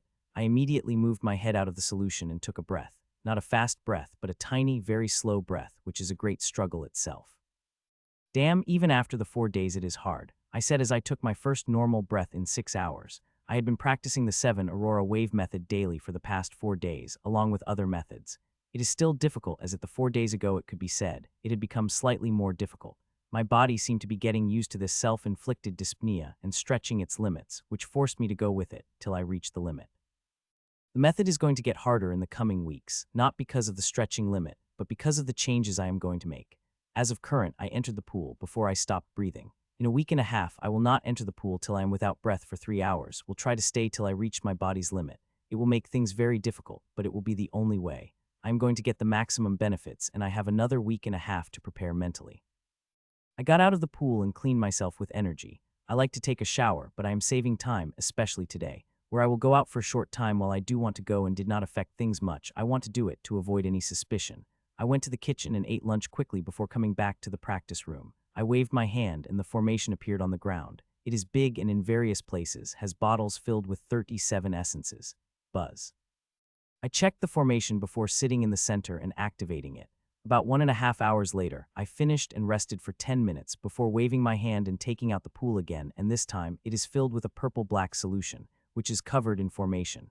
Buzz, I cleaned myself with energy and entered the tub. A moment later, the formation activated. This one is quite painful, but thankfully there is no restriction. So I closed my eyes and entered my core and began working. Every day I would go through one treatment after another. It is important for maximum effects and efficiency. These treatments are also taking more resources than I had imagined. By the time I finished with these treatments, I might not have much in my core. I do not care if I received as many as benefits I had estimated. I will not mind, even if I use every resource I have. I worked in my core for 2 hours and 41 minutes before I opened my eyes and got out of the tub and cleaned myself with energy. I wore a new set of clothes and got out of my house. It would be great if I can return within an hour. A second more and it will begin to cut into my sleep. It shouldn't take more. I could return within an hour. I am only going for a show and buying a few resources they have taken me from my storage. Though I am very much interested to know whether they will allow me to buy every resource. From what I heard, the city took the resources and only that it didn't want, it allows one to buy back. So I say that I will not see at least a quarter of the resources they have taken from me. Soon, I reached the teleportation gate and paid the operator before stepping inside. When I came from it, it was 3 minutes to 2 hours. Those bastards had to take more than half of the resources and were only allowed to buy the most useless ones. I would have returned immediately, if not for the city, bringing large resources they wanted to sell. They gave us the first opportunity to buy them before they sell them to the merchants. There were a lot of resources I wanted and I brought them. It took time, but I do not regret it. The things I brought were quite amazing. Many of them had made my core beat. Once I returned, I began working again. Days passed, and soon it is 11 days since I had to begin when I noticed something interesting. A limit begins stretching. It is very tiny, but it is visible, and it surprised me. Not because of limit opening. I had expected a tiny bit of limit to open, but it is at the end of the treatments, not this early. It made me slightly excited, because if the limit opens sufficiently, I maybe do a few things. Like practicing the refining method, I was only able to practice it a few times, since I had leveled up into high primary II. As my limit got filled with the strengthening energies from the Grimm's bloodline, I would like to have at least one more chance to practice it. As I saw the stretching of the limit, I began to push myself more. I started with 7 aura waves I would start practicing after I started having difficulty breathing, pushing my body to merge with more forbidden power. Me pushing myself seemed to have helped me on the 16th day of starting. I had practiced the refining method, which seemed to have become more painful than I had remembered. Days passed, and I continued to push myself more and more with its limit stretched. I will fill that limit by practicing the refining method. I am doing very things, all this treatment and practice improving me, but also making my condition very delicate. One wrong step and it will be over for me. It is a good thing I have clones. 4 of them calculate everything a little thing, reducing the chances of failure to absolute zero. A month passed and I am still pushing. The treatments were far from over, and seeing that I had pushed my stay by 15 days, I don't think 1.5 months would be enough. 1 month and 22 days have passed, and now I am preparing for my last treatment. It is not 7 aurora waves. It was not in the plan when I had planned the treatments. It is an addition. I had created it with all the data I had gotten from my practice and will help me the most when I break through into Sovereign. It is ready, I said as I looked at the brownish-green drop in the center of the formation. Its base ingredient is the bubbling cloud soul, with a few drops of essence of haze metal essence fruit and a few other rare materials. It was a very experience to create. There have been 17 failed attempts to create it before I failed. Buzz, I activated the formation after seeing everything is ready. For the first few seconds there was nothing before the drop began to move till it floated in the fair. Slowly, it got up and stopped nearly a minute later. When it had reached the height of my temple and moved toward me, soon it reached my temple and touched the center of it. I felt cool as it begins to seep inside it. It took a little over 3 minutes to completely seeped inside my temple. For a few seconds everything was normal, before suddenly an extreme pain shot out of my temple, and it slowly began to spread out to the left and right. If my mind hadn't been completely occupied by the pain, I would see beautiful brownish-green runes, with a faint hint of gold spreading from my temple slowly. The beautiful vines, they formed a center at my temple, before spreading into both sides, coming down on my head and neck, before splitting again toward my shoulders and chest. The brownish-green runes spread across my body while giving me soul-splitting pain. I knew it was painful, but never expected it would be this painful. If I had known, I might not do that, what I am doing. It is painful, and this pain is spreading through every part of my body, crushing through my feeble resistance. I do nothing but scream louder. It is the only thing I have in my control. The pain kept coming and spreading before suddenly it stopped. Gone, that not even a hint of it had remained. It took me a few seconds to come to myself, and when I did I looked at beautiful brown-green runes. They looked even more beautiful than I had thought, especially at the temple, where its elaborate center is present. It succeeded, I said. There was only a 50 chance of it succeeding. I thought there would be a reaction from my core to encroach on its territory. Not only did the core reject it, but also seemed to have taken it under its wing. Now that I succeed, I am free to make a breakthrough, but I will not do it immediately. I am going to wait for 2 days and see how this formation reacts with my core, body, soul, and energy. I need it safe before I could make a breakthrough, as it will play a major part in it. I took a sigh and runes seeped back inside me, while I laid down there and a couple of seconds later fell into sleep. I only wanted to rest for a minute before taking a shower and then sleep, but I slept with spread-filled body. 4 hours later, I woke up and the first thing I did was shower, before entering the kitchen to cook the food. In the past few months, I had rarely cooked. Nearly all the food I ate had been cooked by my clones. Now I wanted to cook from my hand, and for the first time in nearly 2 months, I have time to do that. 1.5 hours later, I finished cooking and set it on the before serving myself. I am once again eating alone, even after 2 months. Nero and Ashlyn are still sleeping. It had started to make me feel worried, but what can I do? I could not just shake them awake. In one of my mad moments, I did that, but they did not wake up. I finished the dinner and washed the plates before walking into the porch. It is a dark night. There is neither a moon nor stars in the sky, though it is still not fully dark, especially around the river. It is slowing faintly. It is not doing that artificially, which is kind of easy, but it is natural. The mountain through which it passed had to glowing stone, which made it glow. I sat down comfortably, but a few minutes later I saw the door of the house, a few hundred meters away from mine, open. 2 people come out, a young man and a woman. The man had silvery skin and long elvish-type ears, while the woman looked mostly human with light brown skin. The only difference is she had with humans is wings. They walked onto the porch and the young man sat down, while the young woman sat on his lap and began kissing without care for the world. I looked away immediately, but a melancholic expression couldn't help but appear on my face. On days like this, when see the young lovers, I couldn't help but miss Marina a lot. The pain of missing her so much that the pain I felt is nothing compared to it. Everything I am doing is to reunite with her as soon as possible. She and my unborn child, for whom I worry so much and feel ashamed that I could not be there to take care of their mother. I hope Marina and my child doing well. I worry, and how could I not, seeing how cruel this world gets. I am too weak to find her, but I am trying hard and will keep trying till I reunite with her. Good girl, I said to the wolf monster as I fed her the strips of meat. She ate it before coming to snuggle against me, licking my face. She is a young wolf monster that I had been feeding every few days since I had come here. The wolf is cute and quite obedient, and also intelligent enough to follow complex commands. The people here had taught her well. I played with her for an hour before I went back to my cabin. As I entered inside, I went to the practice room directly. It is time that I make the breakthrough to the peak of primary II. The treatments I have gone through in the past 1.5 months is going to make it difficult. If I had made a breakthrough without it, it would have been smooth like the last breakthrough, but I am not the person to take things easy. I laughed at that thought before waving my hand, and immediately, a square red crystal plate appeared on the wooden floor. I have changed my breakthrough formation again. I could not let a single thing come back to me. Thankfully, it is not a big thing for my breakthrough formation. A moment later, resources appeared on it. Over 95 of them were in essence form, prepared by me. Some of them were very hard to process, and I had failed a couple of times before succeeding. It helped me improve my alchemy skill, not to mention, saved me a lot of money. Processed resources are expensive. Even with failures, I have saved a tremendous amount of money by processing them myself. These resources are also huge amount. Forget those who are breaking through for the peak of primary II. Even those who are breaking through for the peak of primary III wouldn't use resources in such an amount. I looked at everything before floating up in the center of the formation. I had been waiting for this moment. If I had wished, I would have been able to go through it 2 months ago, and it would have made things quite easy for me, but I have waited. Now, if I can make a breakthrough, it will be all worth it. Buzz, I took a deep breath and initiated the breakthrough a moment later. The breakthrough formation buzzed, and with it, the brown-green formation inside my skin also appeared out. It will play an important role in this breakthrough, or should I say, make it more dangerous. I just hope it will behave as I predict it would be. Going above that will make me pay a very high price. As the breakthrough formation activated, the essences begin to come out of the bottles and begin to fill the runes. It is happening fast, faster than it had to happen during the normal breakthrough. While others may be able to make a breakthrough in it, I have designed it myself, and now even better than before. It had gone through several upgrades in the ruin, powerful upgrades. Not just materials improved, but also the formation with the massive amount of data I have got. The data is impressive. I have not thought I would be able to get such data and run a few experiments when I entered the ruin. 15 minutes later, the runes were ready, and they moved toward me like a tide within a few seconds. The runes have covered every part of my body from head to toe. There is not a single inch that is opened. While it was happening, the changes were also happening to my core, which was turning into a blob of the world.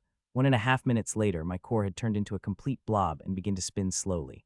As it did, it began to pull the resources inside, while at the same time the brownish-green formation also started to shine. For a few seconds, everything was fine, but soon I began to feel the pain. It was slight at first, but slowly it increased till it became painful. The normal breakthrough should be painless, but it is brownish-green formation is doing something to my body and soul, something quite dangerous. Nobody in a sane mind will try to do something like that. Even those insane wouldn't do it, as it would make their breakthrough unsuccessful, unless it is what they are trying to do. I am not. I am different from the others. The forbidden power inside my cell and speck of the soul let me do this thing. Even with it, I need to be careful. It won't be an overstatement if I say, I am dancing on the edge of the blade. The pain continued to increase till I needed to grip my teeth to bear it. Thankfully, it had stabilized by them, but even then it is extremely painful, and it will last till the end of the breakthrough, where I will know when I succeed or not. A failure will give me pain greater than this. Just thinking about it made my whole body shudder. A success, on the other hand, will make me climb the first step toward the sovereign stage. An hour passed, and my core had consumed half of the resources. Seeing that, a smile couldn't help but appear on my face. I have done tinkering with my breakthrough, so my core will absorb more resources than it should. Doing that is extremely dangerous, but I don't have any choice. Every minute, my core would consume more and more resources. Its speed is immense. If anyone were to see it, they would get shocked. This is why, to guard against it, I had created a cloak around the formation.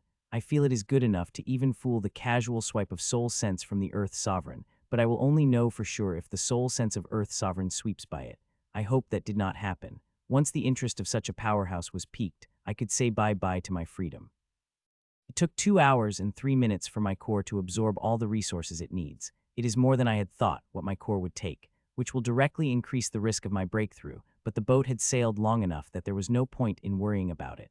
After the resources, my core begins to slow down before it stopped. It stayed there for several seconds before it started to spin again. As I did, the formation began to shine brightly and begin taking energies from the combination of 8 energy crystals. This time I had not used the energy from one source, but 8 in different quantities. It would be best for what I am trying to achieve, though I would have very much preferred it if they were a little less expensive. 8 of the 5 crystals were brought from the store, and they had cost me a lot. They were one of the most expensive things I had brought from there. The energy begins to enter inside me, while the pain remained constant. During these 2 hours, I have gotten little used to it, that now I am not gritting my teeth as tightly as before. The core absorbs the energy fast, but it would still take some time before the core to get filled. As with the resources, my core is going to take excess energy than it needs. An hour passed and then another, and my core is still absorbing the energies like crazy. I kind of became scared, as it should have stopped minutes ago, but it is still absorbing the energies. I am thinking about stopping the process, but that would bring its own consequences. But if it continued, I will have no choice but to do it. If I did not, then my core could blast into the pieces, and I do not want that to happen. 9 minutes passed, and the core finally started to slow down. Seeing that, I took a sigh of relief. As a minute more, I would have stopped forcefully, bringing consequences that I do not want to face. The core had finally stopped, and immediately the consolidation has begun. I watched it with bated breath as the real danger starts now. My core had accepted more resources and energies than it should, and it destabilized it. I have made preparations that it would not happen, but something could always go wrong. I would be powerless to do anything if that were to happen. Hun. I sensed the problem a minute after the consolidation begins. The lumps begin to appear around the consolidating core. The core tried to stop them, but they kept forming. My expression turned bad seeing it, but as I had said, I could not do anything. It had gone out of my hand. The only thing I could do is trust my core to handle it. I hope it does. 2 more minutes passed and lumps kept appearing that they now covered the whole core. I felt like I was dying, and it would happen if these lumps remained. I could sense the violent energies from these lumps, and if a single one of them had exploded, even the smallest one, I will die, without a doubt. I was panicking about death when one of the smaller lumps absorbed back into the core and core. It surprised me, but what happened next was shocking. The moment the first lump disappeared, another one disappeared, and then another, and in just a couple of seconds, all the lumps disappeared from the surface of my core.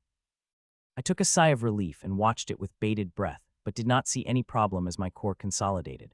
Over 15 minutes passed and my core finally consolidated. My core had turned into a beautiful world again, which had become even more beautiful. Usually this is the phase where I smiled. As the breakthrough succeeded now, the runes will come and the breakthrough energy will release, advancing my strength rapidly. The same thing will happen, along with a few other things, if go bad. Then will mess me up for life. It will be worse than death if things did not go as I had planned. After a second of silence, my core shone, and the runes came out, spreading into every inch of me, going deeper than before. Buzz. In less than a minute, the runes spread inside me, and my core buzzed, releasing a massive amount of breakthrough energy. It is so much that my core begins to shake uncontrollably as it did it. The energy entered my body, and I screamed. As it begins to fill me in millions of small fissures of brownish-green formation created on my body and soul. They are extremely small that they wouldn't collapse me by turning my puddle, but they are at that limit. Something goes wrong. Then many parts of my body would turn into puddles, and that damage would be permanent. It wouldn't be healed by the potion or the healer. The greenish-brown formation is just created by the fissures, but it had also released the special mix of forbidden energy I had created. This way, I will merge with more forbidden energy. I will do this until I had reached the sovereign stage. The energy poured into my body and was absorbed by it in fissures while I screamed in pain. It is a good thing I had silenced the wards, or it would definably wake up all my neighbors. That would have been bad. Minutes passed and my throat had become dry from screaming, but I still kept screaming without care for the world. It felt like years have passed when I felt the pain slowing down. It is happening very slowly, but I do not care. All I care, it is finally happening. The core had finished releasing the energy a while ago, but I was still feeling the pain, and it would take a while before the pain disappeared. Though the danger had disappeared, it was present until the core was releasing the energies. It had stopped, which also means I have reached the peak of the primary II stage. I opened my eyes as the pain disappeared. It had disappeared quite a long ago, but I had fallen asleep and woke up just now, after 2 hours and 17 minutes.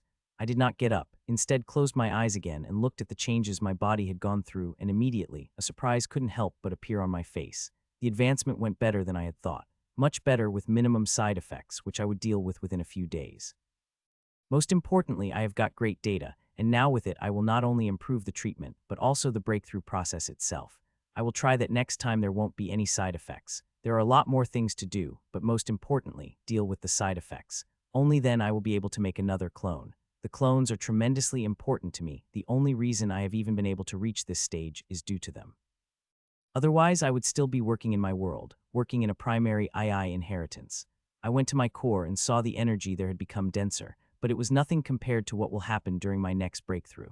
It was just a small breakthrough. The next will be a big breakthrough. Just thinking about it sent shivers of excitement through my body. Two of my clones are already working on the inheritance. The third one, on the other hand, is studying the data gathered in the breakthrough, while the fourth one is reading, or rather researching.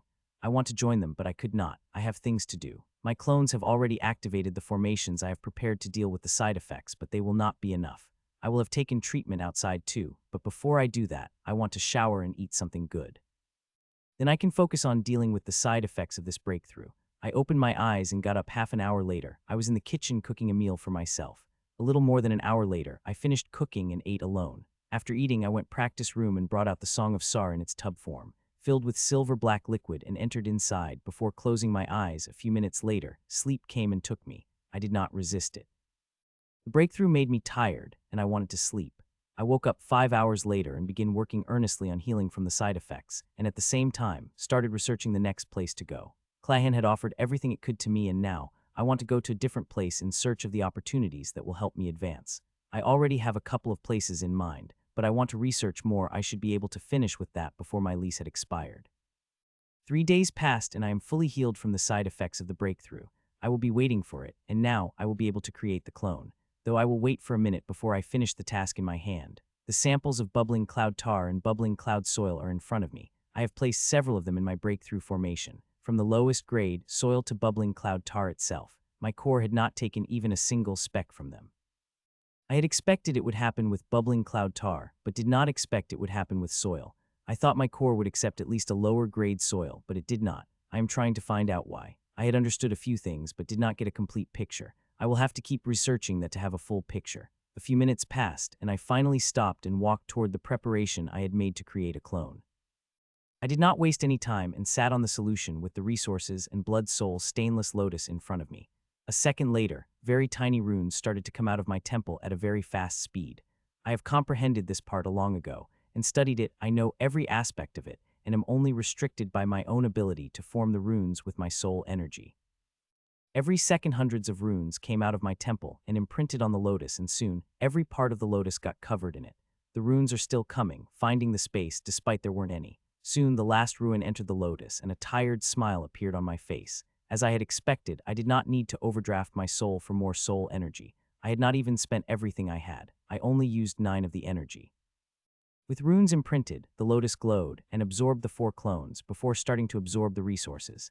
It took it a few minutes to do it before it begins to fly up, and soon it reached the height and began to come toward me. A minute later, it touched me, and I felt like a soft wind touching me as it seeped inside me. Buzz, I heard it buzzed, and I fell unconscious. I woke up and saw the 5 clones in front of me. Seeing them, a smile on my face had brightened up. With one more clone, I will have another hand work on the things. I had immediately sent it to work on the inheritance with the other 2. The primary III inheritance is going to be complicated, far more than primary II. It seemed to be as such that it will aid me in breaking through to sovereign class, not to mention projecting every ounce of my power efficiently. My breakthrough had been successful. With the treatments and dangerous formation inside me, I have gained more strength than I would have. If I am not wrong, then I am quite powerful. Few below the sovereign could stand a chance against me. Only those at a level Kara had been before breaking through possess a threat to me. I will not antagonize them. I am a cautious man. Unless it is something extremely important, I will not even glance at them. With the clone created, I started studying. In these past 2 months, there was never a day when I did not study the ancient runes. They are quite hard, but I am making good progress in them. If I continue to make such progress in my studies, I will be able to make something in a few years. I did not let myself get too excited and focused on my studies. I studied till evening and cooked myself dinner before walking out of my house into the city. I have a few things to do, especially about the place I plan to go to next. Some research is necessary, and the city would best place for it. You next, said the guard, and I nodded and walked toward the intercity teleportation gate. I have been waiting 6 minutes. There are a lot of people who want to travel. I stepped into it, but not before taking one last glance at Vacan City, where I had spent a day. I had come here yesterday from Clahan, and now I am going to Celeb, which is also my destination. As I stepped into the formation, I appeared in the spatial tunnel. Inheritance teleportation gate takes time. The distance between cities is huge, and they cost a fortune in travel. Still, with it, I could have finished a week of travel in less than a minute. It is worth it, at least for me, though I will need to be a little careful about my expenses. I have spent quite a lot on the treatments and my breakthrough. While I still have a fortune, it is reserved for the treatments. I have a lot of resources, but most of them are useful and they will be spent if I continue with treatments as I am going. They will last me for 2.5 months to 3 months. After that, either I will need to find a lot of bloodlines Grims or a place with a lot of resources. With the treatments, the practice is going to get insanely expensive, but it is fine. Given the benefit of breaking into the sovereign stage and also stretching the limit further than it is, all is worth it. I will find a way to get the resources. 46 seconds passed, and I have finally seen the end of the spatial tunnel. Half a second after that, I passed it. Celeb City is a vast city, the same size as that of the Clahan, famous for its junnel stones, a magical material used in construction. It is a precious construction material, and Celeb had a huge amount of it. It is rich due to it, and I could see many of the employment projections.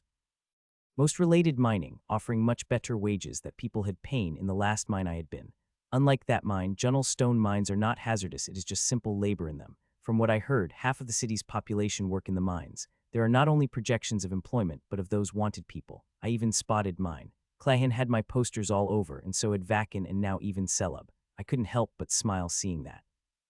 Well, let them post as many wanted posters as they want, they will not find me. I was about to move my eyes away from all the protection when some of them had changed. It changed into a beastman, no, not a beastman. The foxman's features are too animalistic. The beastman has human bodies with animal traits. This one seemed similar, but with more animalistic features. The corrupted, I said when realization stuck with me, and at the same time, those words appeared behind it. The corrupted are ones made by the unison of Grims and native races. It is extremely rare for Grim to procreate with the native species, but sometimes it happened. Those created by such unions are hunted. Natives hate them more than Grims themselves. The Grims do the same. There are very few places they could live without persecution. I don't know whether this persecution is justified or not. There are not many books about it in the library. I heard these people eat the natives and are unstable in mind. The posters even said to kill them on sight as they are very dangerous. Their energy is very fatal to both natives and also to the Grims. I would like to get my hands on that energy, but I couldn't be able to get it legally. I will have to do it illegally, though I am in no hurry. I will do it after I reach my destination, which is Haln. Unfortunately, there is no teleportation link to do as Haln comes under the jurisdiction of a different organization.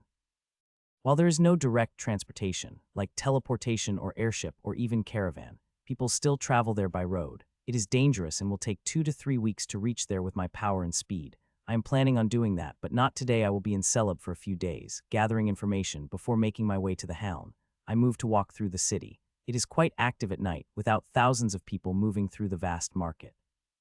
I enjoy the market, buying things I need, and there are many things I need for my treatments. Today, I will be browsing the market, but tomorrow, I will visit the stores to get the things I need, though I need to be careful with spending. I could not shop too much. It is allied with Clahan, and I don't want to alert those bastards. Instead of letting go, those bastards have intensified the search for me, and I don't want to give them any chance to suspect me, especially when I come so close to escaping their net. Once I reach the Haln, they will be able to do anything against me. There, I will be able to shop without care. 3 hours passed, and I walked into the inn. "Room for 3 nights, please," I said to a redhead human woman who looked to be in her early 20s. 730 lem crystals, please, she said, looking at me strangely, likely because I am not breathing. I nodded and placed 5 crystals in front of her. She looked at them, before nodding and passing me the key. As I reached it, I immediately took out the tub and submerged myself. It had been 3.5 hours already and time for my daily 7 Aurora Waves treatment. "Here is your Celeb steak and Karj beer," said the waitress as she placed my food on the table and walked away to serve other customers. 2 days had passed since I had come to Celeb City, and I have heard everything I need and brought the information. Tomorrow morning I will leave for Haln City. It is an amazing city, and if it had opportunities I need, I might have stayed in it, but it did not. It is a mining city and did not have half the opportunities of Clahan.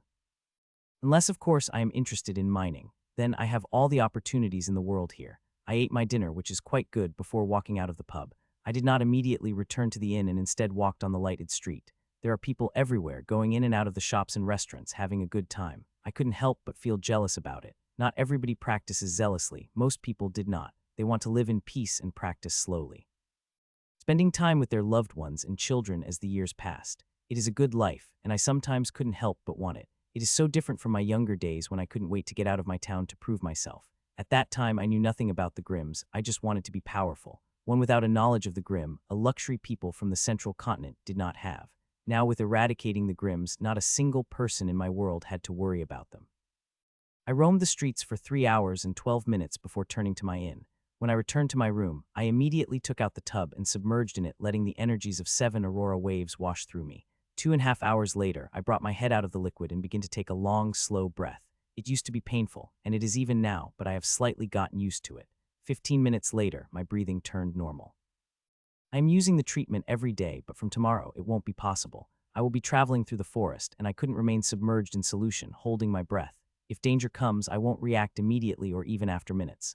Thankfully, I have prepared a replacement method. I will be able to react instantly if I am in the middle of it. It is not effective as this one, but it is the only option I have, though I will try to find safe places to practice this method when I could. I cleaned myself in 10 minutes after that, sat in the center of the formation with my eyes closes. While it does its magic on me, I work in my core with my 5 clones. The 5th clone had been very helpful. It had been 10 days since I have gotten it, but I could see the huge difference it is making. It had made a lot of things easier for me, freeing up a lot of time in which I am doing different things. Most importantly, it is giving me time to study the ancient runes. I'm enjoying it a lot as studying the ancient runes is increasing my knowledge of the common runes. That knowledge, in turn, helped me in creating my inheritance. I studied the runes for 4 hours before moving to the inheritance. 3 of my clones working on it, there are always 3 clones working on it, and whenever a clone frees up, even for a few minutes, it worked on the inheritance. I am making steady progress on my inheritance, and I wish I could go even faster. Creating an inheritance takes time, more times than reaching the limit and more than treatment would take. I need the inheritance ready before I finished with the treatments. The moment I finish with that, I will make a breakthrough. I worked for my inheritance for 6 hours before I got up, cleaned myself, and slept for 3 hours. When I woke up, there was only an hour before the dawn, so I quickly freshened up and showered before making myself breakfast. After eating it, I walked out of my room and checked out. The sun had started to come out when I walked out of the inn. I went to the nearest teleportation gate and walked through and appeared near the city gates.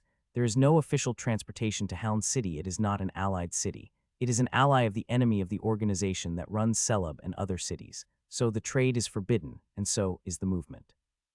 It is easier for unaffiliated people like me to move, but there are still some restrictions we needed to remain careful of. Soon, I reached the gate and showed my credentials before walking out and quickly made my way toward the decided spot. People could not move with the official channels, but there are some unofficial channels. I am moving with another of such channel. Thud, I landed near the purple tree and felt a couple of soul senses. I also moved my soul sense toward others, notifying my presence. The official of Celeb City did not allow official channels, but also forbid unofficial ones, like not letting us move in a group to discourage travel. So the people became ingenious. They do not move in the convectional group. Each person stays far away from the other, near the edge of their soul sense. It is far enough to not be considered a group, but close enough, that if anyone is in danger, people could come to help. I don't know how many people are traveling, but from what I heard, there will be around 100 primary III practitioners. It is a good number, sufficiently safe, if one does not move far away from the group. 22 minutes after my arrival, I flew up and could see the people a few miles around me. More people are running on the ground. It is much safer despite more monsters on the ground. Though there are no monsters this clone to the city, they will come a few hours later. In just a few minutes, one of the city guard flew up from the ground. He is easy to recognize due to his uniform. He said nothing, just looked at us. Still, I kept an eye on him warily and only took a sigh of relief after he disappeared from my view. We have paid all the bribes needed to be paid. The guards will not touch us, which is great. I do not want to deal with guards as it always ends badly. This might be a weak guard that we can finish in seconds, but if we do something or he called backup, the powerful ones will appear, and I don't think anyone here is a match against the sovereign. An hour passed and then another, and soon, it was 5 hours since I began the journey. The monsters have begun to appear and I have flown down to the ground. While no monster had attacked me yet and I could deal with any primary III monsters, I did not want to reveal my power. Not to mention, being in the air makes you the biggest target of the sovereign monster. Thud. As I landed on the ground, I increased my speed a little, but not too much. I have to stay within a range of groups. The monsters stayed away from our path. There was a monster, just 200 meters away from me, but it did not attack. They have got used to people and are aware they shouldn't mess with us. Every day there are thousands of people come and go between Celeb and Helm on this unofficial route. The information I have brought is detailed. There is information about everything, from safe routes to resource grounds to mining spots, among many other things. I have read it carefully and noted down all information I might need. The travel between the two cities may be long, but it is generally safe. Most people reach the other end without no incident. Those who suffer an incident did not get harmed by it. Rarely does any person killed during the travel. It happens while most of the time it's people kill people. There are some instances where it happens because of the monster's attack. I need to be prepared for both instances. Soon it was evening and we continued. It is already decided where we will stop. Until we reach it, we will continue. We stopped at a little past 10 at clearing. I thought for a while and decided to place my abode at the edge. We had placed our above in a huge circle. Each abode is at least a mile away from the other. Mine is 2.5 miles away from the others. While most people want it in the center, I do not. The edge is much better for me. It gives me freedom and keeps me out of the range of all people. Compared to most of them, the range of my soul sense is much higher, so I could always see what is happening around them, but they did not. With the abode set up, I went inside. Days passed, and besides I know it, 5 days had passed. It is night, and I am moving through the dark forest. There is no slightest light, with no moon and stars being visible. It did not much matter to the people like us, as we could see through the dark without any problem. 1.5 hours later, we stopped as reached our destination and began to set up an abode. I, like always, picked up a spot at the edge, away from the others. After freshening up and eating, I sat in the center of my formation. Unlike what I used to do in the city, I did not enter my core and work there. Instead, I spread my soul sense and watched everything happening around me. I cannot let go of my guard, at least when I am in treatment. 1.5 hours passed and the treatment was coming to an end. I am still looking outside where everything is normal like it had been in the past 4 nights. A minute passed and I was about to focus my soul sense on a different direction when suddenly, I sensed a presence entering my range. They were very fast, but in just a couple of seconds, their speed slowed down and they crashed. I focused my soul sense on them, and immediately my eyes widened in shock. I had expected anything, but not this. I turned off the formation immediately, but I still needed to wait for 3 seconds before I could get up. A moment, 3 seconds over, I got up, and a moment later, I appeared outside my abode, moving fast as I could. It is less than 10 seconds later I appeared in front of the beastman. The right word would be the corrupted, a hybrid of native and grim which should be killed at sight. It is the same as posters projected in the sky of Celeb City. The city had placed a huge bounty on it. Unconsciously, a sword appeared in my hand and I wanted to kill it, but I resisted the urge and looked at it carefully. It looked like Fox Beastman, a young fox beastman who is rather taller than me with silvery white fur. It is not Fox Beastman, but a hybrid of native and grim. I don't know what species its native mother belongs to, but its father is Foxman. If one looked at his face, one would see it more beastly than a Fox Beastman has. Any beastman or those familiar with beastmen would easily recognize it being corrupted. It is bloodied from head to toe and very injured. I could even say it was at death's door, and if he did not receive the treatment soon, it will die. I wanted to kill it, but my sword wouldn't move from its place. I should just leave it here, but my body wouldn't move either. I was struggling with the indecision when I felt multiple presences moving toward me at a very fast speed with their soul sense approaching fast. I have to do something if I did not want to kill it. The moment they sensed it, it will die. In my panic, I tried to move it inside my core, and to my surprise, it had gone inside. Damn, I cursed seeing that and wanted to bring it out immediately. Instead, I wiped the signs of it. Its blood on the disappeared and so is its aura. I am quite good at wiping the signs away, developed several methods to do it. A second passed and I felt the first soul sense touching me. Immediately, my entire persona changed. From confident, I became alert, while my soul sense moved around as if I am searching for something. 9 people appeared in front of me, one after another, belonging to different races. All of them are at either high primary III or peak primary III. They all belong to the same team. The badge of their mercenary company is visible on their clothes. Have you seen the corrupted? Asked the leader, with a small silverly stumped horn on his head. No, but it is what brought me out of my abode. I had sensed its aura not long ago, I replied, without a hint of guilt in my eyes. The leader stared at me for a couple of seconds, saying nothing, before turning to people. Search around with its injuries. It shouldn't have run far, he commanded. They acknowledged and disappeared, while the leader turned back to me. Are you sure you have not seen it? You know there is a huge bounty on it. If you tell us, we will share some with you, he said, and my eyes hardened. If I had seen it, it would have been my hands and that bounty would have been mine also, I replied and looked directly into its eyes. A frown appeared on his face, but he said nothing, instead moved away and began to scan the area with his method. I watched him without saying anything before suddenly, a frown appeared on my face. My core had started to shake.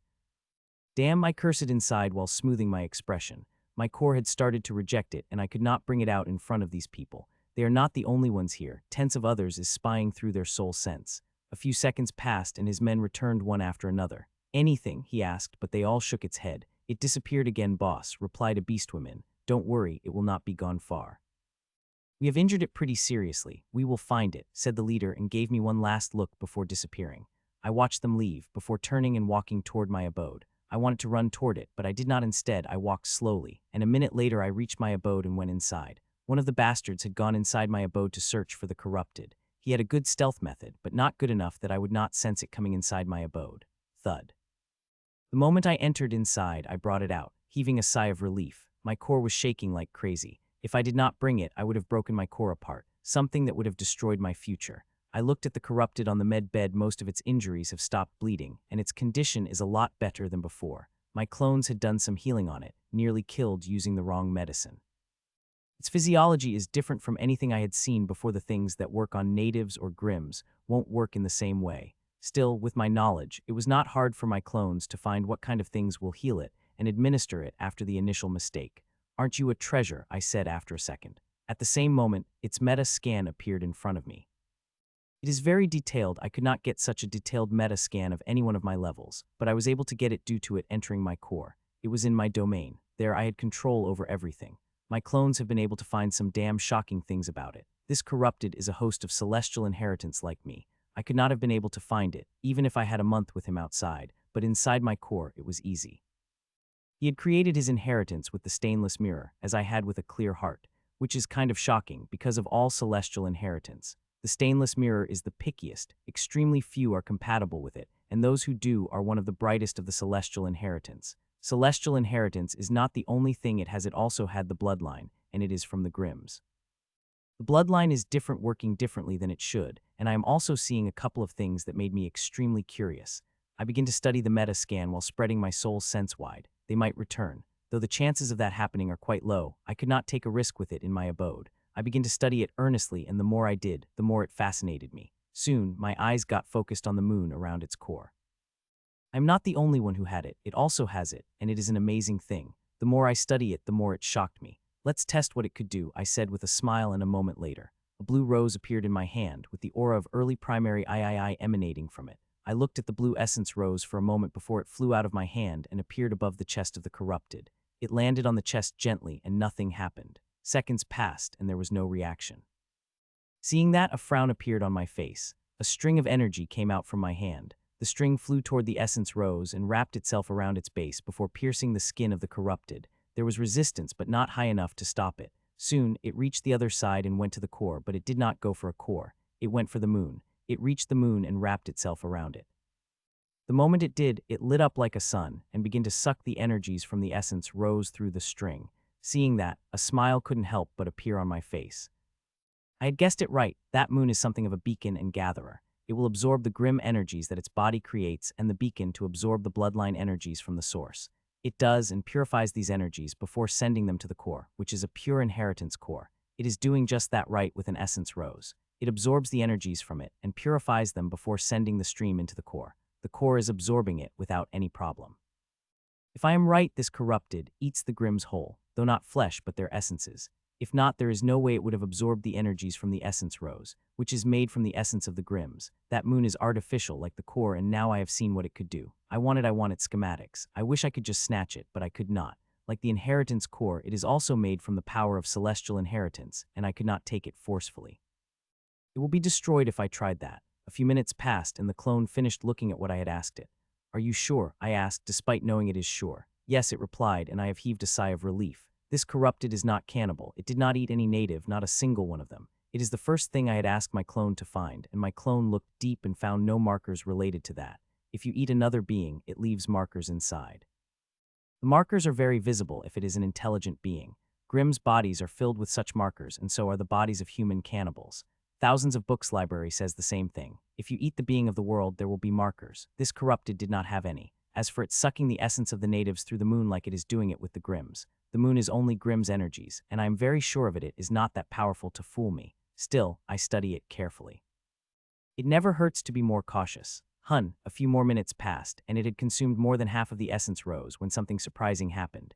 Energy begins to release from the core and spread its body into its wounds and started to heal them. I thought only its moon was special, but its inheritance is no less special as well. Soon, the whole essence rose is consumed, and I immediately replaced it with another essence rose. This one is from mid-primary III Grims, more powerful than the last essence rose, but its moon has no problem taking its energy and then sending it to the core, which again converted into healing energies. The healing energies coming now are more powerful than the healing energies before because of the power of essence energies. Time passed as I watched everything in minute detail. When its injuries healed about 80, I felt it move. A few seconds later, its eyes fluttered. Its movement was relaxed for a second before it suddenly turned taut, and it slowly turned toward me. I I said and waved at him with a smile. It in turn looked at me with extreme caution. I could see its energy moving inside it, ready to strike me at moment's notice. "Who are you?" it asked in a surprisingly melodic voice. I shouldn't be surprised. Half of it is a Foxman tribe. "Is this the first thing you should say to your savior?" I asked back. It looked around, surprised, before looking around, including the essence rose, which was still attached to its chest. "Which it is looking at like it is a treasure of the world. Relax, I am not going to kill you. If I wanted to, I would have handed you to those who are hunting you," I said and get up from my spot and walked toward the kitchen. It looked at me intently before getting up from the med bed and following me to the kitchen. "While the energies from Essence Rose are healing your injuries, you still need to eat," I said and took out the stuff. "Could eat nearly the same thing as I, though. To be careful, I will make meat dishes only." He did not say anything and just watched me cook. I am also comfortable with silence. "Who are you, and why do you save me?" it asked finally. "I will save the first question for later, and as for saving you, I don't have a definite reason for it. When I first saw you, I wanted to kill you since you are corrupted, but I felt curious, thus decided to save you, and it was the right decision, at least academically.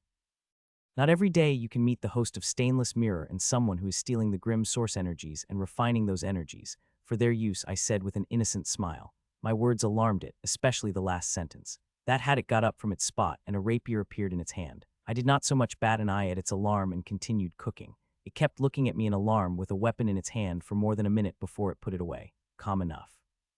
I asked as I looked at him, and it nodded. For the next few minutes we did not speak. At least till the essence rose disappeared from its chest. I wordlessly put the box with the essence rose in front of it while cooking. He took out the essence rose very gently, as if it have the most precious thing in the world. "You can use it. I have more of them in my storage," I said, to its shock. Monster integration, who is he? I asked myself as I looked at the human. There is nothing special about him. He looked normal adult human with average features. He is in the primary III stage. As for what level he is, I could not tell. It is not a problem I had faced before. I do not feel any danger from him, and that is scaring me. My instincts are good. It is what helped me survive in the hostile world. I looked at him, and I do not feel anything. I felt danger from my friends who mean well, but this human gave me nothing. I decided not to think about it and turned my eyes to the essence rose in my hand, which is about to disappear. He had called it Essence Rose, and the name is apt considering it is crafted from the essence of spawns. A miracle, something they had tried to achieve, but never been able to, especially at such a lower level. They have created artifacts and devices that help them extract the energies from the spawns to consume later. I have a few of them in my storage. It's through them I practice. This Essence Rose is on a completely different level. It is wholly made from the essence of the spawn and nothing else. It should be impossible to mold it in such a stable stage, as the spawn's essence is inherently unstable. There is another thing that shocks me about the rose is the energy it contains. Our artifacts were able to harness 30 to 40 essence of the spawns, while this one has 100, a thing he never heard of anyone achieving. A few minutes passed and I stopped taking the energy. My core is filled. I could not take any more of the energy. "Reach the limit?" asked the human without even looking at me. "Yes," I replied at the moment of silence before placing the rose back into the box gently, even with most of the energy going to the healing. "You have quite a capacity. The satellite and the inheritance core you had created are amazing," he said, and I froze once again. He is speaking about things extremely few people knew about. I wanted to kill him. These are secrets that are keeping me alive, but he is speaking to them casually. "You had scanned me?" I asked, to which he smiled. "Of course I did, or how else would I have healed you?" He replied, and the answer did not make felt better. Instead, it made me feel worse. "Scanning does not reveal my secrets. Sovereigns have scanned me, but they were not able to find anything about my secrets." He seemed to know well. I opened my mouth to ask how did it, but closed it. It is not a time to ask that. I should more worry about escaping him. I am more or less healed and could use my full power, but I don't think it would be enough to deal with this human. I could use that, but I have only one and I have kept it for the sovereign. It is why I had not been used to those bastards hunting me. I wanted to use it when sovereign arrived. That way, I would have been able to kill all of them and take their storage. This time, I will not wait. If this human tried to block my way, I will use it, but whether it will work against him or not, I don't know. I will burn that bridge when the time comes. Till then, I will engage with this human. I felt like the encounter with him is not all bad. I might be able to get something out of him before I escape his clutches. I clear my thoughts and look at him, or rather, what he was doing. Cooking was never my strong suit, but this human seemed to be born for it. If he hadn't spoken those words and revealed those essence roses, I would have thought he was a culinary master. His skills seemed almost good as Kriya's. She had made the best food I had ever eaten in my life. Seeing him cook, I felt like I was in for another best treatment for my life. "Hun," I was watching when suddenly he froze for a second before a big smile appeared on his face. This sudden change in his emotions couldn't help but catch me off guard and made me think if he was someone unstable. I hope he is not. These people are hard to deal with. What happened? I asked, to which he turned to me with a smile. Something good, he replied. I wanted to ask him further, but looking at his expression, it is clear that he will not tell me. A few minutes later, the dinner was cooked, and I moved to help him set the table. I may be captive, but it is the least I could do. Let me, I said as I tried to pick up the pot. You are a guest, he said, and picked up the pot and set it on the table. I did not force myself and instead just sit down. A couple of seconds later, he finished and sat down with delicious food in front of us along with a bottle of wine. I have been a poor host. You have been in my abode for 2 hours, and I did not even ask your name, he said and looked at me. It's Ven, I replied before I could stop myself. It is my real name, not the one I use. I don't know why I told the human. And yours, I asked. Michael, he replied with a smile. I don't know whether it is a true name or not, but it is the one I have gotten from him and referred to him as such. There was a moment of silence before he opened the wine bottle and poured the wine into the glass. Clink, to progress, he said, and I repeated before we clinked the glasses. It is good, I said as I took a sip. It is, he replied, sounding surprised as he took the sip. Seeing how surprised he is, it looked like he had likely gotten the bottle from the others and not brought it from the store. I took another sip before moving to the delicious food in front of me. MMMMM. As I took the first bite, an unconscious sound couldn't help but escape from my mouth. It is delicious, very delicious. I had nearly forgotten the magic of the food. I would usually eat anything. As long as it gives me the nutrition, I will eat anything. I took another bite and then another, and before I know it, I cleaned my plate and thanked the human, who filled it without saying a word. We ate silently without speaking a word. I am busy with my thoughts, mostly planning on how I would escape. The more I think about it, the worse my mood became. Aside from using the last option, I see no other chance that will let me escape from the clutches of this human. Since we finished dinner, it is time we talk business, I said to him. My perception of him changed from when I had seen him the first time. From it, he became him. His expression turned serious and his stance defensive, ready to summon his weapon and attack me at the moment's notice. Don't be so serious. I am interested in trading, not fighting. If you don't want to trade, that is fine either, I said, putting the most harmless smile on my face.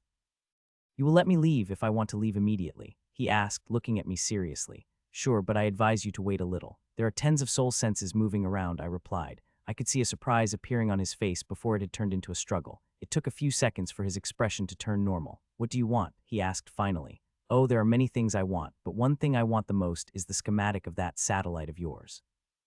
I am very interested in it, I said, and immediately, his expression hardened, and his hands twitched like he wanted to summon his sword to attack me. It is my greatest secret. I can't give you that. Even if I give it to you, it will not work for you. It requires the special constitution, among many other things, he said, and I smiled at that. I am aware, but I am still very interested in it. For research purposes, I said. His eyes sharpened and understanding dawned on him. You also have a celestial inheritance, he asked, and I smiled, saying nothing. The host of celestial inheritances is rare, not because the celestial inheritances are rare. No, they are not. Most sovereign organizations and families have them, but rarely anyone uses them. In celestial inheritance, one needs to create the inheritance with own mind. You can inspire and even copy something, but not all. In clear heart inheritance, you cannot copy more than 30 of concepts from outside. This makes it hard for others, as not all have the ability to do that, not to mention the massive knowledge that requires. The first condition is bad, but it is the second one that stopped most people. To progress to each stage, one needs a huge time. The time taken to create inheritance is truly massive. I am lucky that I have a library which had colossal knowledge, a core where time runs 2 times faster, and multiple clones. Due to all this, I was able to create the inheritance faster, but others are not so lucky. Sorry, but I could not give you the schematics of it, he declined once again. Not even for the schematics to create essence rose, I said, and glittering black essence rose appeared in my hand. It is from the peak primary III, one of the most powerful ones I had killed. His eyes froze on the essence rose, and I could see the desire I had seen in its eyes earlier. He wants the essence rose, he hungers for it, and I am offering him a method to create that. The method wouldn't be easy. I am sure you had created it. Because of the special abilities you have, that couldn't be replicated easily, he said after nearly a minute of silence. Yes, but imagine what could you achieve with all that data, I said enticingly and could see his mind wavering. Fine, but you have to show me what you are offering first, he said. Bingo, I knew he will agree. It's no problem, I said, and a white memory crystal appeared in me, and I threw at him. He caught it and seeped his soul sense inside. For a few minutes, his expression remained unchanged, before suddenly a shock appeared on his face. He looked for over 10 minutes before he opened his eyes and turned to me. I don't think I will be able to copy it in its originality, he said, and I smiled, saying nothing. He looked at me for a moment, before a blue crystal appeared in his hand and it threw it at me. I had to try very hard to hide my surprise, as he did not remove the blue crystals from his storage. Others might not be able to detect it, but I could, and I know what I saw. It is not my business. I have secrets of my own and have no interest in snatching him away. I seeped my soul sense inside it, and within a few seconds, a shock appeared on my face.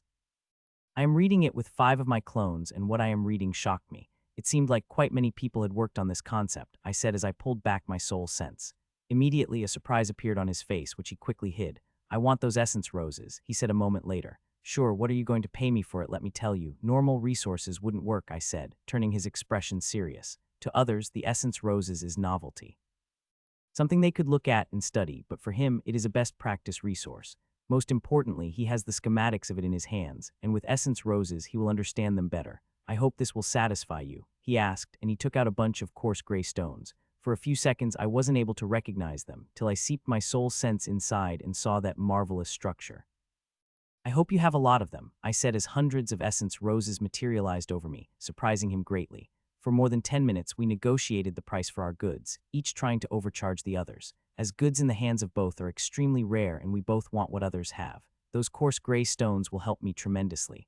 I had read about them years ago and wanted them, but they are extremely rare. Now I have got it, and with it, I will do many things which I could not do before.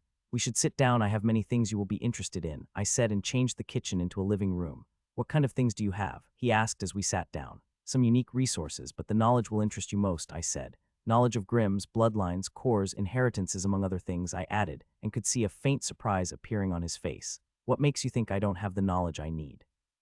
I wouldn't have been able to reach this far without it, he said back, and I smiled. Oh, I know you have knowledge, but I have more and of every kind, I said and waved my hand. A couple of meta scans appeared, also the projection of cores, scrolls with information on them in tomes.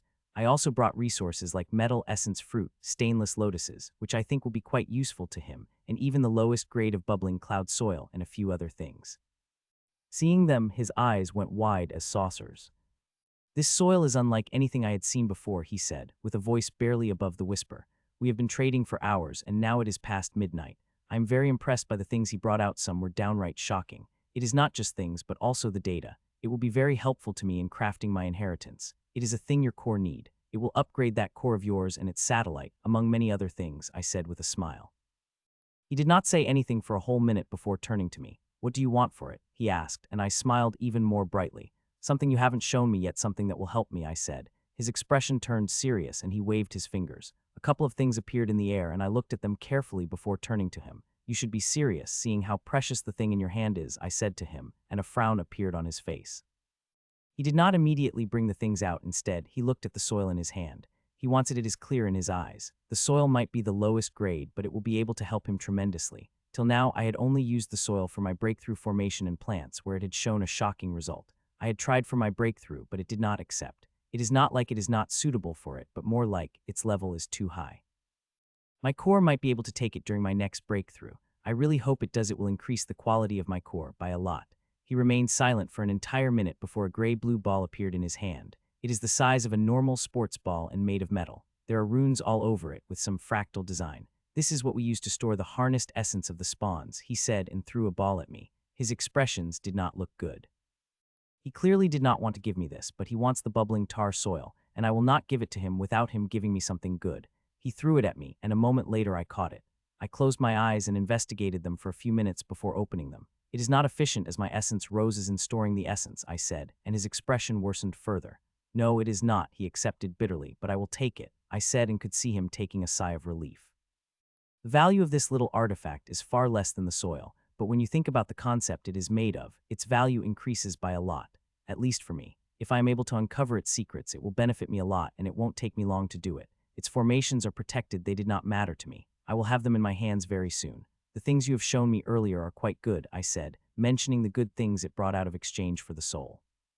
What do you have in mind? He asked, and I took out a few things. We negotiated for a few minutes before being able to reach an agreement. Finally, we finished up the trade, and it is looking at me with his body language changing. He clearly wants to leave and is willing to fight for it if I tried to stop him. You can leave, I am not stopping you, I said, and he relaxed a little. But there are a couple of soul senses around my abode that might discover you, I warned, but instead of being worried, a smile appeared on his face. You don't have to be worried about that, he said. An armor appeared on his face and a couple of stealth methods activated. The methods are good, I couldn't help but get surprised by them. Your methods are good enough to hide you from primary III, but be careful of Sovereign, there is one roaming around, I said. I will, he said and walked toward the door. Think nothing of it, I replied. You are going to Helm, right? He asked, to which I nodded. Be careful. There is something strange going on there, he said and walked out of the door before I could ask him about it. A frown couldn't help but appeared on my face hearing that. From the intel I had brought said nothing strange, aside from the unusual peak in murders, but now he had warned me. I will be careful. I smoothened my emotions and sat down before closing my eyes. A moment later, a view of Ven appeared in front of me. He is moving sneakily through the soul sense.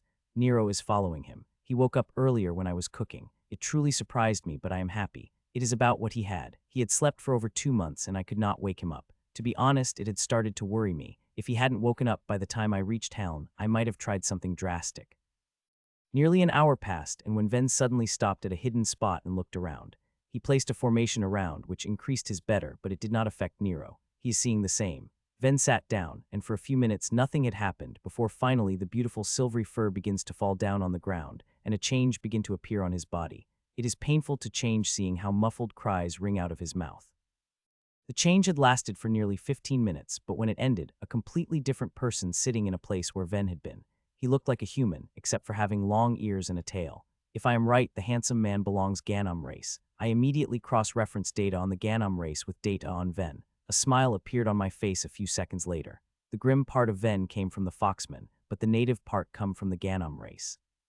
He could transform into the Ganom race, which couldn't make me wonder whether he could do the same for the Foxman. I wish I had my powerful seeds with me. I would have sneaked one inside Ven. It would have given me all the data I need about him. He stayed in his hidden spot for a few minutes before he gets up, and a completely different armor appeared on his body. This one did not have even a hint of grim energy in it. No wonder he could move around. With such a card in hand, he wouldn't have a problem with traveling around the world. I woke up from a 1.5-hour sleep. It would have been fine if I had not slept, but I did it to keep my mind at the peak, especially after hearing the warning from Ven. I quickly freshened up and showered before walking into the kitchen and started making breakfast. 40 minutes later, I placed the sumptuous breakfast on the table. Oh, I missed this, said Nero as he begins to eat. How can you miss this when you were sleeping? I asked him, but he just rolled his eyes and continued to eat. Soon we finished eating, and Nero went out immediately. Since he was sleeping for over 2 months, he just wanted to be out right now. I don't mind seeing we will need more than a week to reach the Helm. 20 minutes passed, and I walked out of my abode before putting it inside and waiting. I did not have to wait for long. A little more than 7 minutes later, people begin to move, and I moved with them. It is still dark, but the sun will come out soon. I looked above at the clouds before focusing on what my 5 clones were doing. Each one of them is busy with things I have gotten from Ven. Usually, at least 3 of them work on inheritance. Well, in the loose sense, they are working on the inheritance. The data I have got from Ven is amazing. It will help me a lot with my inheritance. I want to understand it and take some elements of it for my inheritance. The one thing that made me most interested is the thing that shocked me the most. Moon, the way it takes the essence energies from Grimm's and converts them into energy suitable for his core. It did not just do that with essence energy, but also bloodline energy, which it gets from his Grimm side. Unfortunately, I was not able to see how he did that. I want to do the same and shouldn't be impossible. Hard, yes, but not impossible. The Grimm's essence turned into crystals that everybody could use. What I want is to convert Grimm's essence into the energy for my practice. Not just Grimm's energies, but other energies as well. It's ambitious. If other people heard it, they would laugh out loud, but I feel it could be done. I have confidence, not because of forbidden power, as it alone wouldn't be enough, but because of my moon, which was a blessing from the world and has all the elements I need to create a converter engine. It is not the only data he had provided. He also provided data on many things, especially on the bloodlines, that I did not know before. I do not have a bloodline, but the data about it is valuable in my research. 3 of my clones are studying, while 2 are working on different things. Clone 4 is working on refining a small piece of gray rock in the Song of Sar and focused completely on doing that. These gray rocks are extremely precious, and I have got them so cheaply, though to Ven it is an equal value trade. To him, essence roses are very important, and I have given him quite a lot. Clone 4 refining the stone, removing the impurities for the pure essence. It turned out, it will not be helpful to me in breakthroughs, but also in the treatments. It is very receptive to forbidden power, which makes things quite easy for me. Due to the nature of the forbidden power, it could fuse with anything, but some materials are more receptive to it than others. These gray stones are most receptive to forbidden energy than anything I had ever seen. The last of my clone is working on the little artifact that stores the Grimm's essence, digging out its mysteries. It is going well, very well for that matter. In less than 24 hours, I will have its secrets in front of me. Then I can start improving the essence of roses. They may seem perfect, but they could become better, and after decades, I have got the opportunity. I was focused on my core when suddenly I become alert. A group of monsters attacked. There are 22 monsters, and they have attacked the person on the left. All of them were primary III, with 8 of them being at peak, and they have just swarmed toward the lone person from the Beastman race. Seeing the monsters, the other people around moved fast. By the time monsters reached him, 4 people have already appeared beside him. The monsters attacked, and I couldn't help but become surprised by their teamwork and their power. They are not holding back at all. It even surprised the people and injured some of them. A couple of seconds later the alpha wolf howled and all the wolves moved back and disappeared into the woods. The strangest thing from discovery to retreat, only 9 seconds have passed and not a single monster had been killed in the assault. Instead, it is people who have got injured by the monster. Flash attacks, I muttered. I have read about these kinds of attacks. They are called flash attacks. It is not just people who improve according to conditions, but also the dumb monsters when they are desperate enough. These monsters understand they are no match for a group of people, so they select a lone target who is away from others and attack them in a large group. Their attack is fast and lasts only a few seconds, but they attack the people with all their power. It not only helps them avoid fatalities, but also gives them a chance to get high-quality prey.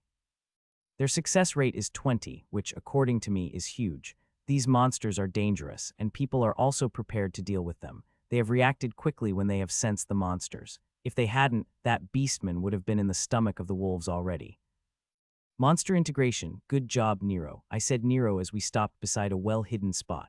A good spot is necessary, as we have crossed the territory of the Celeb city. We have now entered a buffer zone between Celeb and Helm, the most dangerous part of travel. I put down my abode and walked inside. After freshening up and showering, I started to cook dinner. I finished within an hour before eating it alone. Nero ate with me for 2 nights, but since then, he is living off the fruits and other things from the forest. He is out and scouting the path it is due to him. I had not been attacked by a single monster. I had asked him to come for dinner, but he declined. He is loving the outside too much to come inside, and I did not force him. After finishing the dinner and washing the plates, I changed the small kitchen into a practice room and waved my hand. Immediately, an elaborate formation covered the whole floor of the small room. I looked at the formation and the resources inside it before sitting in the center. Buzz, a moment later, the formation activated. I closed my eyes and entered the core. There are things I have to do while formation does its work on me. In these past few days, the efficacy of the formation had increased by a lot. Now, it is equal to 7 aurora waves. In my core, I entered the workstation, where a couple of spherical formations are floating in front of me. All of them were designed by me, based on the red one at the center. It is one I got from that little essence storage artifact. I am not trying to replicate it. There is no use in doing that. My essence roses are far more efficient than it. What I am trying to do is to upgrade my essence roses. I am making good progress there. There have been many failures, but they are natural. Without failures, there is no success. I worked for 3 hours before I stopped and opened my eyes. The formation is done, and I took it back into my storage, and in its place came a tub filled with bluish liquid covered in gray formation. Buzz, I entered inside and a moment later closed my eyes. Once again, entering my core this time, I did not go to the workstation, but instead to the library. I sat at the table, where the books were already open, and my notes were out. I looked at them before starting to study the ancient runes. Father, a little over 2 hours later, Nero's voice rang out in my mind. What is happening? I asked, completely alert. Nero did not call me mid-practice unless it was important. 24 primary IIIs under the lead of 3 sovereigns are surrounding the area you are in. You need to get out of there immediately, he said, and a moment later, the position of primary III and sovereigns become clear to me. They are quite a distance away, but they are coming fast, surrounding the encampment, which is spread around 10 square miles. Once we entered the buffer zone, people erected the abode much closer. Only a few people, including me, maintained the distance like before. The moment I saw what is happening, I opened my eyes and got out of the tub before. A second later, I walked out of the abode with my stealth method active. There are a couple of soul senses around me, but I could avoid them. I did not take my abode back. It will alert them. I could not afford to do that before my safety is guaranteed. I am moving fast toward the location Nero had shown me. It is the safest spot he could find. There are more, but I will have to cross the primaries and sovereigns coming toward me, and I don't think I will be able to avoid them. 1 minute and 12 seconds later, I reach the location. It is good, but not as good as I like to be, considering I will be hiding from the sovereigns. Seeing there is no choice, I will have to make do with it. As I reached the hiding spot, I took out the stealth formation and activated it, and only then I heaved a small sigh of relief. It is time, I said, and a big smile couldn't help but appear on my face. We are surrounded. We are surrounded. A loud shout begins to ring out through the whole encampment, alerting everywhere that immediately, the soul senses of hundreds of primary III spread far and wide. At the same time, the sovereigns and primaries reacted. Good one, father, said Nero as he showed me one sovereign cursing and moving fast toward the camp, while I watched with questions in my mind. I don't know why sovereigns wanted to surround us. 3 of them would have been more than enough to finish us all off. There must be something else, or they wouldn't have brought primary III with them. I watched the sovereigns who were moving at extremely fast speed, while people in camp panicked. It took 2.5 seconds for the sovereigns to appear on 3 sides, and this time they did not hide their presence. Instead, they blazed like the sun, telling everyone they were here, though their auras are neutral and their faces covered. Surrender and you will survive. Try to run, and we promise you, we will make it extremely painful, said the tallest sovereign, who is as tall as Ven. More than half of primary III immediately surrendered. They deactivated their armor and sat down. It did not surprise me. The gulf between the primary III and sovereign is huge. It is better to surrender to survive later. Why are you asking us to surrender? Asked one primary III. We are taking you to a wonderful place where you will get a chance of a lifetime, the sovereign replied. Why this abduction then? If you want people for the wonderful opportunity you are speaking of, you just need to post on the guild and thousands of people will go for it, asked the same man, and many primary III nodded. The sovereign said nothing. Instead, a lance appeared in his hand and he threw it. Putch, the lance disappeared, and a moment later it appeared on the ground. Nailing the question, primary III to the ground through his stomach. Does anyone have any more questions? He asked. Nobody said anything and started to surrender one after another till all of them surrendered. Boss, there's supposed to be 143, but there are only 142, said one masked primary III as they gathered everyone. It must be the bastard who shouted the warning. Find him, he commanded, and soul sense spread widely. The other 2 sovereigns also spread their soul senses wide, while primary III minions moved around to find me. The soul sense of sovereign washed over me while I remained frozen on my spot. I did not have to freeze like that. If the formation is working as it is supposed to, it will make no difference, even if I dance inside. As long as my aura is contained, I will be fine. The first soul sense had enveloped me when another came, making me curse in my heart. The formation is very good, but its effects will be reduced if more soul senses are joined. I watched with bated breath, hoping the soul senses would move away from me, but they did not. The first soul sense had stayed for a whopping 41 seconds before it moved, while the second stayed for 52 seconds. Even with that, I did not heave a sigh of relief as they have not stopped searching. Their soul sense would come at me, and there are also primary IIIs which are on the move to search me. This place is well hidden, and with the formation, they will find nothing unless they entered inside. Still, I couldn't help but feel scared. Once found out, I will have a very bad time with them. They might even kill me. Nothing could be said, seeing how angry they are by the disturbance I caused. I still have questions about why they were being cautious. Like what they had done, if they had come with power blazing, we would have surrendered. There was no need to be sneaky. While they are searching for me, some primary IIIs who had left behind are putting sealing collars on the head of captured, surrendered people. Many wanted to resist, but seeing sovereigns in the sky, they did not.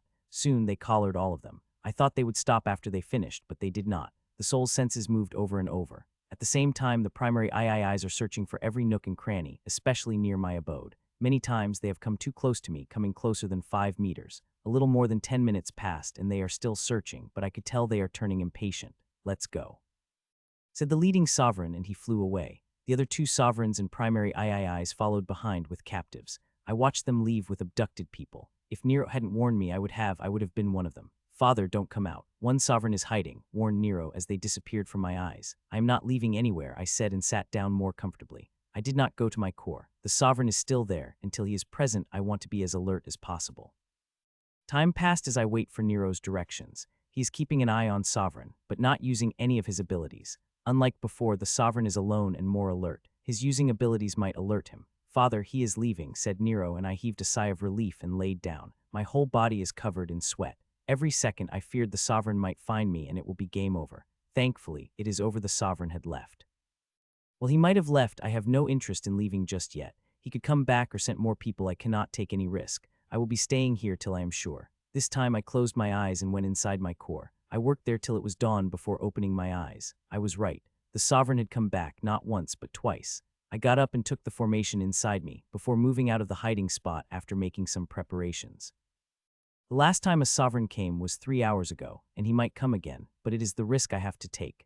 I am dangerous area and do not have the luxury to wait for days. The sooner I leave the place, the better it will be. As I got out of the hiding spot, I moved fast with the help of Nero. He makes travel easy, scouting all the dangers of people and monsters. There are people who are monsters in our area, as ours was not the only group traveling up here. There are other groups who travel to or from the Helm, not to mention the adventurers searching the resources.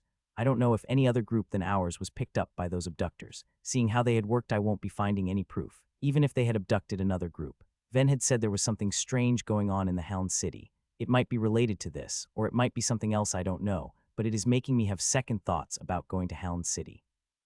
I push those thoughts away. Helm City has what I need, and I will be going there. A changing destination would waste my time, and I did not have much time to waste. I want to make progress, and that place will help me with that. A few hours passed, and I have avoided tens of monsters and people, including sovereigns. They were not sovereigns that were searching for me, but it is better I avoid them. Seeing me might pique their interest. As primary III does not travel alone in a dangerous place like this, they were always in a group.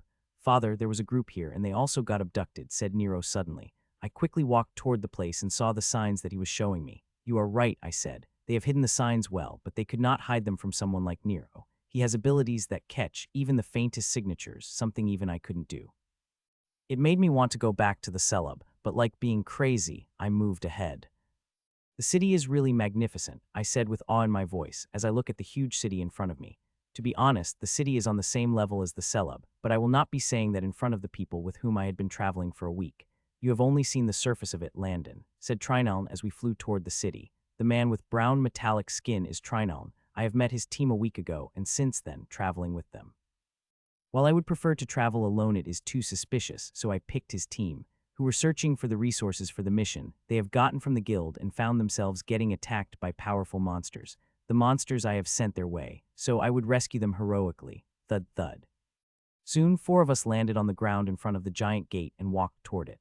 As I approached the gate, I separated. There were 2 ways to enter inside, one for citizens and the other for the guest, and since I am not local or a citizen, I had to walk through the guest way. Stand there and show your id, said the beastman guard as he asked me to stand on coarse purple stone. This stone is a new addition to the gate and is placed here to find the killer. For the past 2 months, there have been murders in the city. Thousands of people died at his hands. I have heard about the killing, but the information did not say it was this serious. I pushed those thoughts and stood on the while, handling my id when suddenly, the stone lit up and sent a wave, a very powerful wave of power that nearly crushed away all the cloaking formation guarding my secrets. I have blocked the wave from seeing what I don't want, but not perfectly. It had created some cracks and was able to get a little deeper than I liked to. Though what it had able to sense was nothing that will put me in danger, I still collected a sample of the energy that the stone had sent. There are some things I could not understand about the investigative wave it had released. Investigating will reveal it, and I would be better prepared for it for the next time. I used the normal id, one of the few I made. The medallion is too eye-catching. It made even Earth Sovereign scan me. I don't want that kind of attention here. Soon, I reached the group who were waiting by the gate. Landon, are really sure you don't want the share? Half of the things have been found by you, asked Trineln. There is no need. It is because of you all I was able to reach the city on time. Without you guys, it would have taken me a lot longer to reach the city, I said to them. Find them, but you will let me buy the drinks for you in the evening, he said. Of course, I replied. You know the address, right? He asked. Itris Pub on Hayward Square, I said. To that he smiled. Don't be late, he said, and walked away with his group while I walked the opposite way. I will stay in the city for a few days, gather information, and prepare for leaving for Haslev well. It is a place I want to go to. It is quite dangerous, but it will provide me with what I need. I first want to find an inn and rest. It had been days since I have gotten a proper rest, since that abduction incident. I wasn't able to sleep with a calm mind, but now that I had reached the city, I will sleep without a care in the world. I walked toward the teleportation gate with a smile on my face. I was walking toward it when I felt a soul sense on me. It is a very faint sensation, but I can feel it and know it is not a hallucination. It is not a sovereign. Their soul sense is not this sneaky. It is Earth Sovereign, or a very powerful sovereign. I did not panic. Sometimes governors track people, especially in sensitive times like this. I shouldn't think too much about it, even if this sense follows me for some time. Soon I reached the teleportation gate and paid the operator before stepping outside. A moment later, I appeared in the bustling area. There are people everywhere belonging to every race, some of them I had never seen before. I stared at them for a few seconds with a smile on my face as there was no soul sense. I had thought too much. It was not. My thought stopped midway when once again the soul sense returned. I thought it had disappeared, but it did not. Like last time, I did not react and moved through the market, buying things that interest me, while inside me my clone is going to the city's information that Trineln so kindly provided. Earlier I had wanted to stay at an inn, but now I want to stay in a safe place as possible. The soul sense might be nothing, but I don't want to take the chance. Half an hour later, I took a teleportation formation and appeared in what seemed like a forest. It is one of most residential areas, mostly preferred by the sovereign due to the expensive it is. I have come here because this business is run by the Lyasar family, which is equal in power, that of governors, and has Earth's sovereign as the leader. I went inside and immediately the soul sense disappeared. I booked the cheapest cabin they have for a week. It cost me an arm and a leg, but when I saw the small cabin, a grin couldn't help but appear on my face. So worth it, I said, looking Blackwood cabin. It is by a small hill, covered in dense energy. I admired it for an entire minute before going inside. Good, I said with a smile. It is small. It is only a small kitchen and bedroom, which had enough space for a bed and table, though the practice room is the size of a normal room and has many formations that will help me in practice. The other places I had stayed did not have such formations. I looked around for a while before I removed my clothes and walked into a small shower. The cold water fell on my skin, and it felt amazing. The water is not normal, it is treated with heavy water elemental energy, among other things, and that made it feel amazing. I stayed in the shower for 45 minutes and walked out. I was about to dry my body with a towel when I saw a person in front of me. He was there standing, but I did not notice him till I appeared directly in front of him. He is a red-skinned man, middle-aged man, with a single sharp horn on his head. Who are you? I asked, not caring about being naked in front of him. You do not need to know, he said with a grin, and the next moment, I felt a sharp pain in my head and immediately lost consciousness. My eyes fluttered open, and same time the reality came crashing down on me. Immediately, my sleepy eyes became wide awake. I found myself lying on the stone bed with no mattress on a stone table beside it. On it there are a few books. I immediately recognized them. They were my books, that I had placed it in my storage ring, which I do not have anymore. You woke up, I thought. This window hour will go waste. Without anyone talking to, I heard the voice and saw a man. A man with smooth marble stone skin and red pentagonal crystal in the middle. He is looking at me through the window that separates his cell and mine. What is this place? I asked, to which a mirthless smile appeared on his face. A jail. Can't you see? He replied. How do you end up here? I asked. Don't know. One moment I was sleeping comfortably in my bed, the next moment I appeared here. He replied and his eyes turned a little serious. How do you end up here? He asked. Someone kidnapped me, I replied before looking around. There is nothing around me except for this window. I felt like I was in deep underground and couldn't help but feel a little claustrophobic. Yeah, it had happened to a few people, but most got kidnapped in their sleep like me, he said after a moment of silence. A red-skinned, horned man kidnapped you, right? He asked, and I nodded after a moment of hesitation. Are there people other than us? I asked, to which he smiled. Yes. Thousands of them. Daily, more and more people will come, he replied. How do you know that? I asked. From what I could see, his cell is similar to mine. The same stone room with only a window that shows the other side. Oh, my abilities let me look through this protection, he replied without hiding, which made my expression turn a little strange. How long have you been here? I asked. He did not answer that question immediately, instead looked away for a couple of seconds before turning to me. 3.5 months, he replied, and I couldn't help but be surprised. No wonder he is so talkative. Such a long time in isolation will make even a silent person speak a few words. Do you know why they kidnapped us? I asked another question, to which he shook his head. No idea. Others also do not seem to have any idea either, he replied, and I couldn't help but get disappointed. I talked to him, asking any question I have in my mind, and the more I listen, the darker my mood will turn. I have somehow ended up in deep shit without fault of my own. I should have listened to Ven and not come to Helm, but as always, I did not listen. I wanted the danger, that's where the opportunities are, but now it seemed like I put myself in a bigger danger than I could get out, which made me want to curse loudly. It's nice talking to you, Landon. We will talk tomorrow again, he said, and I opened my mouth to ask what he meant when I saw the widow closing in with the stone. Within a second, the window had closed, and I was alone in my cell. It might seem like a long time, but less than 2 hours have passed since I was kidnapped and placed here. I was unconscious, not my clones. They have kept track of everything, aside from my captive. It was too powerful, and my clones did not take any action. It was a wise choice. The one who had kidnapped me was likely an Earth sovereign. Still, I did not see the purpose of Earth sovereign kidnapping me, unless it is not me alone. Rionad said there are hundreds of people captive here, and I want to see whether or not he is telling the truth. I did not wait any longer and sat down cross-legged before sending out my soul sense. It immediately repelled off the walls, but it is kind of expected. I had used the normal soul sense. I tried it once again, and this time it had moved through the wall without alerting any formation. The soul sense spread in every direction. I could see Rionad on my left cell and a woman beastman on my right. As my soul sense spread, I saw more and more cells with people in them. They turned to hundreds and soon thousands of cells, stacked on each other, and nearly every one of them had a person inside. Rionad was not lying. There are people here and some of them going crazy. I was looking at them when I stopped suddenly, and my eyes widened in realization. Freaking hell, I cursed as I double-checked. These people, 70 of them, were the ones who had been murdered by the killers. I have seen their images on the projections. The city had said they were killed by a serial killer, but they were kidnapped, and the city had some hands in it. To kidnap so many people and cover up as killings is not easy, especially to do that on such a large scale. It took me a while to get my head about it before I calmed myself and spread my soul sense to investigate further. Suddenly my soul sense stopped against the wall. Protections here are stronger. I immediately mixed more forbidden power in my soul sense, and immediately my soul passed through the block, showing me inside of these special cells. Sovereigns, I muttered. Those special cells in the center are holding the sovereigns. There are 132 of them. Like most primary IIIs, many of these sovereigns are among the murdered. Unlike us, primary III, these sovereigns are not only captive in stronger cells, they also have collars that seal their powers. I was moving my soul sense through the cells when I caught the hint of something familiar. I moved my soul sense toward it to investigate, and nearly a minute later, there was a surprise on my face. There is someone familiar here in the cell, someone I have known in Clahan and then the ruins. Kara.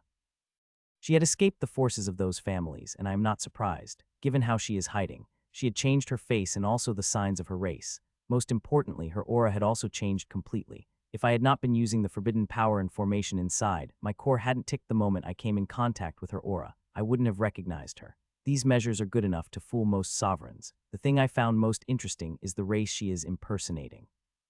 She is impersonating a human and is doing a quite good job. I did not contact her, I just looked at her as she was reading the book before spreading my soul sense further, and soon it reached the edge of the prison. As it did, most of the thoughts I have about escaping had vanished. There are over 50 sovereigns guarding the whole prison. Not only that, but there are also powerful protective measures that most sovereigns would be hard-pressed to break, much less me, a primary II.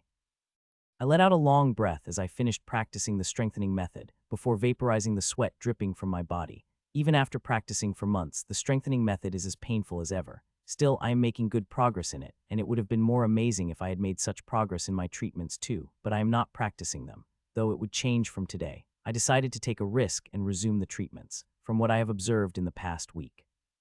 Only primary III guards patrol every hour and sovereigns 3 times a day. Earth sovereign is present in the compound, as their soul sense enveloped the prison like a sphere, but they never move their soul sense inside. I have made the preparations, and it would be enough to fool both primary III and sovereigns, as I did not create the surrounding formation, instead tinkered with the one in the cell. It is more efficient and less suspecting.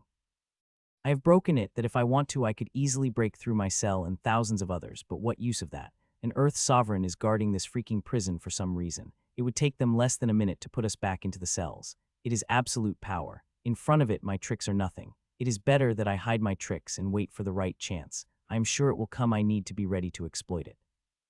I lay down and rested for a few minutes before I stopped my breath and closed my eyes. A moment later, I appeared at my core and went to the library. I worked with my 2 clones on inheritance for 7 hours before coming out and waving my hand. Immediately, a tub appeared in the air. I flew toward it before submerging in its liquid. Since I had manipulated the formation, I might as well make full use of it.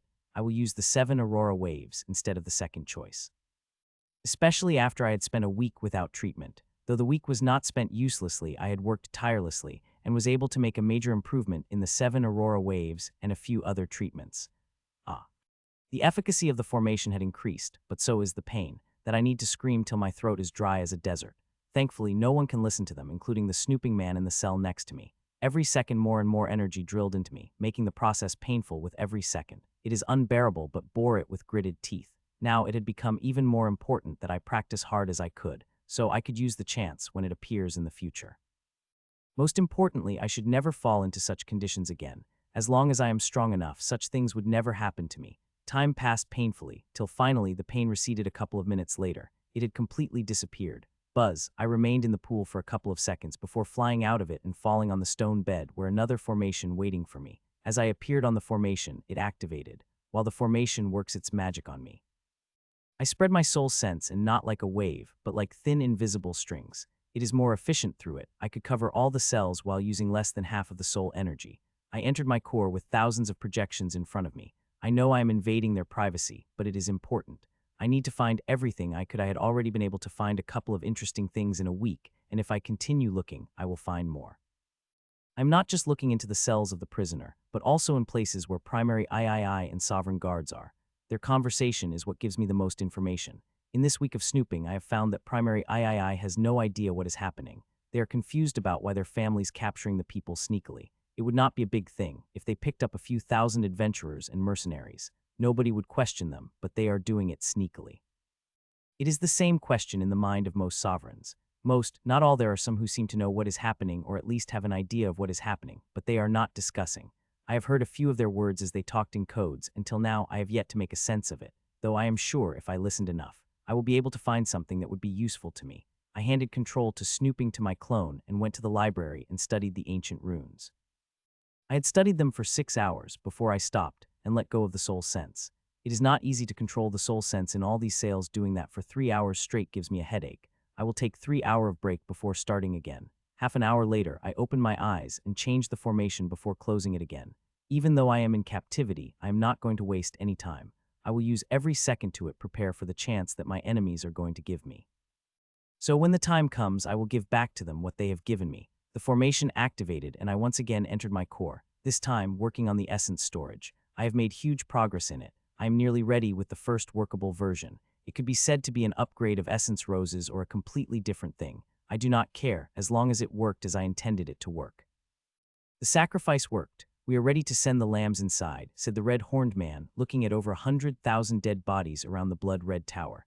It took us a long, but we have gathered the number of lambs required to gain the blessing, said the winged woman as looked down at dead bodies. There is not a hint of guilt on her face, but a joy and expectation. How long it will take them to bring the lambs here? Asked the old man. By tomorrow evening, all the groups will bring the lambs they have collected, replied the horned man. Tell them to be careful. If we were found out, they will hunt us to the end of the world, he cautioned, but others smiled. Don't worry, our preparation is perfect. No one will know anything. You should instead double-check your preparation for the breakthrough you need to do after this is all over, said the winged woman. The worry from the old man's face disappeared, and a hopeful smile appeared. Talk to you tomorrow, Landon, said Rionad, and a second later, the window had filled itself, closing the cell once again. If I wish, I could keep the window open or even make a whole wall disappear, but I did not instead. I once again spread the strings of my soul sense far and wide and sighed a few seconds later. The Earth Sovereign is still present. They did not leave even for a second. It is making me pull and hair and scream in frustration. Instead, I took a few long breaths to calm myself. It is the only thing I could do. 3 months and 4 days passed since I had been kidnapped, and since then there was no change, aside from more and more people appearing here. The numbers have reached over 6,000. It is a huge number when you count over 350 sovereigns. In these 3 months, I was able to find out a few things through my snooping. They are collecting people of special alignment. They need a specific number. Until they reached it, they will keep us captive here. I also found out how they have captured me and most others here. It is that freaking stone they have placed at the gate of the city. It selects the people they needed for its purpose. Those selected would kidnap, as I did. I also found out that they are keeping the whole thing quiet. They do not want others to know about it, especially not the public.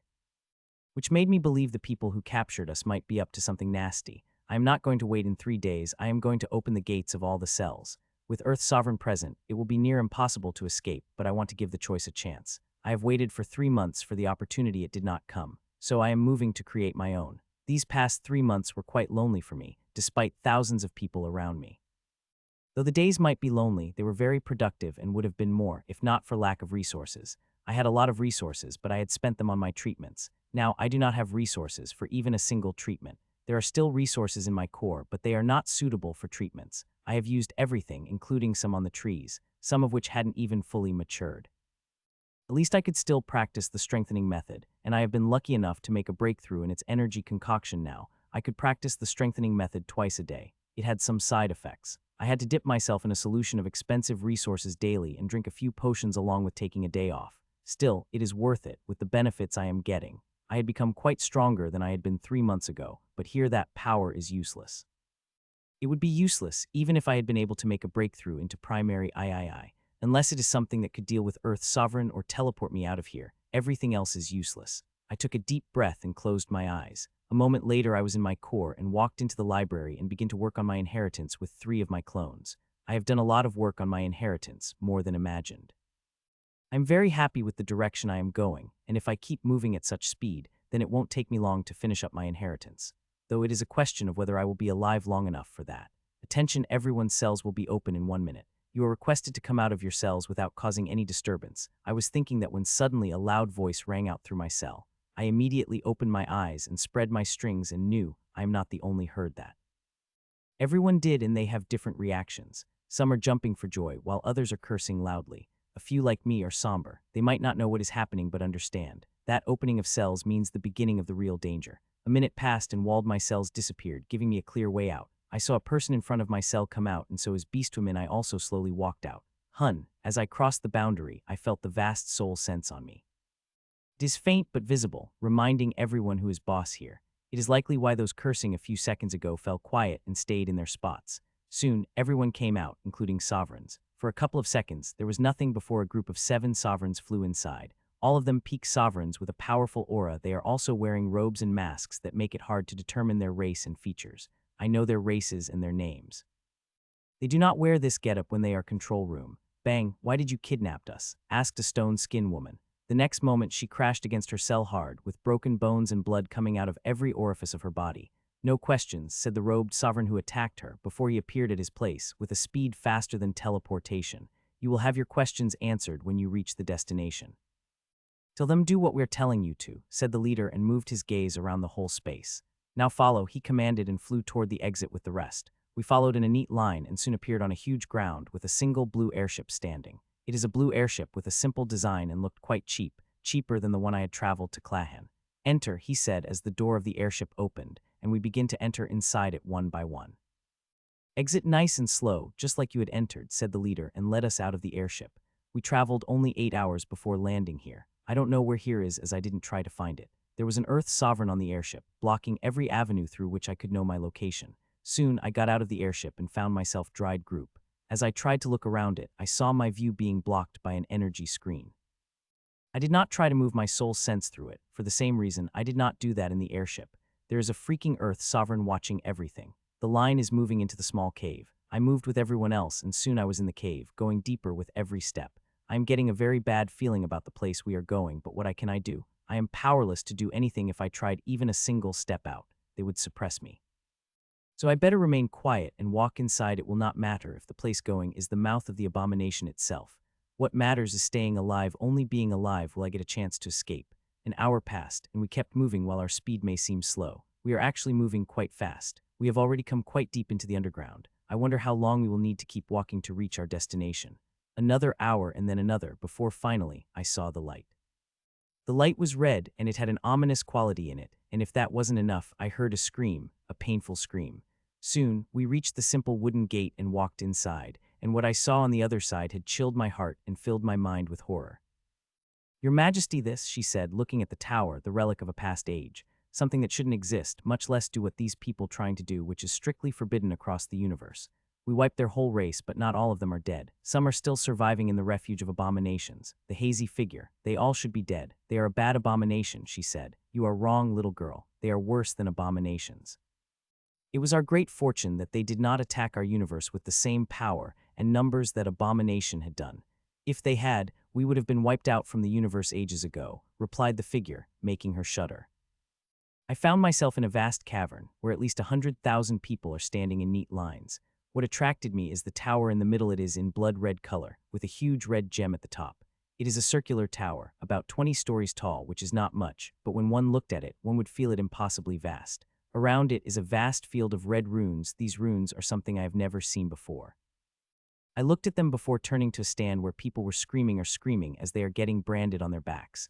There are 100 sovereigns on the elevated station, each one holding a branding iron. They would use them to brand 100 people at once. Like all things happen since the cells opened, there is no other choice. We cannot resist. We are getting pushed ahead by the Earth's sovereign power, whether we want it or not. An hour passed and I have come closer to the branding station and could see very clearly every aspect of it. What surprised me the most is the seal. There is a very seal they are branding. I looked at it, but never seemed to see its whole shape, and a moment later, I would forget what I saw. Something like this never happened to me, at least not on this scale, where a moment later, I would forget everything I had seen. While I could not see the seal and remember it, I could clearly remember the heavy magical energy on the seal. It is extremely powerful that even Sovereign wouldn't be able to deal with. Step by step, I got closer till it was my time to get branded. The power moved me, while at the same time the white shirt I was wearing turned to dust. It did not surprise me. I have seen it happen with thousands of people ahead of me. The runes inside me lit up and forbidden power began to gather at my face. I may not be able to stop what is going to happen to me, but I will make sure. Whatever happens did not work as it had been intended. It is the least I could do with my measly powers. "Don't resist," said the being in my head. It had been a long while since they had talked to me. It surprised me so much that I wasn't able to react for a moment. "Why?" I asked as the elephant beastman fixed me in tight bondage and moved the branding iron toward my back, while the power kept gathering in my back. I did not get the answer. It made me so angry that I want to continue with what I was planning to do, but just when the iron was about to touch me, "I have dispersed the power, let it brand me without any resistance." Ah. I screamed like every other person had, whether it was primary or sovereign. The iron did not just brand the physical body, but also the soul, and its power moved toward my core to brand it. I watched it with horror, powerless to stop it. It made me realize how my previous attempt to resist were so futile. This thing is something else. It could not be resisted. A second later, the sovereign removed the branding iron and pushed me toward the line, where all the branded are standing. It took a few minutes for the pain of branding to disappear. I did not feel any joy in it, since the seal had imprinted itself into my body and soul. It is so powerful that I could remove it. It is made from the very powerful energies that I could do nothing against. These energies have a nefarious feeling that made me shudder whenever I concentrate on them. I felt like I had read about it, but couldn't find where or what. I will remember it soon. But even when I do, what good it will do. It is too powerful to do anything to it, and even if I somehow dealt against it, I won't be able to escape from here. There are 12 freaking Earth sovereigns here. Except for one, all of them kept their soul sense invisible, but I could sense them. Their soul sense has spread through this giant cavern, and they are seeing everything. With them looking, I could forget escaping from this place. Hell, I couldn't even take a breath without them noticing. The only hope I have is hidden, being I don't know whether it would be able to do anything to help me. These are Earth sovereigns I am talking about. They are very powerful people. Soon, only a few hundred people remain to be branded. I wonder what they will do with us after they are done. I am sure it will be nothing good. Since I enter this place, I am getting a bad feeling, which is intense by the minute.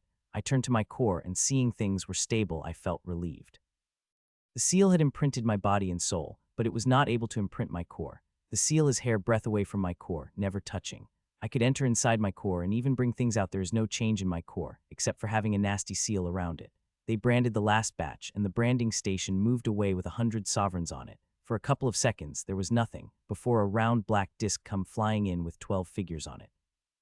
All of them were wearing blood-red robes. It covers them fully from head to toe, hiding their identity and their face. "Rejoice, because you are the chosen," said the short man leading the group. "Today, you will enter the tower of great Enceilius and get the blessing of a lifetime. Enter the tower and kill each other in honor of the great Enceilius, till only 12 of you remain alive. Those who did will find a great fortune. Reaching sovereign, even Earth's sovereign, wouldn't be just a dream, but will become a reality," he said, and I could feel a few people stirring. While most like me become horrified at his words. He's telling us to kill each other. There are 120,000 people here, and he wants all of them to die, till only 12 had remained. At his words, a memory stirred, and I asked my clone to take out that tome. It is a tome I had found a decade ago, when I was just a knight. I had found it in the storage of the human who had tried to loot me. It was an ancient tome with decayed pages, but clear enough that I could make out the words. There I read about this, the sacrifice ritual. The sacrifice rituals are not uncommon. Grimms do it. This one is unique because it talked about a long-forgotten race. It was an invading race that had come before the Grimms and was said to be completely wiped out by the Celestials. Some of the things that tome mentioned, like branding and weird runes, bore a lot of similarities to things I had read in that tome. Maybe it is the same or different or something that has been inspired by it, and I hope it is true, because if it is related to that race the tome had talked out, then we are truly freaked.